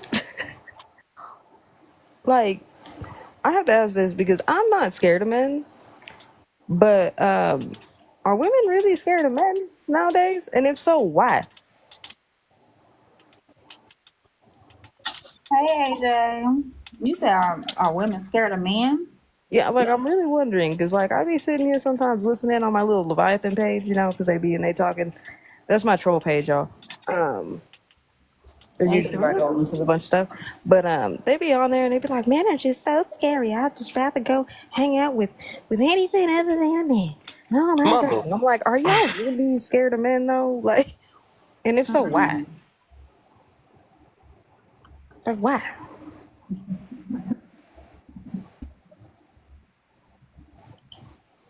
They know we're gonna answer my question. Okay, I'm be quiet. We don't know the answer. Hell, Man, right. I know that got a brain fart on now. I think They not. because we more, I guess, physical and That ain't fucking true. You know how many like girls be out here like ready to like snatch your weave off at like the first chance they get? no, That I'm ain't talking true. about with each other. Like as far as like, I ain't talking about women on women. I'm talking about women on women. Oh my. You heard Right? that I click and know. got faster too over there. I know, right? I was like, wait, hold up, what? Got my attention. I'm just saying. I just want to know because, like, Me too. yeah. I But I hey, know. mean, continue with the Hey, women on Wolf, women, Sean. I'm here for it. yeah, I'm answer Wolf real quick. Hey man, if you want, I'm not gonna argue with you in no comments. If you want to smoke, just come on up. Hit that request, man. Hit that request. Stop talking in the comments. Request When I say post a scripture, I Mine don't always get cold when he been drinking. I swear he had a good one with somebody else last. What the other time? He told that dude out the. Yeah, come on up, man. Don't I say post the scripture, not the verse. See, you ain't listen, man. I said post the scripture.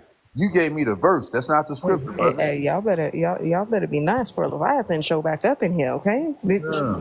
Don't play with that one. Yeah. I wasn't Like talking about the Mr. Wolf, women just on request women. Look, I'm gonna tell you right now, okay? Because Leviathan is definitely in the mood to take somebody's good wig and then put it in the washer and then put it in the dryer on Tumble. The hell is going on? The visual's great. like whoever that is, they gonna keep talking in the comments about the Bible. Like request up so you Y'all, can like, talk. don't be, y'all chill out. Y'all trying to get this person to pull up in the box. Calm down. Damn. Yeah, pull up. Y'all, pull up. Stop talking in the comments. Pull up. Like, chill out. You should just come up here. Who talking? Dang, Mr. Wolf the only one talking. We talking about you, Mr. Wolf? They talking about Wolf, bro. Leave him in the comments. He'll be alright. He don't feel Bring your comfortable. ass It's up here. okay. We ain't gotta look. This look. Y'all ain't gotta do nothing. You ain't want to do. You want to stay in the comments? That's fine. But just understand you are super limited. But you are welcome to come up here. I promise. Yeah, he's engaging. You good, Mr. Wolf. Don't worry about it. I got you, darling. Mr. Wolf, how your ass up here? Oh my God. I'm gonna answer the questions. Oh, these are the same questions as yesterday. I answered these already. Never mind, I ain't gonna answer these I questions. switch it again because the person I brought it up for, she fell asleep. So let me go and switch it again to Oh, what another the one. hell? Thank you.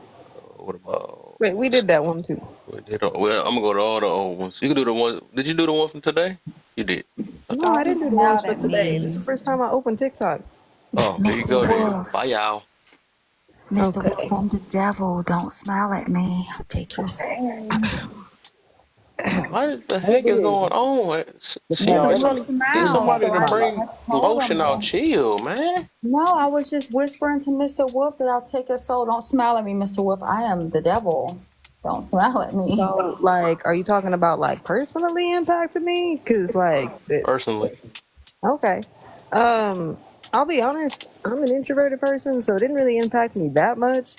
If anything, it was kind of like a blessing a little bit, cause like I was able to cancel on stuff, and not feel bad about it. To be honest. So like, there's that. Downside of it though, the world kind of went to ish, like real quick.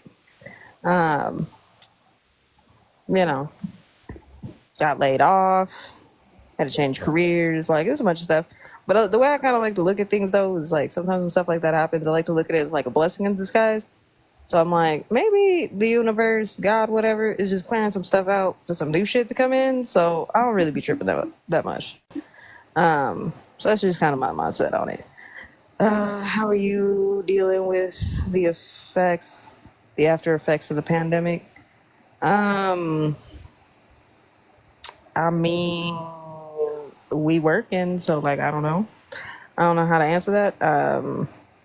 I mean, in what regard? Because I wasn't really like super personally disrupted. If any, actually no, I take that back. I was a little personally disrupted because I did start jumping on here a lot because I was bored in the house bored, and my IQ lost a few points. So I guess how I'm dealing with that now is I just read more books. That's probably about it. Did it separate the weak from the strong? Give an example. If so, I wouldn't say it necessarily separated them. I think it just made things very, I don't know. I feel like it didn't do anything but show emphasis on shit we already knew. Right? I feel like before people were already making excuses as to why they couldn't change their lives. Then the pandemic happened. It was just another thing to blame. It didn't really change nothing. Right? So to me, I don't really see a difference. Other than people probably cry more and got way more sensitive. That's probably about it. You know what I mean? People just looking for a reason to like cry or curse somebody out these days would probably be the only difference.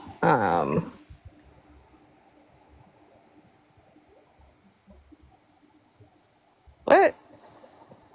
I missed something on Mr. Wolf saying. Let me see. Health is one of the biggest issues of the ones that didn't survive. How are you keeping up with your health today? So I guess prior to the pandemic, let's see. I used to smoke a lot of cigarettes. So I used to smoke like maybe a pack and a half in a day. But I was working a really toxic job and I was like super stressed out all the time. So now I don't really smoke that much. Every now and again, but I have to be like super stressed out for the most part. I don't really be smoking cigarettes like that. I also quit drinking, kind of. So I don't drink like hard alcohol. I still drink a beer every now and again, but no hard alcohol. I mostly just eat healthy now, but not too much. I guess if anything, I guess I do more preventative stuff for like other people, right? So like I am one of the people who like I wear a mask and like not that it changed prior to the pandemic. Like I washed my hands before, I just still do. If anything, probably more so now when I realized that y'all didn't know how to wash your hands. Now I just carry like extra hand sanitizer. That's probably about it. But yeah, I answered those. Okay. I don't know if that answered those questions, Kev. Those were hard for me. We asking on a personal level. What's up, Lady B? I'm going to answer them. Okay. How did the pandemic impact your life? It was the shit. I loved it. I'm also extremely introverted. We played a lot of board games in the house. I learned how to cook different recipes and stuff. People stayed away from me, stayed away from the kiosk machine when I was putting in my numbers. So therefore, I didn't have to worry about that. Whenever I didn't want anybody to come anywhere, I'm talking about 6 feet, even close to me, I coughed. I chilled. I got to know myself. I ate powdered donuts almost every day. I got real big and real healthy. Had a lot of Well, you got big and healthy. That's not like a contradiction. Yes, I did. So I have Crohn's disease, Kev. I thought you knew that. So my body has a hard time absorbing nutrients and vitamins. So during that time frame, I was able to find different recipes in order to gain some more weight. I'm 5'7" and I weigh 140 right now. That's a good weight, but I could get down to like 110. How are you dealing with the after effects of the P word? Ew, I don't like it. It is so ghetto now. People are like right up behind me again.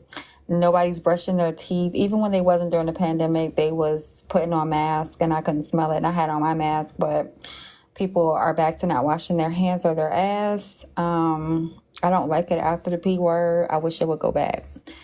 Did it separate the weak from the strong? Give an example. If so, if not, what really happened? I think that I wouldn't necessarily say weak. Everybody was scared based on not knowing if this was the end of the world. And for some people, it did end some people's lives. So I wouldn't necessarily call it weak. Other people had to face a lot of things within their lives. And I would call that very strong if that's what you did. Turn off your light and face your shadows in the dark. I don't trust people that don't sleep with their lights off. And then some people face the reality that they didn't know their partners or spouses during that time frame. So a lot of people crumbled because they had to really sit around their families and they had to work out things because there was really not another choice. Health was one of the biggest issues of the ones that didn't survive. How are you keeping up with your health today? Well, I'm not. I eat crazy stuff per usual. I'm back to being a pescatarian, which is probably really, really bad, but oh well. And I drink a lot of water per usual. I still eat powdered donuts. I've been taking vitamins like Slippery Elm. Y'all should try it. And my gut, my gastrointestinal issues are going to be there forever. So I don't care about none of that other stuff, Just, I don't like people. So I only like a select amount. Y'all are part of that select few. Why don't you like people? I'm curious. Because people are too busy being fixated on being perfect, and people that are trying to be perfect or close to it, they're crazy as shit. Most people think that sane people are crazy and crazy people are sane, and people have expectations. Mostly everybody lies for the majority, and they don't like who they are. Everybody needs a crowd. Everybody needs validation. And people follow those that know who they are, or at least on that journey of knowing who they are. And that makes them followers. So the majority of people follow. It happens on the app a lot of the times, like celebrities and things of that nature. Those are just people that are comfortable in their own skin. And instead of you individually being comfortable in your skin, not meaning you, Kev, but instead of you being individually comfortable in your skin, you rather follow somebody and think that they were given this special talent or this special halo instead of just being who you are. So the majority of people, they think that weird is actually something that's crazy, when in all actuality it's not weird, it's just you being you.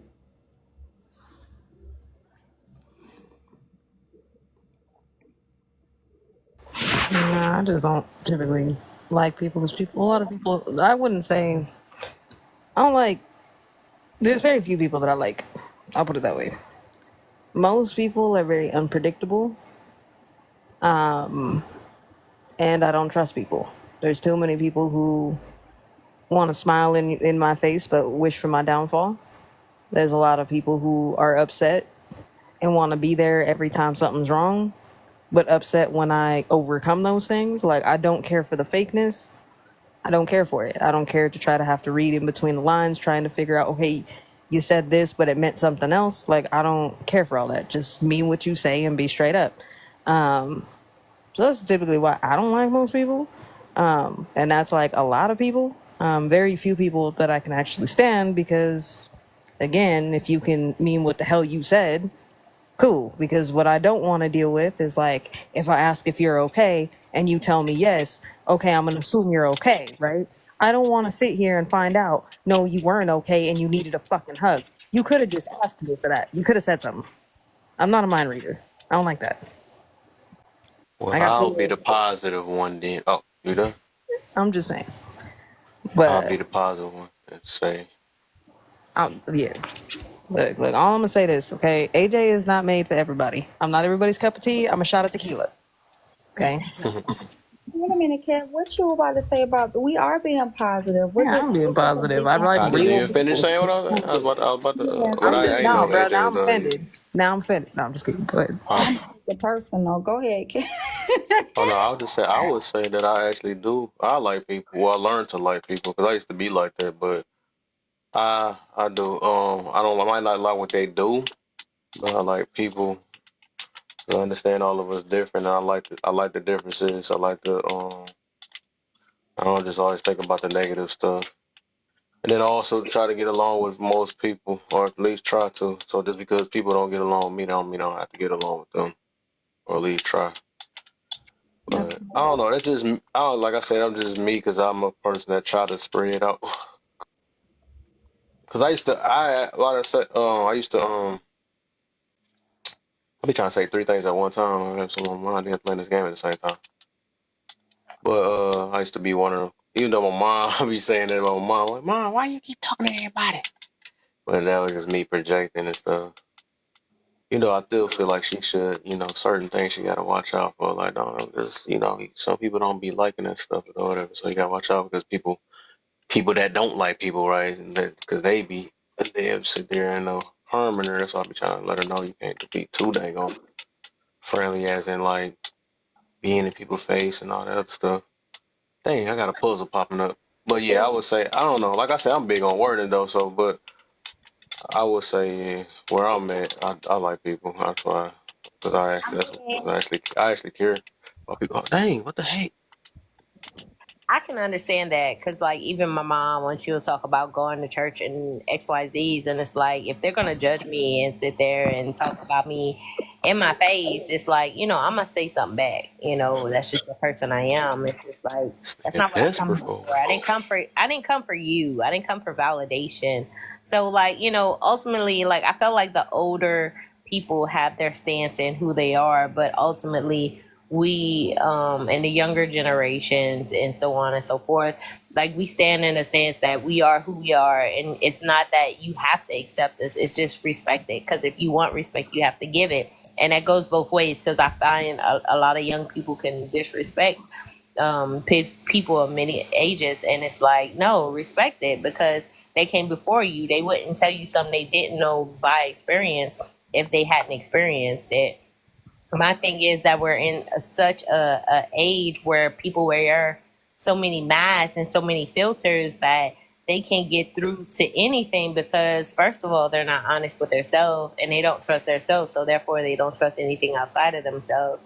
And my thing is, before I sit there and judge you as, oh, I don't like you, my thing is I feel sorry for you, I feel bad for you, I feel, hurt for you. Like, I need you to heal that so you can get past that, so we can be amongst each other where we don't have to have this conflict of us agreeing on everything as if we're in high school, when we're simply human beings. We're adults at this day and age. Like, we shouldn't have to coincide with everything, but we should come to common grounds where we're able to live amongst each other rather than deflecting on each other or trying to mirror each other, or simply trying to be in a coexistence where everything that you think is true or what you believe or know is for everyone. There's a million ways to do one thing. It's doing what works for you, not what works against you. So what you believe to be true or what works for you truly doesn't work for everybody. And that's people finding their own space in their own time and their own, this day and age. And for me, I think it's a lot to do with self than it is to do with us as individuals, and that's why you as an individual, it's very important to be who you are rather than be what the world projects. Be a character, not an image. Exactly. Like, and what you said, Lady B, like, that's so me. Like, you hear somebody, somebody talking about you, you gonna say something. But my thing is, I'm not going to react to it. If that's not who I am, why would I sit here and give you all my good energy where I could put it somewhere else? Like, you can say what you want about me, but I'm not that. Like, most people think I'm bougie. I think I'm better. No, I'm different. That don't make me better than you in some ways, because some ways I might have defaults, But ultimately, be the best you. When you show up to any and everything that you do, be the best you. A job, a relationship, be the best you. And ultimately, if it's not for you, you're going to know the difference. And you're going to know how to, navigate around that, move around, get to something else. But ultimately, everything that comes into your life is just simply a test. The test comes before the lesson. And when you know that and you learn a lesson, it's like when the test show up again, it's like, I could pass this. I'm going to ace that test. And then people be like, well, how you ace that test? Well, simply because I learned a lesson. I ain't got time for that, because life, you don't know the lifespan or the time span of which your life will consist of. So therefore, it's like, why would I waste my time on something I already know will only waste my time? I got better things to do. I have things to prioritize, and I need sleep. Life be life and in real life. So at the end of the day, I'm not about to sit here and waste my time just because somebody felt some type of way. That's a teach his own type of thing. But I think that just comes with. I mean, everybody has their way of dealing with stuff, though, right? Like, I may not like people, but you could say whatever, right? I'm just gonna nothing you. Like, I will make you feel real irrelevant and real invisible. But you know what? It's up to that person. Like, because it's like, okay, one person to a billion people. If that person make you feel invisible, are you invisible to yourself? It's like when the world is sleeping, are you sleeping on yourself? It's not necessarily that I'm worried about what that other person's doing at that point. Like, when it comes to me, if somebody's coming to me and they're just doing, I don't know, the most, right? Because the thing is like, it's like the opposite of trolling, right? When somebody wants to troll you, they want to act like a jerk, they want to try to get your attention. When I nothing these people, yeah, are they going to show out a lot? Yeah, but then they're going to realize the more they show out, the more I ignore you. To me, that's the equivalent of throwing a temper tantrum. It is. And when you're a little kid, right? So, like, with all my nieces and nephews and stuff, right? Even when they were small, if they threw a temper tantrum, say in the store, right? We in the toy aisle, right? Every parent, anybody who's been around kids, you've experienced this. At Walmart, whatever, you walk through Swell, they want something, you say no. They over there, they throw themselves up, and they start yelling. I'm gonna leave your ass in the aisle, okay? Because you're gonna stop crying, you're gonna come chase after me and be like, don't leave. And I'll be like, well, stop crying. You done? Okay then. I'm gonna come back. I don't pay it no mind because it's not a way to deal with things. You can't just throw adult temper tantrums, and that's what a lot of people do. They And they throw an adult temper tantrum.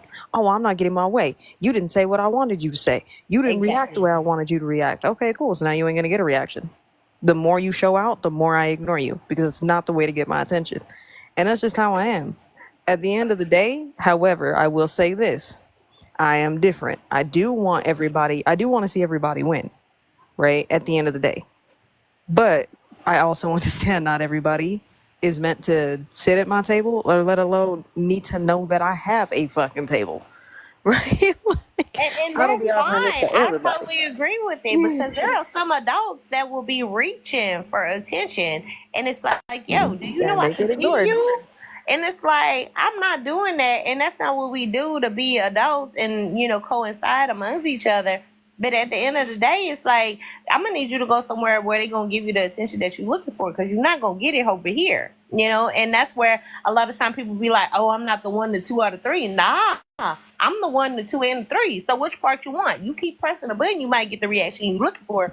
But I swear to you, that's not what you want, So, I mean, it really comes to us just standing our grounds on who we are as individuals in your own character, rather than being a projection of what society projects as an image, and that's just us just simply being human beings and being able to coincide amongst each other. We're not supposed to be birds of a feather flock together. No, they flock amongst each other. If a bird amongst the birds say, "Oh, you going in the wrong direction because the weather is going that way," it's like, nah, I'm gonna fly this other way. Now, if y'all choose to follow me, that's up to y'all. But at the end of the day, I'm gonna fly what suits to me, and it might not be the same thing for you as an individual. But I know that in this state, I'm gonna be better off over here than you over there. So Yeah. it really depends on how we see it. Because I think I said, not I think, I know, I said something to my kids the other day, and it kind of blew my son's mind. And I was like, when somebody says a two cents for your thoughts, it's because you can only see one side of the coin at a time. So you get heads and tails when you get 2 cents. Yeah. I mean, I get it. Well, I agree. But I agree with you. I think the biggest problem today, and this is the reason why it's the unpredictability for me. Everybody is looking for outside validation because everybody lives aesthetic lives. Yeah. Very few people are authentic. Very few people actually stand on what they stand on, right? And I'm not talking about like standing on an opinion, right? A lot of y'all think that, oh, I have an opinion about this, I gotta stand on what I stand on. I'm talking about your life. Okay? At the end of the day, it is not up to everybody else to try to make sense of whatever it is that you choose to do with your life. You have to make sense of it first. If you can't do that and you're going to come run over here and you're going to try to get validation from me, then I'm going to run over there and try to get validation from Jane over there, then from Kev, then from Nay, then from Lady B. I'm going to end up being all a bunch of different people. Exactly. You can't do that. You got to figure out who you need to be. And so that's just kind of the thing. Also, I ain't got time. Hunty, I ain't got time for the back and forth. Capacity. I ain't got time for none of that, right? I'm too busy out here trying to hit these goals, trying to hit these things. Like I'm telling y'all, in the next 3 years, I want to be sitting on the back of a yacht, okay, drinking a beer with a cigar and being like, damn, I made it through some shit. That's what I want to do, right? Until then, I don't really care about nothing else, right? I cannot be bothered. And that's the funny part is I'm only 32, right? And I remember when I was like in my 20s, somebody told me like, yo, when you get into your 30s, like this wool come off your eyes and your bucket list go nowhere. And I thought I understood that. I was like 28. Then I turned 30 and I was like, oh shit. And I'm like already like this and I'm 32. Like, can you imagine what I'm gonna be when I'm 50? Right? Like I'm over here eating fucking sandwiches and stupid shit in the bathtub. right? Taking a bubble bath while people over here probably hating me, and I can care less. Like, do your thing. If I am bothering you that much that you are that vexed, just know I'm probably in my fucking bathtub eating bacon with Nutella, butt ass naked. Don't give a fuck. That 30-something club, I tell you, once you get there, it's like the response to everybody else is like, it's nonsense. Unless it's adding to me, I will subtract that mug so fast. Like, there's no need for it. It's unnecessary. And by any means, you can do it, but you will be wasting your time if you think I give a fuck outside of what I give a fuck about. I think So it's the like, only person who kind of has an idea of like the level of what I'm on is Jane up there, because I told Jane about eating a sandwich in the bathtub not too long ago, and she did it. Tell them about that experience. That's a whole experience. That's a whole vibe, y'all. I felt your like own I was vibe in is a vibe. Like, it what you felt say, so dog? I felt so vulnerable to myself. I got super full for one. I had my candles on, and I had mahogany teakwood candles on. I had my jazz playing, and I ate. I've been eating in the tub. I think the other night was like my 5th time eating in the tub, either 5th or 6th. And I enjoy it. It's like, it's so peaceful. Like, my daughter even busted in my room and asked me what I was doing. And I told her, girl, I'm having some cake in the tub. Just leave me alone. For me, I'm minding my business. The business that pays me. It's a whole different type of minding your business when you are eating in the tub. I told y'all. I ate in the told tub. y'all. I was smoking my cigarettes in the tub. I have drunk my wine in the tub. I have read in the tub. I have listened to audio in the tub. I have zoned out with nothing. Like, my daughter was like, Mama, do you want to just stay in the dark? I'm okay with that too. I want to be in my own space. Don't intrude, okay? Because it's the only time I got to myself. That's why usually I like to have a schedule and like stick to that schedule. Because like once my kids go to sleep, that's when I go take my bath so they can't bother me type stuff. Like 8 o'clock, you supposed to be in the bed. Why are you knocking on my door sometimes? You know? But that's just me as a parent. Like, I find ways for them to help me help them as well as help myself. A lot of times it's not me deflecting from them. It's just that whatever I'm going through has nothing to do with you. Let me have my me time. So if I do have to discipline you, it has nothing to do with what I'm going through. It has everything to do with what you did. But this year, the beginning of this year, I didn't make a resolution. I like promised myself. I was like, every Saturday I'm gonna take myself on a date, and every Sunday I'm gonna have my self-care day. Right? So every Saturday, take myself on a date. Every Sunday is my self-care day. My self-care day, yeah, bet your ass. I'm probably gonna go. I'm gonna smoke some broccoli for sure. Okay, my ass gonna get in that tub. I'm gonna treat myself because I know for a fact I fucking deserve it. Okay, we gonna sit there. We gonna celebrate self, and I don't give a fuck about nothing. There's a reason why AJ cannot be bothered. Yes, I'm a single Pringle. I do not want to fucking mingle. I ain't got space for y'all, baby. I don't. I really don't. Okay, I'm too busy loving me right now, and that's what it's about. And if you are not taking yourself on a date on Saturdays or picking a day out of the week, just take your little self on a date every 2 weeks, at least once a month. I'm telling you, Treat yourself. take yourself on a date. Okay. Wolf, bring We your work ass hard up for here. it. Huh? A wolf need to bring your ass up here. You down there talking to yourself, darling. We Okay. ain't them Ain't nobody comments. looking at them comments. Come on up here. But no, in all honesty, for me, I think life be life and in real life. So at the end of the day, like the little time I can treat myself is very important. Whether it be food, whether it be just going out, whether it be riding, whether it be whatever I want to do for me is what I'm gonna do for me. And like the dating world nowadays, y'all, I swear, compared to plus years ago, which I would say almost 15 years ago, it's totally different. And I'm 33 years old. Do I want to be single? Hell nah. I want to be a lapdog. Like when I come home from facing the I want to world, be I fucking should be able single. to curl up and just shut the fuck up and you hold me type shit. Don't tell me what I should have did or what I was supposed to do. Nigga, you do it. If you see it's supposed to be done, get it done. That fuck. See, Kev, look at the comments if you're still there. That's why I don't fucking like people. Because when I asked Mr. Wolf to bring his ass up here, don't act special and roll your eyes. It was just an invitation. You could stop talking to yourself. See, I don't like people. You felt Well, special. don't entertain that because that's why he down there by himself.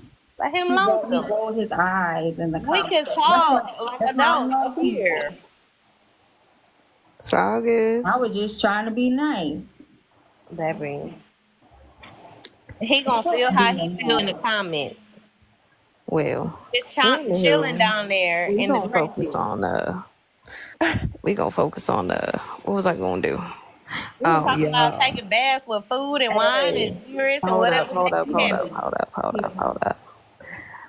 That's what I want to talk about. Fucking yo Sunday play. You know what? I might put that Spotify thing up on my page. Or maybe I gotta figure out a way to where people can add songs on the Spotify playlist. I don't know what's on Yo Sunday. I don't know if y'all have a Sunday self-care day. I have a Sunday self-care day. But whatever your self-care day is, what the hell y'all listening to? Because I know there's a lot of Erykah Badu on my shit. Some India Arie, old school Oh, TLC, old school 90s R&B. But what y'all listening to? AJ, one of my theme songs right now is Freedom by Beyonce. And by no means am I a fan, even though she's my cousin. But I'm gonna be quiet. Freedom, baby, I've been breaking chains by myself in real life. And so at the end of the day, for me to Mr. Wolf make said comments. huh? Oh no, I'm sorry. I was reading the comments. Go ahead. I'm sorry. Nah, but what I was saying was to break chains by yourself, and like just in general, like the song would just resonate, and everything that's going on in society, regardless of the projections and the things that are trying to deflect us from reality. It's like, yo, we gotta keep living, going forward, no matter who gets voted in. Go to work, not war. And let's keep living this life. Let's not bring what's going on overseas to our soil. That is unnecessary. It's like, as a human being, I don't know what happened to humanity. I don't know what happened to morals and integrity, but it needs to come back. And I don't think shaming is the forefront of all of it, but simply telling people, like, when do y'all become adults? Y'all all acting like children, and y'all wonder why children don't look up to y'all. And that's how I feel about a lot of things. Exactly. Like, that's what I always say. And like AJ was saying, like, they be literally throwing adult temper tantrums. Like, you acting like a child. And it's like, when I say, like, stuff is immature, like, it's like, well, you say everything is immature because it is. Like, you acting like a kid. It's literally, like, how you're acting is literally childlike. Like, what do you mean? Like, you wonder why, like you said, like, kids don't look up to you. Acting like a child. Exactly. You is a child, really. Most people don't even understand that right now in Louisiana, in some places, gas is $2.37. I literally have to drive up to a gas pump to show them in real life that gas is cheap as the fuck down here. So I don't know what the fuck you going through, but what's going on where I'm at is a totally different ball game. Gas is the least of my expense. That's going to depend on where you at though, because if you And that's in what I'm saying. like the Most city, people it's gonna be don't think expensive. it's true though, but that's the Yeah. problem. Like gas is usually it's because people are price gouging in certain areas because they know the travel expenses due to not only the citizens within the area, but as well as the people that are commuting that are just simple. What do they call them? Y'all, I can't think. Well, they just visiting, whatever the fuck ever. I can't think, y'all. I'm sorry. Tourists? Tourists, yeah. So a lot of prices are high because of tourists, not just simply because you live there, but because it's a high tourist area, as well as it's a high income area when it comes to like just Not the. necessarily a high income area. It just has to do with where you're at and where you're located. Like if I'm in Denver, right, gas is going to be way more expensive depending on where I'm at in Denver. So if I'm closer to like downtown, the Pepsi Center, where there's like a popular venue or there's a popular exit based off the highway, then yeah, gas is going to be more expensive. You just, but at the same time, it's just figuring out and getting the right app, right? Like I use Waze for that reason. One, Waze tells me where the cops are. That's perfect for me. Okay, that's number one. Number two, I just hit that little gas thing, and then it told me what all the gas prices are roughly in the area, and then I can navigate and plan my route out that way if I need to get gas somewhere. So you can see it, but a lot of people are going to do what's going to be convenient, and at the same time, a lot of people are just, I mean, But I don't don't be know. naive to it and It's say awesome. no. The first thing you should say when somebody's trying to tell you something should not be no. How would you know? How you gonna tell me what I'm putting in my gas tank if that's what I put in my gas tank? There's a lot of reasons why Louisiana is what Louisiana is. You know, regardless if we want to be more the more or the how they say in New Orleans, Little Hollywood and XYZs. There's a lot of reason why people come to Louisiana, like 50 cents going to Shreveport and trying to take over that hoe. Okay, it's cheap, but at the same time, that's a lot to do with nothingness compared to what Louisiana actually is. The problem is a lot of people don't see that the price gouging really came from 2020 when they're trying to keep up with the sales margins from what they got in 2020 compared to. So therefore, they're going to keep going up on prices until they can reach that 2020 margin and up and above. No, there's no possible way. And that's people sitting there at a desk compared to people actually doing the work. Those prices don't fucking matter. People don't have the stimulus that they had, which was extra money. They was buying TVs. There wasn't TVs in the fucking stores at one point in time. Like, we can't keep basing ourselves off of something that was irregular for us in our time span compared to what reality is. Reality is still reality, regardless of what we base it off of.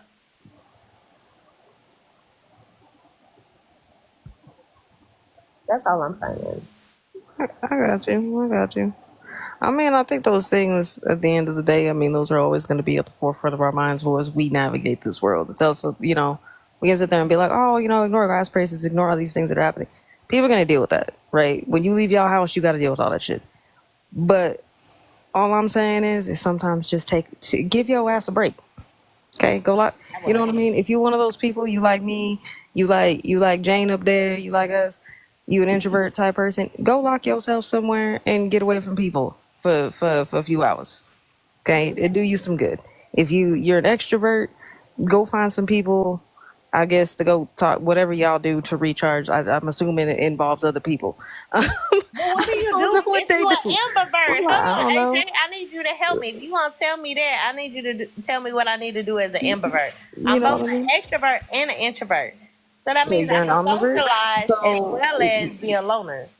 well, so you know what I mean. If you're both, you know, extroverted people typically get recharged by other people. So maybe you need to go blow off steam. I don't know. Go do something that you like to do that also involves people. So if that's going to a concert, go take your ass to a concert.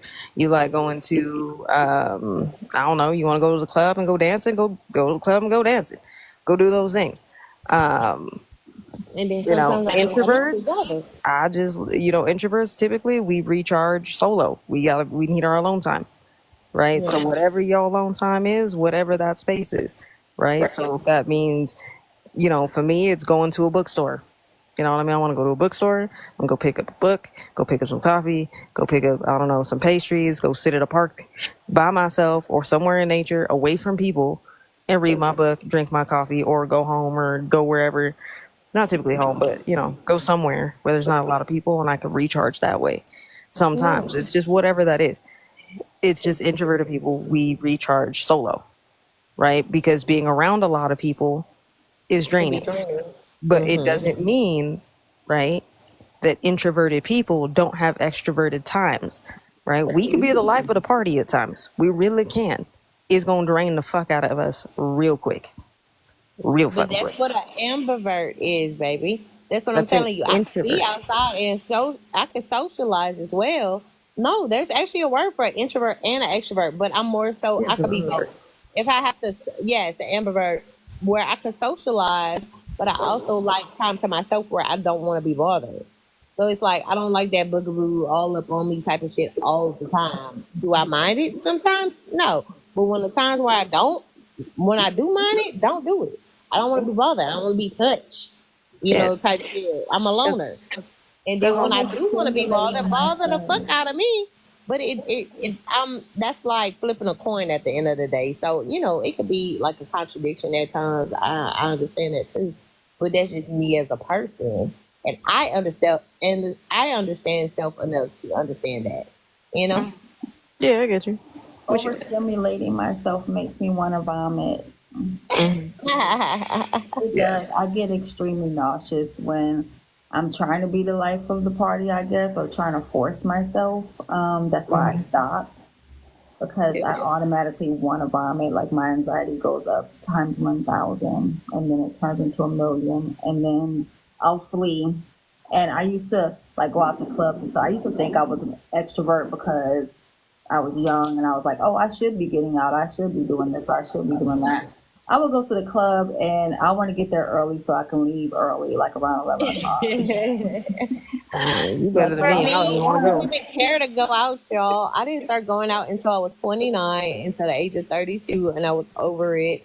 It was 2.5 years where I worked in the bar, and I was over it because that wasn't the environment for me. Like, I didn't mind being there. Just because I didn't mind being there didn't mean I wanted to be there type thing.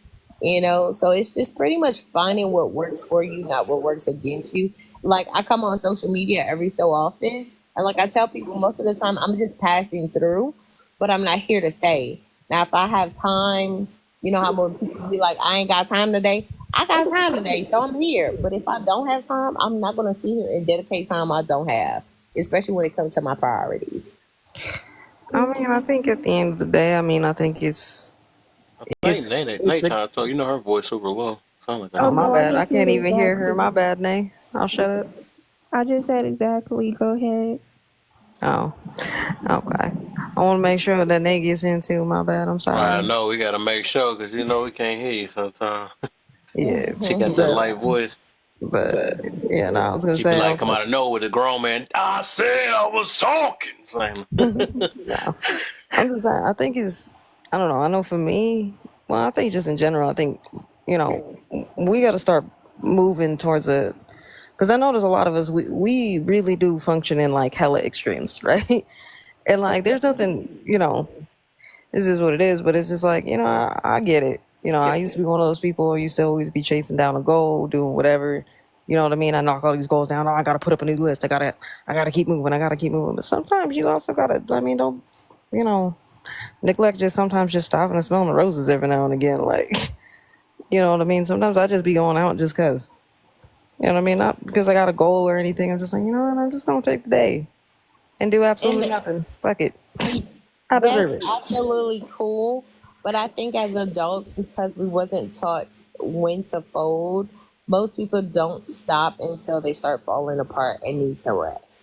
And I say that for myself more than less, because a lot of time I go over and beyond, and then life starts hitting me back to back, and I can't catch up with self because I was too busy catching up with everybody else, that when it was time for me to have to catch up with self, I couldn't catch a breath.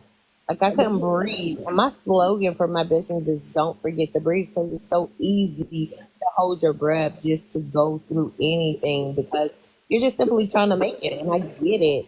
But at the same time, we have to breathe, and knowing when to fold. There's a song called Know When to Fold, Know When to Hold On, and Know When to Let Go. And It's a that's country song.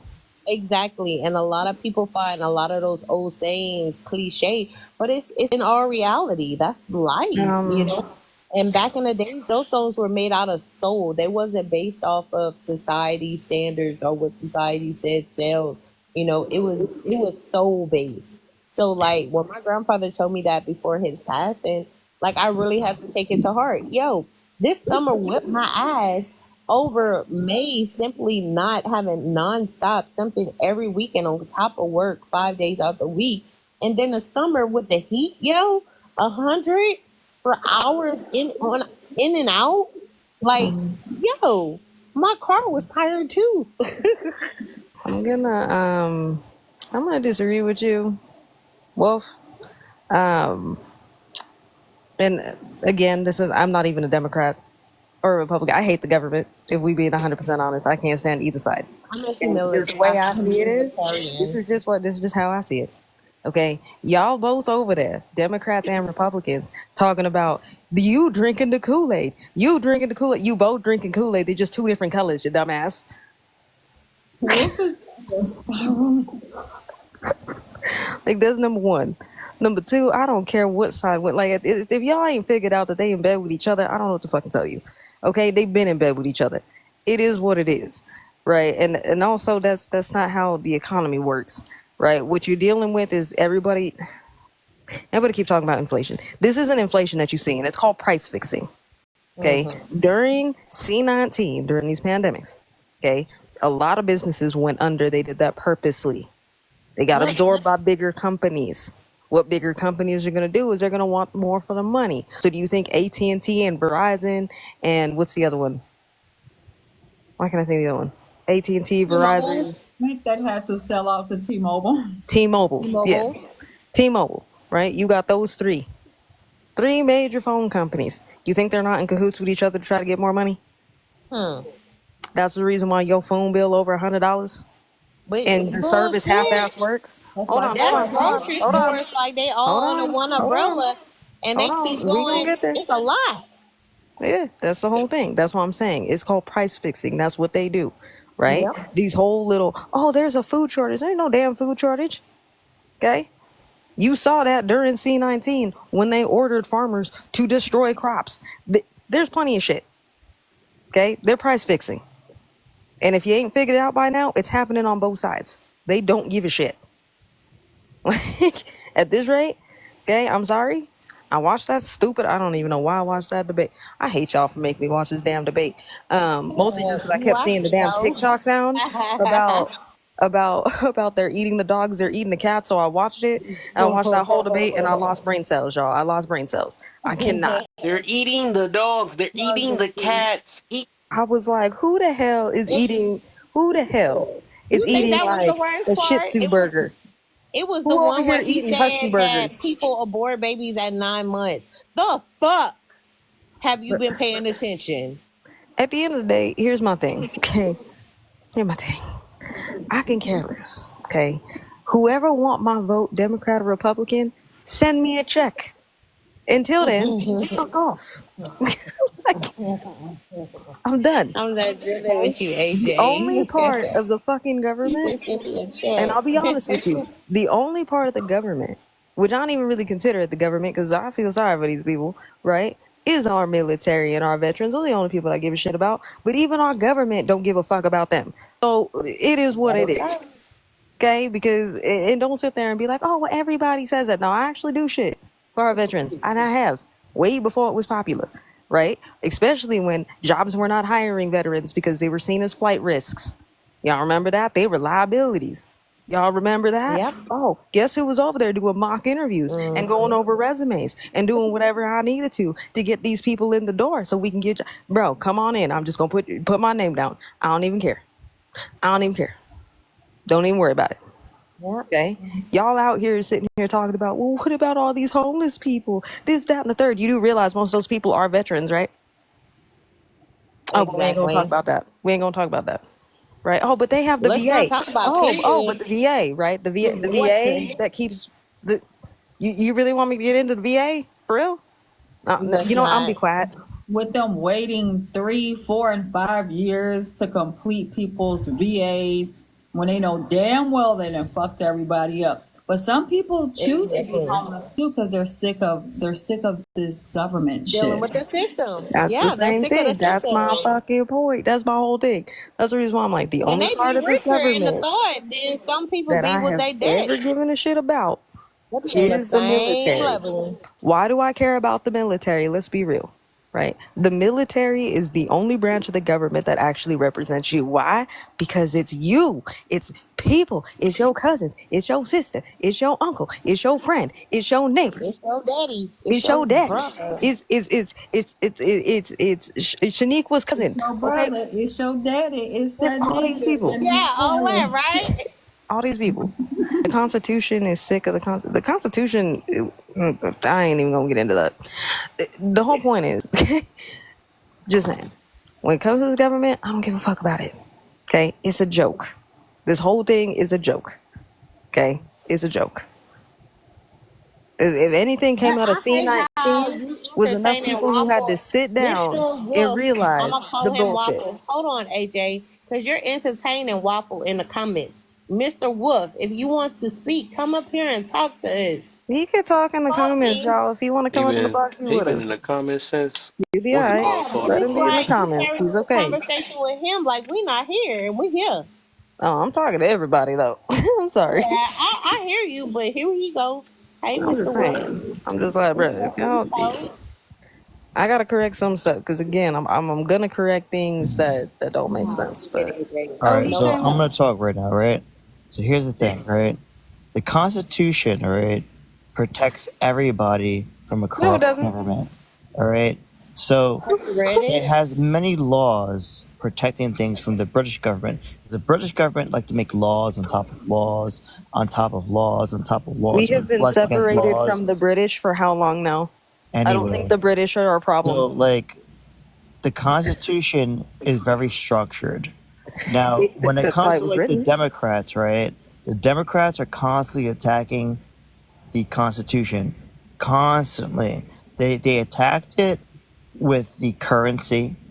They attacked it with was it Okay. free housing care, Hold 1916 or on, something like hold on, that. hold on, hold on, hold on. 1912 Hold on, maybe. hold on, hold on. Pause button because you are all over the place with this Constitution.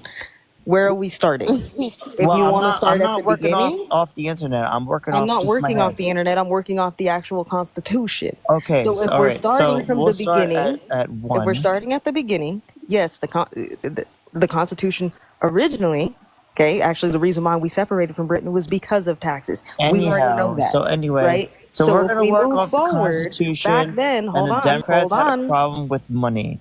If So first off, if you're talking about modern day Democrats, okay, if you're talking about Democrats, right? Those were Republicans then. Okay, the Republicans and Democratic parties have swapped over the years. So what are you talking about? And what you're talking about them going after it for what? What are you talking about? They flipped in the 1860s, and at Thank one you. point there was only a Democratic Party, and it was opposed based upon color. So, I mean, the same reason why Trump said he would be a Republican because they were a stupid party. Anyways. and the only reason why people like to combine and say, yeah, they only care about public houses and things of that nature. Well, I mean, we weren't. Well, there was a certain demographic that was creating and building ghettos at one point while we were sleeping outside. People that look like me, we were forced to sleep outside. So, I mean, at one point, that's all the Democratic Party was about. And yes, absolutely, it flipped. Now, if we're talking about the Constitution, do you know how many of the civil rights amendments have been put in there, and do you know what all of them are? Some of them were because of the indentured slaves. They wanted to keep people enslavement in enslavements. So it wasn't always just all this PC. Oh, we just wanted to not let them make sure there weren't any slaves. That's not all of it.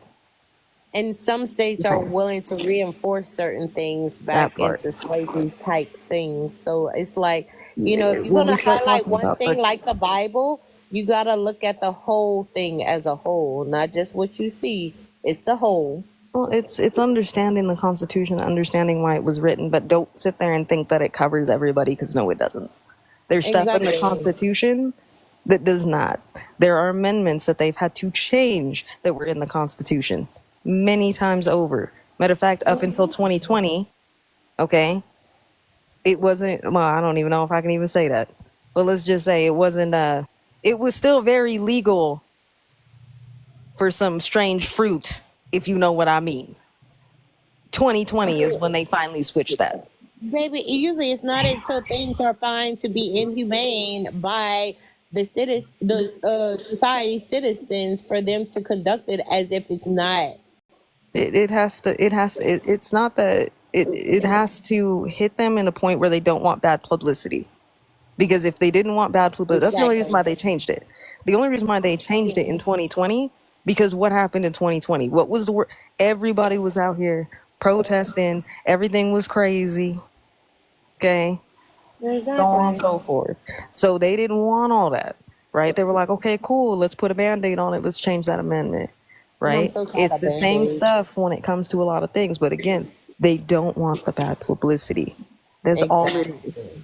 But while they do that, guess what? They're going to gut out other rights, and put it in your constitution. So you can't sit there and say the constitution is to protect everybody's rights. No, it's not. They take your rights away in the constitution at the same time. And they're digging because if you look at some of these governors where they go into the porn sites that they used to look at, they ain't stop playing no more. And I'm not mad at them for doing that, but it's like, what happened to all the times before now? You know, and it's just like, if you're going to do it to them, make sure you get the people that count. Don't just do it to the ones that you don't like. Do it to everybody. You know, don't take one rule and suit it for one person. Suit it for everyone. It's not designed to be equal at the end of the And that's day. the problem. That's But my that's this problem. country. Like, I don't know why It's everybody. so fucking It's just that. disturbing.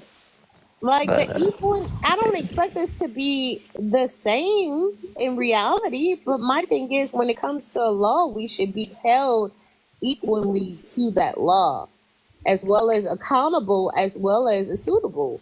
You know, it's not just for our humanitarian, our humanity, we would but have to it's gut us. out a lot of laws.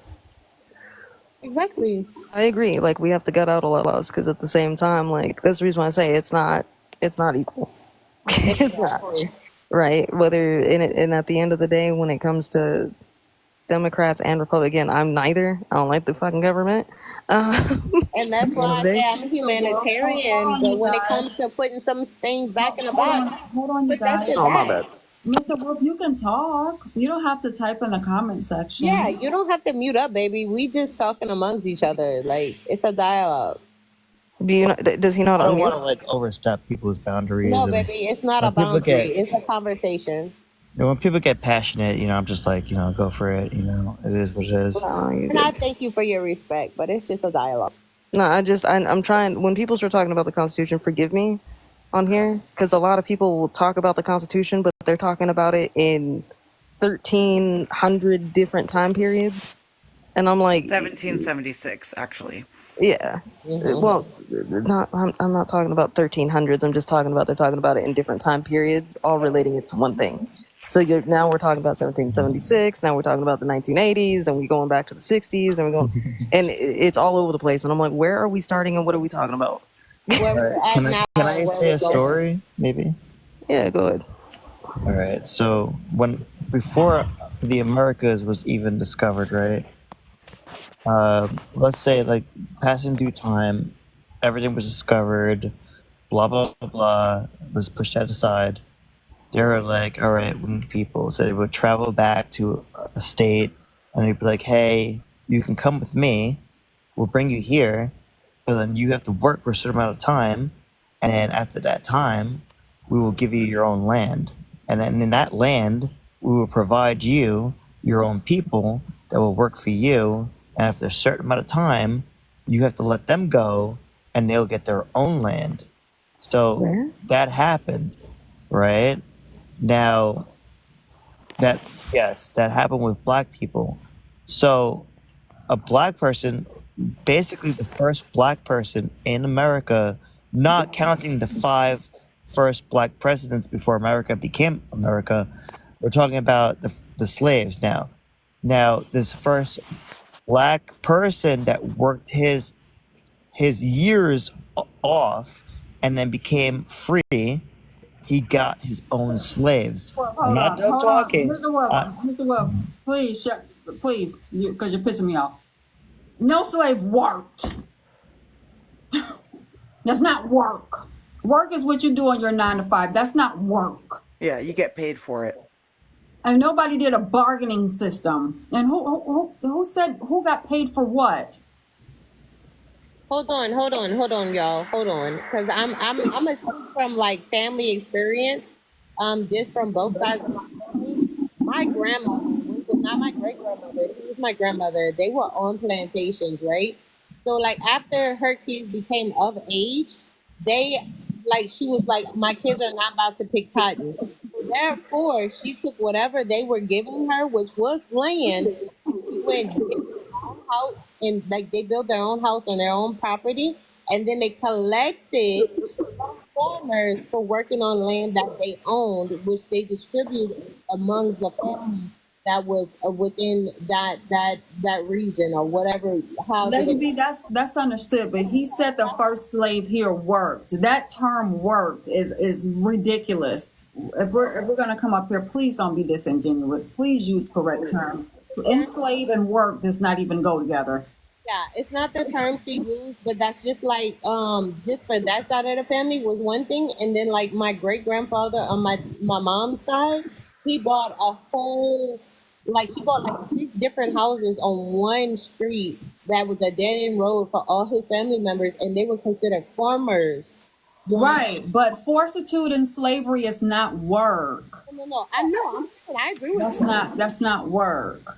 Well, and Yeah. one thing I would like to say, like, obviously, I'm from Colorado, so, but indentured servitude.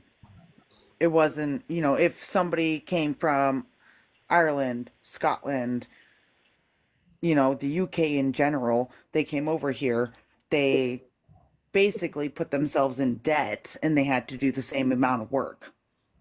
Work, quotations. Are you trying to conflate indentured servitude to slavery? But it was essentially Not the same thing. because they Not couldn't the same get out of thing. it. It's They could not the get out of same it. thing. They could not get out of It's it, is not what the I'm same saying, honey. thing. Look up I'm indentured not a honey. servants. It's not the same Indentured thing. servants. It's Indentured not servants. the same Honey, thing. I'm Rocky. promising you, look up history, look up indentured Rocky, I'm gonna servitude. drop you if I'm you not call me saying that one they more weren't time. out of it. I'm Wrong. saying that It's not they the had a same. choice But it's not the to same. come and work for land. But it's They not had a the same, debt though. to had said been paid off, Can I, but then they could ladies, never pay it Let's off, let's is make what it I'm trying clear. to say. Let's can make you it give me clear. at least We maybe can't. 20 minutes to explain my story Nothing is before synonymous. attacking me? Let's Before attacking me? understand Nobody's that. attacking Nothing's anybody. synonymous. They're just correcting. Hold on. Well, before correcting, can I explain a story and then we can No, because if you're correct? okay, here's the thing. Here's the problem with that, right? If we're pushing, we can't just allow anything to be said. I know you because can't this is where allow it, but let's misinformation say comes that in. the stories that I'm saying that I can challenge you on it because I can prove it. There's nothing to be I'm challenged. sorry, AJ. One more I thing. know there's I'm nothing to be 35 years challenged. old. I already know that I'm right. Wait a minute. I'm 35. We're gonna talk like adults on this You're live. This 35? is Kev's live. We're gonna talk like adults on this live. Wait a minute. We're gonna talk like adults on this live. Nobody's honey, baby, boo boo, sweetheart, none of that shit. That shit is very passive aggressive. It's the issue that you guys are like we're not gonna do arguing with that. me when it's Wait a minute, factual. listen, love. I'm not talking about you. I'm speaking to the Rocky. We're not going to honey, baby, boo boo, sweetheart. We're not going to do any of that shit. It's very passive aggressive. It won't happen over here. We're grown. Nobody's man is sitting up here to be passive aggressive with. So let's go ahead and have the conversation. Thanks. I'm just trying to explain Continue. something. Go ahead and Okay. continue. So, in the Americas, before Americas was even named, that's a whole different story. Either way, Listen. whatever. So, they brought African Americans over here with the promise of, hey, you'll get your land, you can work it off for a certain amount of time. You work it off for a certain amount of time, you get free. This is your land, an acre, 2 acres, who knows? 0.16 acres. Who knows what they promised? And you would get like 1 or 2 slaves, whatever. Within those 2 slaves, those slaves have a certain deadline. Like, hey, these slaves right here will work for you for a certain type of deadline, and then they will get acquired their own land, right? So that's what history is about. All right. Yes. So. Hold on. Anyway, I have a question. Anyway, yes. I have a question. Where are you getting this information? Can I explain my story? Can you tell me where you're getting your? I don't I want to need you go to off cite your in the source. story. I don't want to go off the I left need and you to. I need right. you to cite your source because I at this don't point want I'm to getting right ready to now. drop I you. want to Like this explain doesn't my even make story sense. in full before I go into like Okay, pointing out. I'm over it. I No, want to be able to dude, hear it.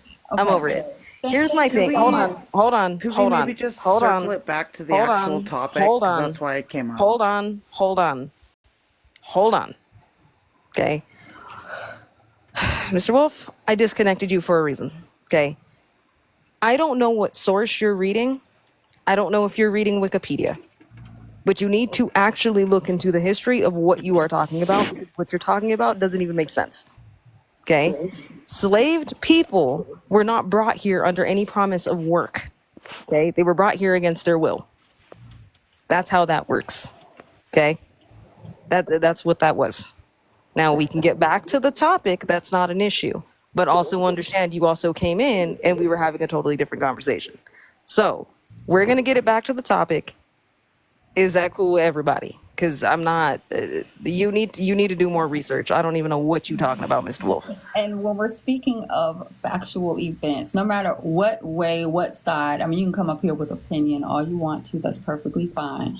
But when we're speaking on factual events, it's not story time, okay? It's not something to be made up. So unless you want to answer one of these questions up here, Mr. Wolf, I'm finna mute your ass the entire live. In fact, you know what? Catch a flight. I'm done. Yeah, don't come up here with misinformation. You done. Please, 'cause Fuck. this is not the space for that. You can come up here and say Trump 2024 if you want to. I mean, your opinion is your opinion. We don't really care about that, but just don't. What's up, Tom? Make All it right. crazy. Let's get it back to the topic. That's crazy.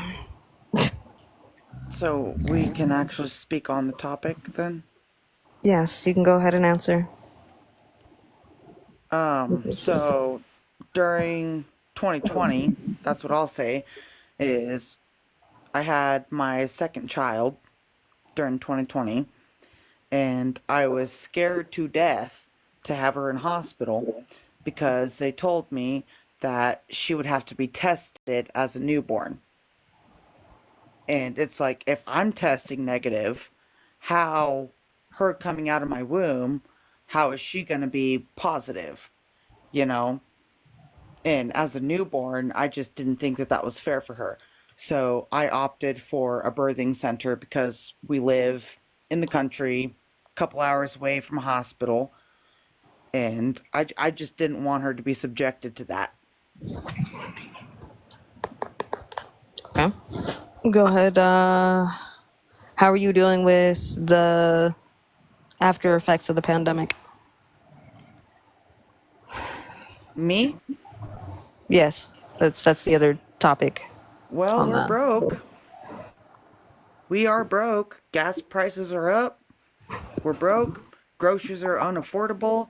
You know, thank God for breastfeeding, because if I hadn't breastfed, that baby wouldn't have been fed at all. Okay. Did it separate? Do you feel like it separated the weak from the strong? If so, give an example. If not, what really happened? I don't think it separated necessarily the weak from the strong. I think it just showed true characteristics in one person, each to their own. You know, maybe people realized, oh, maybe we shouldn't have been together in the first place. Okay. Okay. Health was one of the biggest issues for a lot of people. Some people didn't survive. How are you keeping up with your health today? Well, when it comes to health was one of the biggest issues. I think that when it comes to the medical scene, I guess we could say, I think it was mismanaged, and there could have been a lot of things to prevent a lot of unalivings during that time. And how I manage my health is, you know, I just try to stay away from the cities. Okay. Fair enough. Fair enough. I get it. I get it.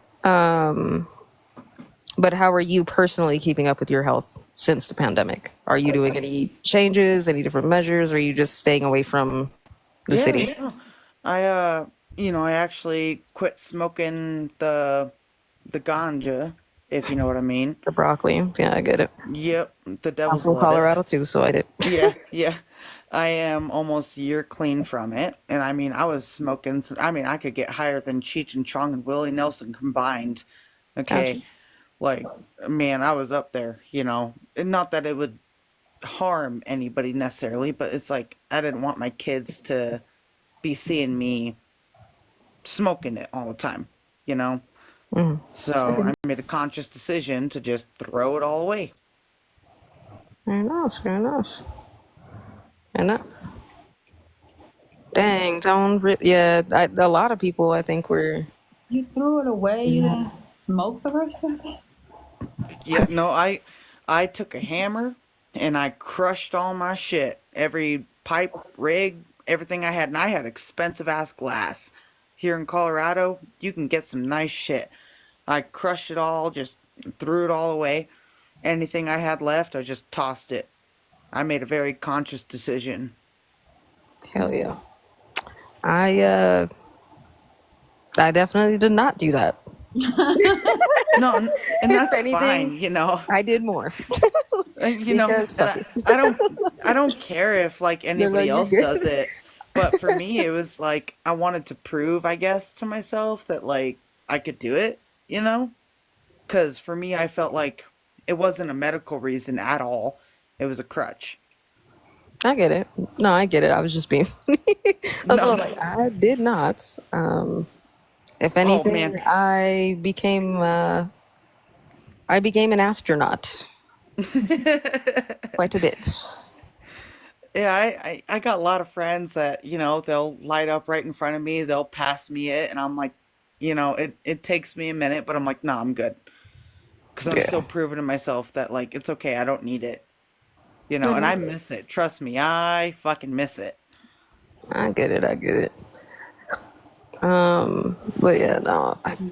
Tone, to answer your question, how we got on that other conversation.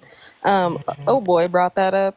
To be honest, he wasn't even talking about that. Like, first he came up, he was wanting to talk about the Constitution, and he kind of went all over the place, and then we ended up way over there, and I was like, what the hell are we I mean, doing I'm way not, over here?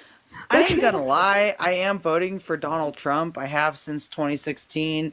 But, you That's know, to cool. each their own. Like, I'm not gonna judge somebody for who they're voting for or what they believe in. Like, I don't want to come up here and be like condescending or anything, you know? No, I don't think anybody's taking it that way. I just personally don't give a fuck for either side. So vote for whoever you want to vote for. I'm just gonna sell it to the highest bidder. So whichever one want to send me a check, they Yeah, got my vote. personally, just I burn it don't all care. down. We built this Basically, shit, so burn it down. like if anything, I am more concerned, I guess, because I am also from Colorado. I am more, and I'm in Denver. Is I'm more or less just dealing with the gentrification bullshit that's going on here. Yeah. More than anything else. If you're So, from California, please move the fuck out. If you're from another state, please move yes. the fuck out. I don't like So, you. You keep fucking everything up. Please so I'm don't. Please go. obviously on the East Plains in Colorado, like country girl, you know? I And I mean, got I George was out in Strait Wiggins tickets. forever, so I get it. Yeah, I got George Strait tickets during that certain month, the Rainbow Month, if you know what I mean. And I Okay. got this Airbnb in Five Points. And when I realized it was in Five Points, I was like, damn, like that's kind of the hood, you know? Like we might need to pack a piece, you know? Like we might need to Nothing but a keep bunch ourselves of safe. YT But when women I got walking there, no, when pit I bulls, and got there's a there, I was Starbucks on like, every corner. holy shit. This Yeah. shit's gentrified as fuck. Like, what the fuck is going on up in fucking Five Points? Like, For those of y'all who aren't from Denver, 5 Points used to be an area of the city. You just okay. First off, let me explain Denver. you locked your car Denver doors. doesn't really have like a hood per se. But that area, like they'd steal your car when you standing next to it. Like you Mm-hmm. literally close the door. It's like a damn movie. You like close the door, turn around, and be like, "Oh shit, did I lock the car?" You turn around and your shit's on some cinder blocks. Like it was like Yep. that back in the day. They're stealing your That's the only catalytic area. converters and shit. Other than that, Like, like it was just a place you didn't really want to park. Like you definitely probably gonna get mugged. Something crazy gonna happen over there. It's yeah. gentrified now. And they gentrified the shit out of it. I was like, you know, I looked Yeah, at the address. I'm it's like, called Five 5 Points. I'm like, Points. shit. Yeah, You know, I'm like, it's called whatever. 5 Like, I'm Points from the because of the country. intersection. The intersection is literally 5 points. Yes, It's a exactly. confusing intersection if you're not used to it. They still got that liquor store though. Yeah, I don't think that'll ever close down, but yeah, no, it's just different. But I don't know. Colorado is Colorado, I guess. No, all But them Californians moved in here because of the ganja and well, they moved in here because of Mayor Hancock, douchebag. one Polis. We call him pole smoker. That name said enough right there. What, Hancock? Hancock's an asshole, bro. I fucking hate that dude. Sound like he a nut.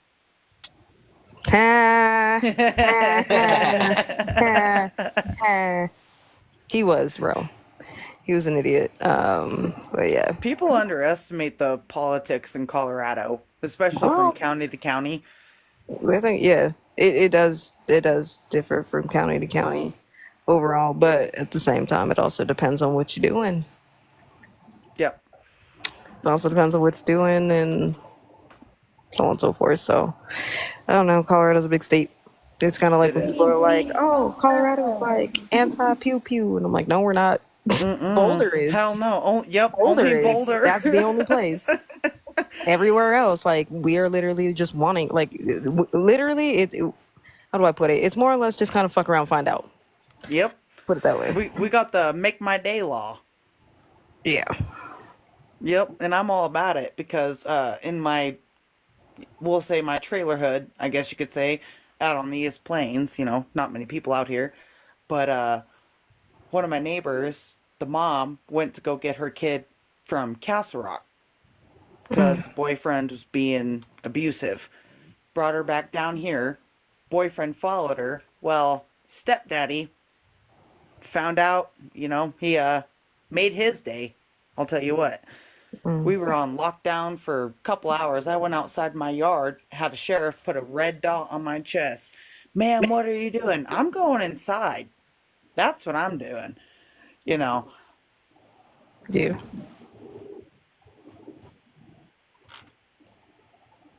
What's up? Somebody just quiet. You good? Just observing. Right. Observation. Hey, Creole, I didn't mean to poke no buttons or nothing. Oh, my buttons can't be poked. I mean, I could try. I could try. No. I would not poke those buttons over there. That's what I'm saying. I ain't trying to poke no buttons. Leave that woman piece alone, okay? I'd rather be Mine friends can't than be enemies. poked. Mine can't be poked. I put people's names in jars and shit. Mine can't be poked. If somebody was to poke my button, they would have to really try. Yeah. I would say Well, I figured by the name Creole. But yeah. I don't know. I just think at the end of the day. Don't do that, AJ, because Well, I'm sorry. yawning and I'm stuck. I'm sorry. I'm stuck for real. I'm sorry. I've probably been sitting in the same position this whole time because I said I was smoking for me and the Rocky right now. And me. Thank you. 'Cause Jesus, bro. Like that dude. Enjoying myself. Yeah. Okay, so what's your favorite strain? I love cookies. Nice. I can only do downers. I can't do others. I always loved the diesel. In the couch. But yeah. I don't know. I think that going back to did it separate the weak from the strong? I don't know. If I look back at just my observations during, I guess, C19 time to today, I did see everybody kind of, well, not everybody. I saw a lot of people kind of go through phases. Like at first it was just like a bunch of people, especially like the TikTok phases of it, right? Like I remember came on 2020, right? I think I made an account like before that. I just didn't really understand TikTok. I didn't really know what it was. So I didn't really come on here, right? But I remember I was on there and at first it was like everybody kind of doing dances, right? Everybody doing like these little trends. And then everybody got real activist-y, if you know what I mean. I put that in air quotes. Not everybody was like advocating for something, right? Didn't matter what, they were just advocating. They would just claim to be an advocate. And then it went from you can't say nothing, now we got to be super PC, to just everybody well, I guess we've kind of been stuck in like everybody misusing words. Yeah. No, and I then it feel was, like and then that's it was the, common. well, hold on, before that, it was the false accountability portion. Now, we can't forget those times, that era of TikTok, the false accountability.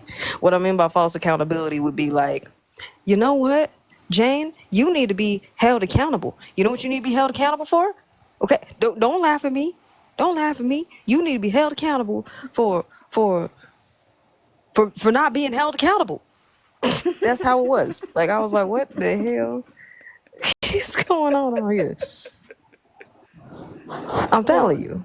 Have you ever heard of the Ballerina Farms girl? She's in Utah. Probably not. Well, apparently, and she's got a really beautiful family, whatever. But for her birthday, her husband gave her an egg apron. And the whole internet fucking blew up because she wanted tickets to Greece. Well, guess what? When you own a fucking ranch or a farm, whatever, you gotta stay there. Like, I forgot the other side of TikTok. Sorry. oh, No. I just forgot another era in TikTok history between the C19 time and today. Do you remember when everybody was on here begging for money for their Cash App because they was going through some crazy shit, right? Like, and it was always like the stories just got more and more ridiculous. Like, it'd be like, so, can y'all donate to my Cash App because my sister had a baby and the baby's legs fell off and then I lost my job, but I just care for that baby so much. So can y'all hit my Cash App, please? damn, I should try that one out sometime. I was not on during. I couldn't Girl, you missed stand it. TikTok. I was making my daughter delete the app every other day because all I heard was this stupid music, and I was like, "Why are you always on TikTok?" I didn't join till like the end of 2021. You lucky you missed that. So much I missed. I was watching regular TV then. Girl, I'm telling, girl, look, girl, you missed. Oh, and then there was the Womblands. Oh my! I If heard y'all, about the woman. yeah, if y'all ain't know about Womblands, y'all need to go into the search bar and go type in Womblands I heard so and much just about watch it. Okay, You know because what? that was crazy. Because that ended up on everybody's FYP, and it didn't matter what side of TikTok your ass was on. it. Was You some were like, lady what the about it fuck? on YouTube. Like, that's how I found out about it. I'm like, what is Womblands? And I kept seeing it on YouTube, but they was like screen recording TikTok. But it was like big numbers. Yeah, bro, there was 3 parts to that saga. I'm glad I That missed it. shit was crazy. I was like, what? I'm invested. Oh, and then it was the crazy story times, which I swear to God, I think that lady's story is made up. The one that like she had that dude that she like supposedly married, and then he was like supposed to get a house, and then he did it. What was her fucking name? I think that shit was made up. I don't believe none of that shit. Reese Latissa? Yes, I don't believe her story at all. You No. made that shit up, girl. Where's she at now? Where's That's Reese my point. Latissa? That's my point. But here's my thing. You mean to tell me your ass went through all of that, and why would you just randomly decide to just air that on TikTok? Like, you made a whole series just to tell us that. Damn, the host is asleep.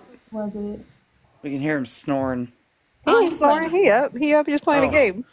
Okay, I heard some snoring. I'm just saying.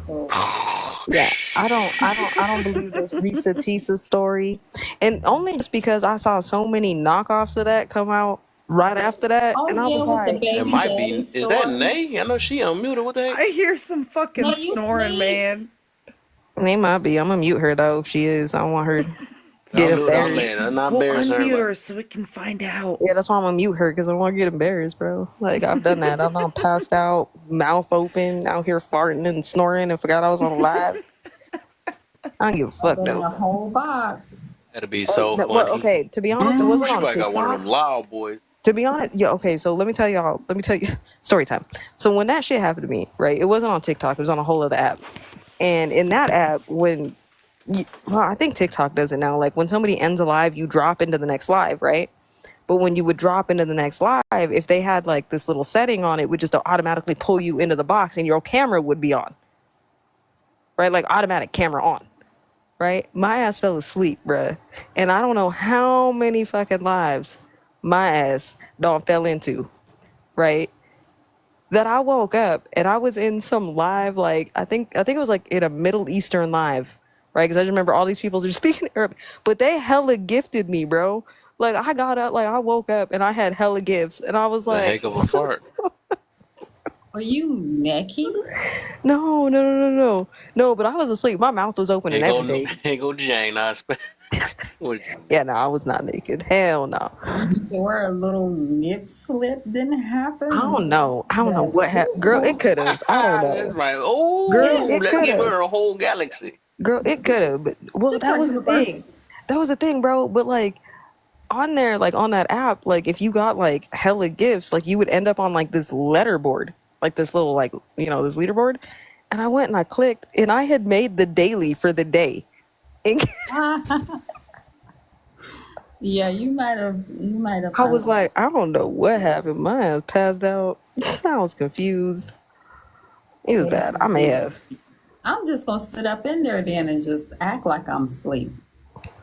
I don't know, because then they changed the rules after that, and then I remember I went live, and I had like I forgot what I did to my shoulder, but I did something, and I remember I was like trying to show somebody something on my shoulder, and then they bananaed me for nudity. They bananaed me for nudity, and I wasn't even on the camera. Yeah, I've had that happen too. I'm like, my whole page was gone. This is like my 6th page. Yeah. Because I used to go in on people. I don't do that anymore. I'm proud of myself. Look, I'm just happy, okay? Number one, because first off, if y'all ain't following Jan over here, or Grill, y'all need to make sure you following her, because her ass is funny as hell. And also, like, I'm just saying, don't have no water in your mouth watching her fucking videos, because the one with the eclipse, I was not ready, okay? I was not ready for her to go in like she did. And when she went in like she did, I laughed, but I aspirated on a bunch of water like an asshole. And I was like, oh, damn. Yeah, she gonna hurt you a little bit. So don't drink no water watching her videos, but watch her videos because they're funny. So my favorite one, I followed I'm not all gonna y'all. lie. My favorite, my all-time favorite video of hers is the one where she got her moo and her head wrap. She like, I fuss out my kids like this. Yeah, I do. I was like, you know what? Let me be a fly on the wall.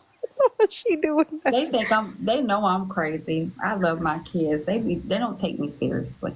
But I was saying, she literally had a conversation every parent has. Like, you're just running water. You ain't washing no dishes. What the hell you doing? Child, please run some water. Okay, so could I ask Creole a question on the topic of kids? Because I got 2 of my own. So, my oldest, she's 6. We're obviously split up, her and her dad, whatever. She lied to her dad saying that the PE teacher was spanking them in class. Right? And the dad, he calls me freaking out like I'm gonna call the cops, all this, all that, like I'm gonna ruin him, blah, blah, blah, which is understandable if it were true. And I'm like, if it's true, I'll be right there behind you. Well, I get it out of her. She's lying. Well, I just don't like PE. So she gets punished. Her punishment is no TV, no movies. She has to sit there and practice her name on her desk, right? And she did that for 2 days after school. And Wednesday morning, she decides, we wake up at 7:15 in the morning to get ready for school.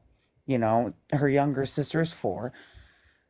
Wake up at 7:15, but her younger sister wakes us up at 6:50 in the morning saying, I don't have a sister anymore. She left. And I swear my heart just dropped. I'm like, what? I go to their room. Her bunk bed's empty. I'm looking all over. I go through the yard. Sophia, where are you? you know, and it's a trailer park. Like there's some sketchy people around here too, you know. And so my man now, we've been together for 4 years. He's running around the trailer park looking for her. He finds her in the dumpster area and she runs back to the house. And this is an hour before school even starts. And I'm like, what are you doing? Well, I just wanted to go to school early. I'm like, okay, well, you can't go to school early an hour before school starts. Cops come over, the cop talks to her. He's very nice, you know, tells her, like, mommy and daddy were scared, you know. I call her dad, obviously, because if something happened at his house like that, I'd want to know, you know, just typical co parenting, whatever. And it's like, you know, I don't know what to do. I don't know what to do. I feel like if I crack down on her too hard the way I was raised, she's gonna go that route again. But if I give her positive reinforcement for this behavior, she's gonna do the same thing. So I don't know what to do. So are you not giving her the punishment based on not wanting her to go down the same road as you? So you're avoiding giving her her fair punishment based on how you feel like you turn out? Well, trust me, if it were up to me, I'd spank her, you know, because that's how I was raised. And I never did anything like this ever when I was a kid. But when I, let's say, spank her or give her a corporal kind of punishment, her dad, he claims that I'm a child abuser. He wants to call CPS on me. So I'm like, I don't know what the best route is, you know? Right. Because I don't want to cause issues with him. I don't want to mess her up. Like, I don't know which way to go. Right. Yeah, I don't know, because I don't necessarily have to deal with that whatsoever. Primarily, I would say talk to your child's father, and because this is going to be for at least 18 years of having to deal until she goes to college, just in case she goes to college, that's even more time. And understand that it's parallel parenting, it's not even co-parenting anymore. What happens at your house is what happens at your house. What happens at his is what happens at his. And at no time, unless she is being harmed, at no time should those worlds collide whatsoever. You know what I'm saying? What you got to do what's best for how you want to raise her, because eventually, if you don't raise her in the way that you feel like will be more proficient for her, she's going to end up going down the wrong road.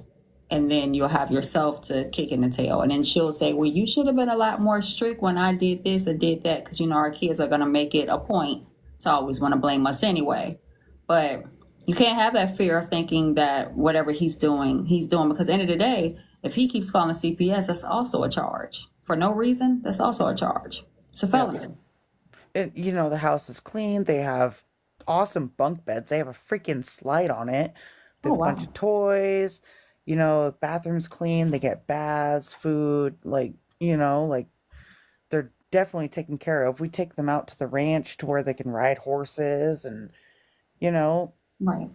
like a lot of stuff that I didn't get to do when I was a kid. Right. But I also believe when it comes to corporal punishment, spanking is not, I just don't think it's abuse. Right. Well, it's not unless you're leaving marks and bruises and things of that nature. And then on the ass, I mean, Yeah, exactly. It's always on the tush. That part. It's always on the tush, you know? And I love them to death. And it hurts me to have to discipline them like that. But it's like, I don't want them to be out there, you know? Like, other I ways, gave up I my entire mean, youth for them. Like, there's other ways. I mean, I make mine make the wall sweat. Saying that, and I keep getting flashbacks. Damn. Sometimes they enjoy it. We have things in my household, because I do believe in spanking, but in my household, we have team building. If I tell them run 2 miles, I got to run 2 miles with them. I mean, if we fall, one of us fall as a family, we all fail. So I don't do nothing. I don't ask them to do anything I wouldn't do myself. And I definitely don't rely on just corporal punishment. But one thing I don't do is I don't blur my lines of being a mom. And I let it be known that I'm the nurturer and your father figure. Don't cross my line, I won't cross yours. Because you don't want to see that side of me if you want to cross my line. Because I'm telling you, you can pull your titty out and you can start from the beginning if that's what you want to do. I have no fear of any courts, any regulations, anything like that. I'm going to do exactly what I need to do to parent. If somebody feels that what I'm doing is incorrect, take them somewhere else and then bring them back to me in 2 weeks, because that's all y'all going to do. Mm. Give me a 2-week break. Because mine's a 16, and I damn sure didn't spare the rod. My oldest is 16. I have no issue out of her, and I have 4 in total. I do have one that I co-parent with. And at certain points, we don't see eye to eye. But at the end of the day, I always let it be known in court and everything else. I'm not here to fight over flesh. That is not an item. That is a child, a person. One day they will be 18 and belong to somebody else when they get grown. So at the end of the day, I don't have any fear. I will always be their mother. But I don't allow that type of shit in my life. I like a lot of peace. And if it doesn't bring me peace, it has to go. And my children may not have to go, but anybody that I chose to be with in my past, just because we had that connection does not mean we carry on that connection just because we share a child in common. I'm not going to do it. Yep. And it's really hard. It's very, very hard. You know, because all I want is the best for them. Mm-hmm. It becomes easier. All you got to keep saying is the best interest of the child. And eventually that person will blur into the background. They'll stop. I hope so. If they don't, that's going to be on them. I hope he go finds his crackhead mama in Aurora. For the love of God, heal his fucking issues. Sorry. Sorry. It's okay. It's a frustrating situation. Because I got married, and then I had a previous child before I got married. So then he was doing things towards my husband, but he wasn't my husband at the time, but he was still doing things towards him. And I went through a lot. But one thing I do not play with is my peace. You fuck with my peace, honey, I'm Mother Nature. I will blow your shit down. Don't fuck with my peace. Yep. And he acts very nice in front of people, but he definitely does not like the man that I'm with now, even though me and Charlie have been together for 4 years and we're planning on getting married and all this. He's not happy with it at all. At all. So he sits there and he talks in the girl's ears when he has them like, oh, mommy's taking all my money. Mommy is an abuser. Mommy is a liar. All this, all that. And it's like, you know what? Like, if it were up to me, I don't want a damn dime from him. Well, I mean, if he's doing all of that to your child, it could be why your child's acting up. You might need to get your kid into therapy. And try to get the soul testing. You gotta start recording Look, conversations. at the end of the day, when I'm sorry, go ahead, boo. oh no, you good. I'm just saying, at the end of the day, that is, I mean, you got to look at the reality of it, but you got to think long term. If you don't get ahead of that, that's going to manifest where this child can end up resenting both of y'all, and there ain't nothing either one of y'all can do. Yep. And you don't want to wait until it gets to that point to be like, oh, well, I should have put. You don't want to play the woulda, shoulda game at that point. At that point, if he's already in those types of mind games, it's a form of manipulation. At the end of the day, it's not about getting back at each other. You just need to get her in therapy because she may, or this child may not know how to deal with those things because they're conflicting. Anybody who comes in between a parent, even if it's two parents, when somebody comes into the relationship, in between the relationship between the parent and the child, it is going to cause issues deep down, and this is where trust issues start to form. So you might want to get ahead of that. I would start taking, get your kid into therapy now instead of waiting until they're older and then they go get it, because sometimes that's a little too late.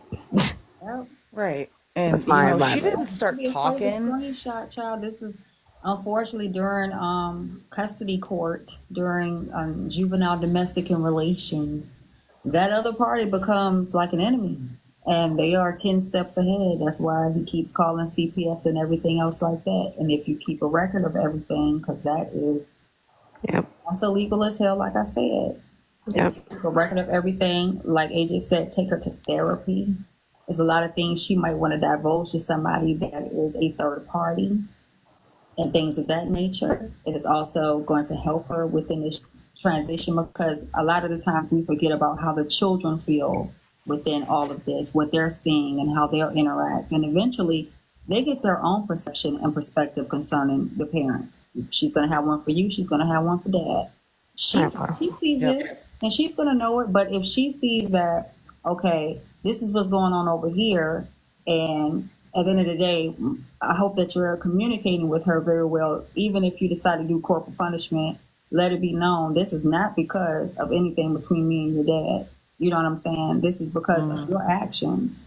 Things have to be explained a little bit more when it's a situation like that. But it can work. And I would suggest, if he's doing all that, which is alienation, I would suggest going and trying to get sole custody. Hmm. But especially being in Colorado, knowing how those laws work, and you know how Colorado is. Colorado is a very much, we don't fuck with that type of state. Okay, you caught, like, anybody can make any CPS claim and they're at your door.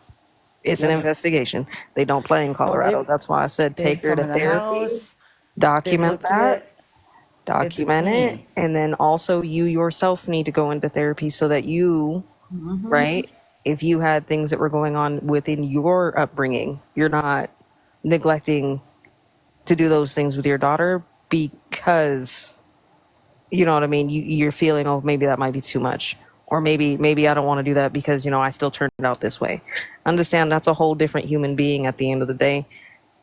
Be transparent, right? My mom had me at 18. She never hid anything from me. She was very transparent about the whole teenage pregnancy, being pregnant when you're not, you know, everything else. We were able to break that curse with me, right? So when it comes to me, I mean, you know, my mom, she's passed away, but I'm adopted, right? So I'm also, you know, she tried to sell us in Vegas for certain substances, and I was just a baby, you know. And I don't remember anything. All I know is I have a scar on my leg from some certain shit that went on. But I don't want my girls to grow up in that kind of an environment. I want to be better. That's how I've always thought. Right. Yeah, well, I mean, I was very blessed but you're not, to be adopted. Yeah, but you're not, you're not your mom. But even being adopted, dealing with any of that, like, there's still, if there still are, you know, resentment, anger, things like those things are all normal. Process those. Trust me, it'll be the best thing for her. Do you For your daughter later on. for your childhood trauma? Because it seems like that's what you're holding on to. And a lot of the times when we say, well, I'm going to raise my children better than what my parents did, or that's an underlying issue in itself. Because when you have a child, that's a blank slate. You don't start off with anybody's blueprint. You start off with your own. A foundation that's already broken or a house that's already there. You can't put anybody else in there. The house is full. You got to start off with your own. So sometimes we end up not giving our children the type of discipline that they need, whether that's communication, whether that is spankings, whatever it is, because we don't want to live the same life or relive our childhood. It has nothing to do with the connection between you and your child. I had to learn it the hard way with my daughter, with my oldest, was saying, well, I don't want to do this and I don't want to do that because I don't want, end of the day, that's what she needed. I'm not going to harm you by not doing what I'm supposed to be doing as a parent based on the traumas that I want to continue to carry on with my life because I don't want to see for it.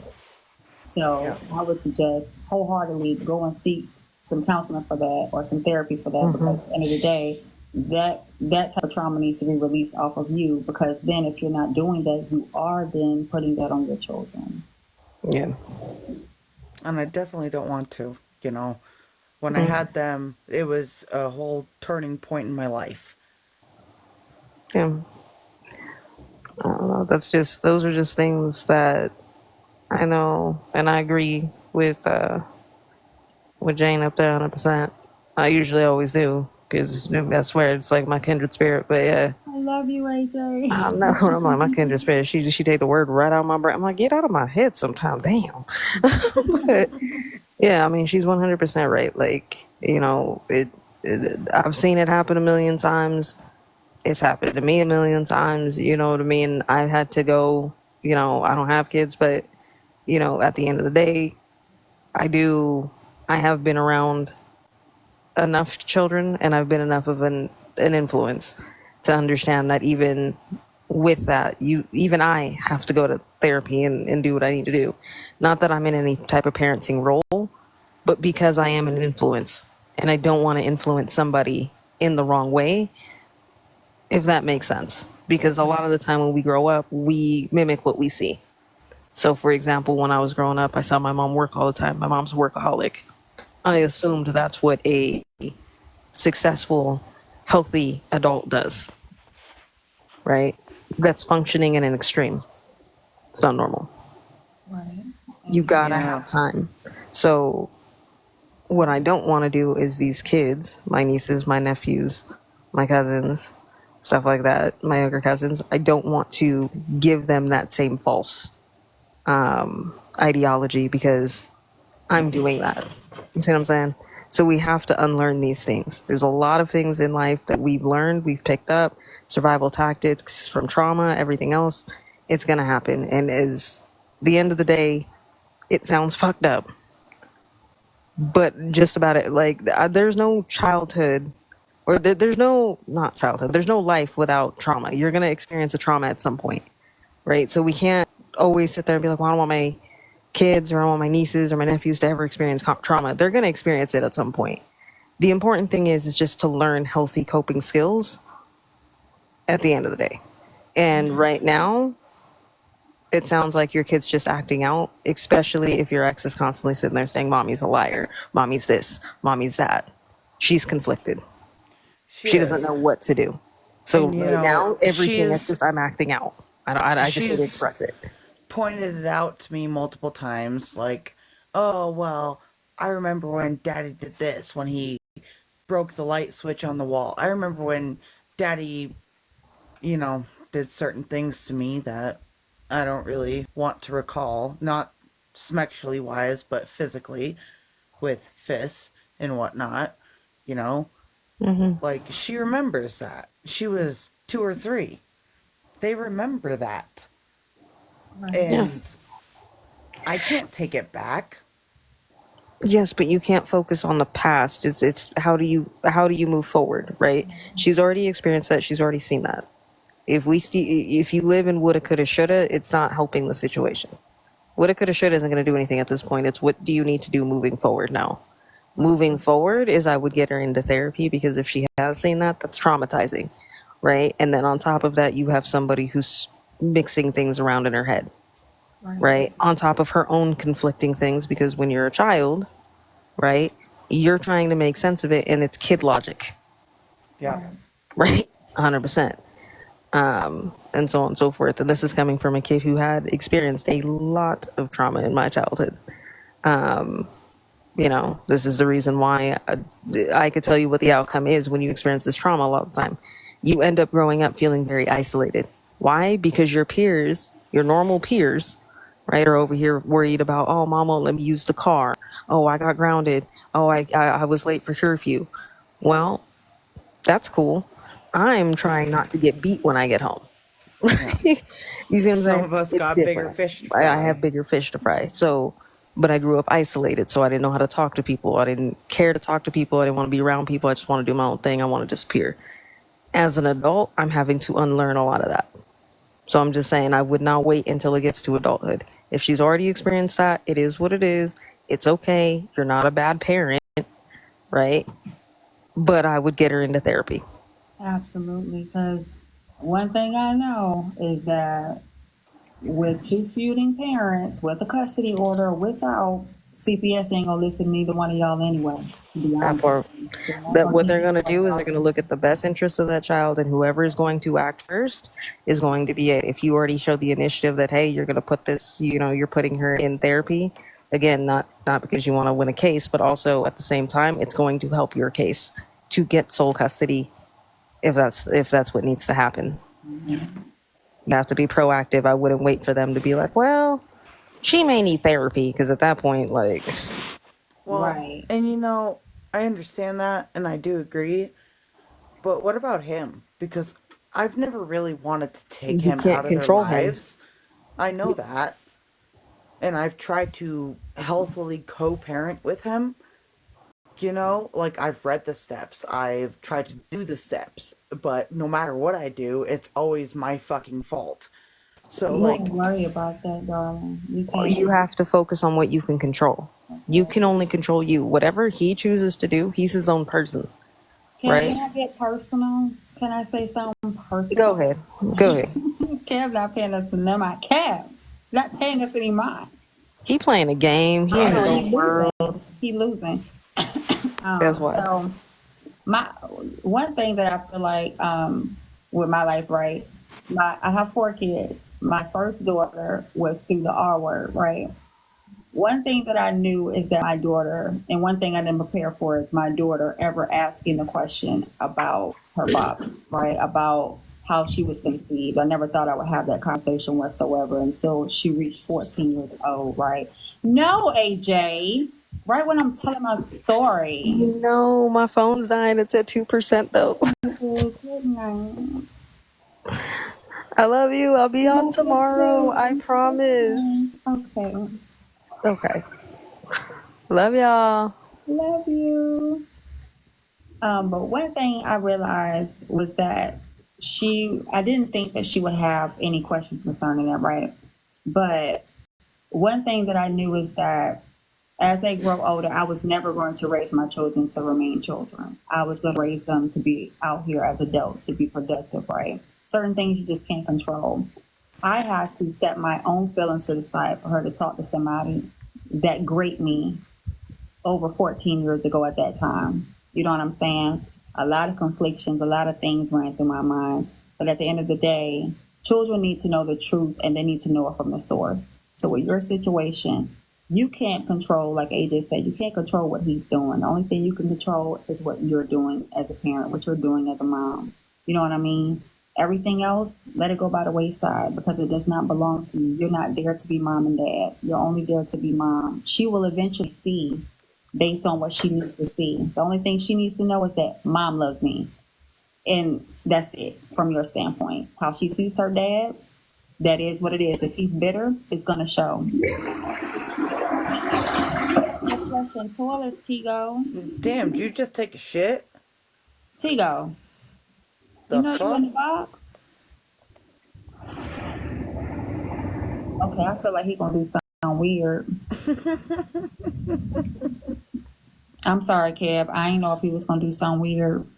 Because you know, some people get, when they be in the bathroom, they start putting He stuff totally out. just took a shit. These people up here, they weird. I don't like it. I done been in too many lives where the conversation be going Facts. weird, and then all of a sudden things pull out and whole pages snatched for no reason. Right. It's 3:21, Kev. I'm going to bed. I'm tired. I did follow you, the Rocky. Nay, you up there sleeping? Unmute her. We can hear her snoring. Can't do that anyway. That'd be like an invasion of privacy. They don't let you do that. Hey, she You invaded can her mute, own but you can't privacy unmute when them. she decided to fall asleep.